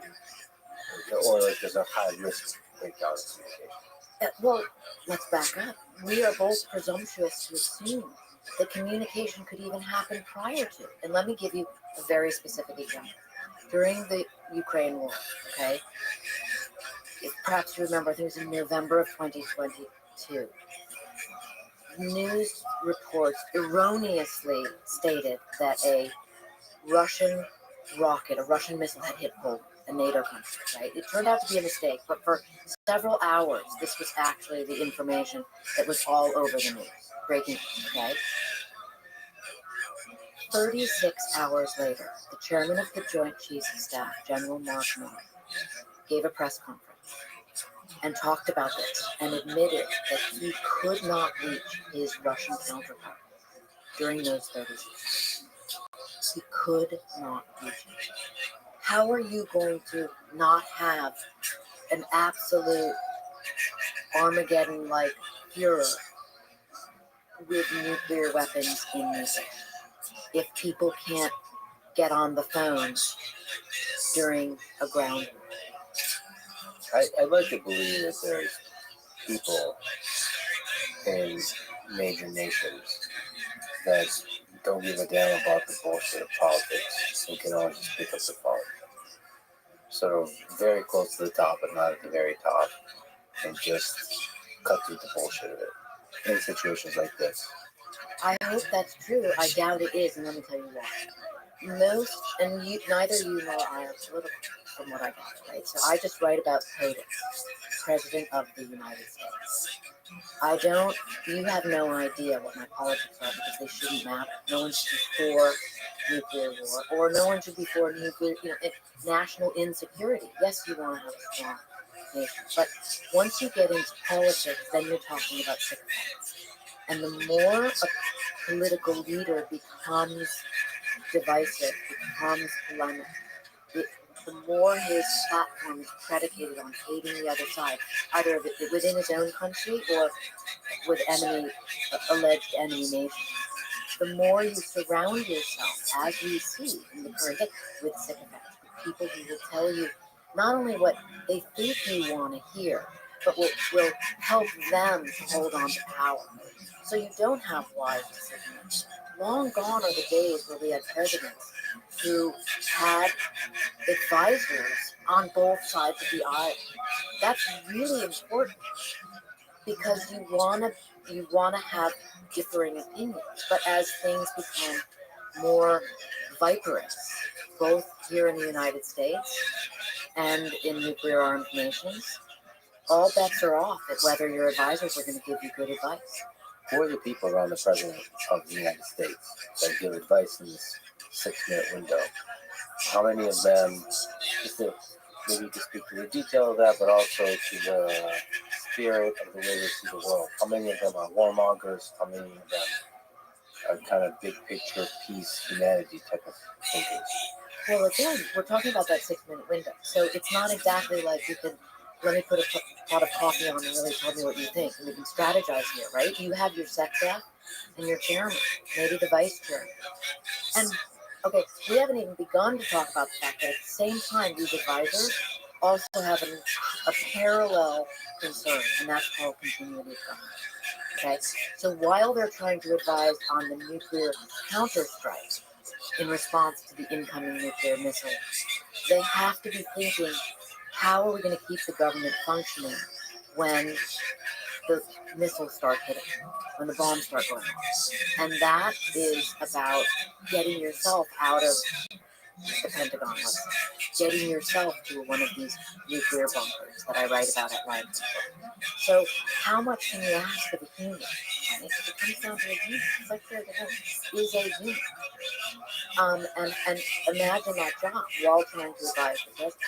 And then there's also a really interesting term which I learned about called jamming the president, which is often understood in Washington that the military advisors would, we don't know if this is legit, we've never seen it put to the test, but jamming the president means the military advisors are going to push for a really aggressive counterattack immediately. And again, you're the president who's not really been paying attention to this because he has many other things to deal with. Speed is not conducive to wisdom. Can you speak to jamming the presidency? Your sense that the advisors would, by default, be pushing for aggressive counterattack? That is a term in sort of the national security, nuclear command and control historical documentation that many of the people that you might call the more dovish type people are, worried about. That the more hawkish people are going to, the military advisors are going to be jamming the president to make these decisions about which targets, not if, but what. The argument will be about which target, Yes. not about if. Yes. I hope that even the warmongers would, at this moment, because what underlies the idea of nuclear war? It's power. It's like wanting to destroy the enemy and be the big kid on the block. But with nuclear war, it just feels like that falls apart. Do you think warmongers actually believe they can win a nuclear war? Well, you've raised a really important question that we looked at the historical record for that answer, right? Because astonishingly, all of this began like when Russia first got the bomb in 1949. The powers that be, and I write about them in the book, in a setup to the first, for the moment of launch, right? Like it's called How We Got Here, right? And you see, and I cite, declassified documents, some of these early meetings where nuclear war plans were being laid out.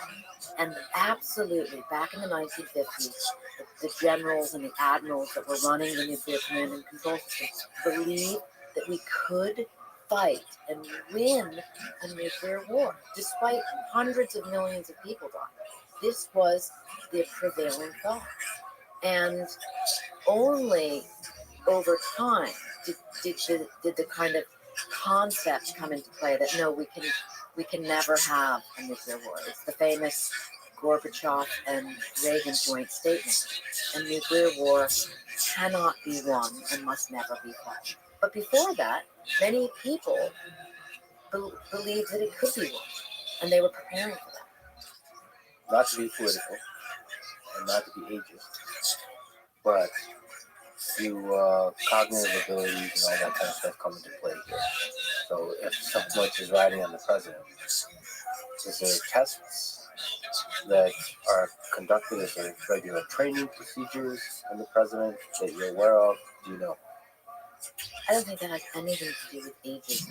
I think it has to do with, I think it's an earnest question, a really powerful one. And if people were to ask that question of themselves, or their sort of, dinner party guests or their family around the dinner table guests, you might come to a real good conclusion about how bad our political system is and how bad our presidential candidates are. Because why on earth there would be two candidates, one of whom has cognitive problems and the other of whom has judgment problems?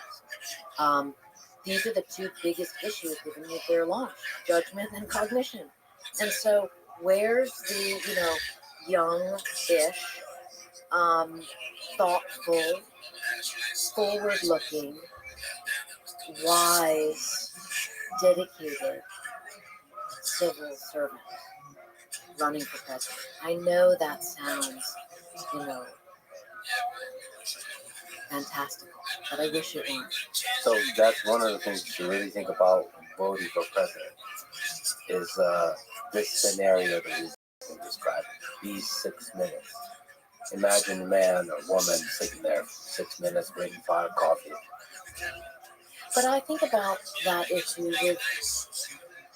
with any war, right? I mean, prior to writing Nuclear War Scenario, I previously wrote 6 books on military and intelligence programs designed to prevent nuclear war. And I believe the president as commander-in-chief should be of the highest character possible, because the programs, the wars that we have fought since World War II have all been, how many octogenarian sources have I interviewed? I'm talking about Nobel laureates and weapons designers and spy pilots and engineers in general.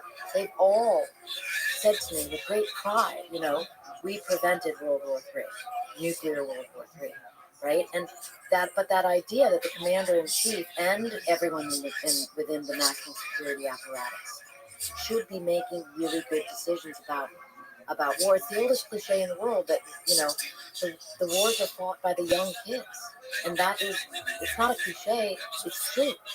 And so the character part about the president should be in play, whether we're thinking about nuclear war or any wars, in my opinion. Well, I agree with you, first of all, but it feels like in nuclear war, one person becomes exponentially more important. With regular war, the decision to go to war or not, advisors start mattering more. There's judgment issues. You can start to make arguments for sort of more leeway in terms of what kind of people we elect. It seems like with nuclear war, there's no leeway. Like one person can resist this, the jamming the president's force, the warmongers, all the calculation involved in considering what are the errors and mistakes, the missiles flying over Russia, the full dynamics of geopolitics going on in the world. Consider all of humanity, the history of humanity, the future of humanity, your love, all of it just loaded in to make decisions. Then it becomes much more important that your cognitive abilities are strong and your judgment abilities against powerful, wise people, just as a human being, are strong. So I think that's something to really, really consider when you vote for president. But to which degree is it really on the president versus the people advising? Oh no, it's on the president. The president has to make the call. And that 6-minute window happens so fast. I mean, the president is going to be being moved for part of that time. The Secret Service is going to be, up against Stratcom. Stratcom saying we need the launch orders, and the Secret Service is going to be saying we need to move the president. So it's not as much that he's delegating the issues. It's more like the issue is being postponed, because there is only one issue for the president to say these targets. For him to choose from the Denny's-like menu. Okay, this is what we're going to go with. And then this astonishing thing happens. The president takes out his wallet. He has a card in it that's colloquially called the biscuit. And that card with the codes matches up an item in the briefcase, in the football, that then is received by an officer underneath the Pentagon in that bunker. It's a call and response box. It's like, Alpha, Zeta, right? That's it. And then back so that the individual in the bunker realizes they are getting the command from the president. And then that order is passed to Stratcom. And Stratcom, the commander of Stratcom, and I interviewed a former commander of Stratcom. Commander of Stratcom then follows orders, which is delivers the launch order to the nuclear trial. And what's done is done. What would you do if you were the commander of Stratcom? What would you do? Because I like my gut reaction right now, if you just throw me in there, I would refuse words. Okay, so good question. I asked that exact question to one of my very helpful sources on the book, Dr. Glenn McDuff, who is at Los Alamos and who for a while was the classified, we have a museum that's classified within the lab, and he was the historian in charge of it, right? So he's nuclear weapons engineer, he worked on Star Wars during the Reagan era, and he does a lot having to do with the history of Los Alamos. And by the way, the Oppenheimer movie really, because I've reported on nuclear weapons for 12 years now, and Oppenheimer movie had a very unique, positive impact on Los Alamos' transparency with people like me. They had a real willingness to share information. I think before, perhaps they were on their heels, feeling they needed to be on the defensive. But now they're much more forthcoming. They were super helpful. I can tell you the origin story of the football, which they declassified for the book. But I asked this question to Dr. Glenn McDuff, right? Like, in a different manner, I said, is there a chance that the Stratcom commander would defy order? And he said, Annie, you have a better chance being powerful. Why do you think? What's the intuition behind that? You don't wind up a STRATCOM commander unless you are someone who follows order. You follow order. You don't think there's a deep to that? Yeah, because his intuition was about everything we know so far. This situation has never happened in history. Well, this is true. And all right, so you're raising a really tricky, interesting conundrum here, because during COVID, when President Trump and the leader of North Korea were kind of locked in various relationships with one another, good, bad, threatening, non-threatening, friends, just bananas, you might say, like not presidential behavior. If you were someone watching C-SPAN like I do, nerding out on what STRATCOM was actually saying about all this, you noticed that STRATCOM commanders were speaking out publicly to Congress more so than I had ever seen before. And this issue came up. Would you defy presidential order? So the caveat I would say to McDuff's answer of easier to win the Powerball, right? Is that if the commander of STRATCOM interpreted the president's behavior to be unreliable, to be non-presidential, then ... But now you're into some really radical territory. Well, I mean, fundamentally, it feels like just looking at all the presidents of the United States in their lifetime, it feels like none of them are qualified for this situation. So, like, I could see, I could see it being the commander of the STRATCOM being like, this guy, like, basically respecting no president. I know you're supposed to command in chief, but in this situation, and I mean, everybody, Bush, Obama, Trump, Biden. If I was a commander of STRATCOM, I'd be like, what does this guy know about any of this? I would defy orders. I mean, in this situation, when the future of human civilization hangs in the balance, I mean, to be the person that says yes, launch, no matter what, I just can't see a human being on Earth who can't see that in the United States of America. That's a hell of a decision. Like, this is it. That's it. Well, but now you've raised a great, important, presentation, essentially, because what you're saying is people be aware, right? Be aware of like why you're voting, or why certain individuals are being escalated to even being able to run for president. What does that mean? Why are people in America not more involved? As citizens, we have a responsibility for that, because you've opened up the door for people to understand that the ultimate thing is the nuclear launch decision. So if a person can't be trusted with that, everything spirals, everything unravels from there. Also, I want to look up who's the commander of STRATCOM. Speaking of which, you've interviewed a lot of them. Is there some commonalities about the way you talked about this a little bit, right? In the way they see this whole situation? What scares them the most about this whole system and the whole possibility of nuclear war?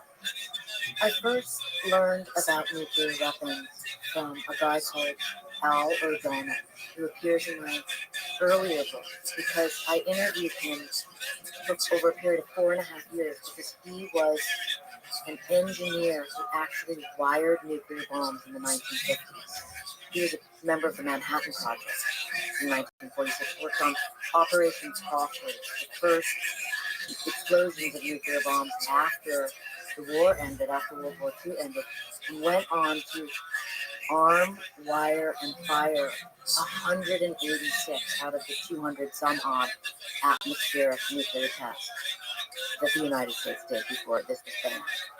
And so I learned from him the power of these weapons, right?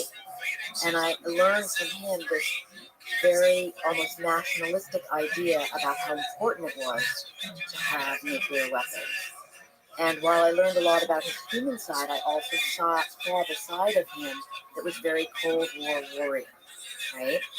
And then, so he was kind of the first. And then, I don't know, there's been 100 people that have been directly involved in nuclear weapons along the way. Billy Waugh, who was my subject of my main sort of central figure in a book I wrote about the CIA's paramilitary called Surprise, Kill, Vanish.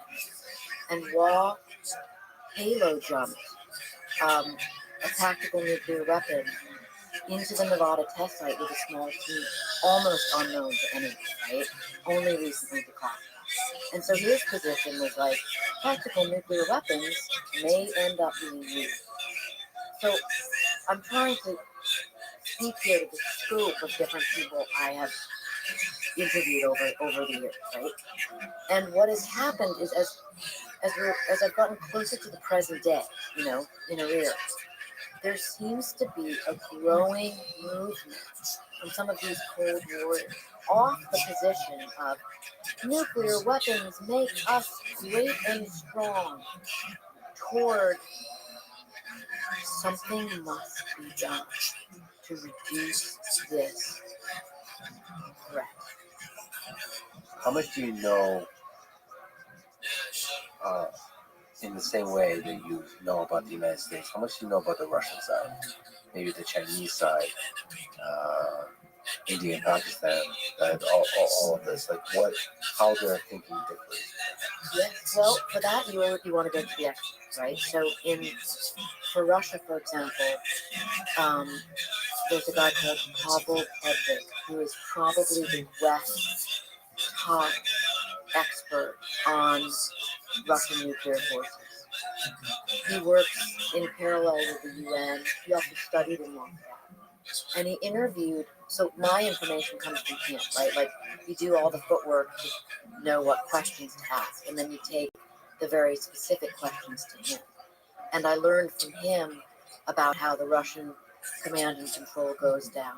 And it's very similar to ours, because America and Russia have been at sort of nuclear dueling with one another for 75 years now. And so everything we have, they have, right? With the exception of, we have a great satellite system and they have a super flawed one that's called Tundra. And even Pavel Podvig admitted that there are serious flaws in Tundra. The Russian satellite system, for example, can mistake sunlight for a plane, can mistake clouds for a nuclear alarm. This is a fact, okay? And, what was interesting in interviewing him was also this recent, very, very dangerous shift in Russian nuclear policy, which is this. Many Russian experts will tell you that Russia has always maintained that it never had a launch on warning policy. Now, I don't know if I believe that's true, but I'm just telling you what they said.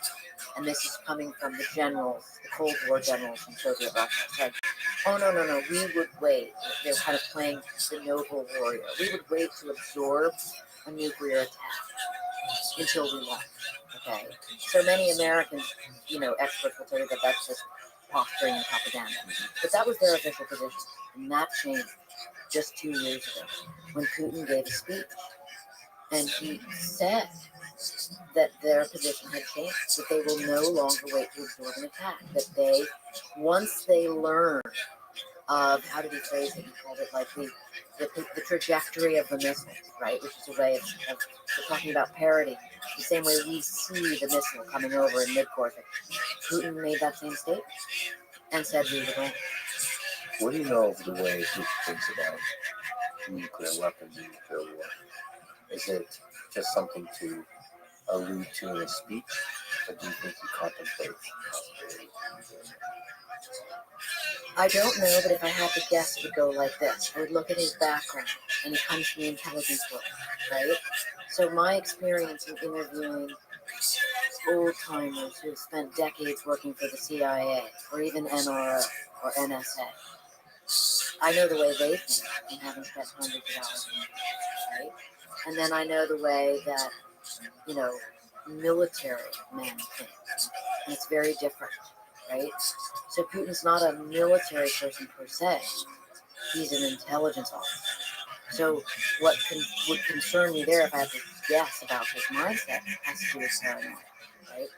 Most intelligence officers must have a degree of healthy paranoia or they're going to wind up dead, right? And so that's not a great quality to have. You would be more trigger happy, perhaps.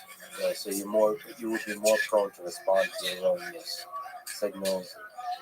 And you'd be suspicious. And you can see that now. There's such a, incredible distrust and sort of real conflict between Russia, between its leader and NATO, between leader and all of the West. And then that is fueled by his closest advisors. Kind of, they seem to be, from the statements they have made that I've read in translation, they seem to be fostering that same idea that, NATO really has it in for Russia. America really has it in. And that is so dangerous and disheartening. And perhaps makes it less likely that the president will pick up the phone and talk to the other president. Or that the close advisors near the president would make that happen. You were talking about the procedure with the football. Is there any concern for cyber attacks, for security concerns at every level here? False signals, errors, shutting down the channels of communication through cyber attacks, all that kind of stuff. So, to answer those questions, I interviewed a number of people, but most specifically General Tu, who was Obama's cyber chief. And he was actually America's first cyber chief. And the nuclear command and control system, and really the triad, functions on analog systems. It functions on old school systems. If there's not digital interface, you can't hack into it, right? So most of the issues that I raise in the book have to do with what happens to cyber after a nuclear attack, right? What happens to cyber in the minutes after a bomb, a nuclear weapon strikes America, and how that impacts the ability for people to communicate with one another. And that's when chaos takes control. Well, let's talk about it. So, God forbid, if a nuclear weapon reaches its target, what happens? What perhaps you could say that you think would be the first target hit? Would it be the Pentagon? I was told by many people I interviewed that the biggest fear in Washington, D.C. is what's called a bolt out of the blue attack. That's an unwarranted nuclear attack against Washington, D.C. The target would be the Pentagon. And that's what I begin the scenario, And I reported in graphic, horrifying detail what happens. Because I don't know what's worse, me writing that all out or the fact that it's all documented by the Defense Department. I mean, they have been documenting the effect of nuclear weapons on people and animals and things since the earliest days of the Cold War. And all of the details I pull are from these documents, like the effects of nuclear weapons. And again, this document was the original information, the original data in this document comes from Hiroshima and Nagasaki.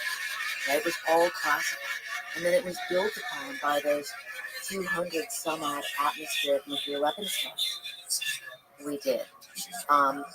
And, we're talking about like millimeters and inches. We're talking about the Defense Department knowing that, 7.5 miles out, the upholstery on cars will spontaneously combust. The pine needles will catch on fire. They will start more fires. You have all kinds of mayhem and chaos happening based on reported facts, observations. And this is really shocking and grotesque at the same time. So, one warhead reaches the Pentagon. Everybody in the Pentagon perishes. 180 million degrees. The fireball on a 1 megaton nuclear weapon is 19 football fields of fire. Think about that. Nothing remains. Nothing remains. And there's then a radius where people die immediately, and then there's people that are dead when found, and then there's people that will die slowly. An eccentric rings. And again, rings defined by different. But before that, the bomb goes off. Then there's this blast wave that's like several hundred miles an hour, pushing out like a bulldozer, knocking everything down. Bridges, buildings. I mean, you can read FEMA manuals about what the rubble will be like. You're talking about 30 feet deep rubble as the buildings go over 6, 7, 8, 10 miles high. That speaks nothing of the megafire that will then ensue. So once all these people die, and third-degree radiation burns, did you know there was such a thing as fourth-degree radiation? Right? We're talking about the wind ripping the skin off people's faces many miles out. And then you have a sucking action, right?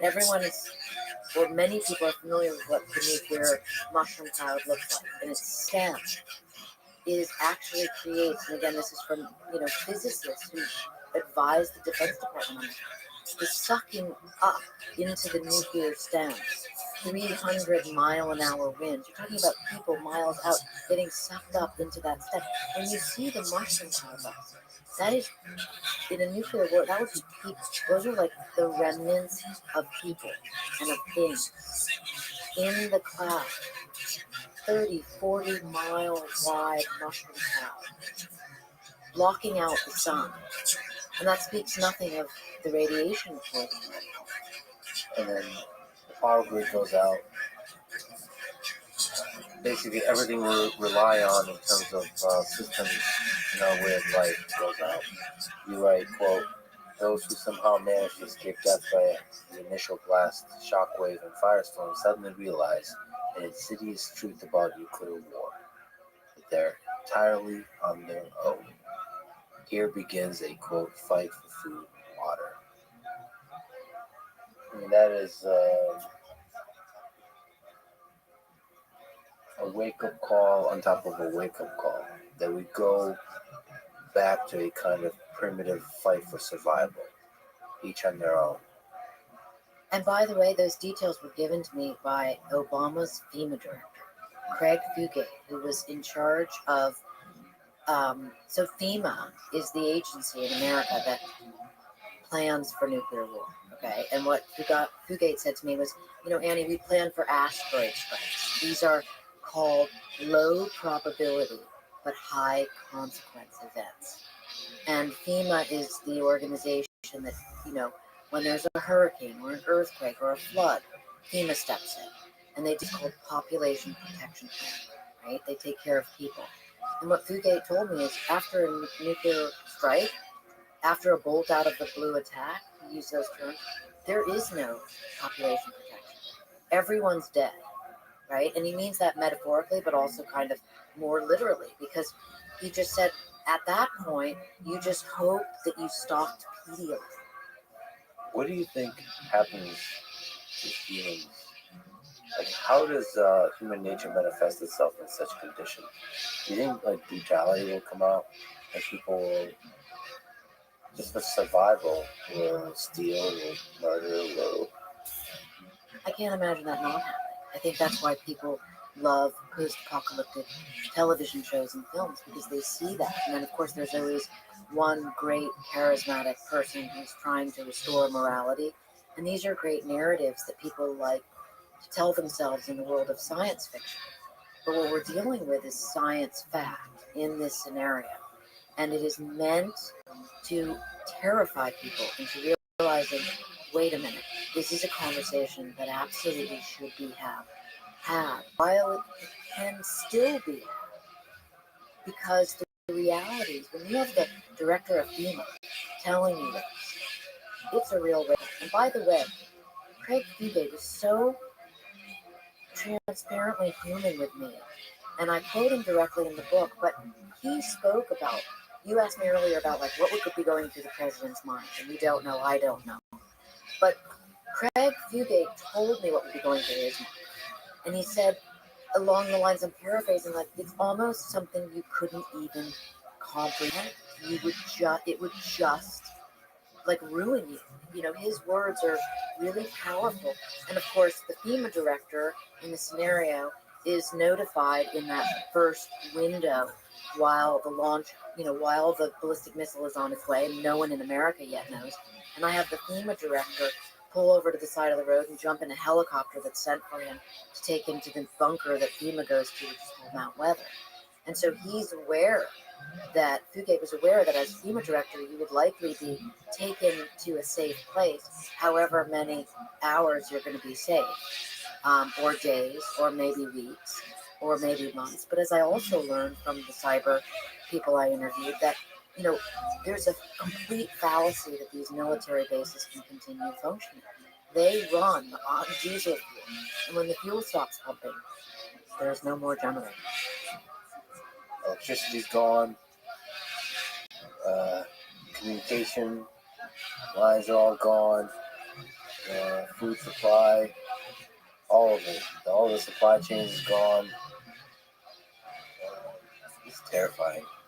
And that's just in the first few days, first few hours. In part 5, you describe the 24 months and beyond after this first hour we've been talking about. What happens to Earth? What happens to humans if a full-on nuclear war happens? So for that, I was super privileged to talk to Professor Brian Toon, who's one of the original 5 authors of the nuclear winter theory.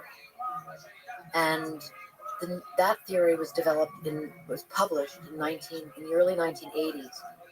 One of Professor Toon's professors was Carl Sagan, who is sort of the most famous author of the nuclear winter theory. And, there were all kinds of controversies about it when it came out, including the Defense Department saying it was Soviet propaganda, which it was.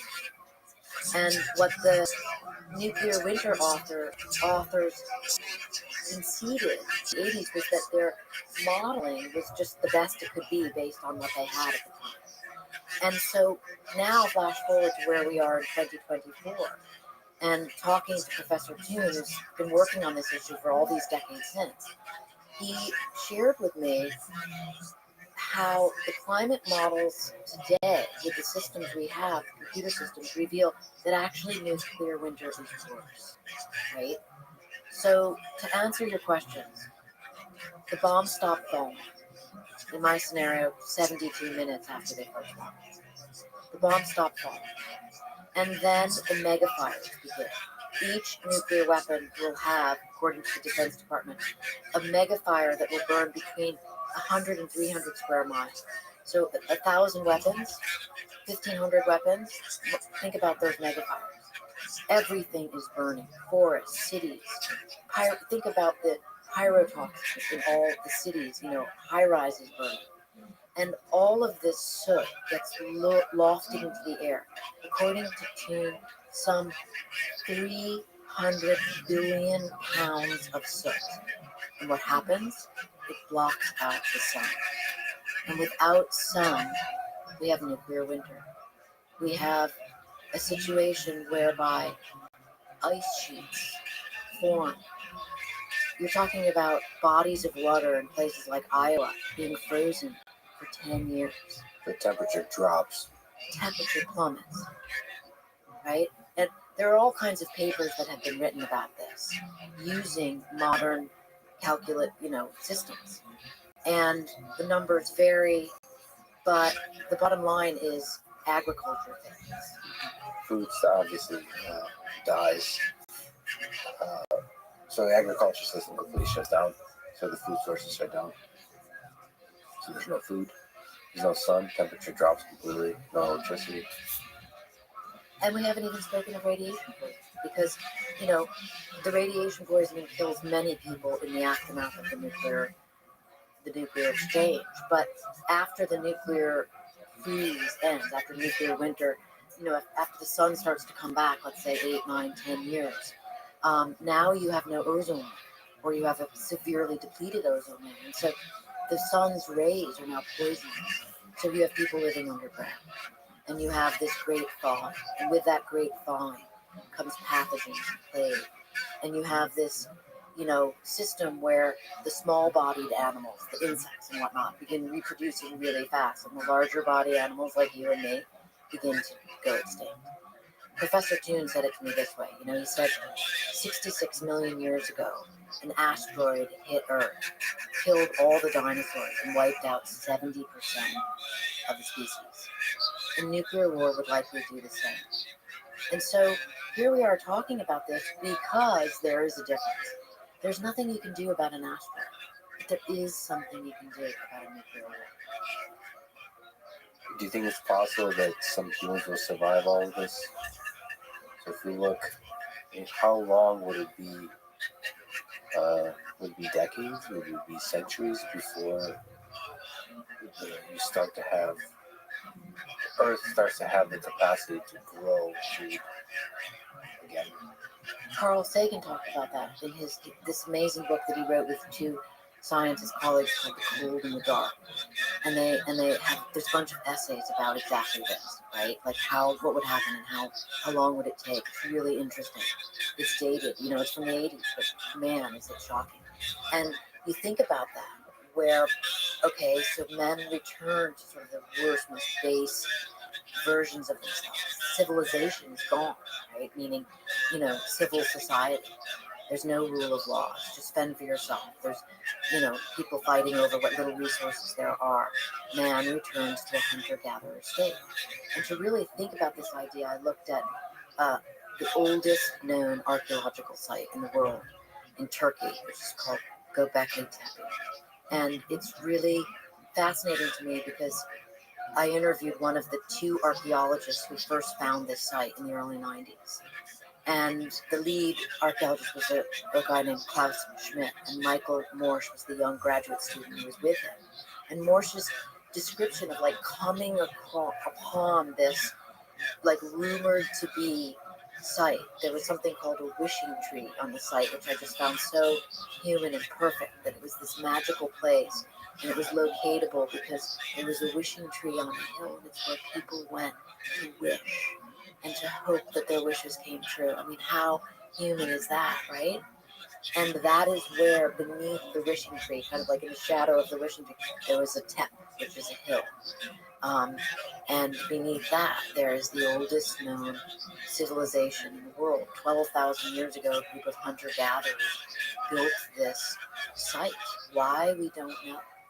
But I imagine through Morse's descriptions of coming upon, like, when he tripped on a rock, he told me, right? Tripped over a stone that turned out to be the top part of a 12,000-year-old sculpted man, giant pillar, right? And he talked about coming upon that, and then no one knows really what Göbekli Tepe was for. And that makes my mind try and answer the question you asked me internally, right? Just as like a human who's here on Earth for the amount of time I'm here. Like, if there were a nuclear war, what would it be like? What would it be like when someone in the future, would we become archaeologists one day? Would civilization rebuild? Would we develop computers? Who knows? It's interesting to think about. I hope we never have to. What would we remember about this time? It is terrifying to think that most of it would be forgotten. Everything we kind of assume will not be forgotten. We think maybe some of the technological developments will be forgotten. But we assume like some of history won't be forgotten. But realistically, especially us descending into primitive survival, probably everything since the industrial age will be forgotten. Like everything. Maybe some religious ideas will persist.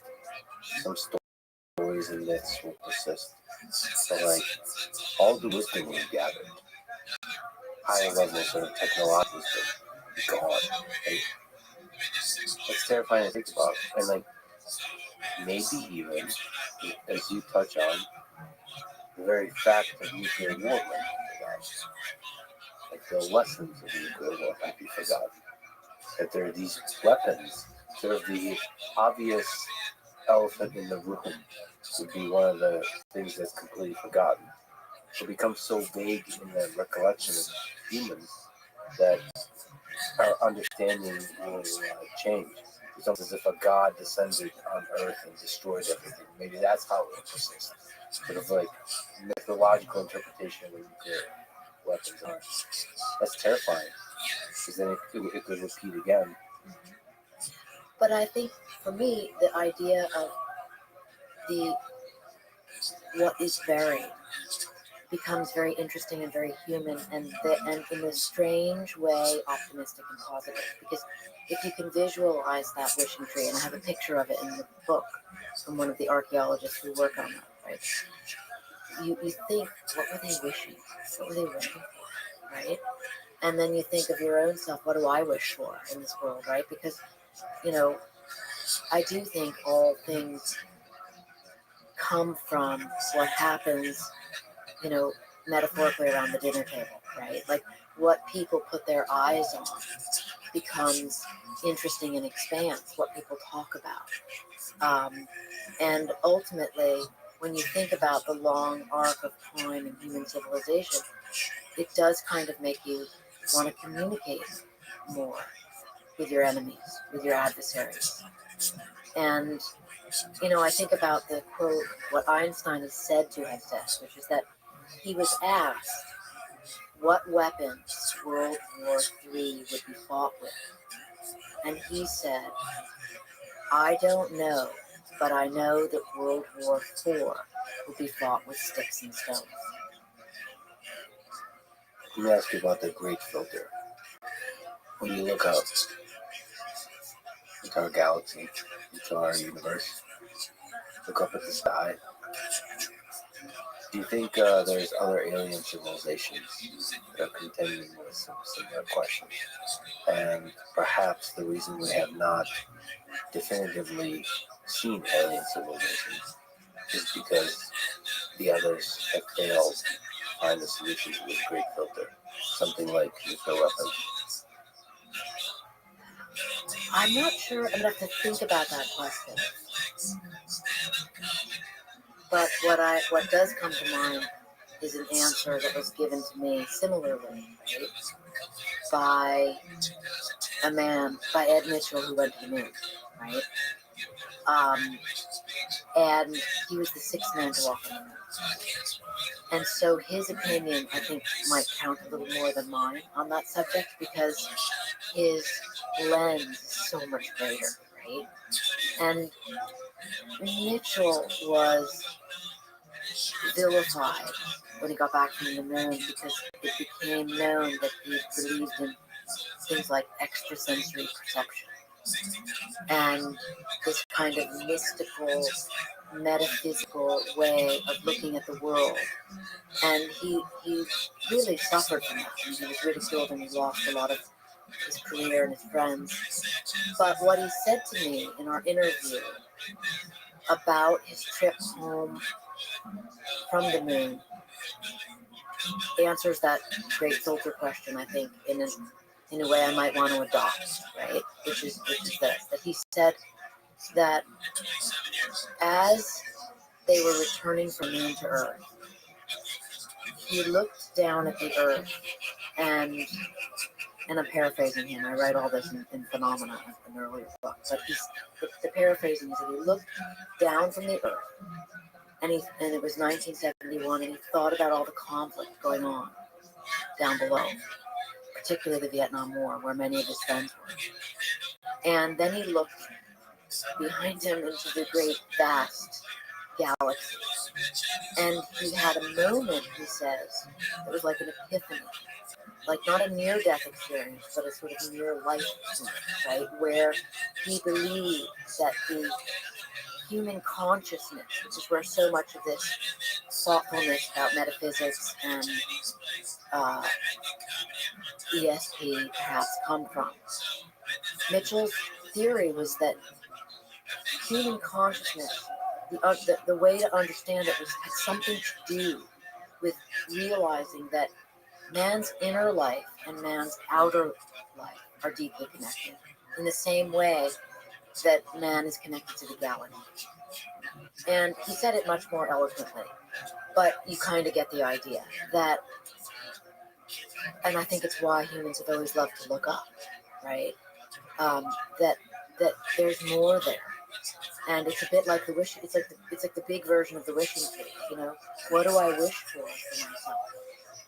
And what is maybe perhaps the realignment of thinking for those of us in search of happiness, right?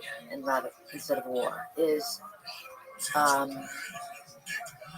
you know, what does it mean to have consciousness? To have consciousness? What does it mean to be a thinking person? What does it mean to be on this earth? To be born, to live, to die. And then there is legacy. And so all of those ideas are, I think, foster the kind of conversation that de-escalates conflict.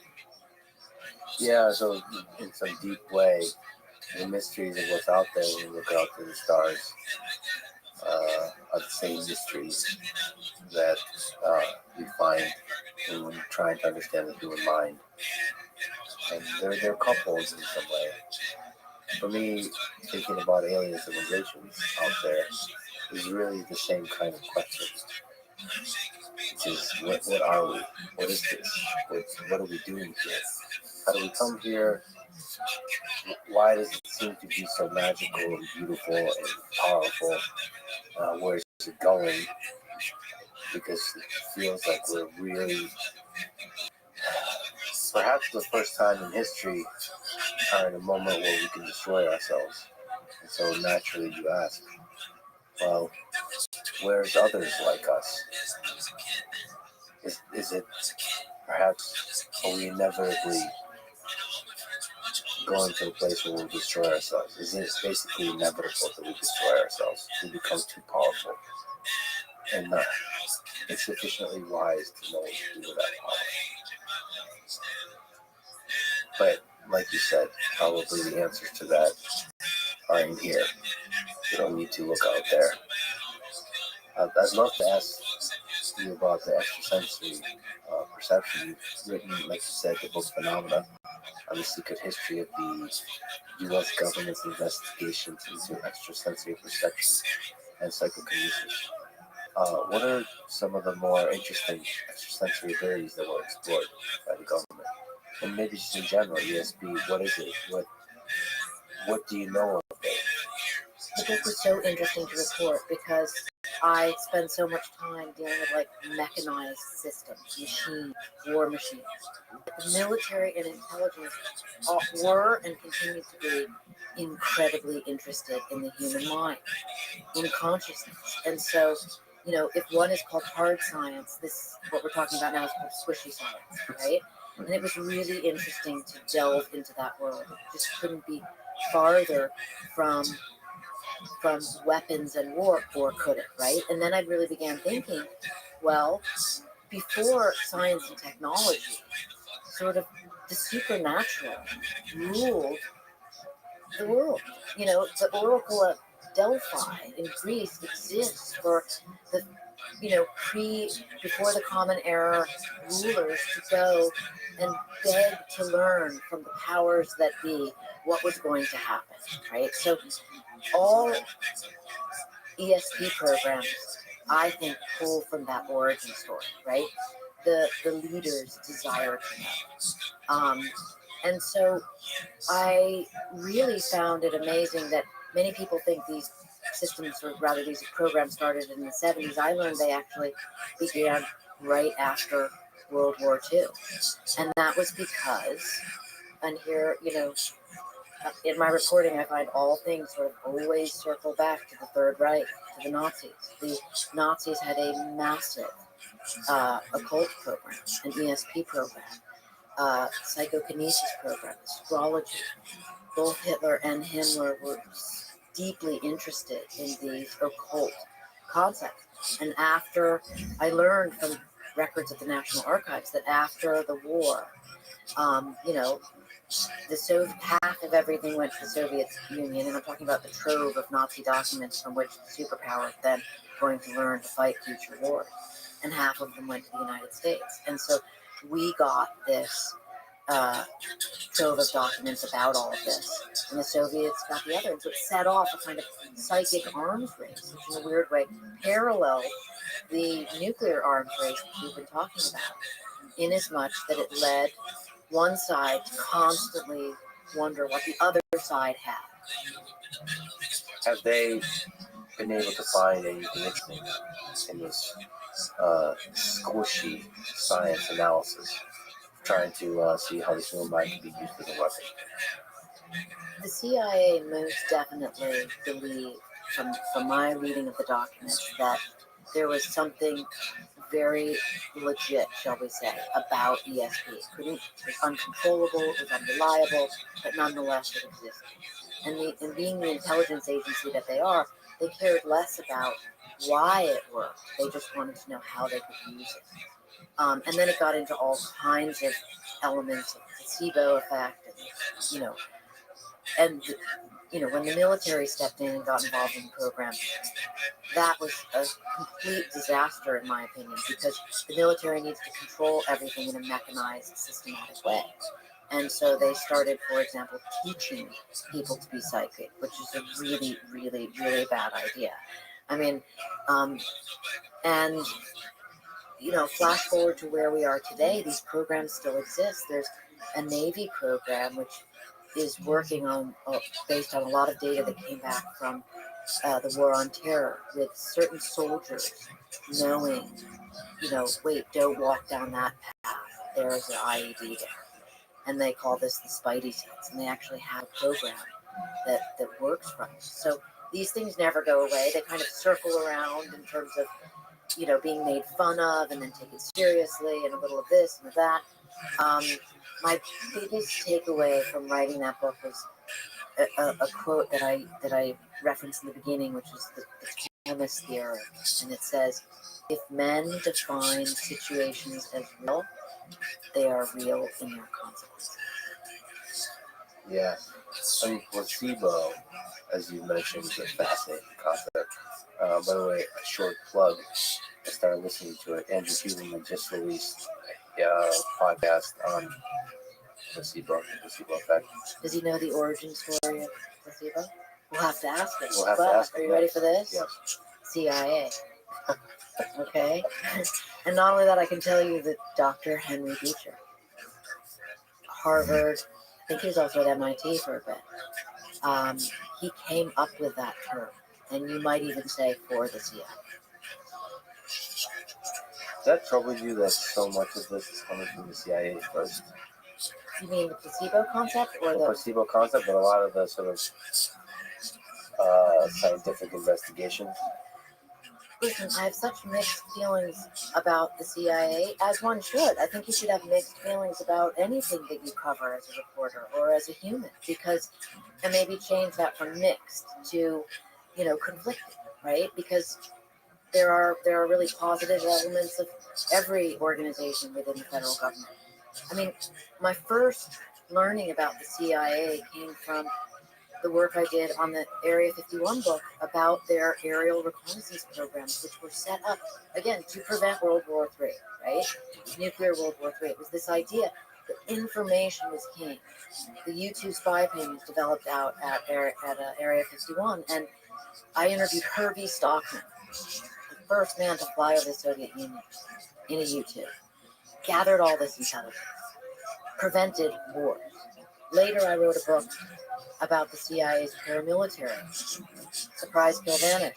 So, just when I was thinking, wow, the CIA is doing all this amazing, non-kinetic activity with aerial reconnaissance, then you learn about their kill programs, then that's a whole different set of it. Turns out, as you write in that book, that the CIA assassinates people sometimes, and we'll talk about it. But anyway, like you said, conflicting feelings.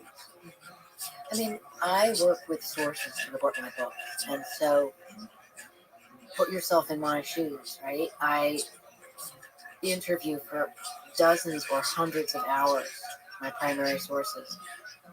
In the case of the Surprise Kill Vanish book, I traveled with Billy Wall, the longest serving CIA operator, back to the scene of the crime. Back to the battle. We went to Hanoi, we went to Havana. And you really get to know someone, and that's when I say conflicting. I work with sources on a real trust basis, right? And sometimes people will tell me things. They'll say, "Annie, this is off the record. This is for you to know about me on deep background because I want you to know who I am." And that's powerful. And a lot of times it's personal, right? It's personal. It's about their personal life. And they don't want that, and it isn't apropos to what I'm writing about. But I need to know that, and that's where it gets conflicted because in a good way, because you realize where we're all such creatures of our personal lives, right? So you have a professional life where your national security are in your hands. I don't know what that is like. I wonder if you could just speak to that. You've interviewed so many powerful people, so many fascinating people, and as you've spoken about, trust is fundamental to that. They open up and really show you into their world. What does it take to do that? I think willingness. We were talking about trust earlier. Like, you have to trust that I have to trust there's a reason I find myself in a certain situation, right? Otherwise, it would just be a constant, doubt paradox, right? Why am I here? What am I doing? And so I trust that I'm going to learn something of value. And so I'm willing to listen. I really am willing to listen, right? And so far, it's always proven, the expectations I might have going into something are dwarfed by the outcome. Because people are so interested.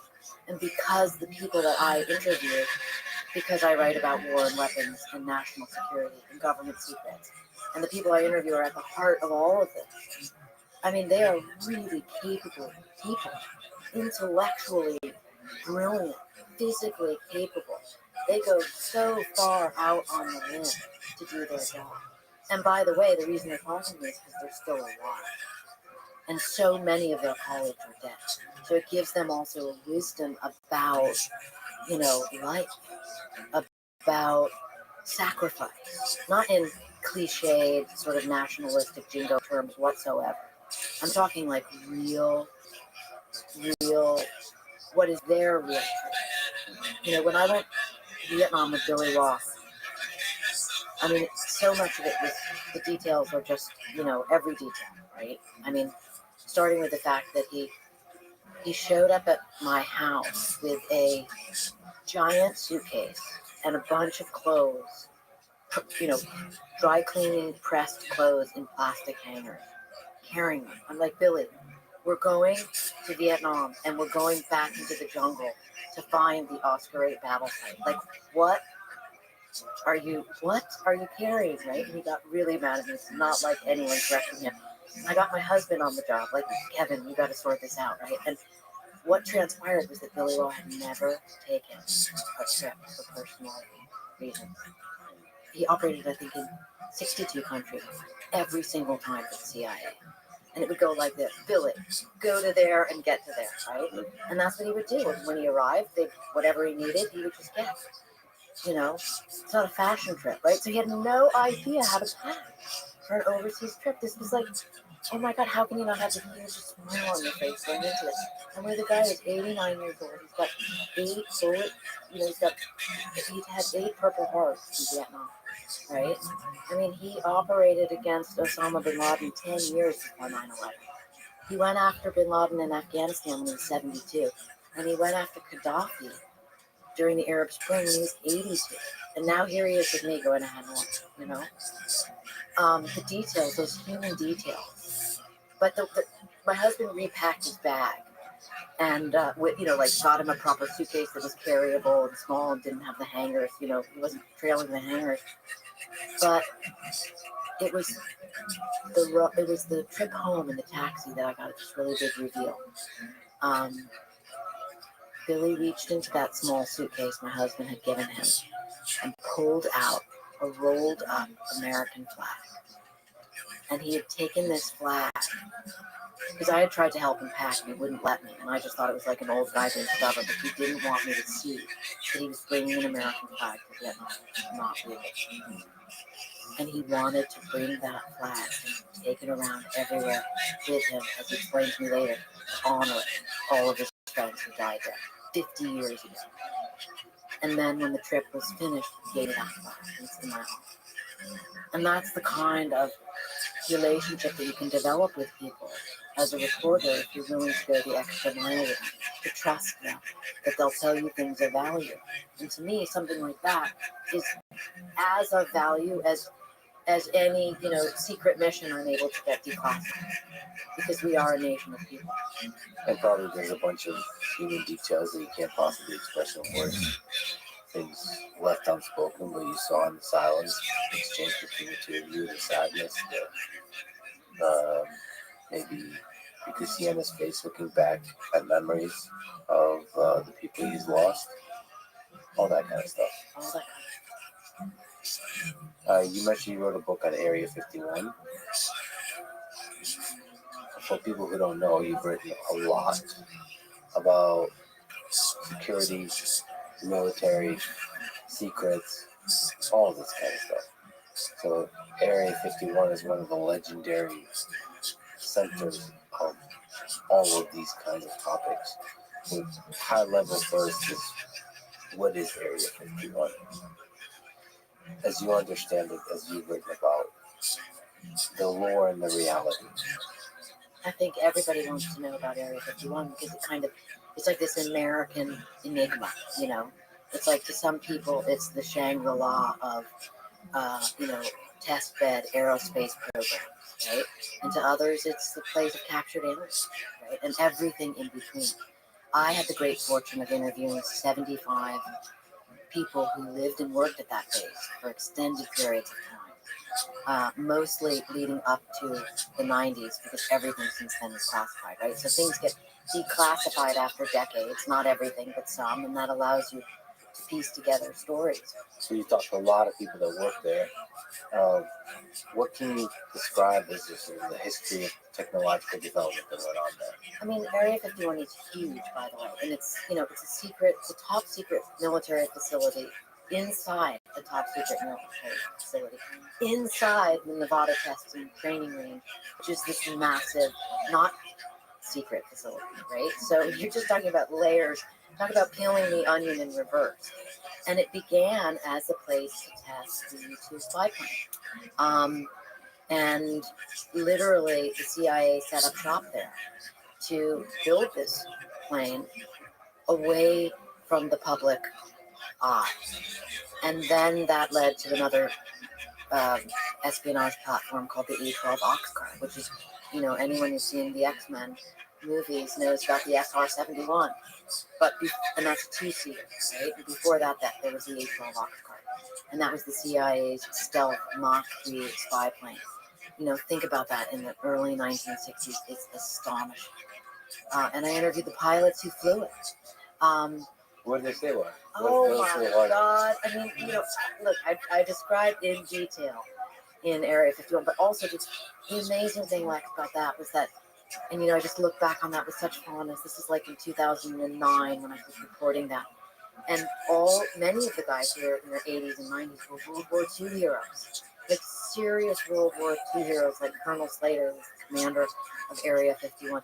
He flew the U-2 on the missions called the Black Cat missions over China in the early 1960s to see about their Lost Norn nuclear facility, right? So all of these things tie in when you're reporting on military and intelligence programs. But that these guys had been World War II heroes and then were given this cushy job out at Area 51, you know?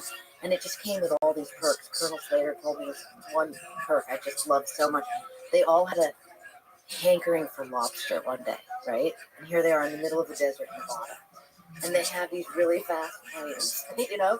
And they literally called, like they arranged, they didn't take the ox guard out for that one, but they got some lobsters from Massachusetts, like delivered to them in like record time. They didn't even put them on ice, you know?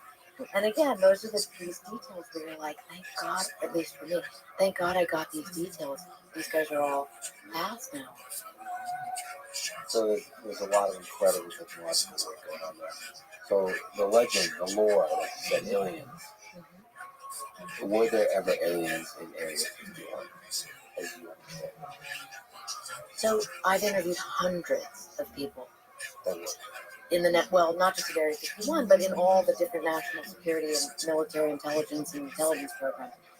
And I personally have no reason to believe that aliens have ever visited Earth. That's just me personally. Just I have no information that causes me to conclude that's the case. Now, with that said, many of the primary players in this present day, you know, there are aliens among us narrative, are in my phenomena book. I continue to communicate with a lot of these people. I'm talking about astrophysicists who fundamentally believe that there are aliens among us, right? So we beg to differ on that issue. But for you, in terms of doing research on government agencies that do top secret military work, I mean, they would know, right?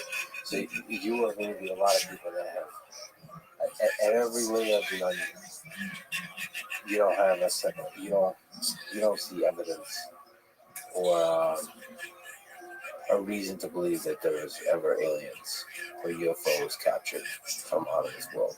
That is correct, and even perhaps more important, and perhaps this colors my thinking, but I am uniquely familiar with disinformation programs put forth by the CIA, or the agency as it's called by insiders, right?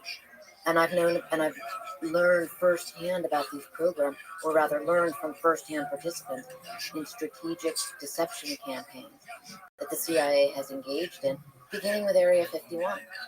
You know, the idea that all these reports of this U-2 spy plane, this giant long-winged aircraft flying 70,000 feet up, people didn't think airplanes could fly that high. And it's, you know, the sun shining off of it, it looked like a UFO, and all the reports coming in.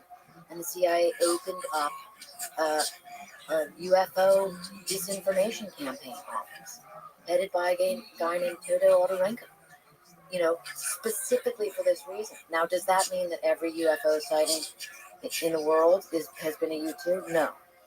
But I come from that lane of thinking. And there are so many strategic deception campaigns, and as I look over the decades of how these same UFO stories, and again, this is just my opinion based on my reporting, this narrative that keeps reoccurring, it seems to me like a very large catch-all to keep the public's attention on that, not on that. So to you, sexy stories like UFOs are going to be leveraged by the CIA for strategic deception. 100%. I mean, Google Paul Benowitz. I'm always amazed that Paul Benowitz's story is not more widely spoken of. And I think that's because there's like the sort of ufologists or the people who are like absolutely convinced that aliens are among us. And I use that term loosely, but you know what I mean. And then there's the quote unquote skeptics. And skeptics tend to be sort of like self-righteous. And I would never want to be self-righteous. So I'm not a skeptic. I'm just, you know, agnostic, I suppose. But Google Paul Benowitz, and you can learn the story of that man who thought he saw a UFO in the 70s, early 80s, And the Air Force, because the Air Force intelligence community works hand in glove with CIA a lot, and some of the other intelligence agencies, of course, there's 17, not just the CIA. And they destroyed Paul Bennett. They sent him to a mental institution by pulling a massive strategic deception campaign against him because they didn't want him to know about the technology that he was seeing at Kirkland. So look that up, and then you go, oh my God. And, you know, to my eye, you can apply any of these other names, substitute in Paul Bennett, or any of the current individuals, you know, who really become convinced of X, Y, or Z when in fact there's strategic deception campaign going on. Yeah, there's a lot of incentive for the CIA and other intelligence agencies to get you to look the other way on whatever is happening. Plus, from a enemy perspective, whenever two nations are at war, to try to create hysteria in the other. But then you have the Thomas theorem that becomes applicable there too. If men define situations as real, they are real in their consequences, right? So this idea of like UFOs and we're being lied to, it becomes real to many people. And then that creates a whole subset of problems to the point where things are spiraling out of control and there is no center anymore, right? So a lot of people that are briefed on programs maybe aren't even aware of their position within a greater campaign. Or I'm wrong and there are aliens among us. Right, so, you know, I appreciate the possibility of acknowledging you might be wrong. From everything you know about the U.S. government, if there was an alien spacecraft, what do you think would happen? Would they be able to hold on to those secrets for, you know, decades? Like, would they want to hold on to those secrets? Like, what would they do? What's your sense? I can't imagine that kind of exciting situation not becoming public information, right? And the counter to that is this, right? This is a very strong argument for why it's a big strategic deception campaign, right? Think about the Defense Department and the air. Think about how jealously they guard its airspace, right? I mean, you had a Chinese balloon flying over and the whole world went crazy, right? It was front page news. So the fact that one element or a couple people in the Defense Department have made this statement, we've lost control of our airspace over this UFO, alleged UFO craft that they can't explain. I don't buy that at all.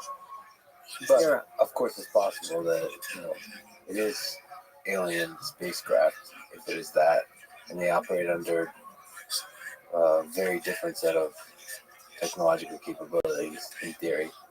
In my interviews with Jacques Vallée, who's the kind of grandfather of all ufology, and he's such an interesting person and has such a really unique origin story about how he came into all of this, and he's such a scientist, right? And he's profoundly dedicated to this issue and stands completely on the opposite end of the spectrum from me and knows a lot more and has studied this for decades more. But what he said to me is the most interesting thing, which is that it's not a military problem, it's an intelligence problem.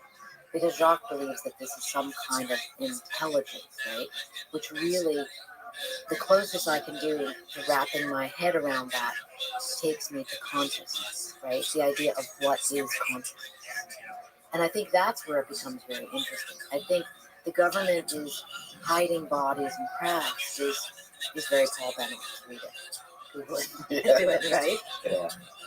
Yeah. I think this kind of flying saucer thing is a realization of what kind of, if there's other civilizations out there. Realization, that's a great word. Realization, I agree with you. I tend to believe that there is like a very large number of alien civilizations out there, and I believe we would have trouble comprehending what that even looks like, whether to visit. I tend to believe they are already here or have visited, but we're too dumb to understand what that even means. And they certainly would not appear as um, as flying objects that defy gravity for brief moments of time on low resolution video. I tend to have humility about all this kind of stuff. But I think radical humility is required to even open your eyes to what an alien intelligence would actually look like. And to me, it's beyond military applications. It's like the basic human question of like, what is even this thing? Like you mentioned, consciousness that's going on. Like, where does this come from? Why is it so powerful? Is it unique in the universe? I tend to believe not. Of course, I hang out a bunch with other folks like Elon who believe we are alone. So I think that belief, just like you said, has power because it actually manifests itself in reality. So if you believe that we're alone in this universe, that's a great motivator to build rockets and to come up with planetary and save ourselves, especially in the case of nuclear war.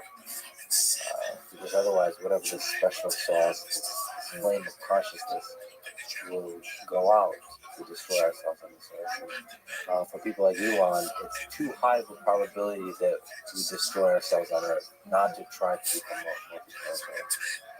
In your book on Area 51, you propose an explanation that I think some people have criticized at the very end, that this might have been a disinformation campaign from, I guess, Stalin, that the Roswell incident was a remotely piloted plane with a Cortez-sized aviator. Just looking back at all that now, years later, what's the probability that it's true? What's the probability it's not? So you know, I've never revealed who that source is. Yes. You know that? You want me to tell you? With the source? Yeah. Okay, what is the source? So before I say anything on that, let me speak to the question that you asked, right? So you asked me, what's the probability that that is still standing as an idea 12, 13, 14 years later, right? So I continued to work with that source for years after. We talked about this. Look, I mean, his whole family knew it was him. And I knew his family because I was an integral part of, I was at his house, met all his kids, grandkids. And we should say the source is the main expert advisor behind the story that it was. Maybe you can explain what the story is that you're reporting in the book. That it was disinformation campaign created by Stalin to cause mass hysteria in the United States. Yes. The very kind that we've been speaking about with the CIA and so on. Yes, predicated on the narrative of the War of the Worlds, right? And the War of the Worlds, when it was a radio program in the United States, made people go crazy. Oh my God, we're being invaded aliens. Well, the government was always interested in this story, and Joseph Stalin was too. We know that from declassified documents, right? And so the source told me that the reason for this program and that the real Roswell crash remains, where in fact it was a black propaganda hoax infiltrated, or rather predicated at this idea that you were going to overwhelm America's early warning air defense system, cause mayhem, and maybe be able to attack the United States. That was the plan. And Stalin was also messing with the United States, messing with Truman, who sort of, turned his back on him, right? And so this idea was, and the reason that the source is important, and unlike, a lot of people, I saw this, I don't know, was according to the source, once it was determined that this was a hoax and that Stalin was able to get a craft over the United States and it crashed, and it had, people inside of it. There were people that were sort of deformed and meant surgically altered to look like aliens. The United States government decided that it needed to know what on earth that was all about, and if it was possible for us to have the same program. This is according to the source, right? And so it sounds preposterous. And if it was just someone saying, you might say, well, it's ridiculous, tell me, get them onto another subject. But the difference is this source, who's very well placed and friends with all of the other 75 people, told me this as a confession, right? A real tearful confession, because what he said is he was involved in the American program to do the same thing. And people died because there were human experiments that went on. And I write about this in the last 12 pages of Area 51. It was an explosive, revelation. And I felt very confident in writing this because the source wanted it written. Why? Because he said, I'm dedicated to my country. I know about being committed to national security. And this kind of thing must never happen. And if you give people too much power, they will take advantage. And he wanted it on the record. And his wife of 60 years did not know until after the book published, nor did his children. Okay, so after the book published, I was called to his house and sat there with his family. And they said, tell us this isn't true. He said it is, right? Now that source is Al O'Donnell, who is the nuclear weapons engineer who armed, wired, and fired 186 nuclear weapons. Okay? So if you want to talk about something, you're the first person I've told that on the record. It's kind of about time. Wow. Well, you received a lot of criticism over this story, and it confused me why, because it's, given the context of everything you described, the CIA and other intelligence agencies, it is reasonable that such an action would be taken. And the source is extraordinarily credible, right? If you wanted to take the position, well, that person isn't very reliable, then you have to ask yourself, why did they have top secret clearances that are higher than any in the United States whatsoever? Because he was responsible for arming nuclear bombs. He was called the trigger man. And by the way, he told me that I could tell the world who he was. There's a lot of details that are really dark involving that program. And when is it appropriate, right? Well, it feels appropriate now, first of all, because you and I have been talking for several hours. So this is what's truly a long-form conversation, and it's the outcome of, a very long time of my reporting, and also being judicious about what, closing the loop on that, right? Because I do think it's important for people to know that sources have revelations. And like you said, the programs, both on the Soviet side and the American side, conflicting, I think the term we used previously, ethically, morally, on all fronts. People have done some horrible things in the name of security. In your book, Surprise, Kill, Vanish, you write about the CIA and the so-called president's third option. It turns out, so first of all, first option being diplomacy, and second option being war. So when diplomacy is inadequate and war is a terrible idea, we go to the third option. And this third option is about covert action, and it's about assassination. So how much of that does the CIA do? That is open to debate. We know from the historical record that the CIA was heavily involved in assassination during the Cold War. That's non-negotiable. Even the names of the programs that were assigned to perform assassinations are fascinating and now declassified. Like Eisenhower's, for example, was the Health Alteration Committee. Well, at least they have a sense of humor to these dog topics. Then the more modern names are targeted killing, right? Executive action, targeted killing, right? I mean, drone striking is essentially assassination. And, people jump up and down and say that's not true. Well, I spent quite a long time interviewing the CIA's lead counsel, John Rizzo, died recently. But Rizzo was very forthcoming with me. Of course, never sharing classified information, but going up to the edge of what can legally be known. Rizzo was thrown under the bus by sort of the general for the fall guy for the CIA calls it enhanced interrogation. Had this long career. He began working for administration, right? Responsible for the torture memos that were legally making the president's ass and stuff. And then got thrown under the bus. And so he was very forthcoming, not in a bitter way, but in a very earnest way about a lot of how these programs are made to be legal, because if the president of the United States says they're legal, they're legal. Executive Order 12333. It says we don't assassinate, but it can be overwritten by another order. That's straight out of Rizzo's mouth. Right? Also, really important to keep in mind is that the military operates under what's called Title 50. It's part of the National Security Code that gives, rules and etc. How you must behave in a war theater. Well, the CIA is under no such rule. It operates under what's called Title 50.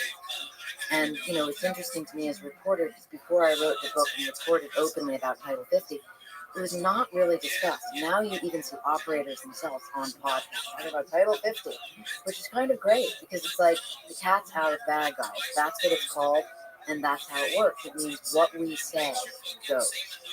Can you elaborate on what Title 50 says? Basically says assassination is allowed.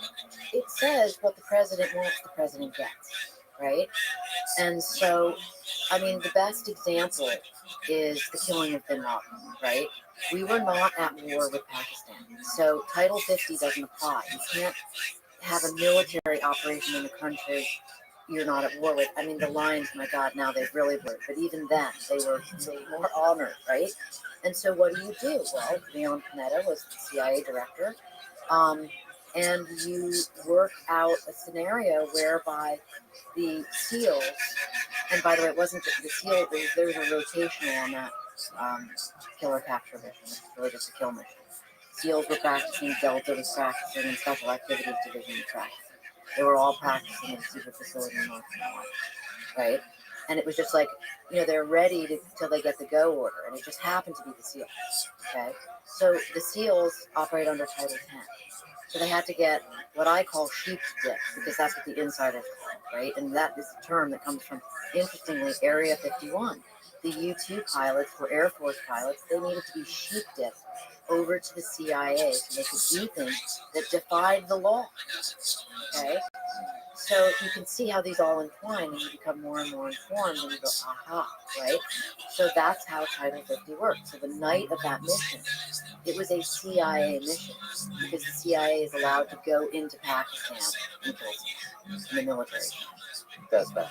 So people talk about the Navy SEALs doing it, but it's really, legally speaking, you get the permission to do it, and the whole legal framework works like the United States or the CIA. And if you look at their uniforms that they were wearing, and now that you know this, you'll see there's no nomenclature. Right? So they're just meant to be completely untraceable. Were they to be shot down and captured? It's like, wait, who are these guys? Oh, a bunch of rogue guys. Okay? And this goes back to the origin story of all that is in Vietnam, MACV's and these cross-border operations that I chronicled. And still amaze me to this day. Right? Saw missions, they called it suicide on the fly. That's what it was. And these guys have no identifiable, nothing. They're essentially zombies, right? Even their weapons were specially designed by the CIA no serial, no nothing. That they were captured and they became POWs. I don't know who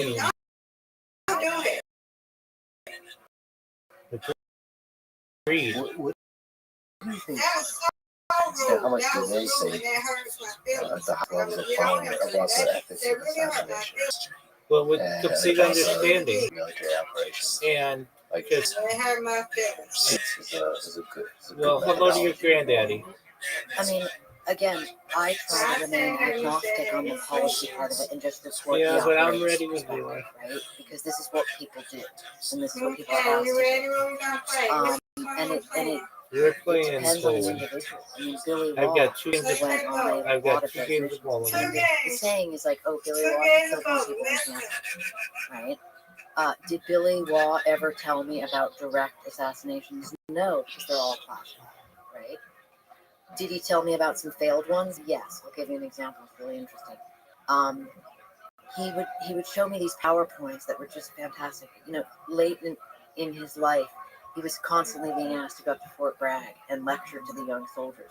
Everybody loved him, and he would drive all night to get there, and he would create these PowerPoints, and then he would show me the PowerPoints, and he would all unclassified. But at one point, when Hugo Chavez was in power, Billy Wall was kind of asked, that's how it works. Like, if you had to think about doing something, what would it look like? Let's just say hypothetically. So he took me through this PowerPoint that never happened, whereby he and a group of operators, agency operators, were going to halo jump in to the palace and grab Chavez and probably kill him because he wouldn't allow himself to be captured. And what Billy, and by the way, halo jumping, for those listeners who don't know, high altitude, low opening, right?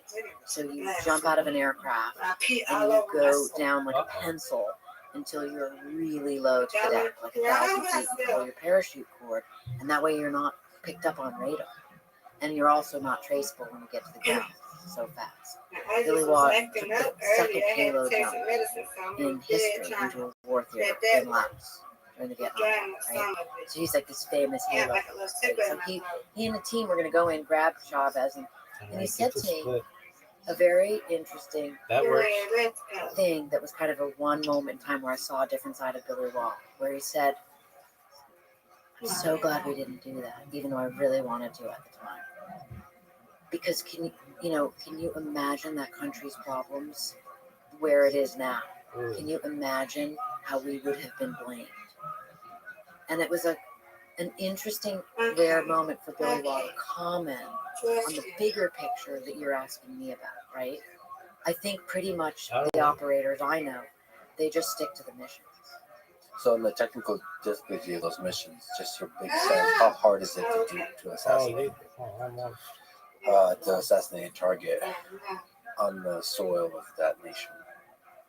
I suppose that just depends, right?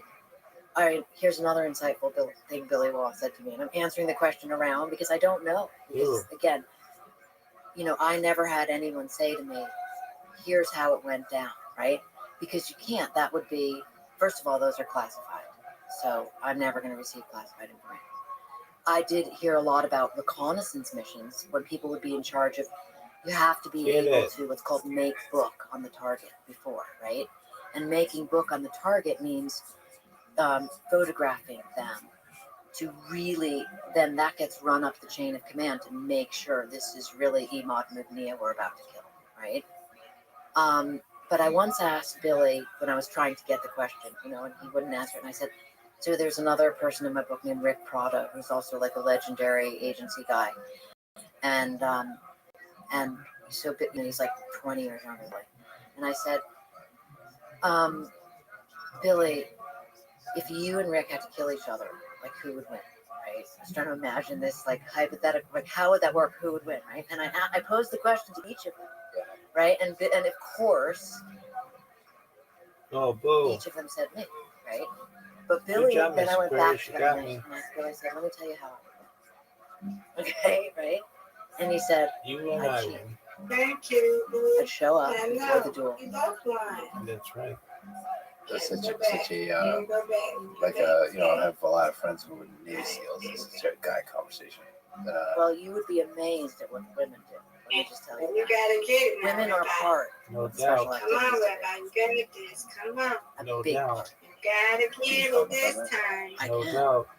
Women can get a hell of a lot closer to I win one, you win one. it. And I mean that literally. And we both win all Special rounds. operations, you mean as part of the CIA? The Special Activities Division, now it's called the Special Activities Center. But originally, that's the umbrella agency that has the different paramilitary organizations under it, right? So the most lethal one is Brown Branch. And that's what I reported on in Surprise Vanish. And its origins go way back to the guerrilla warfare corps that was started in 1947 for the president. So women are also a part of the alleged assassination. Absolutely. And you're saying they can at times be more effective. I'm just going to leave that pause there. The reason I ask how difficult the assassinations are, with Bin Laden, it took a long time. So I guess the reconnaissance, the intelligence for finding the target.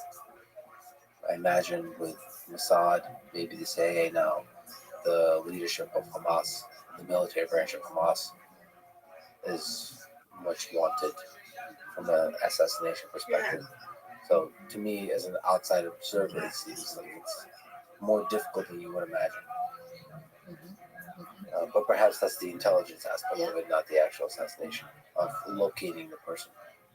Well, I think it's because mostly, from what I understand, it's a really dirty game, and people are covering for people, right? And I'll give you the example of Billy Waugh and Imad Mughniyeh, if I may, right?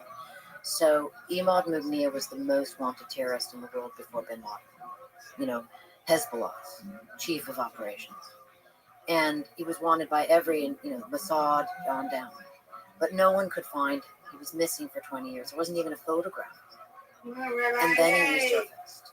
And of all places, he resurfaced in Saudi Arabia. Okay? So what? That's when I say it's a dirty game, right?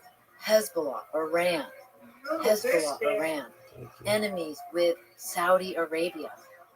Why on earth was Imad Mughniyeh in Saudi Arabia? Well, that's where he was. It was a Navy SEAL who was doing reconnaissance on him. This is according to Billy Waugh. And this is around 2005. So Billy's in his 80s at this point, right? Late 70s, 80s. And he gets word that the SEAL who's been tracking Mughniyeh to get photographs of him, to give the photographs to Mossad and CIA so they can do a joint operation to kill him, which they did with a car bomb in Damascus. That's the end of the story, right? But how we got there was we needed, the CIA needed confirmation. You can't kill the wrong person. So the SEAL panicked, according to Billy Waugh. He's just like, I'm out of here. This is too dangerous. I do not want to wind up in a Saudi prison. Excellent. So who do you send in? Billy Waugh, right? He shows up. He's there for 24 hours. He knows where Mughniyeh lives from the SEAL. Okie doke. He positions himself in a cafe across the street, which is run by Sudanese men. Always And here of course, for you, Waugh Mr. speaks Perez. in Sudanese because he operated in Sudan, right? And he's shooting the shit with him by his own words. Most foul mouth. It's just Sounds like a absolutely plan. delightful to listen to. And then in between him and Mughniyeh's house is a dumpster. And Billy Waugh, being Billy Waugh, who will go to any length to do the job, decides to conduct reconnaissance from inside the dumpster. And that is where he is when he takes the picture of Imad Mughniyeh living so comfortably in Saudi that Mughniyeh, according to Billy, came out of his apartment building with dry cleaner plastic bag hangers over his shoulder. That's how comfortable he lived there. It was his neighborhood. Click, click, click. Billy Waugh takes the photographs, runs them to the CIA headquarters in Saudi at the embassy. Oh my God, it's Mughniyeh. Get the hell out of here. He gets to the airport, he leaves. Those photographs get sent to the agency, and then they do the operation with Mossad, and Mughniyeh's dead. Now, the truth about that being a co-CIA mission was not reported for many years after the fact. It was originally, Mossad took credit, as the CIA often likes to just give other people credit. They just want the job done. Now, speaking of Mossad, what, in your understanding of all the intelligence agencies, what are the strengths and weaknesses of the different intelligence agencies out there? CIA, Mossad, MI6, SVR, and FSB, and Chinese intelligence, all this kind of stuff. Is there some interesting differences, insights that you have from all your studying of CIA? That's a really interesting question. I don't know. And here's why. It's because I've never interviewed any intelligence officer with those other agencies, right? I've interviewed a couple people with Shin Bet in Israel. But until I speak to an actual source whose job it was, I don't know. And so the information that I'm getting is based on perception of others, which one would think would be deeply clouded by the idea that America's the greatest. Right. We're better than them, Yes. Well, actually, the fascinating thing is because you've spoken to a lot of people about the CIA. How do you know they're telling the truth? Like, how do you? And this actually probably applies generally to your interviews with very secretive people. How do you get past the bullshit? Like, Well, that's just like multiple sourcing, right? So you find the story out, and then you go to the National Archives and you find the operation, and then you learn all about this, and then you interview other people who were there, and you put the story together to the best of your ability. And you make very specific choices with, quote, so and so said, end quote, said so and so, right? And very rarely do I report on a single source, as I did in the end of Area 51. And then it says, essentially, look, dear reader, this is what the source told me. I have no way of corroborating it. This is legit, and here it is. So that's an area to make your reader comfortable with the information that they're being given. And then in all of my books, whether they're 300 or 400 pages, there's always 100 pages of notes at the end. So you can see all the sourcing, and you can begin to get an understanding of how journalism in the national security world works. And also, great opportunity for me to say, I'm often standing on the shoulders of journalists before me who did an incredible job digging into something and being able to report what they knew. Often the books are 10, 20, 30 years old, and so much more has come to light since. and I also would just like to say that I appreciate you said, great question. I don't know. Not enough people say I don't know, and that's a sign of a great journalist. But speaking about things you might not know about, let me ask you about something going on currently. So recently, Alexei Navalny died in prison, perhaps was killed in prison. What's your sense from looking at it? Do you think he died of natural causes in prison? Do you think it's possible he was assassinated? Russia, Ukraine, Assad, CIA, whoever has interest in this particular war. For that, I look directly to the historical record, right? Having written about Russian assassination campaigns and programs since the earliest days of the Cold War, right?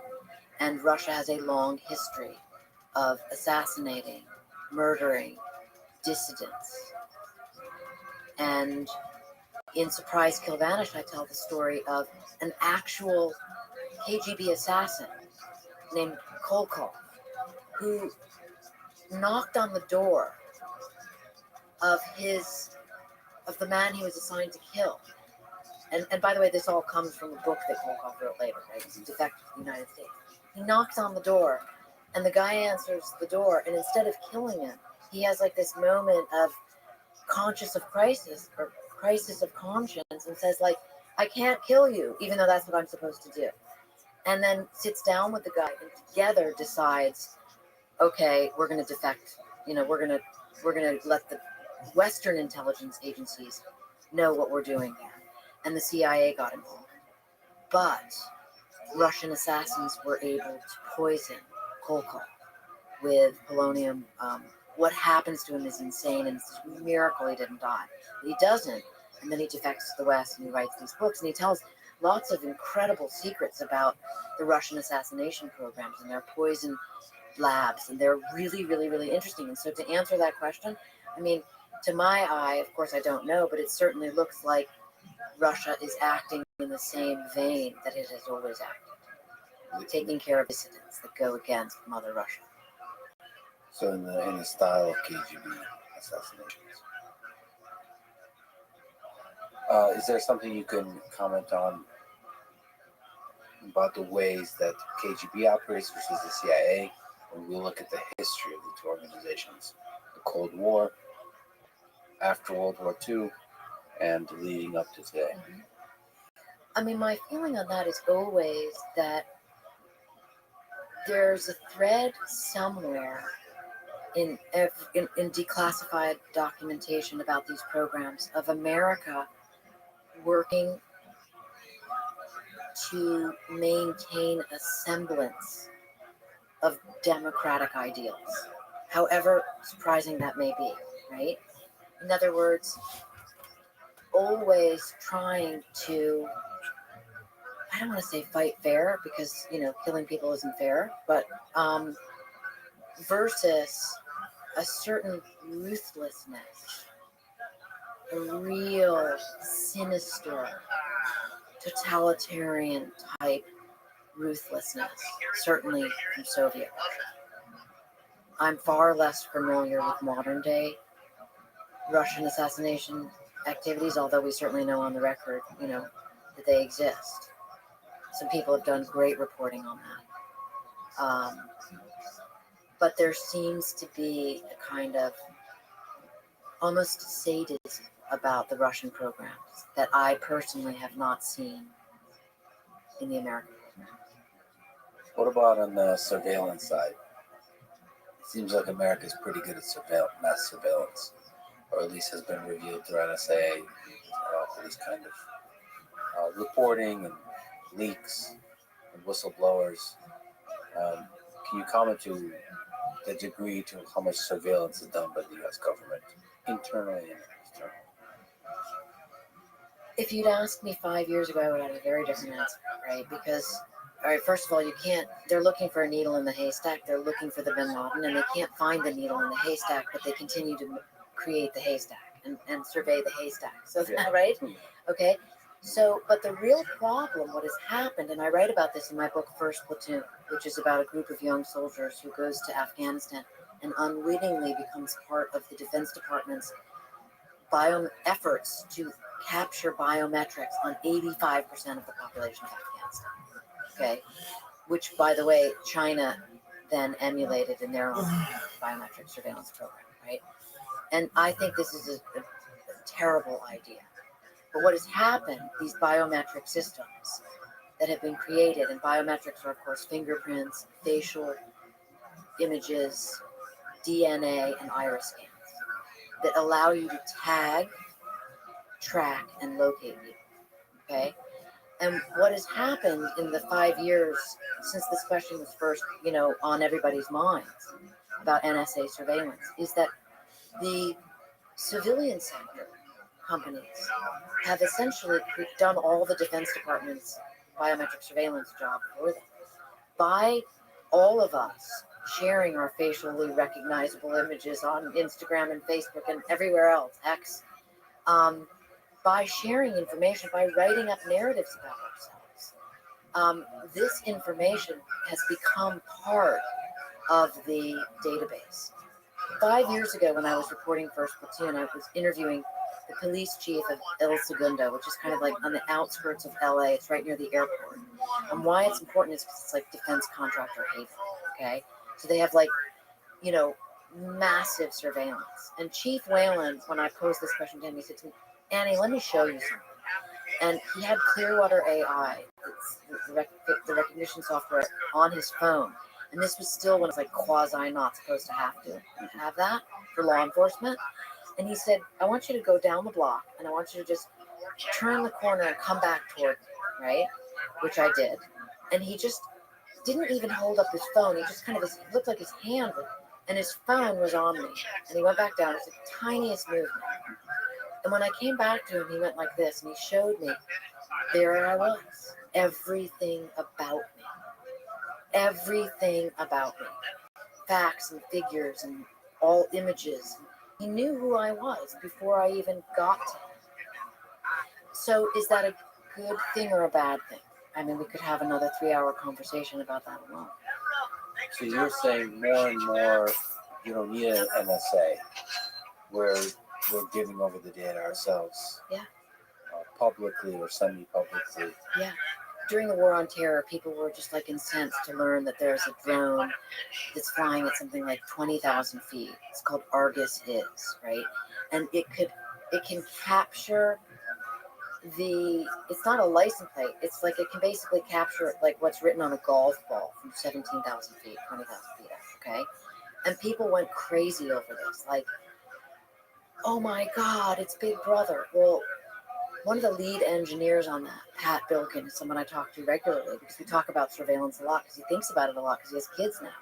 And has given so much thoughtful, really thinks about this issue because he believes, just like you stated, that what we are turning over about ourselves actually exceeds anything that Argus could do from above because we're doing it willfully.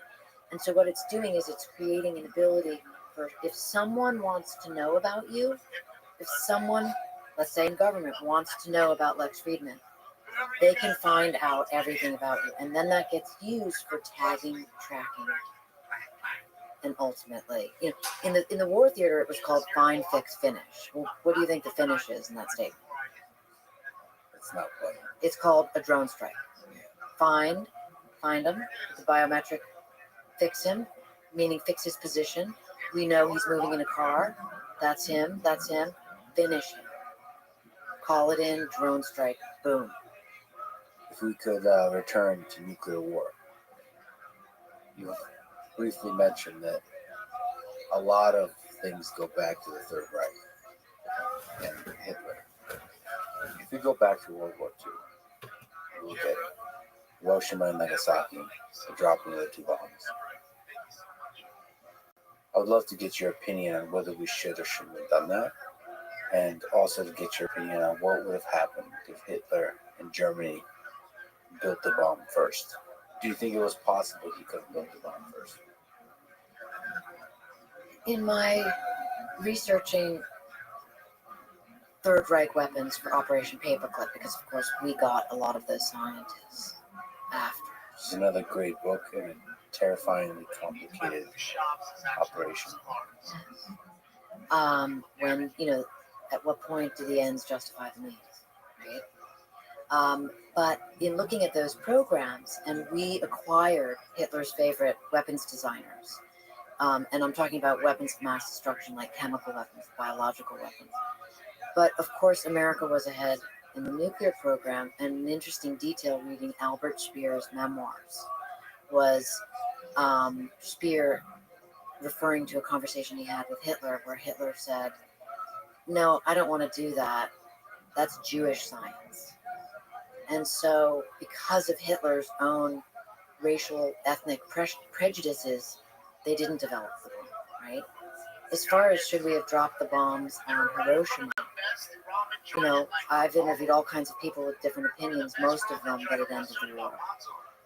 The best interview and most meaningful, perhaps, that I ever did was with Al O'Donnell, who was a participant in the Battle of Okinawa, which was like this insane. Just to read stories about Okinawa, it makes your hair stand on end. And O'Donnell, like so many others, was slated to invade mainland Japan to his almost certain death, right?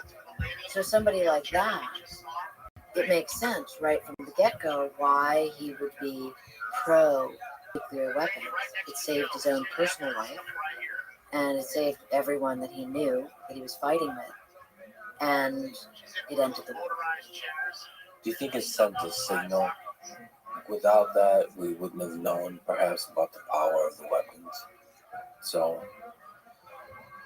in the long arc of that history, 70 years plus, it is the reason why deterrence hasn't worked so far. Yes, that's an interesting thought. My thought goes to this idea that, of more, right? That everybody always wants more. It's a very dangerous, it's like more power, literally, not just figure, more power, right? And what is more confounding to me, beyond the fact that we dropped 2 atomic bombs on Hiroshima and Nagasaki and the war ended, is that this decision was then made to develop the thermonuclear bomb, a force that is the degree of magnitude of that power is mind-boggling. I mean, even projects within the Manhattan Project defined the thermonuclear weapon as the evil thing. Like, it was evil. It's a weapon of genocide. Atomic weapons destroy cities. Thermonuclear weapons destroy civilizations. You open the book with a Churchill quote. The story of the human race is war. Except for brief and precarious interlude, there has never been peace in the world. And before history began, murderous strife was universal and unending. Do you think there will always be war? Do you think that there is some deep human way in which we're tending to this kind of global war eternally? Well, the optimistic answer of that would be that we could evolve beyond that, right? Because certainly if we look at our ancestors, they had not developed their consciousness as far as we have to be able to build the tools that we have. And so the hopeful answer is we will evolve beyond this kind of brute force, kill the other guy attitude. Certainly, these are questions that will become more obvious over time. I just want to play my little part in this world that I live in as the storyteller who brings information to people so that they can have these kind of questions with themselves, with their friends, with their families. And I think in asking that very question, what you're really saying is, why don't we evolve beyond warfighting? It is very possible. And your book is such a stark and powerful reminder that human civilization as we know it ends in this century. It's a good motivator to get our shit together. But aren't you really saying human civilization could end, not it ends? Could end. Could end. But the power of our weapons is growing rapidly. So, as they say, it's time to come back from the brink, right? And it's time to have that discussion while we're still talking. and there's another complexity sneaking up into the picture in the form of artificial intelligence, and in cyber war, but also in hot war, using autonomous weapons. All of it starts becoming super complicated as we delegate some of these decisions about war, including nuclear war, to more and more autonomy and artificial intelligence systems. It's going to be a very interesting century. Do you, just to zoom out a little bit, hope that we become a multiplanetary species? I'm all for adventure. And I too, while am for adventure, I'm all for backups. All forms. So I hope that humans start a civilization on Mars and beyond, out in space. And if you zoom out across all of it, what gives you hope about human civilization, about this whole thing that's going on?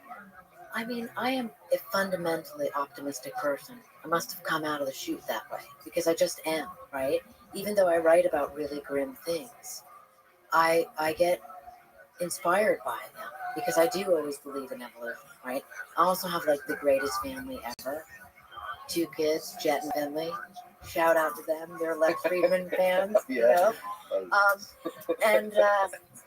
and my husband, and so what inspires me is this idea of legacy. I think that you always want to have your eye on being a good example to the best that you can, and passing on what you know, and believing kind of in the next generation. And again, that's the sentiment echoed by all these cold warriors I've been talking to, because they also share that that idea that, wow, look at what we have done as a civilization, and look where we're going, whether it's exoplanetary travel or AI. It's just that the human factor of the desire to fight, the desire to have conflict, needs to be reconfigure. Because with all these new technologies that we have, the peril is growing at an accelerating pace, perhaps faster than the average human can keep up with. Andy, thank you for being a wonderful example of a great journalist, a great writer, a great human being. And I'm a big fan of yours. It's a huge honor to meet you, to talk with you today. So thank you so much for talking today. Thank you for having me. Thank you for listening to this conversation with Andy Jacobson. To support this podcast, please check out our sponsors in the description. And now, let me leave you with some words from John F. Kennedy. The very word secret is repugnant in a free and open society. And we are, as a people, inherently and historically opposed to secret societies, to secret oaths, and to secret proceedings. Thank you for listening, and hope.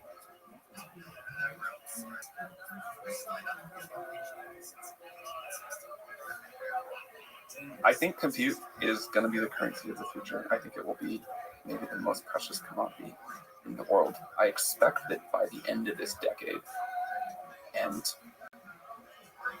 possibly somewhat sooner than that, we will have quite capable systems that we look at and say, wow, that's really remarkable. The road to AGI should be a giant power struggle. I expect that to be the case. Whoever builds AGI first gets a lot of power. Do you trust yourself with that much power? Following is a conversation with Sam Altman, the second time in the podcast. He is the CEO of OpenAI, the company behind GPT-4, ChatGPT, Sora, and perhaps one day, the very company that will build AGI. This is the Lex Friedman Podcast. To support it, please check out our sponsors in the description. And now, dear friends, here's Sam Altman.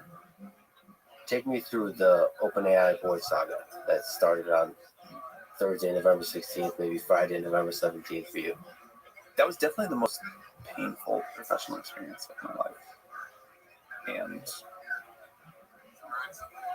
chaotic and shameful and upsetting and a bunch of other negative things. There were great things about it too, and I wish it had not been in such an adrenaline rush that I wasn't able to stop and appreciate the time. But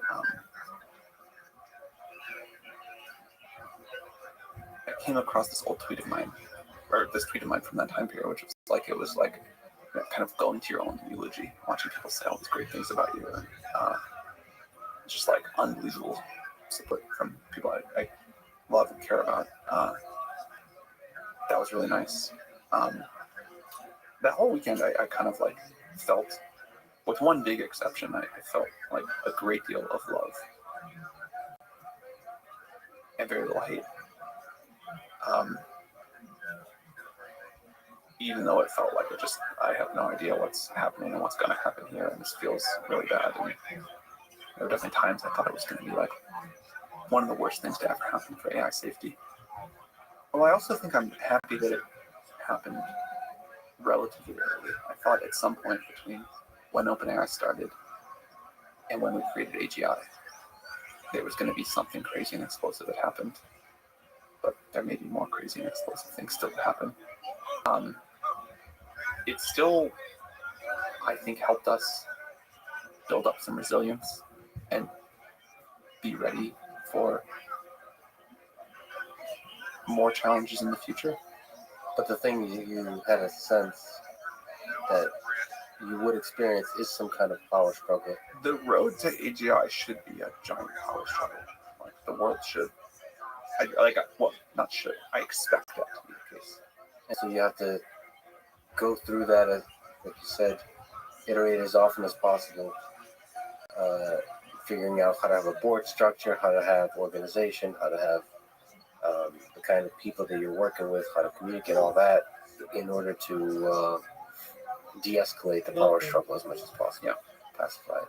But at this point, it feels, like something that was in the past that was really unpleasant and really difficult and painful. But we're back to work and things are so busy and so intense that I don't spend a lot of time thinking about it. There was a time after, there was like this fugue state for kind of like the month after, 45 days after, that was, I was just sort of like drifting through the days. I was so out of it. I was feeling so down. Just on a personal psychological level. Yeah, really painful. And hard to like have to keep running OpenAI in the middle of that. I wanted to like crawl into a cave and kind of recover for a while. But, you know, now it's like we're just back to working on the mission. Well, it's still useful to go back there and reflect on board structures, on power dynamics, on how companies are run, the tension between research and product development and money and all this kind of stuff, so that you, who have a very high potential of building AGI, would do so in a slightly more organized, less dramatic way in the future. So there's value there to go, both the personal psychological aspects of you as a leader and also just the board structure and all this kind of messy stuff. Definitely learned a lot about structure and incentives and what we need out of a board. And I think that it is valuable that this happened now in some sense. I think this is probably not like the last high stress moment of OpenAI, but it was quite a high stress moment. Like the company very nearly got destroyed. And we think a lot about many of the other things we've got to get right for AGI, but thinking about how to build a resilient org and how to build a structure that will stand up to like a lot of pressure in the world, which I expect more and more as we get closer. I think that's super important. Do you have a sense of how deep and rigorous the deliberation process by the board was? Like, can you shine some light on just human dynamics involved in situations like this? Was it just a few conversations and all of a sudden it escalates and why don't we fire Sam kind of thing? I think the board members are well-meaning people on the whole, and I believe that in stressful situations where people feel time pressure or whatever, people understandably make suboptimal decisions, and I think one of the challenges for OpenAI will be we're going to have a board and a team that are good at operating under pressure. Do you think the board had too much power? I think boards are supposed to have a lot of power, but one of the things that we did see is in most corporate structures, boards are usually answerable to shareholders. I mean, there's sometimes people have like super voting shares or whatever.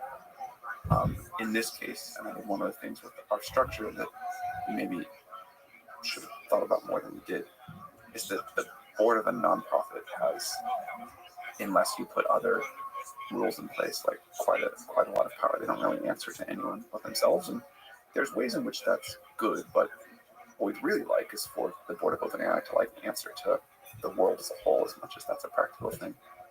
So there's a new board announced. Yeah. There's, I guess, a new smaller board at first, and now there's a new final board. Not a final board yet. We've added some. Okay. What is fixed in the new one that was perhaps broken in the previous one? The old board sort of got smaller over the course of about a year. It was 9 and then went down to 6. And then we couldn't agree on what to add. And the board also, I think, didn't have a lot of experienced board members, and a lot of the new board members at OpenAI have more experience as board members. I think that'll help.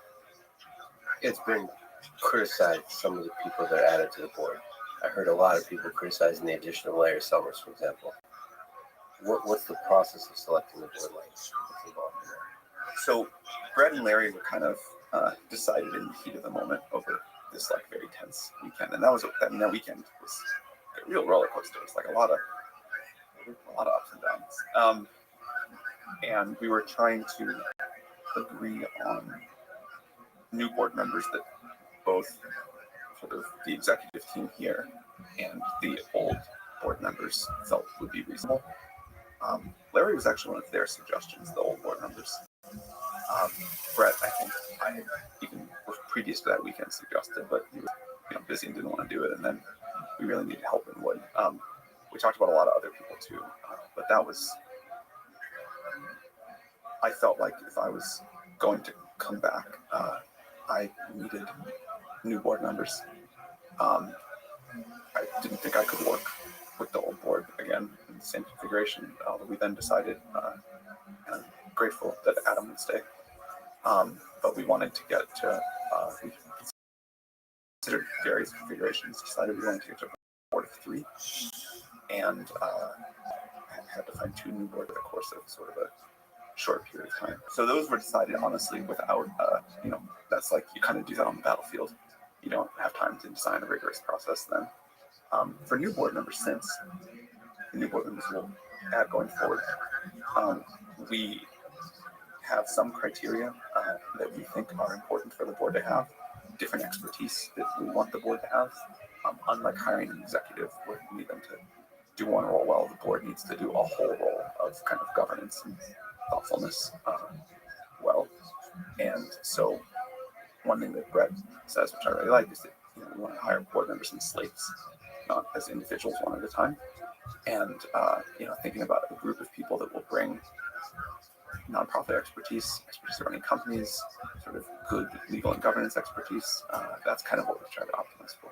Is technical savvy important for the individual board members? Not for every board member, but for certainly some. That's part of what the board needs to do.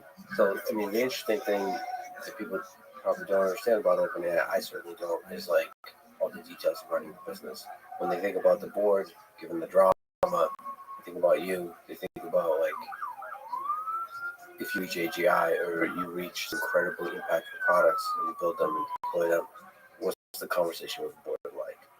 And they kind of think, all right, what's the right thought to have in that kind of situation? Deliberate. Look, I think you definitely need some technical experts there. And then you need some people who are like, how can we deploy this in a way that will help people in the world the most, and people who have a very different perspective. I think a mistake that you or I might make is to think that only the technical understanding matters. And that's definitely part of the conversation you want that board to have. But there's a lot more about how that's going to just like impact society and people's lives that you really want represented in there too. And you're just kind of, are you looking at the track record of people, or you're just having conversations? Track record's a big deal. And you of course have a lot of conversations, but there's some roles where I kind of totally ignore track record and just look at slope, kind of ignore the y-intercept. Thank you for making it mathematical for the audience. For a board member, like I do care much more about the y-intercept. Like I think there is something deep to say about track record there. And experience is something that's very hard to replace. Do you try to fit a polynomial function or exponential into the track record? That's not that easy. And analogy doesn't carry that far. All right. You mentioned some of the low points that weekend. What were some of the low points psychologically for you? Did you consider going to the Amazon jungle and just taking ayahuasca and disappearing forever? Or there's so many. Like it was a very dark period of time. There were great high points too. Like my phone was just like sort of nonstop blowing up with nice messages from people I work with every day, people I hadn't talked to in a decade. I didn't get to like appreciate that as much as I should have because it's just like in the middle of this firefight, but that was really nice. But on the whole, it was like a very painful weekend, and also just like it was like a battle fought in public to a surprising degree, and that was extremely exhausting to me, much more than I expected. I think fights were generally exhausting, but this one really was. Board did this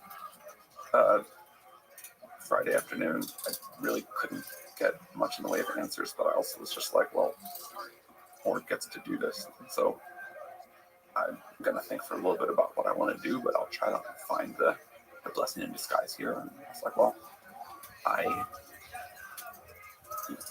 current job at OpenAI is, or it was, like, they're like around a decently sized company at this point.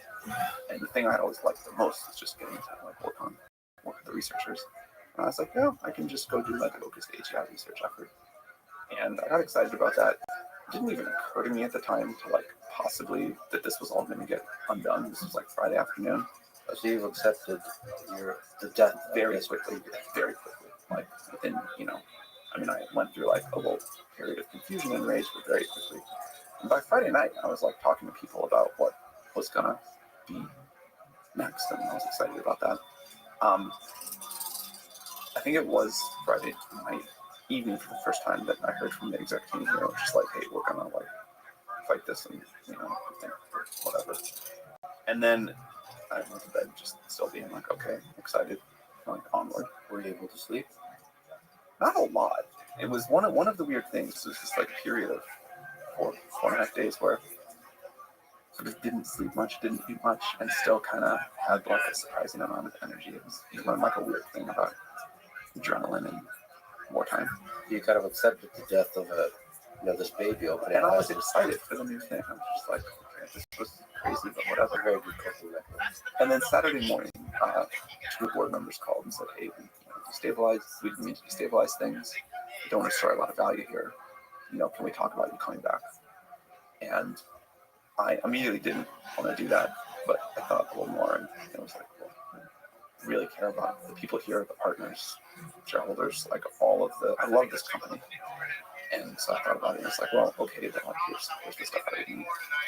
And then the most painful time of all was over the course of that weekend.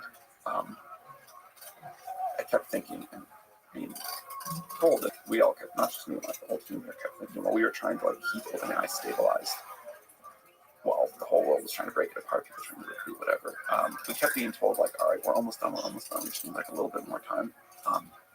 And it was this like very confusing state. And then Sunday evening, when again, like every few hours, I expected that we were going to be done and we're going to like figure out a way for me to return and things to go back to how they were. The board then appointed a new interim CEO. And then I was like, that was really bad. That was the low point. I'll tell you something. It felt very painful, but I felt a lot of love that whole weekend. It was not, other than that one moment, Sunday night, I would not characterize my emotions as anger or hate. But I really just I felt a lot of love from people towards people. It was like painful, but it was like the dominant emotion of the weekend was love, not hate. You've spoken highly of Mira Murati, that she helped, especially, as you put in a tweet, in the quiet moments when it counts. Perhaps we could take a bit of a tangent. What do you admire about Mira? Well, she did a great job during that weekend in a lot of chaos, but people often see leaders in the moment, in like the crisis moments, good or bad. But a thing I really value in leaders is how people act on a boring Tuesday at 9:46 in the morning. And in just sort of the normal drudgery of the day-to-day. How someone shows up in the meeting, the quality of the decisions they make. And that was what I meant about the quiet moments. Meaning, like, most of the work is done on a day by day, in the meeting by meeting. Just be present and make great decisions. Yeah, I mean, look, what you wanted to spend the last 20 minutes about, and I understand, is like this one very dramatic weekend. Yeah. But that's not really what OpenAI is about. OpenAI is really about the other 7 years. Well, yeah, human civilization is not about the invasion of the Soviet Union by Nazi Germany, but still that's something to focus on. Very, very. It gives us an insight into human nature, the extremes of human nature. And perhaps some of the damage and some of the triumphs of human civilization can happen in those moments, just like illustrated. Let me ask you about Ilya. Is he being held hostage in a secret nuclear facility? No. What about a regular secret facility? No. about a nuclear non-secret facility. Neither of that. Not that either. I mean, it's becoming a meme at some point. We've known Ilya for a long time. He's obviously been part of this drama with the war and all that kind of stuff. What's your relationship with him? I love Ilya. I have tremendous respect for Ilya. I don't know anything I can say about his plans right now. That's a question for him. But I really hope we work together for certainly the rest of my career. He's a little bit younger than me, so he looks a little bit longer. There's a meme that he saw something. Like he maybe saw AGI, and that gave him a lot of worry internally. What did Ilya see? He has not seen AGI. I don't think he's seen AGI. We've not built AGI. I do think one of the many things that I really love about Ilya is he takes AGI and the safety concerns, broadly speaking, including things like the impact this is going to have on society, very seriously. And as we continue to make significant progress, Ilya is one of the people that I've spent the most time over the last couple of years talking about what this is going to mean, what we need to do to ensure we get it right, to ensure that we succeed at the mission. So Ilya did not see AGI, but Ilya is a credit to humanity in terms of how much he thinks and worries about making sure we get this right. I've had a bunch of conversations with him in the past. I think when he talks about technology, he's always like doing this long-term thinking type of thing. So he's not thinking about what this is going to be in a year. He's thinking about it in 10 years. Yeah. Just thinking from first principles, like, okay, if the scales, what are the fundamentals here, where's this going? And so that's a foundation for them thinking about like all the other safety concerns and all that kind of stuff, which makes him a really fascinating human to talk with. Do you have any idea why he's been kind of quiet? Is it he's just doing some soul searching? Again, I don't want to speak for Ilya. I think that we should ask him that. He's definitely a thoughtful guy. I kind of think of Ilya as always on the soul search in a really good way. Also, he appreciates the power of silence. Also, I'm told he can be a silly guy, which I've never seen that side. It's very sweet. I've never witnessed a silly Ilya, but I would hope that as well. I was at a dinner party with him recently, and he was playing with a puppy, and he was in a very silly mood, very endearing, and I was thinking, oh man, this is not the side of Ilya that the world sees the most.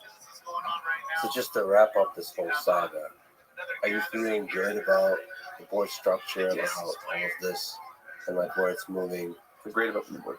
In terms of the structure of OpenAI, one of the board's tasks is to look at that and see where we can make it more robust.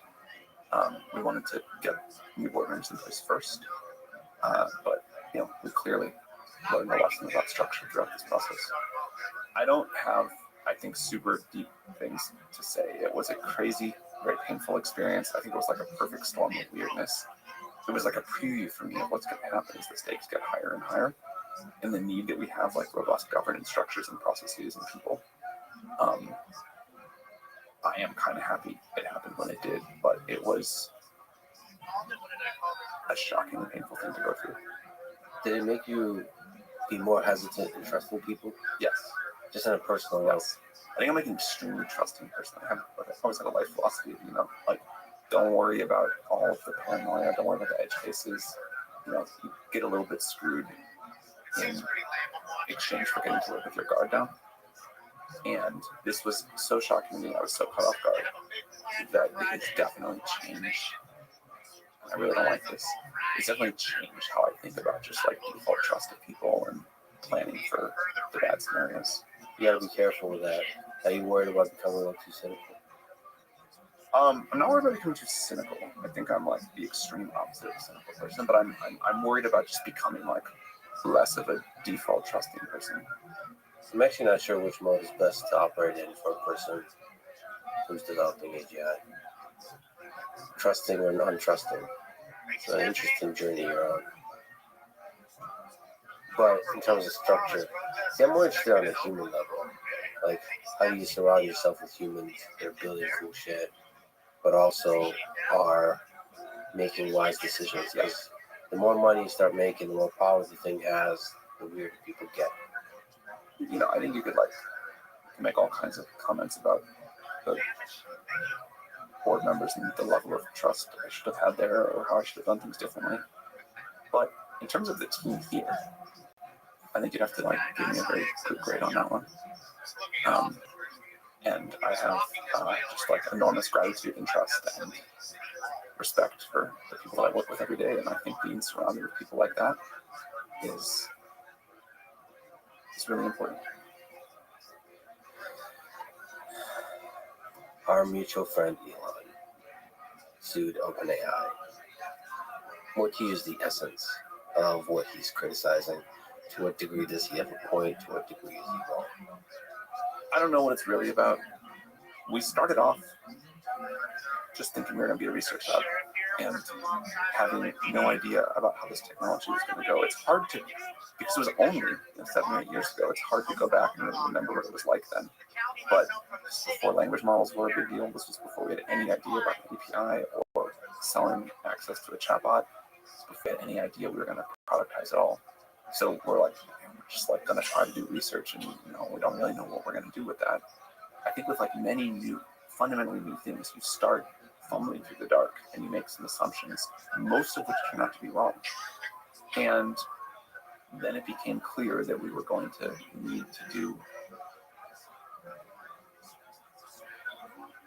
different things and also have huge amounts more capital. And so we said, okay, well, the structure doesn't quite work for that. How do we patch the structure?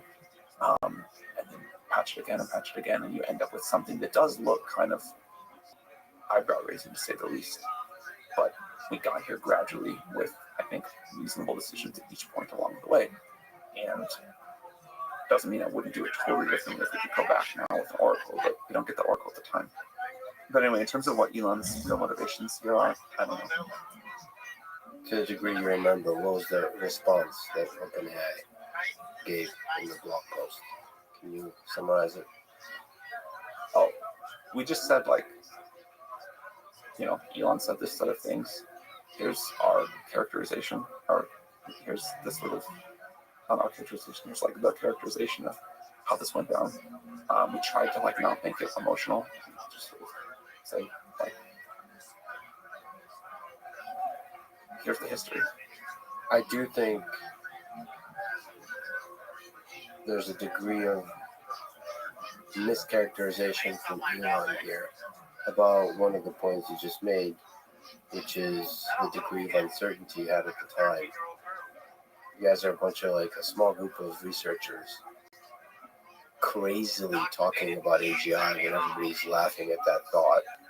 Wasn't that long ago Elon was crazily talking about launching rockets when people were laughing at that thought?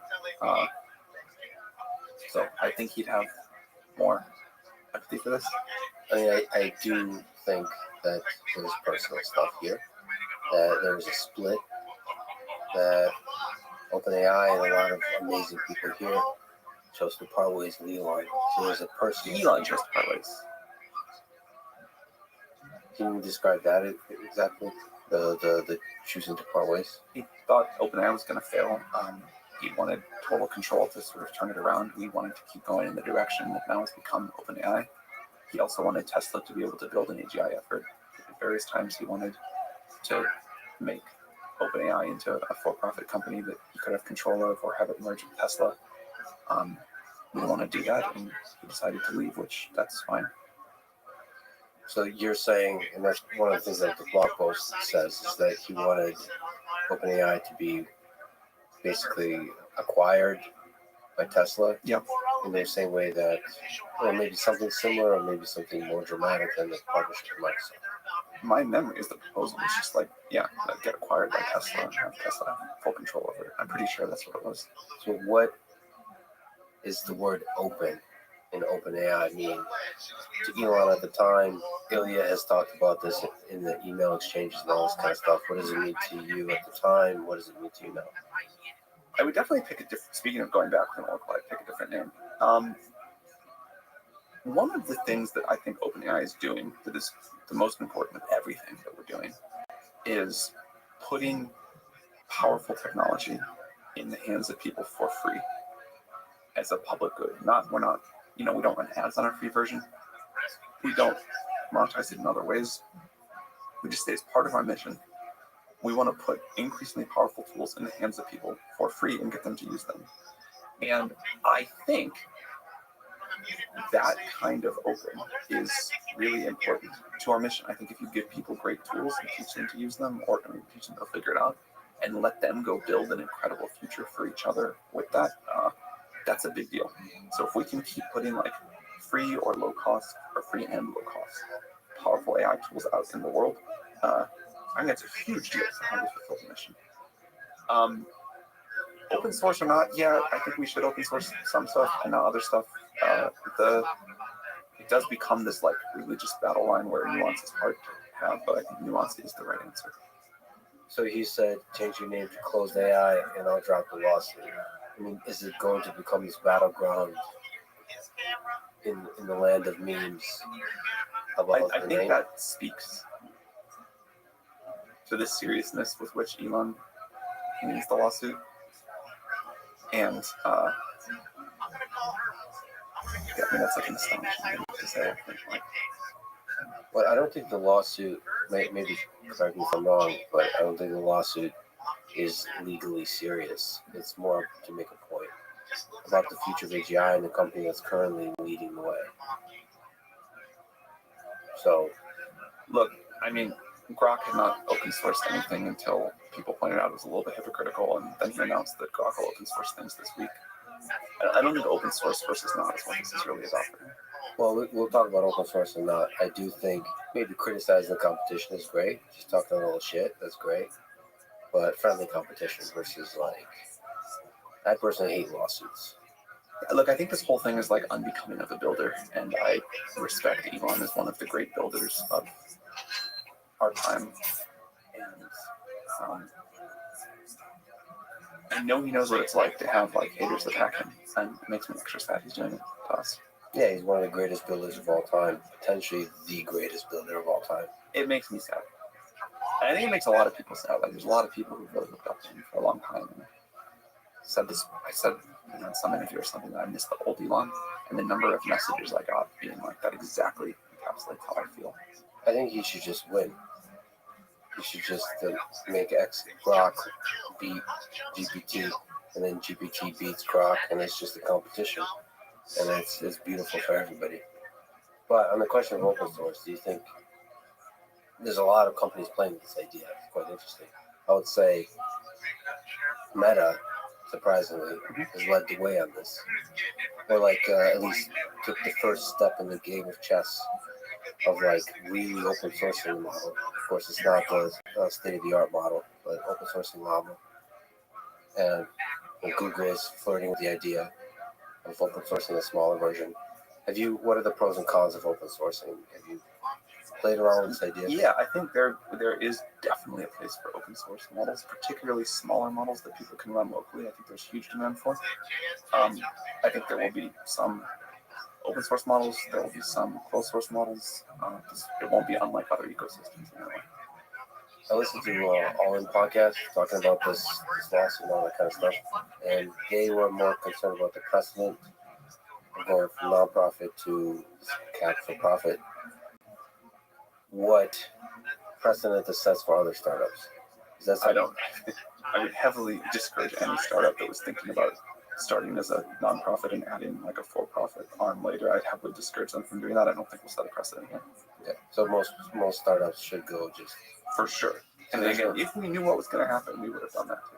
Well, like in theory, if you like dance beautifully here, you could. There's like some tax incentives or whatever. I don't think that's like how most people think about these things. It's just not possible to save a lot of money for a startup if you do it this way. No, I think there's like laws that would make that clear. Where do you hope this goes with Elon? this tension, this dance, what do you think this? If you could go 1, 2, 3 years from now, your relationship with him on a personal level too, like friendship, family competition, just like this kind of stuff. Yeah, I really respect Elon.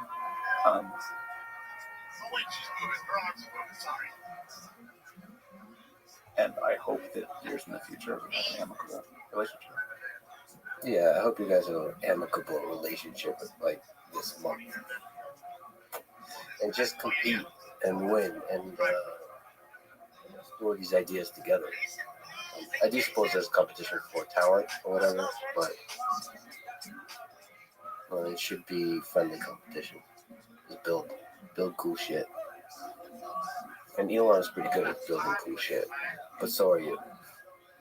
So speaking of cool shit, Sora, there's like a million questions I could ask. First of all, it's amazing. It truly is amazing. On a product level, but also just on a philosophical level. So let me just, technical / philosophical, ask, what do you think it understands about the world more or less than GPT-4, for example?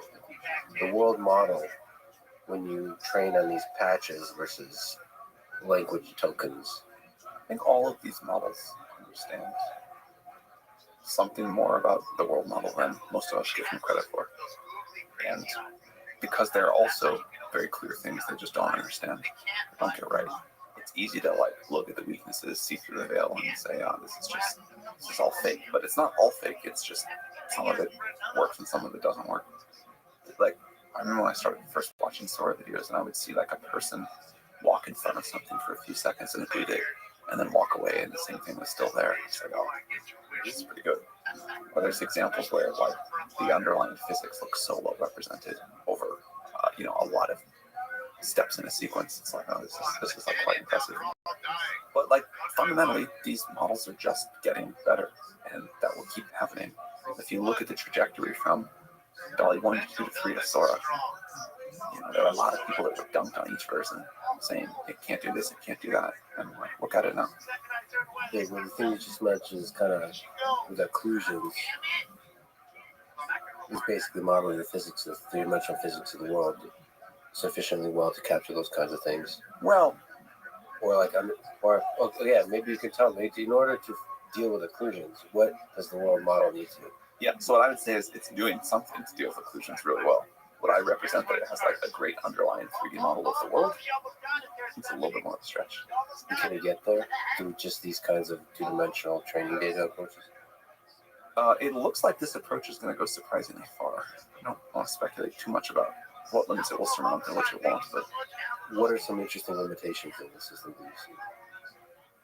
I mean, there's been some fun ones you've posted. There's all kinds of fun. I mean, like, cats sprouting an extra limb at random points in the video. Pick what you want, but there's still a lot of problems, a lot of weaknesses. Do you think that's a fundamental flaw of the approach? Or is it just, bigger model or better like technical details or better data, more data is going to solve those the cat sprouting? I would say yes to both. Like, I think there is something about the approach which just seems to feel different from how we think and learn and whatever. And then also, I think it'll get better with scale. Like I mentioned, LLMs have tokens, text tokens, and Sora has visual patches. So it converts all visual data, diverse kinds of visual data, videos, and images into patches. Is the training to the degree you can say fully self-supervised, or is there some manual labeling going on? Like, what's the involvement of humans in all this? I mean, without saying anything specific about the Sora approach, we use lots of human data in our work. But not internet scale data. So lots of humans. Lots is a complicated word. I think lots is a fair word in this case. Yeah, it doesn't, because to me, lots, that doesn't, I'm an introvert, and when I hang out with like 3 people, that's a lot of people. 4 people, that's a lot. But I suppose you mean more than 3 people work on labeling the data for these models, yeah. But fundamentally, there's a lot of self-supervised learning. Because what you mentioned in the technical report is internet scale data. It's really beautiful. It's like poetry. So it's a lot of data that's not human label. It's like it's self-supervised in that way. And then the question is how much data is there on the internet that could be used in this, that is conducive to this kind of self-supervised way. If only we knew the details of the self-supervised. Have you considered opening it up a little more details? We have. You mean for source specifically? Source specifically, because it's so interesting that like can the same magic of LLMs now start moving towards visual data, and what does that take to do that? I mean, it looks to me like yes, but we have more work to do. What are the dangers? Why are you concerned about releasing the system? What are some possible dangers to this? I mean, frankly speaking, one thing we have to do before releasing the system is just like get it to work at a level of efficiency that will deliver the scale people are going to want from this. So that I don't want to like downplay that. And there's still a ton of work to do there. But you know, you can imagine like issues with deepfakes, misinformation. Like we try to be a thoughtful company about what we put out into the world, and it doesn't take much thought to think about the ways this can go badly. There's a lot of tough questions here. You're dealing in a very tough space. Do you think training AI should be or is fair use of copyright law? I think the question behind that question is, do people who create valuable data deserve to have some way that they get compensated for use of it? And that, I think the answer is yes. I don't know yet what the answer is. People have proposed a lot of different things. We've tried some different models. But, you know, if I'm like an artist, for example, A, I would like to be able to opt out of people generating art in my style. And B, if they do generate art in my style, I'd like to have some economic model associated with that. Yeah, it's that transition from CDs to Napster to Spotify. Let's figure out some kind of The model. model changes, but people have got to get paid. There should be some kind of incentive, if you zoom out even more, for humans to keep doing cool shit. That's everything I worry about. Humans are going to do cool shit, and society's going to find some way to reward it. That seems pretty hardwired. We want to create, we want to be useful, we want to like achieve status in whatever way. That's not going anywhere, I don't think. But the reward might not be monetary, financial. It might be like fame and celebration of other cool. Maybe financial in some other way. Again, I don't think we've seen like the last evolution of how the economic system can work. Yeah, but artists and creators are worried. When they see Sora, they're like, holy shit. Sure, artists were also super worried when photography came out. Yeah. And then photography became a new art form. People made a lot of money taking pictures, and I think things like that will keep happening. People will use the new tools in new ways. If you just look on YouTube or something like this, how much of that would be using Sora like AI generated content, do you think, in the next 5 years? People talk about like how many jobs they're going to do in 5 years. And the framework that people have is what percentage of current jobs are just going to be totally replaced by some AI doing the job. The way I think about it is not what percent of jobs AI will do, but what percent of tasks will AI do and over what time horizon. So if you think of all of the like 5-second tasks in the economy, 5-minute tasks, 5-hour tasks, maybe even 5-day tasks, how many of those can AI do? And I think that's a way more interesting, impactful, important question than how many jobs AI can do, because it is a tool that will work at increasing levels of sophistication and over longer and longer time horizons for more and more tasks, and let people operate at a higher level of abstraction. So maybe people are way more efficient at the job they do. And at some point, that's not just a quantitative change, but it's a qualitative one too, about the kinds of problems you can keep in your head. I think that for videos on YouTube, it'll be the same. Many videos, maybe most of them, will use AI tools in the production, but they'll still be fundamentally driven by a person thinking about it, putting it together, doing parts of it, sort of directing and running it. Yeah, it's so interesting. I mean, it's scary, but it's interesting to think about. I tend to believe that humans like to watch other humans or other humans. Humans really care about other humans a lot. if there's a cooler thing that's better than the human, humans care about that for like 2 days and then they go back to humans. That seems very deeply wired. It's the whole chess thing. Yeah, but no, let's everybody keep playing chess. And let's ignore the elephant in the room that humans are really bad at chess. Right? You still run races and cars are much faster. I mean, there's like a lot of examples. Yeah, and maybe it'll just be tooling, like in the Adobe Suite type of way, where you can just make videos much easier and all that kind of stuff. Listen, I hate being in front of the camera. If I can figure out a way to not be in front of the camera, I would love it. Unfortunately, it would take a while. Like that, generating faces, it's getting there. But generating faces in video format is tricky when it's specific people versus generic people. Let me ask you about GPT-4.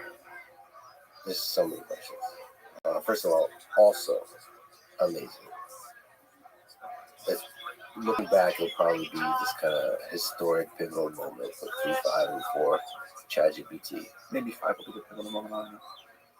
It's hard to say that looking forward. You never know. That's the annoying thing about the future. It's hard to predict. But for me, looking back, GPT-4, ChatGPT is pretty damn impressive. Like historically impressive.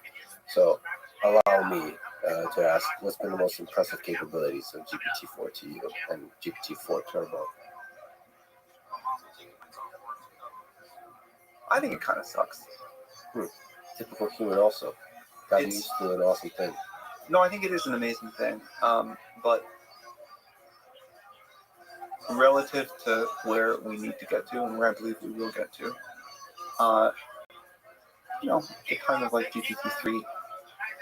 People are like, oh, this is amazing. This is this like marvel of technology, and it is. It was. But now we have GPT-4. GPT-3, that's unimaginably horrible. I expect that the delta between 5 and 4 will be the same as between 4 and 3. And I think it is our job to live a few years in the future and remember that the tools we have now are going to kind of suck looking backwards at them. And that's how we make sure the future is better. What are the most glorious ways that GPT-4 sucks? Meaning, what are the best things it can do?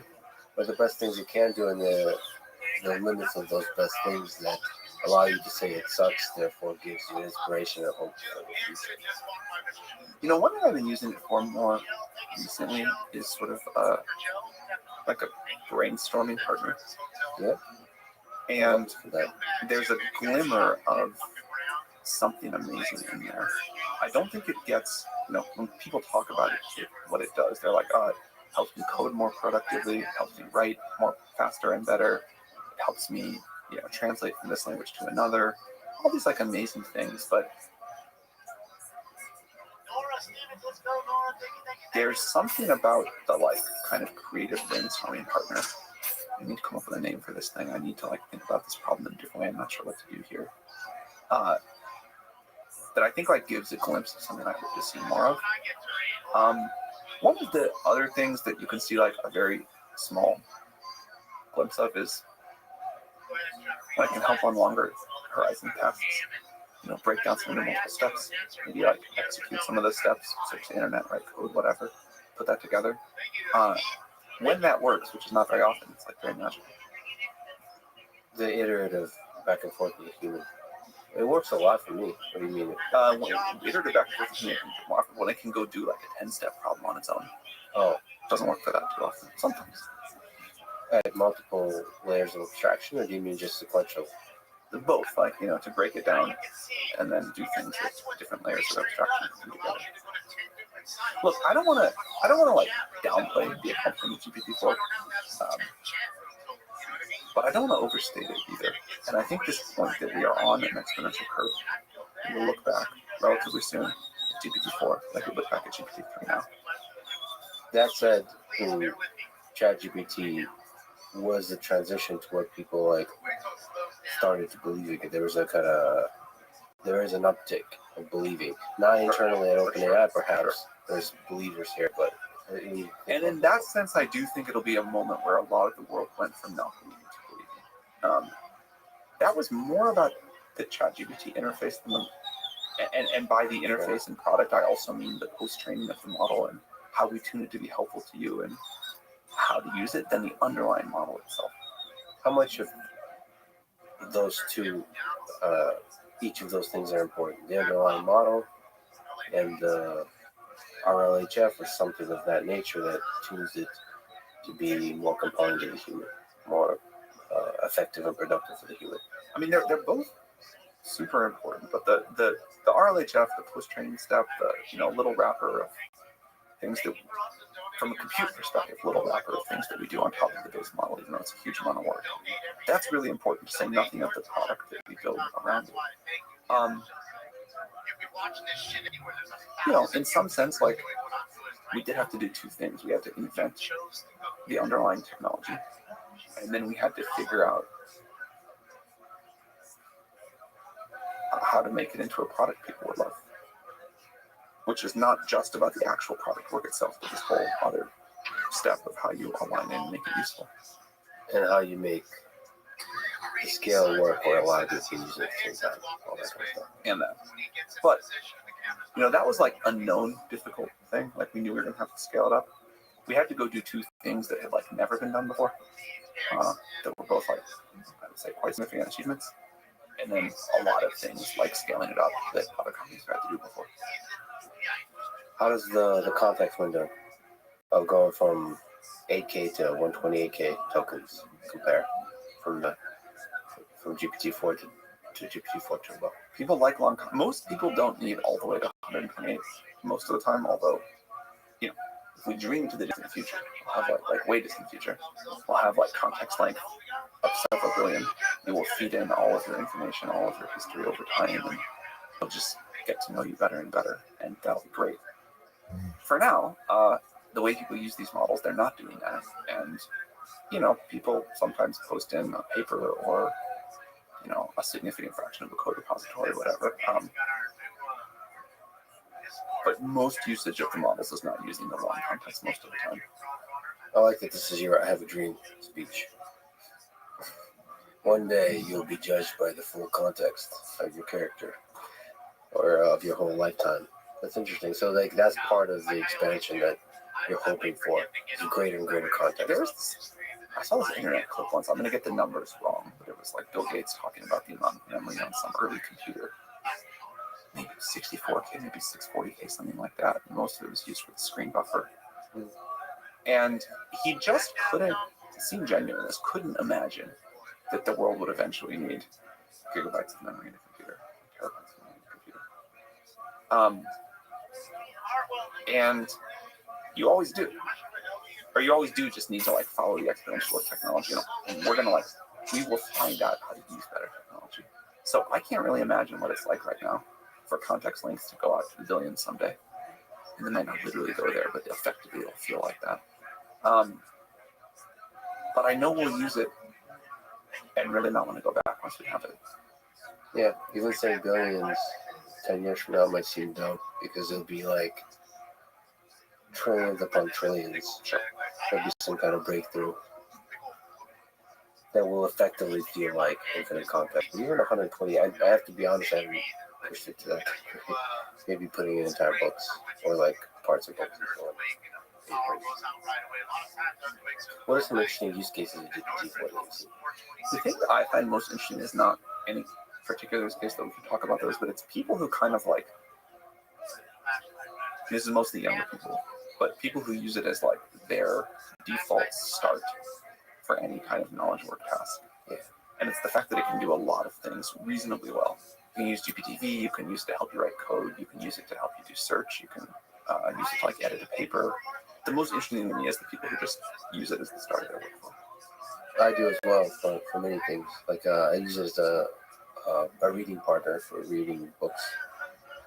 It helps me think through ideas, especially when the books are classics. So it's really well written about. And it actually is I find it often to be significantly better than even like Wikipedia on the more covered topics. It's somehow more balanced and more nuanced. And maybe it's me, but it inspires me to think deeper than a Wikipedia article does. I'm not exactly sure what that is. You mentioned like this collaboration. I'm not sure where the magic is. If it's in here or if it's in there. or if it's somewhere in between. I'm not sure.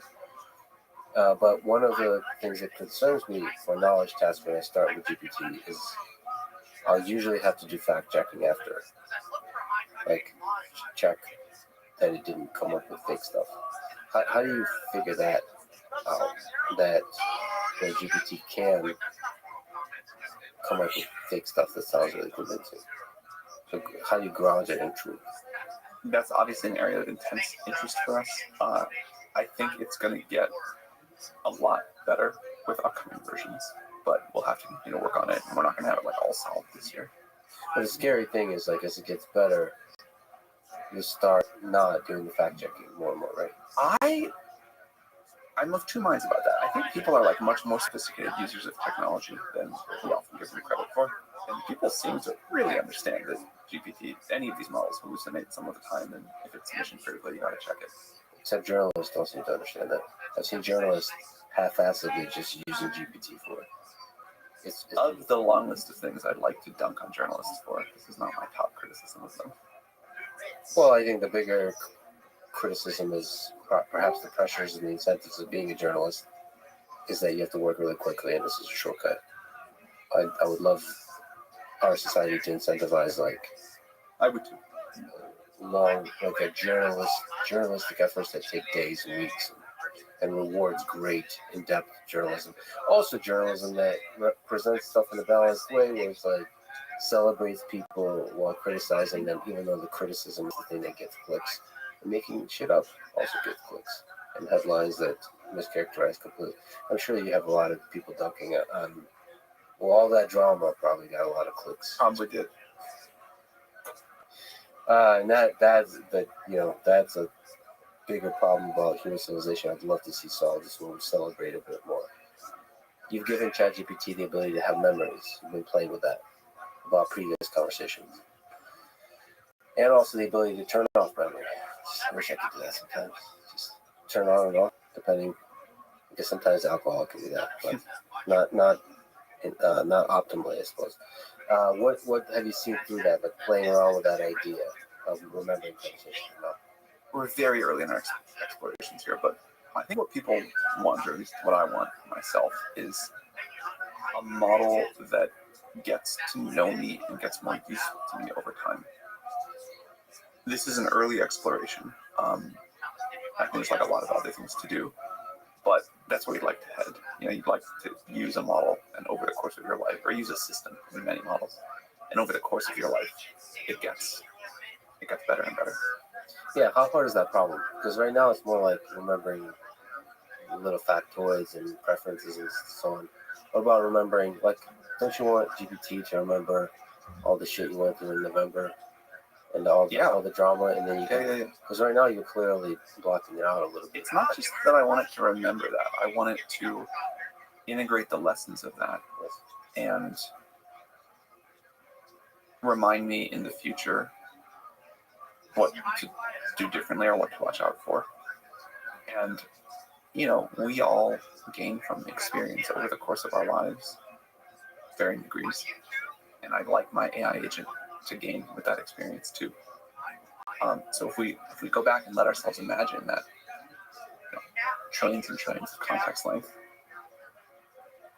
I can put every conversation I've ever had with anybody in my life in there. If I can have all of my emails input out, like all of my input output in the context window every time I ask a question, that'd be pretty cool, I think. Yeah, I think that would be very cool. People sometimes will hear that and be concerned about privacy. What do you think about that aspect of it? The more effective the AI becomes at really integrating all the experiences and all the data that happen to you and give you advice. I think the right answer there is just user choice. You know, anything I want stricken from the record for my AI agent, I'll be able to like take out. If I don't want it to remember anything, I want that too.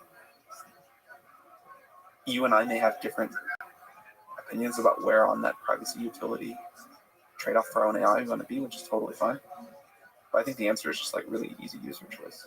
But there should be some high level of transparency from a company about the user choice. Sometimes companies in the past have been kind of shady about like, yeah, it's kind of presumed that we're collecting all your data, we're using it for a good reason, for advertisement and so on, but there's not a transparency about the details of that.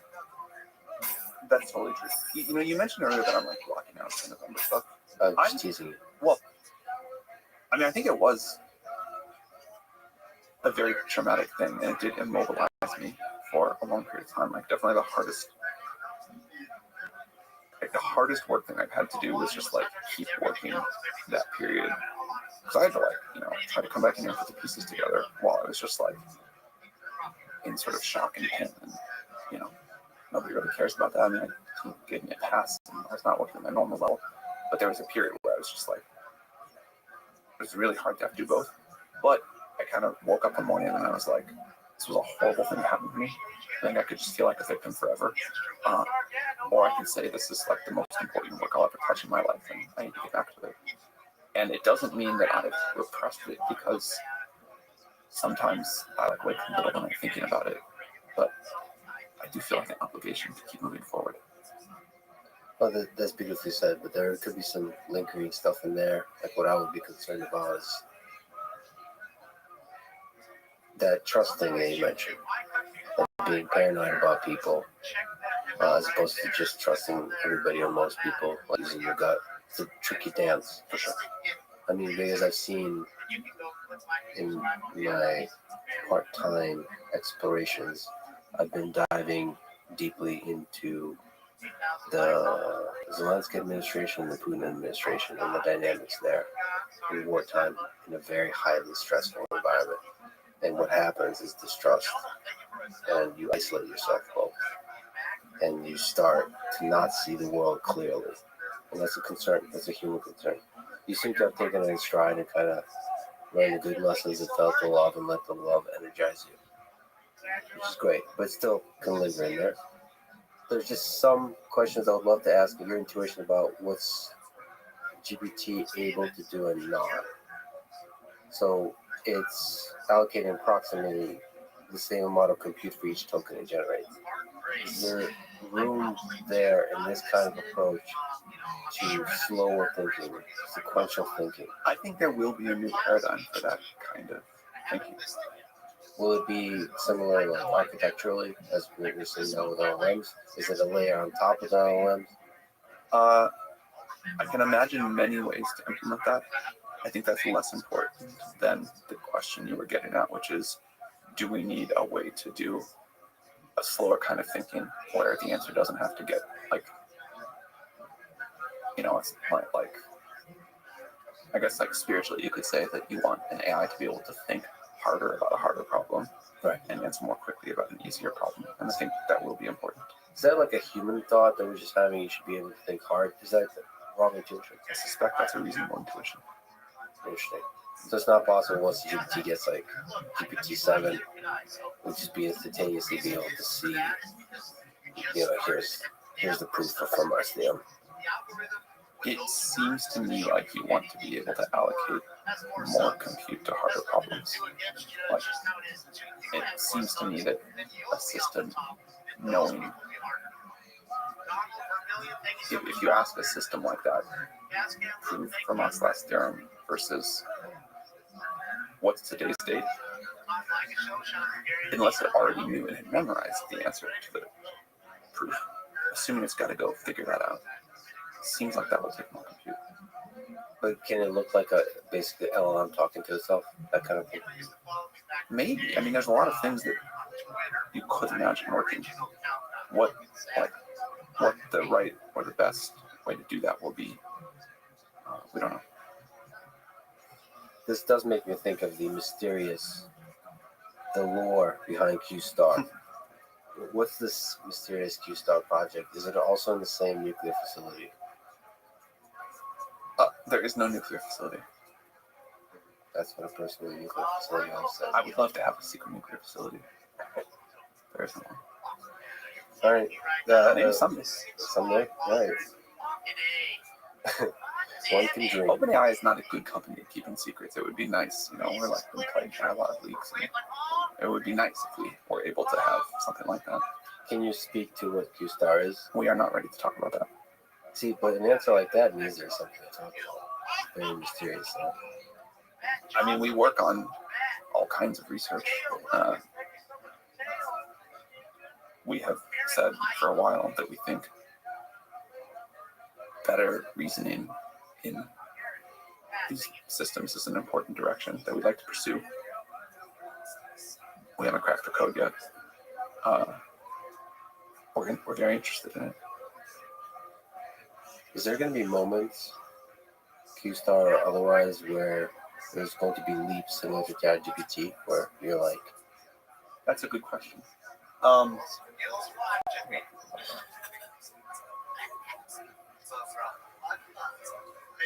It's interesting. To me, it all feels pretty continuous. right, this is kind of a theme that you're saying. Is there's a graduality. You're basically gradually going up an exponential slope. But from an outsider perspective, from me just watching it, it does feel like there's leaps. But to you, there's. I do wonder if we should have. So, part of the reason that we deploy the way we do is that we think we call it iterative deployment. We rather than go build in secret until we got all the way to GPT-5, we decided to talk about GPT 1, 2, 3, and 4. And part of the reason there is I think AI and surprise don't go together. And also the world, people, institutions, whatever you want to call it, need time to adapt and think about these things. And I think one of the best things that OpenAI has done is this strategy to get the world to pay attention to the progress, to take AGI seriously, to think about what systems and structures and governance we want in place before we're like under the gun and have to make a rush decision. I think that's really good. But the fact that people like you and others say you still feel like there are these leaps makes me think that maybe we should be doing our releasing even more iteratively. I don't know what that would mean. I don't have an answer ready to go. But like, our goal is not to have shock updates to the world. The opposite. Yeah, for sure. More iterative would be amazing. I think that's useful for everybody. But that's what we're trying to do. That's like our stated strategy. And I think we're somehow missing the mark. So maybe we should think about releasing GPT-5 in a different way or something like that. 4.71, 4.72. But people tend to like to celebrate. People celebrate birthdays. I don't know if you know humans, but they kind of have these milestones. I do know some humans. People do like milestones. I totally get that. I think like milestones too. It's like fun to say declare victory on this one and go start the next thing. But yeah, I feel like we're somehow getting this a little bit wrong. So when is GPT-5 coming out again? I don't know. That's an honest answer. That's the honest answer. Is it blink twice if it's this year?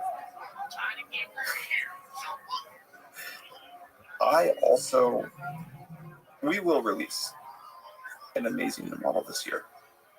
I don't know what we'll call it. So that goes to the question of like, what's the way we release this thing? We'll release in the coming months many different things. We think they'll be very cool. I think before we talk about like a GPT-5 like model called that or not called that or a little bit worse or a little bit better than what you'd expect from the GPT-5, I know we have a lot of other important things to release first. I don't know what to expect from GPT-5. You're making me nervous and excited. What are some of the biggest challenges or bottlenecks to overcome for whatever it ends up being called, but let's call it GPT-5? Just interesting to ask. Is it on the compute side? Is it on the technical side? Always all of these. What's the one big unlock? Is it a big computer? Is it like a new secret? Is it something else? It's all of these things together. Like the thing that OpenAI I think does really well. This is actually an original affiliate quote that I'm going to butcher, but it's something like we multiply 200 medium-sized things together into one giant thing. So there's this distributed constant innovation happening. Yeah.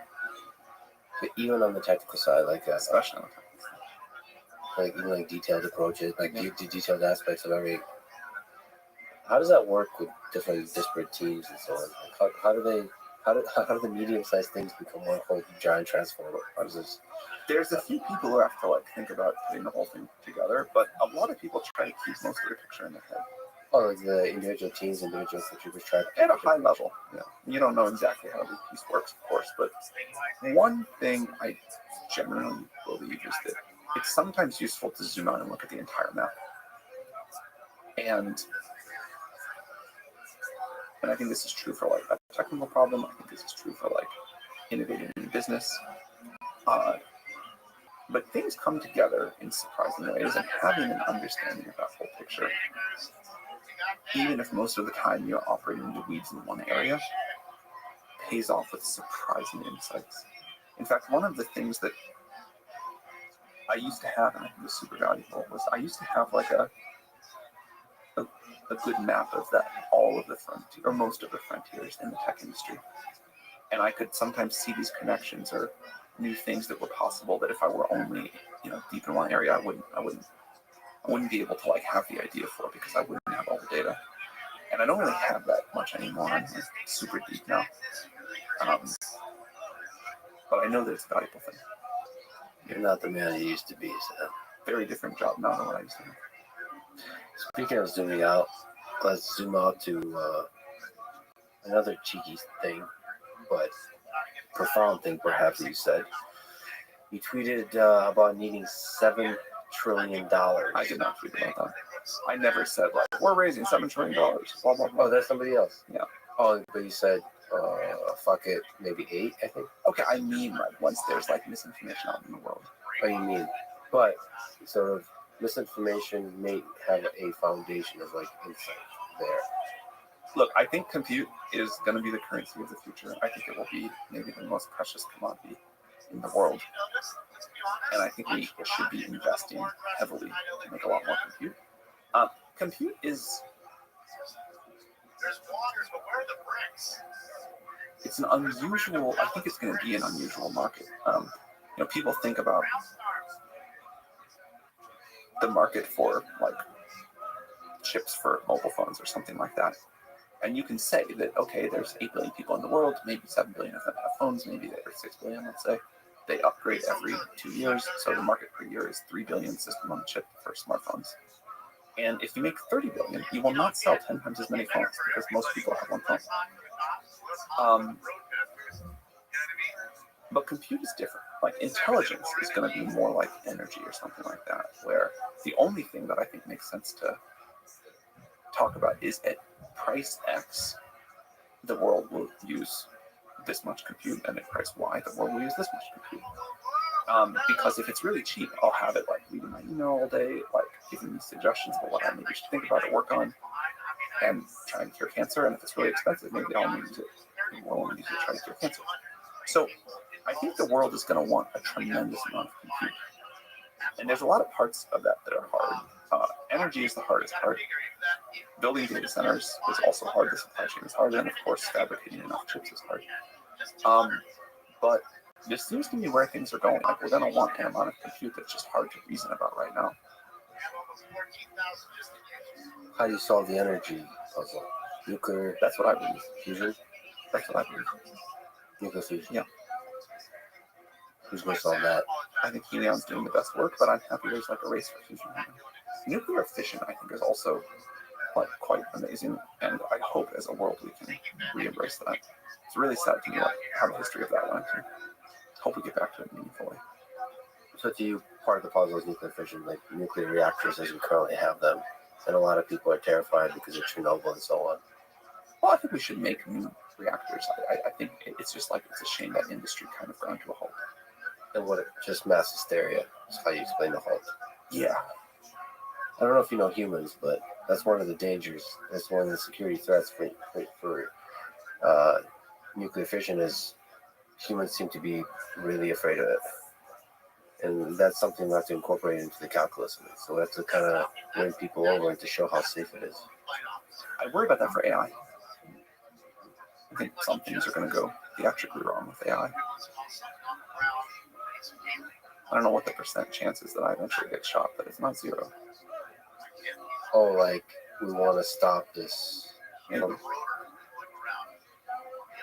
How do you decrease the theatrical nature of it? I've already started to hear rumblings because I do talk to people on the on both sides of the political spectrum hear rumblings where it's going to be politicized. AI is going to be politicized. It really worries me because it's like maybe the right is against AI and the left is for AI because it's going to help the people or whatever the narrative and formulation is that really worries me.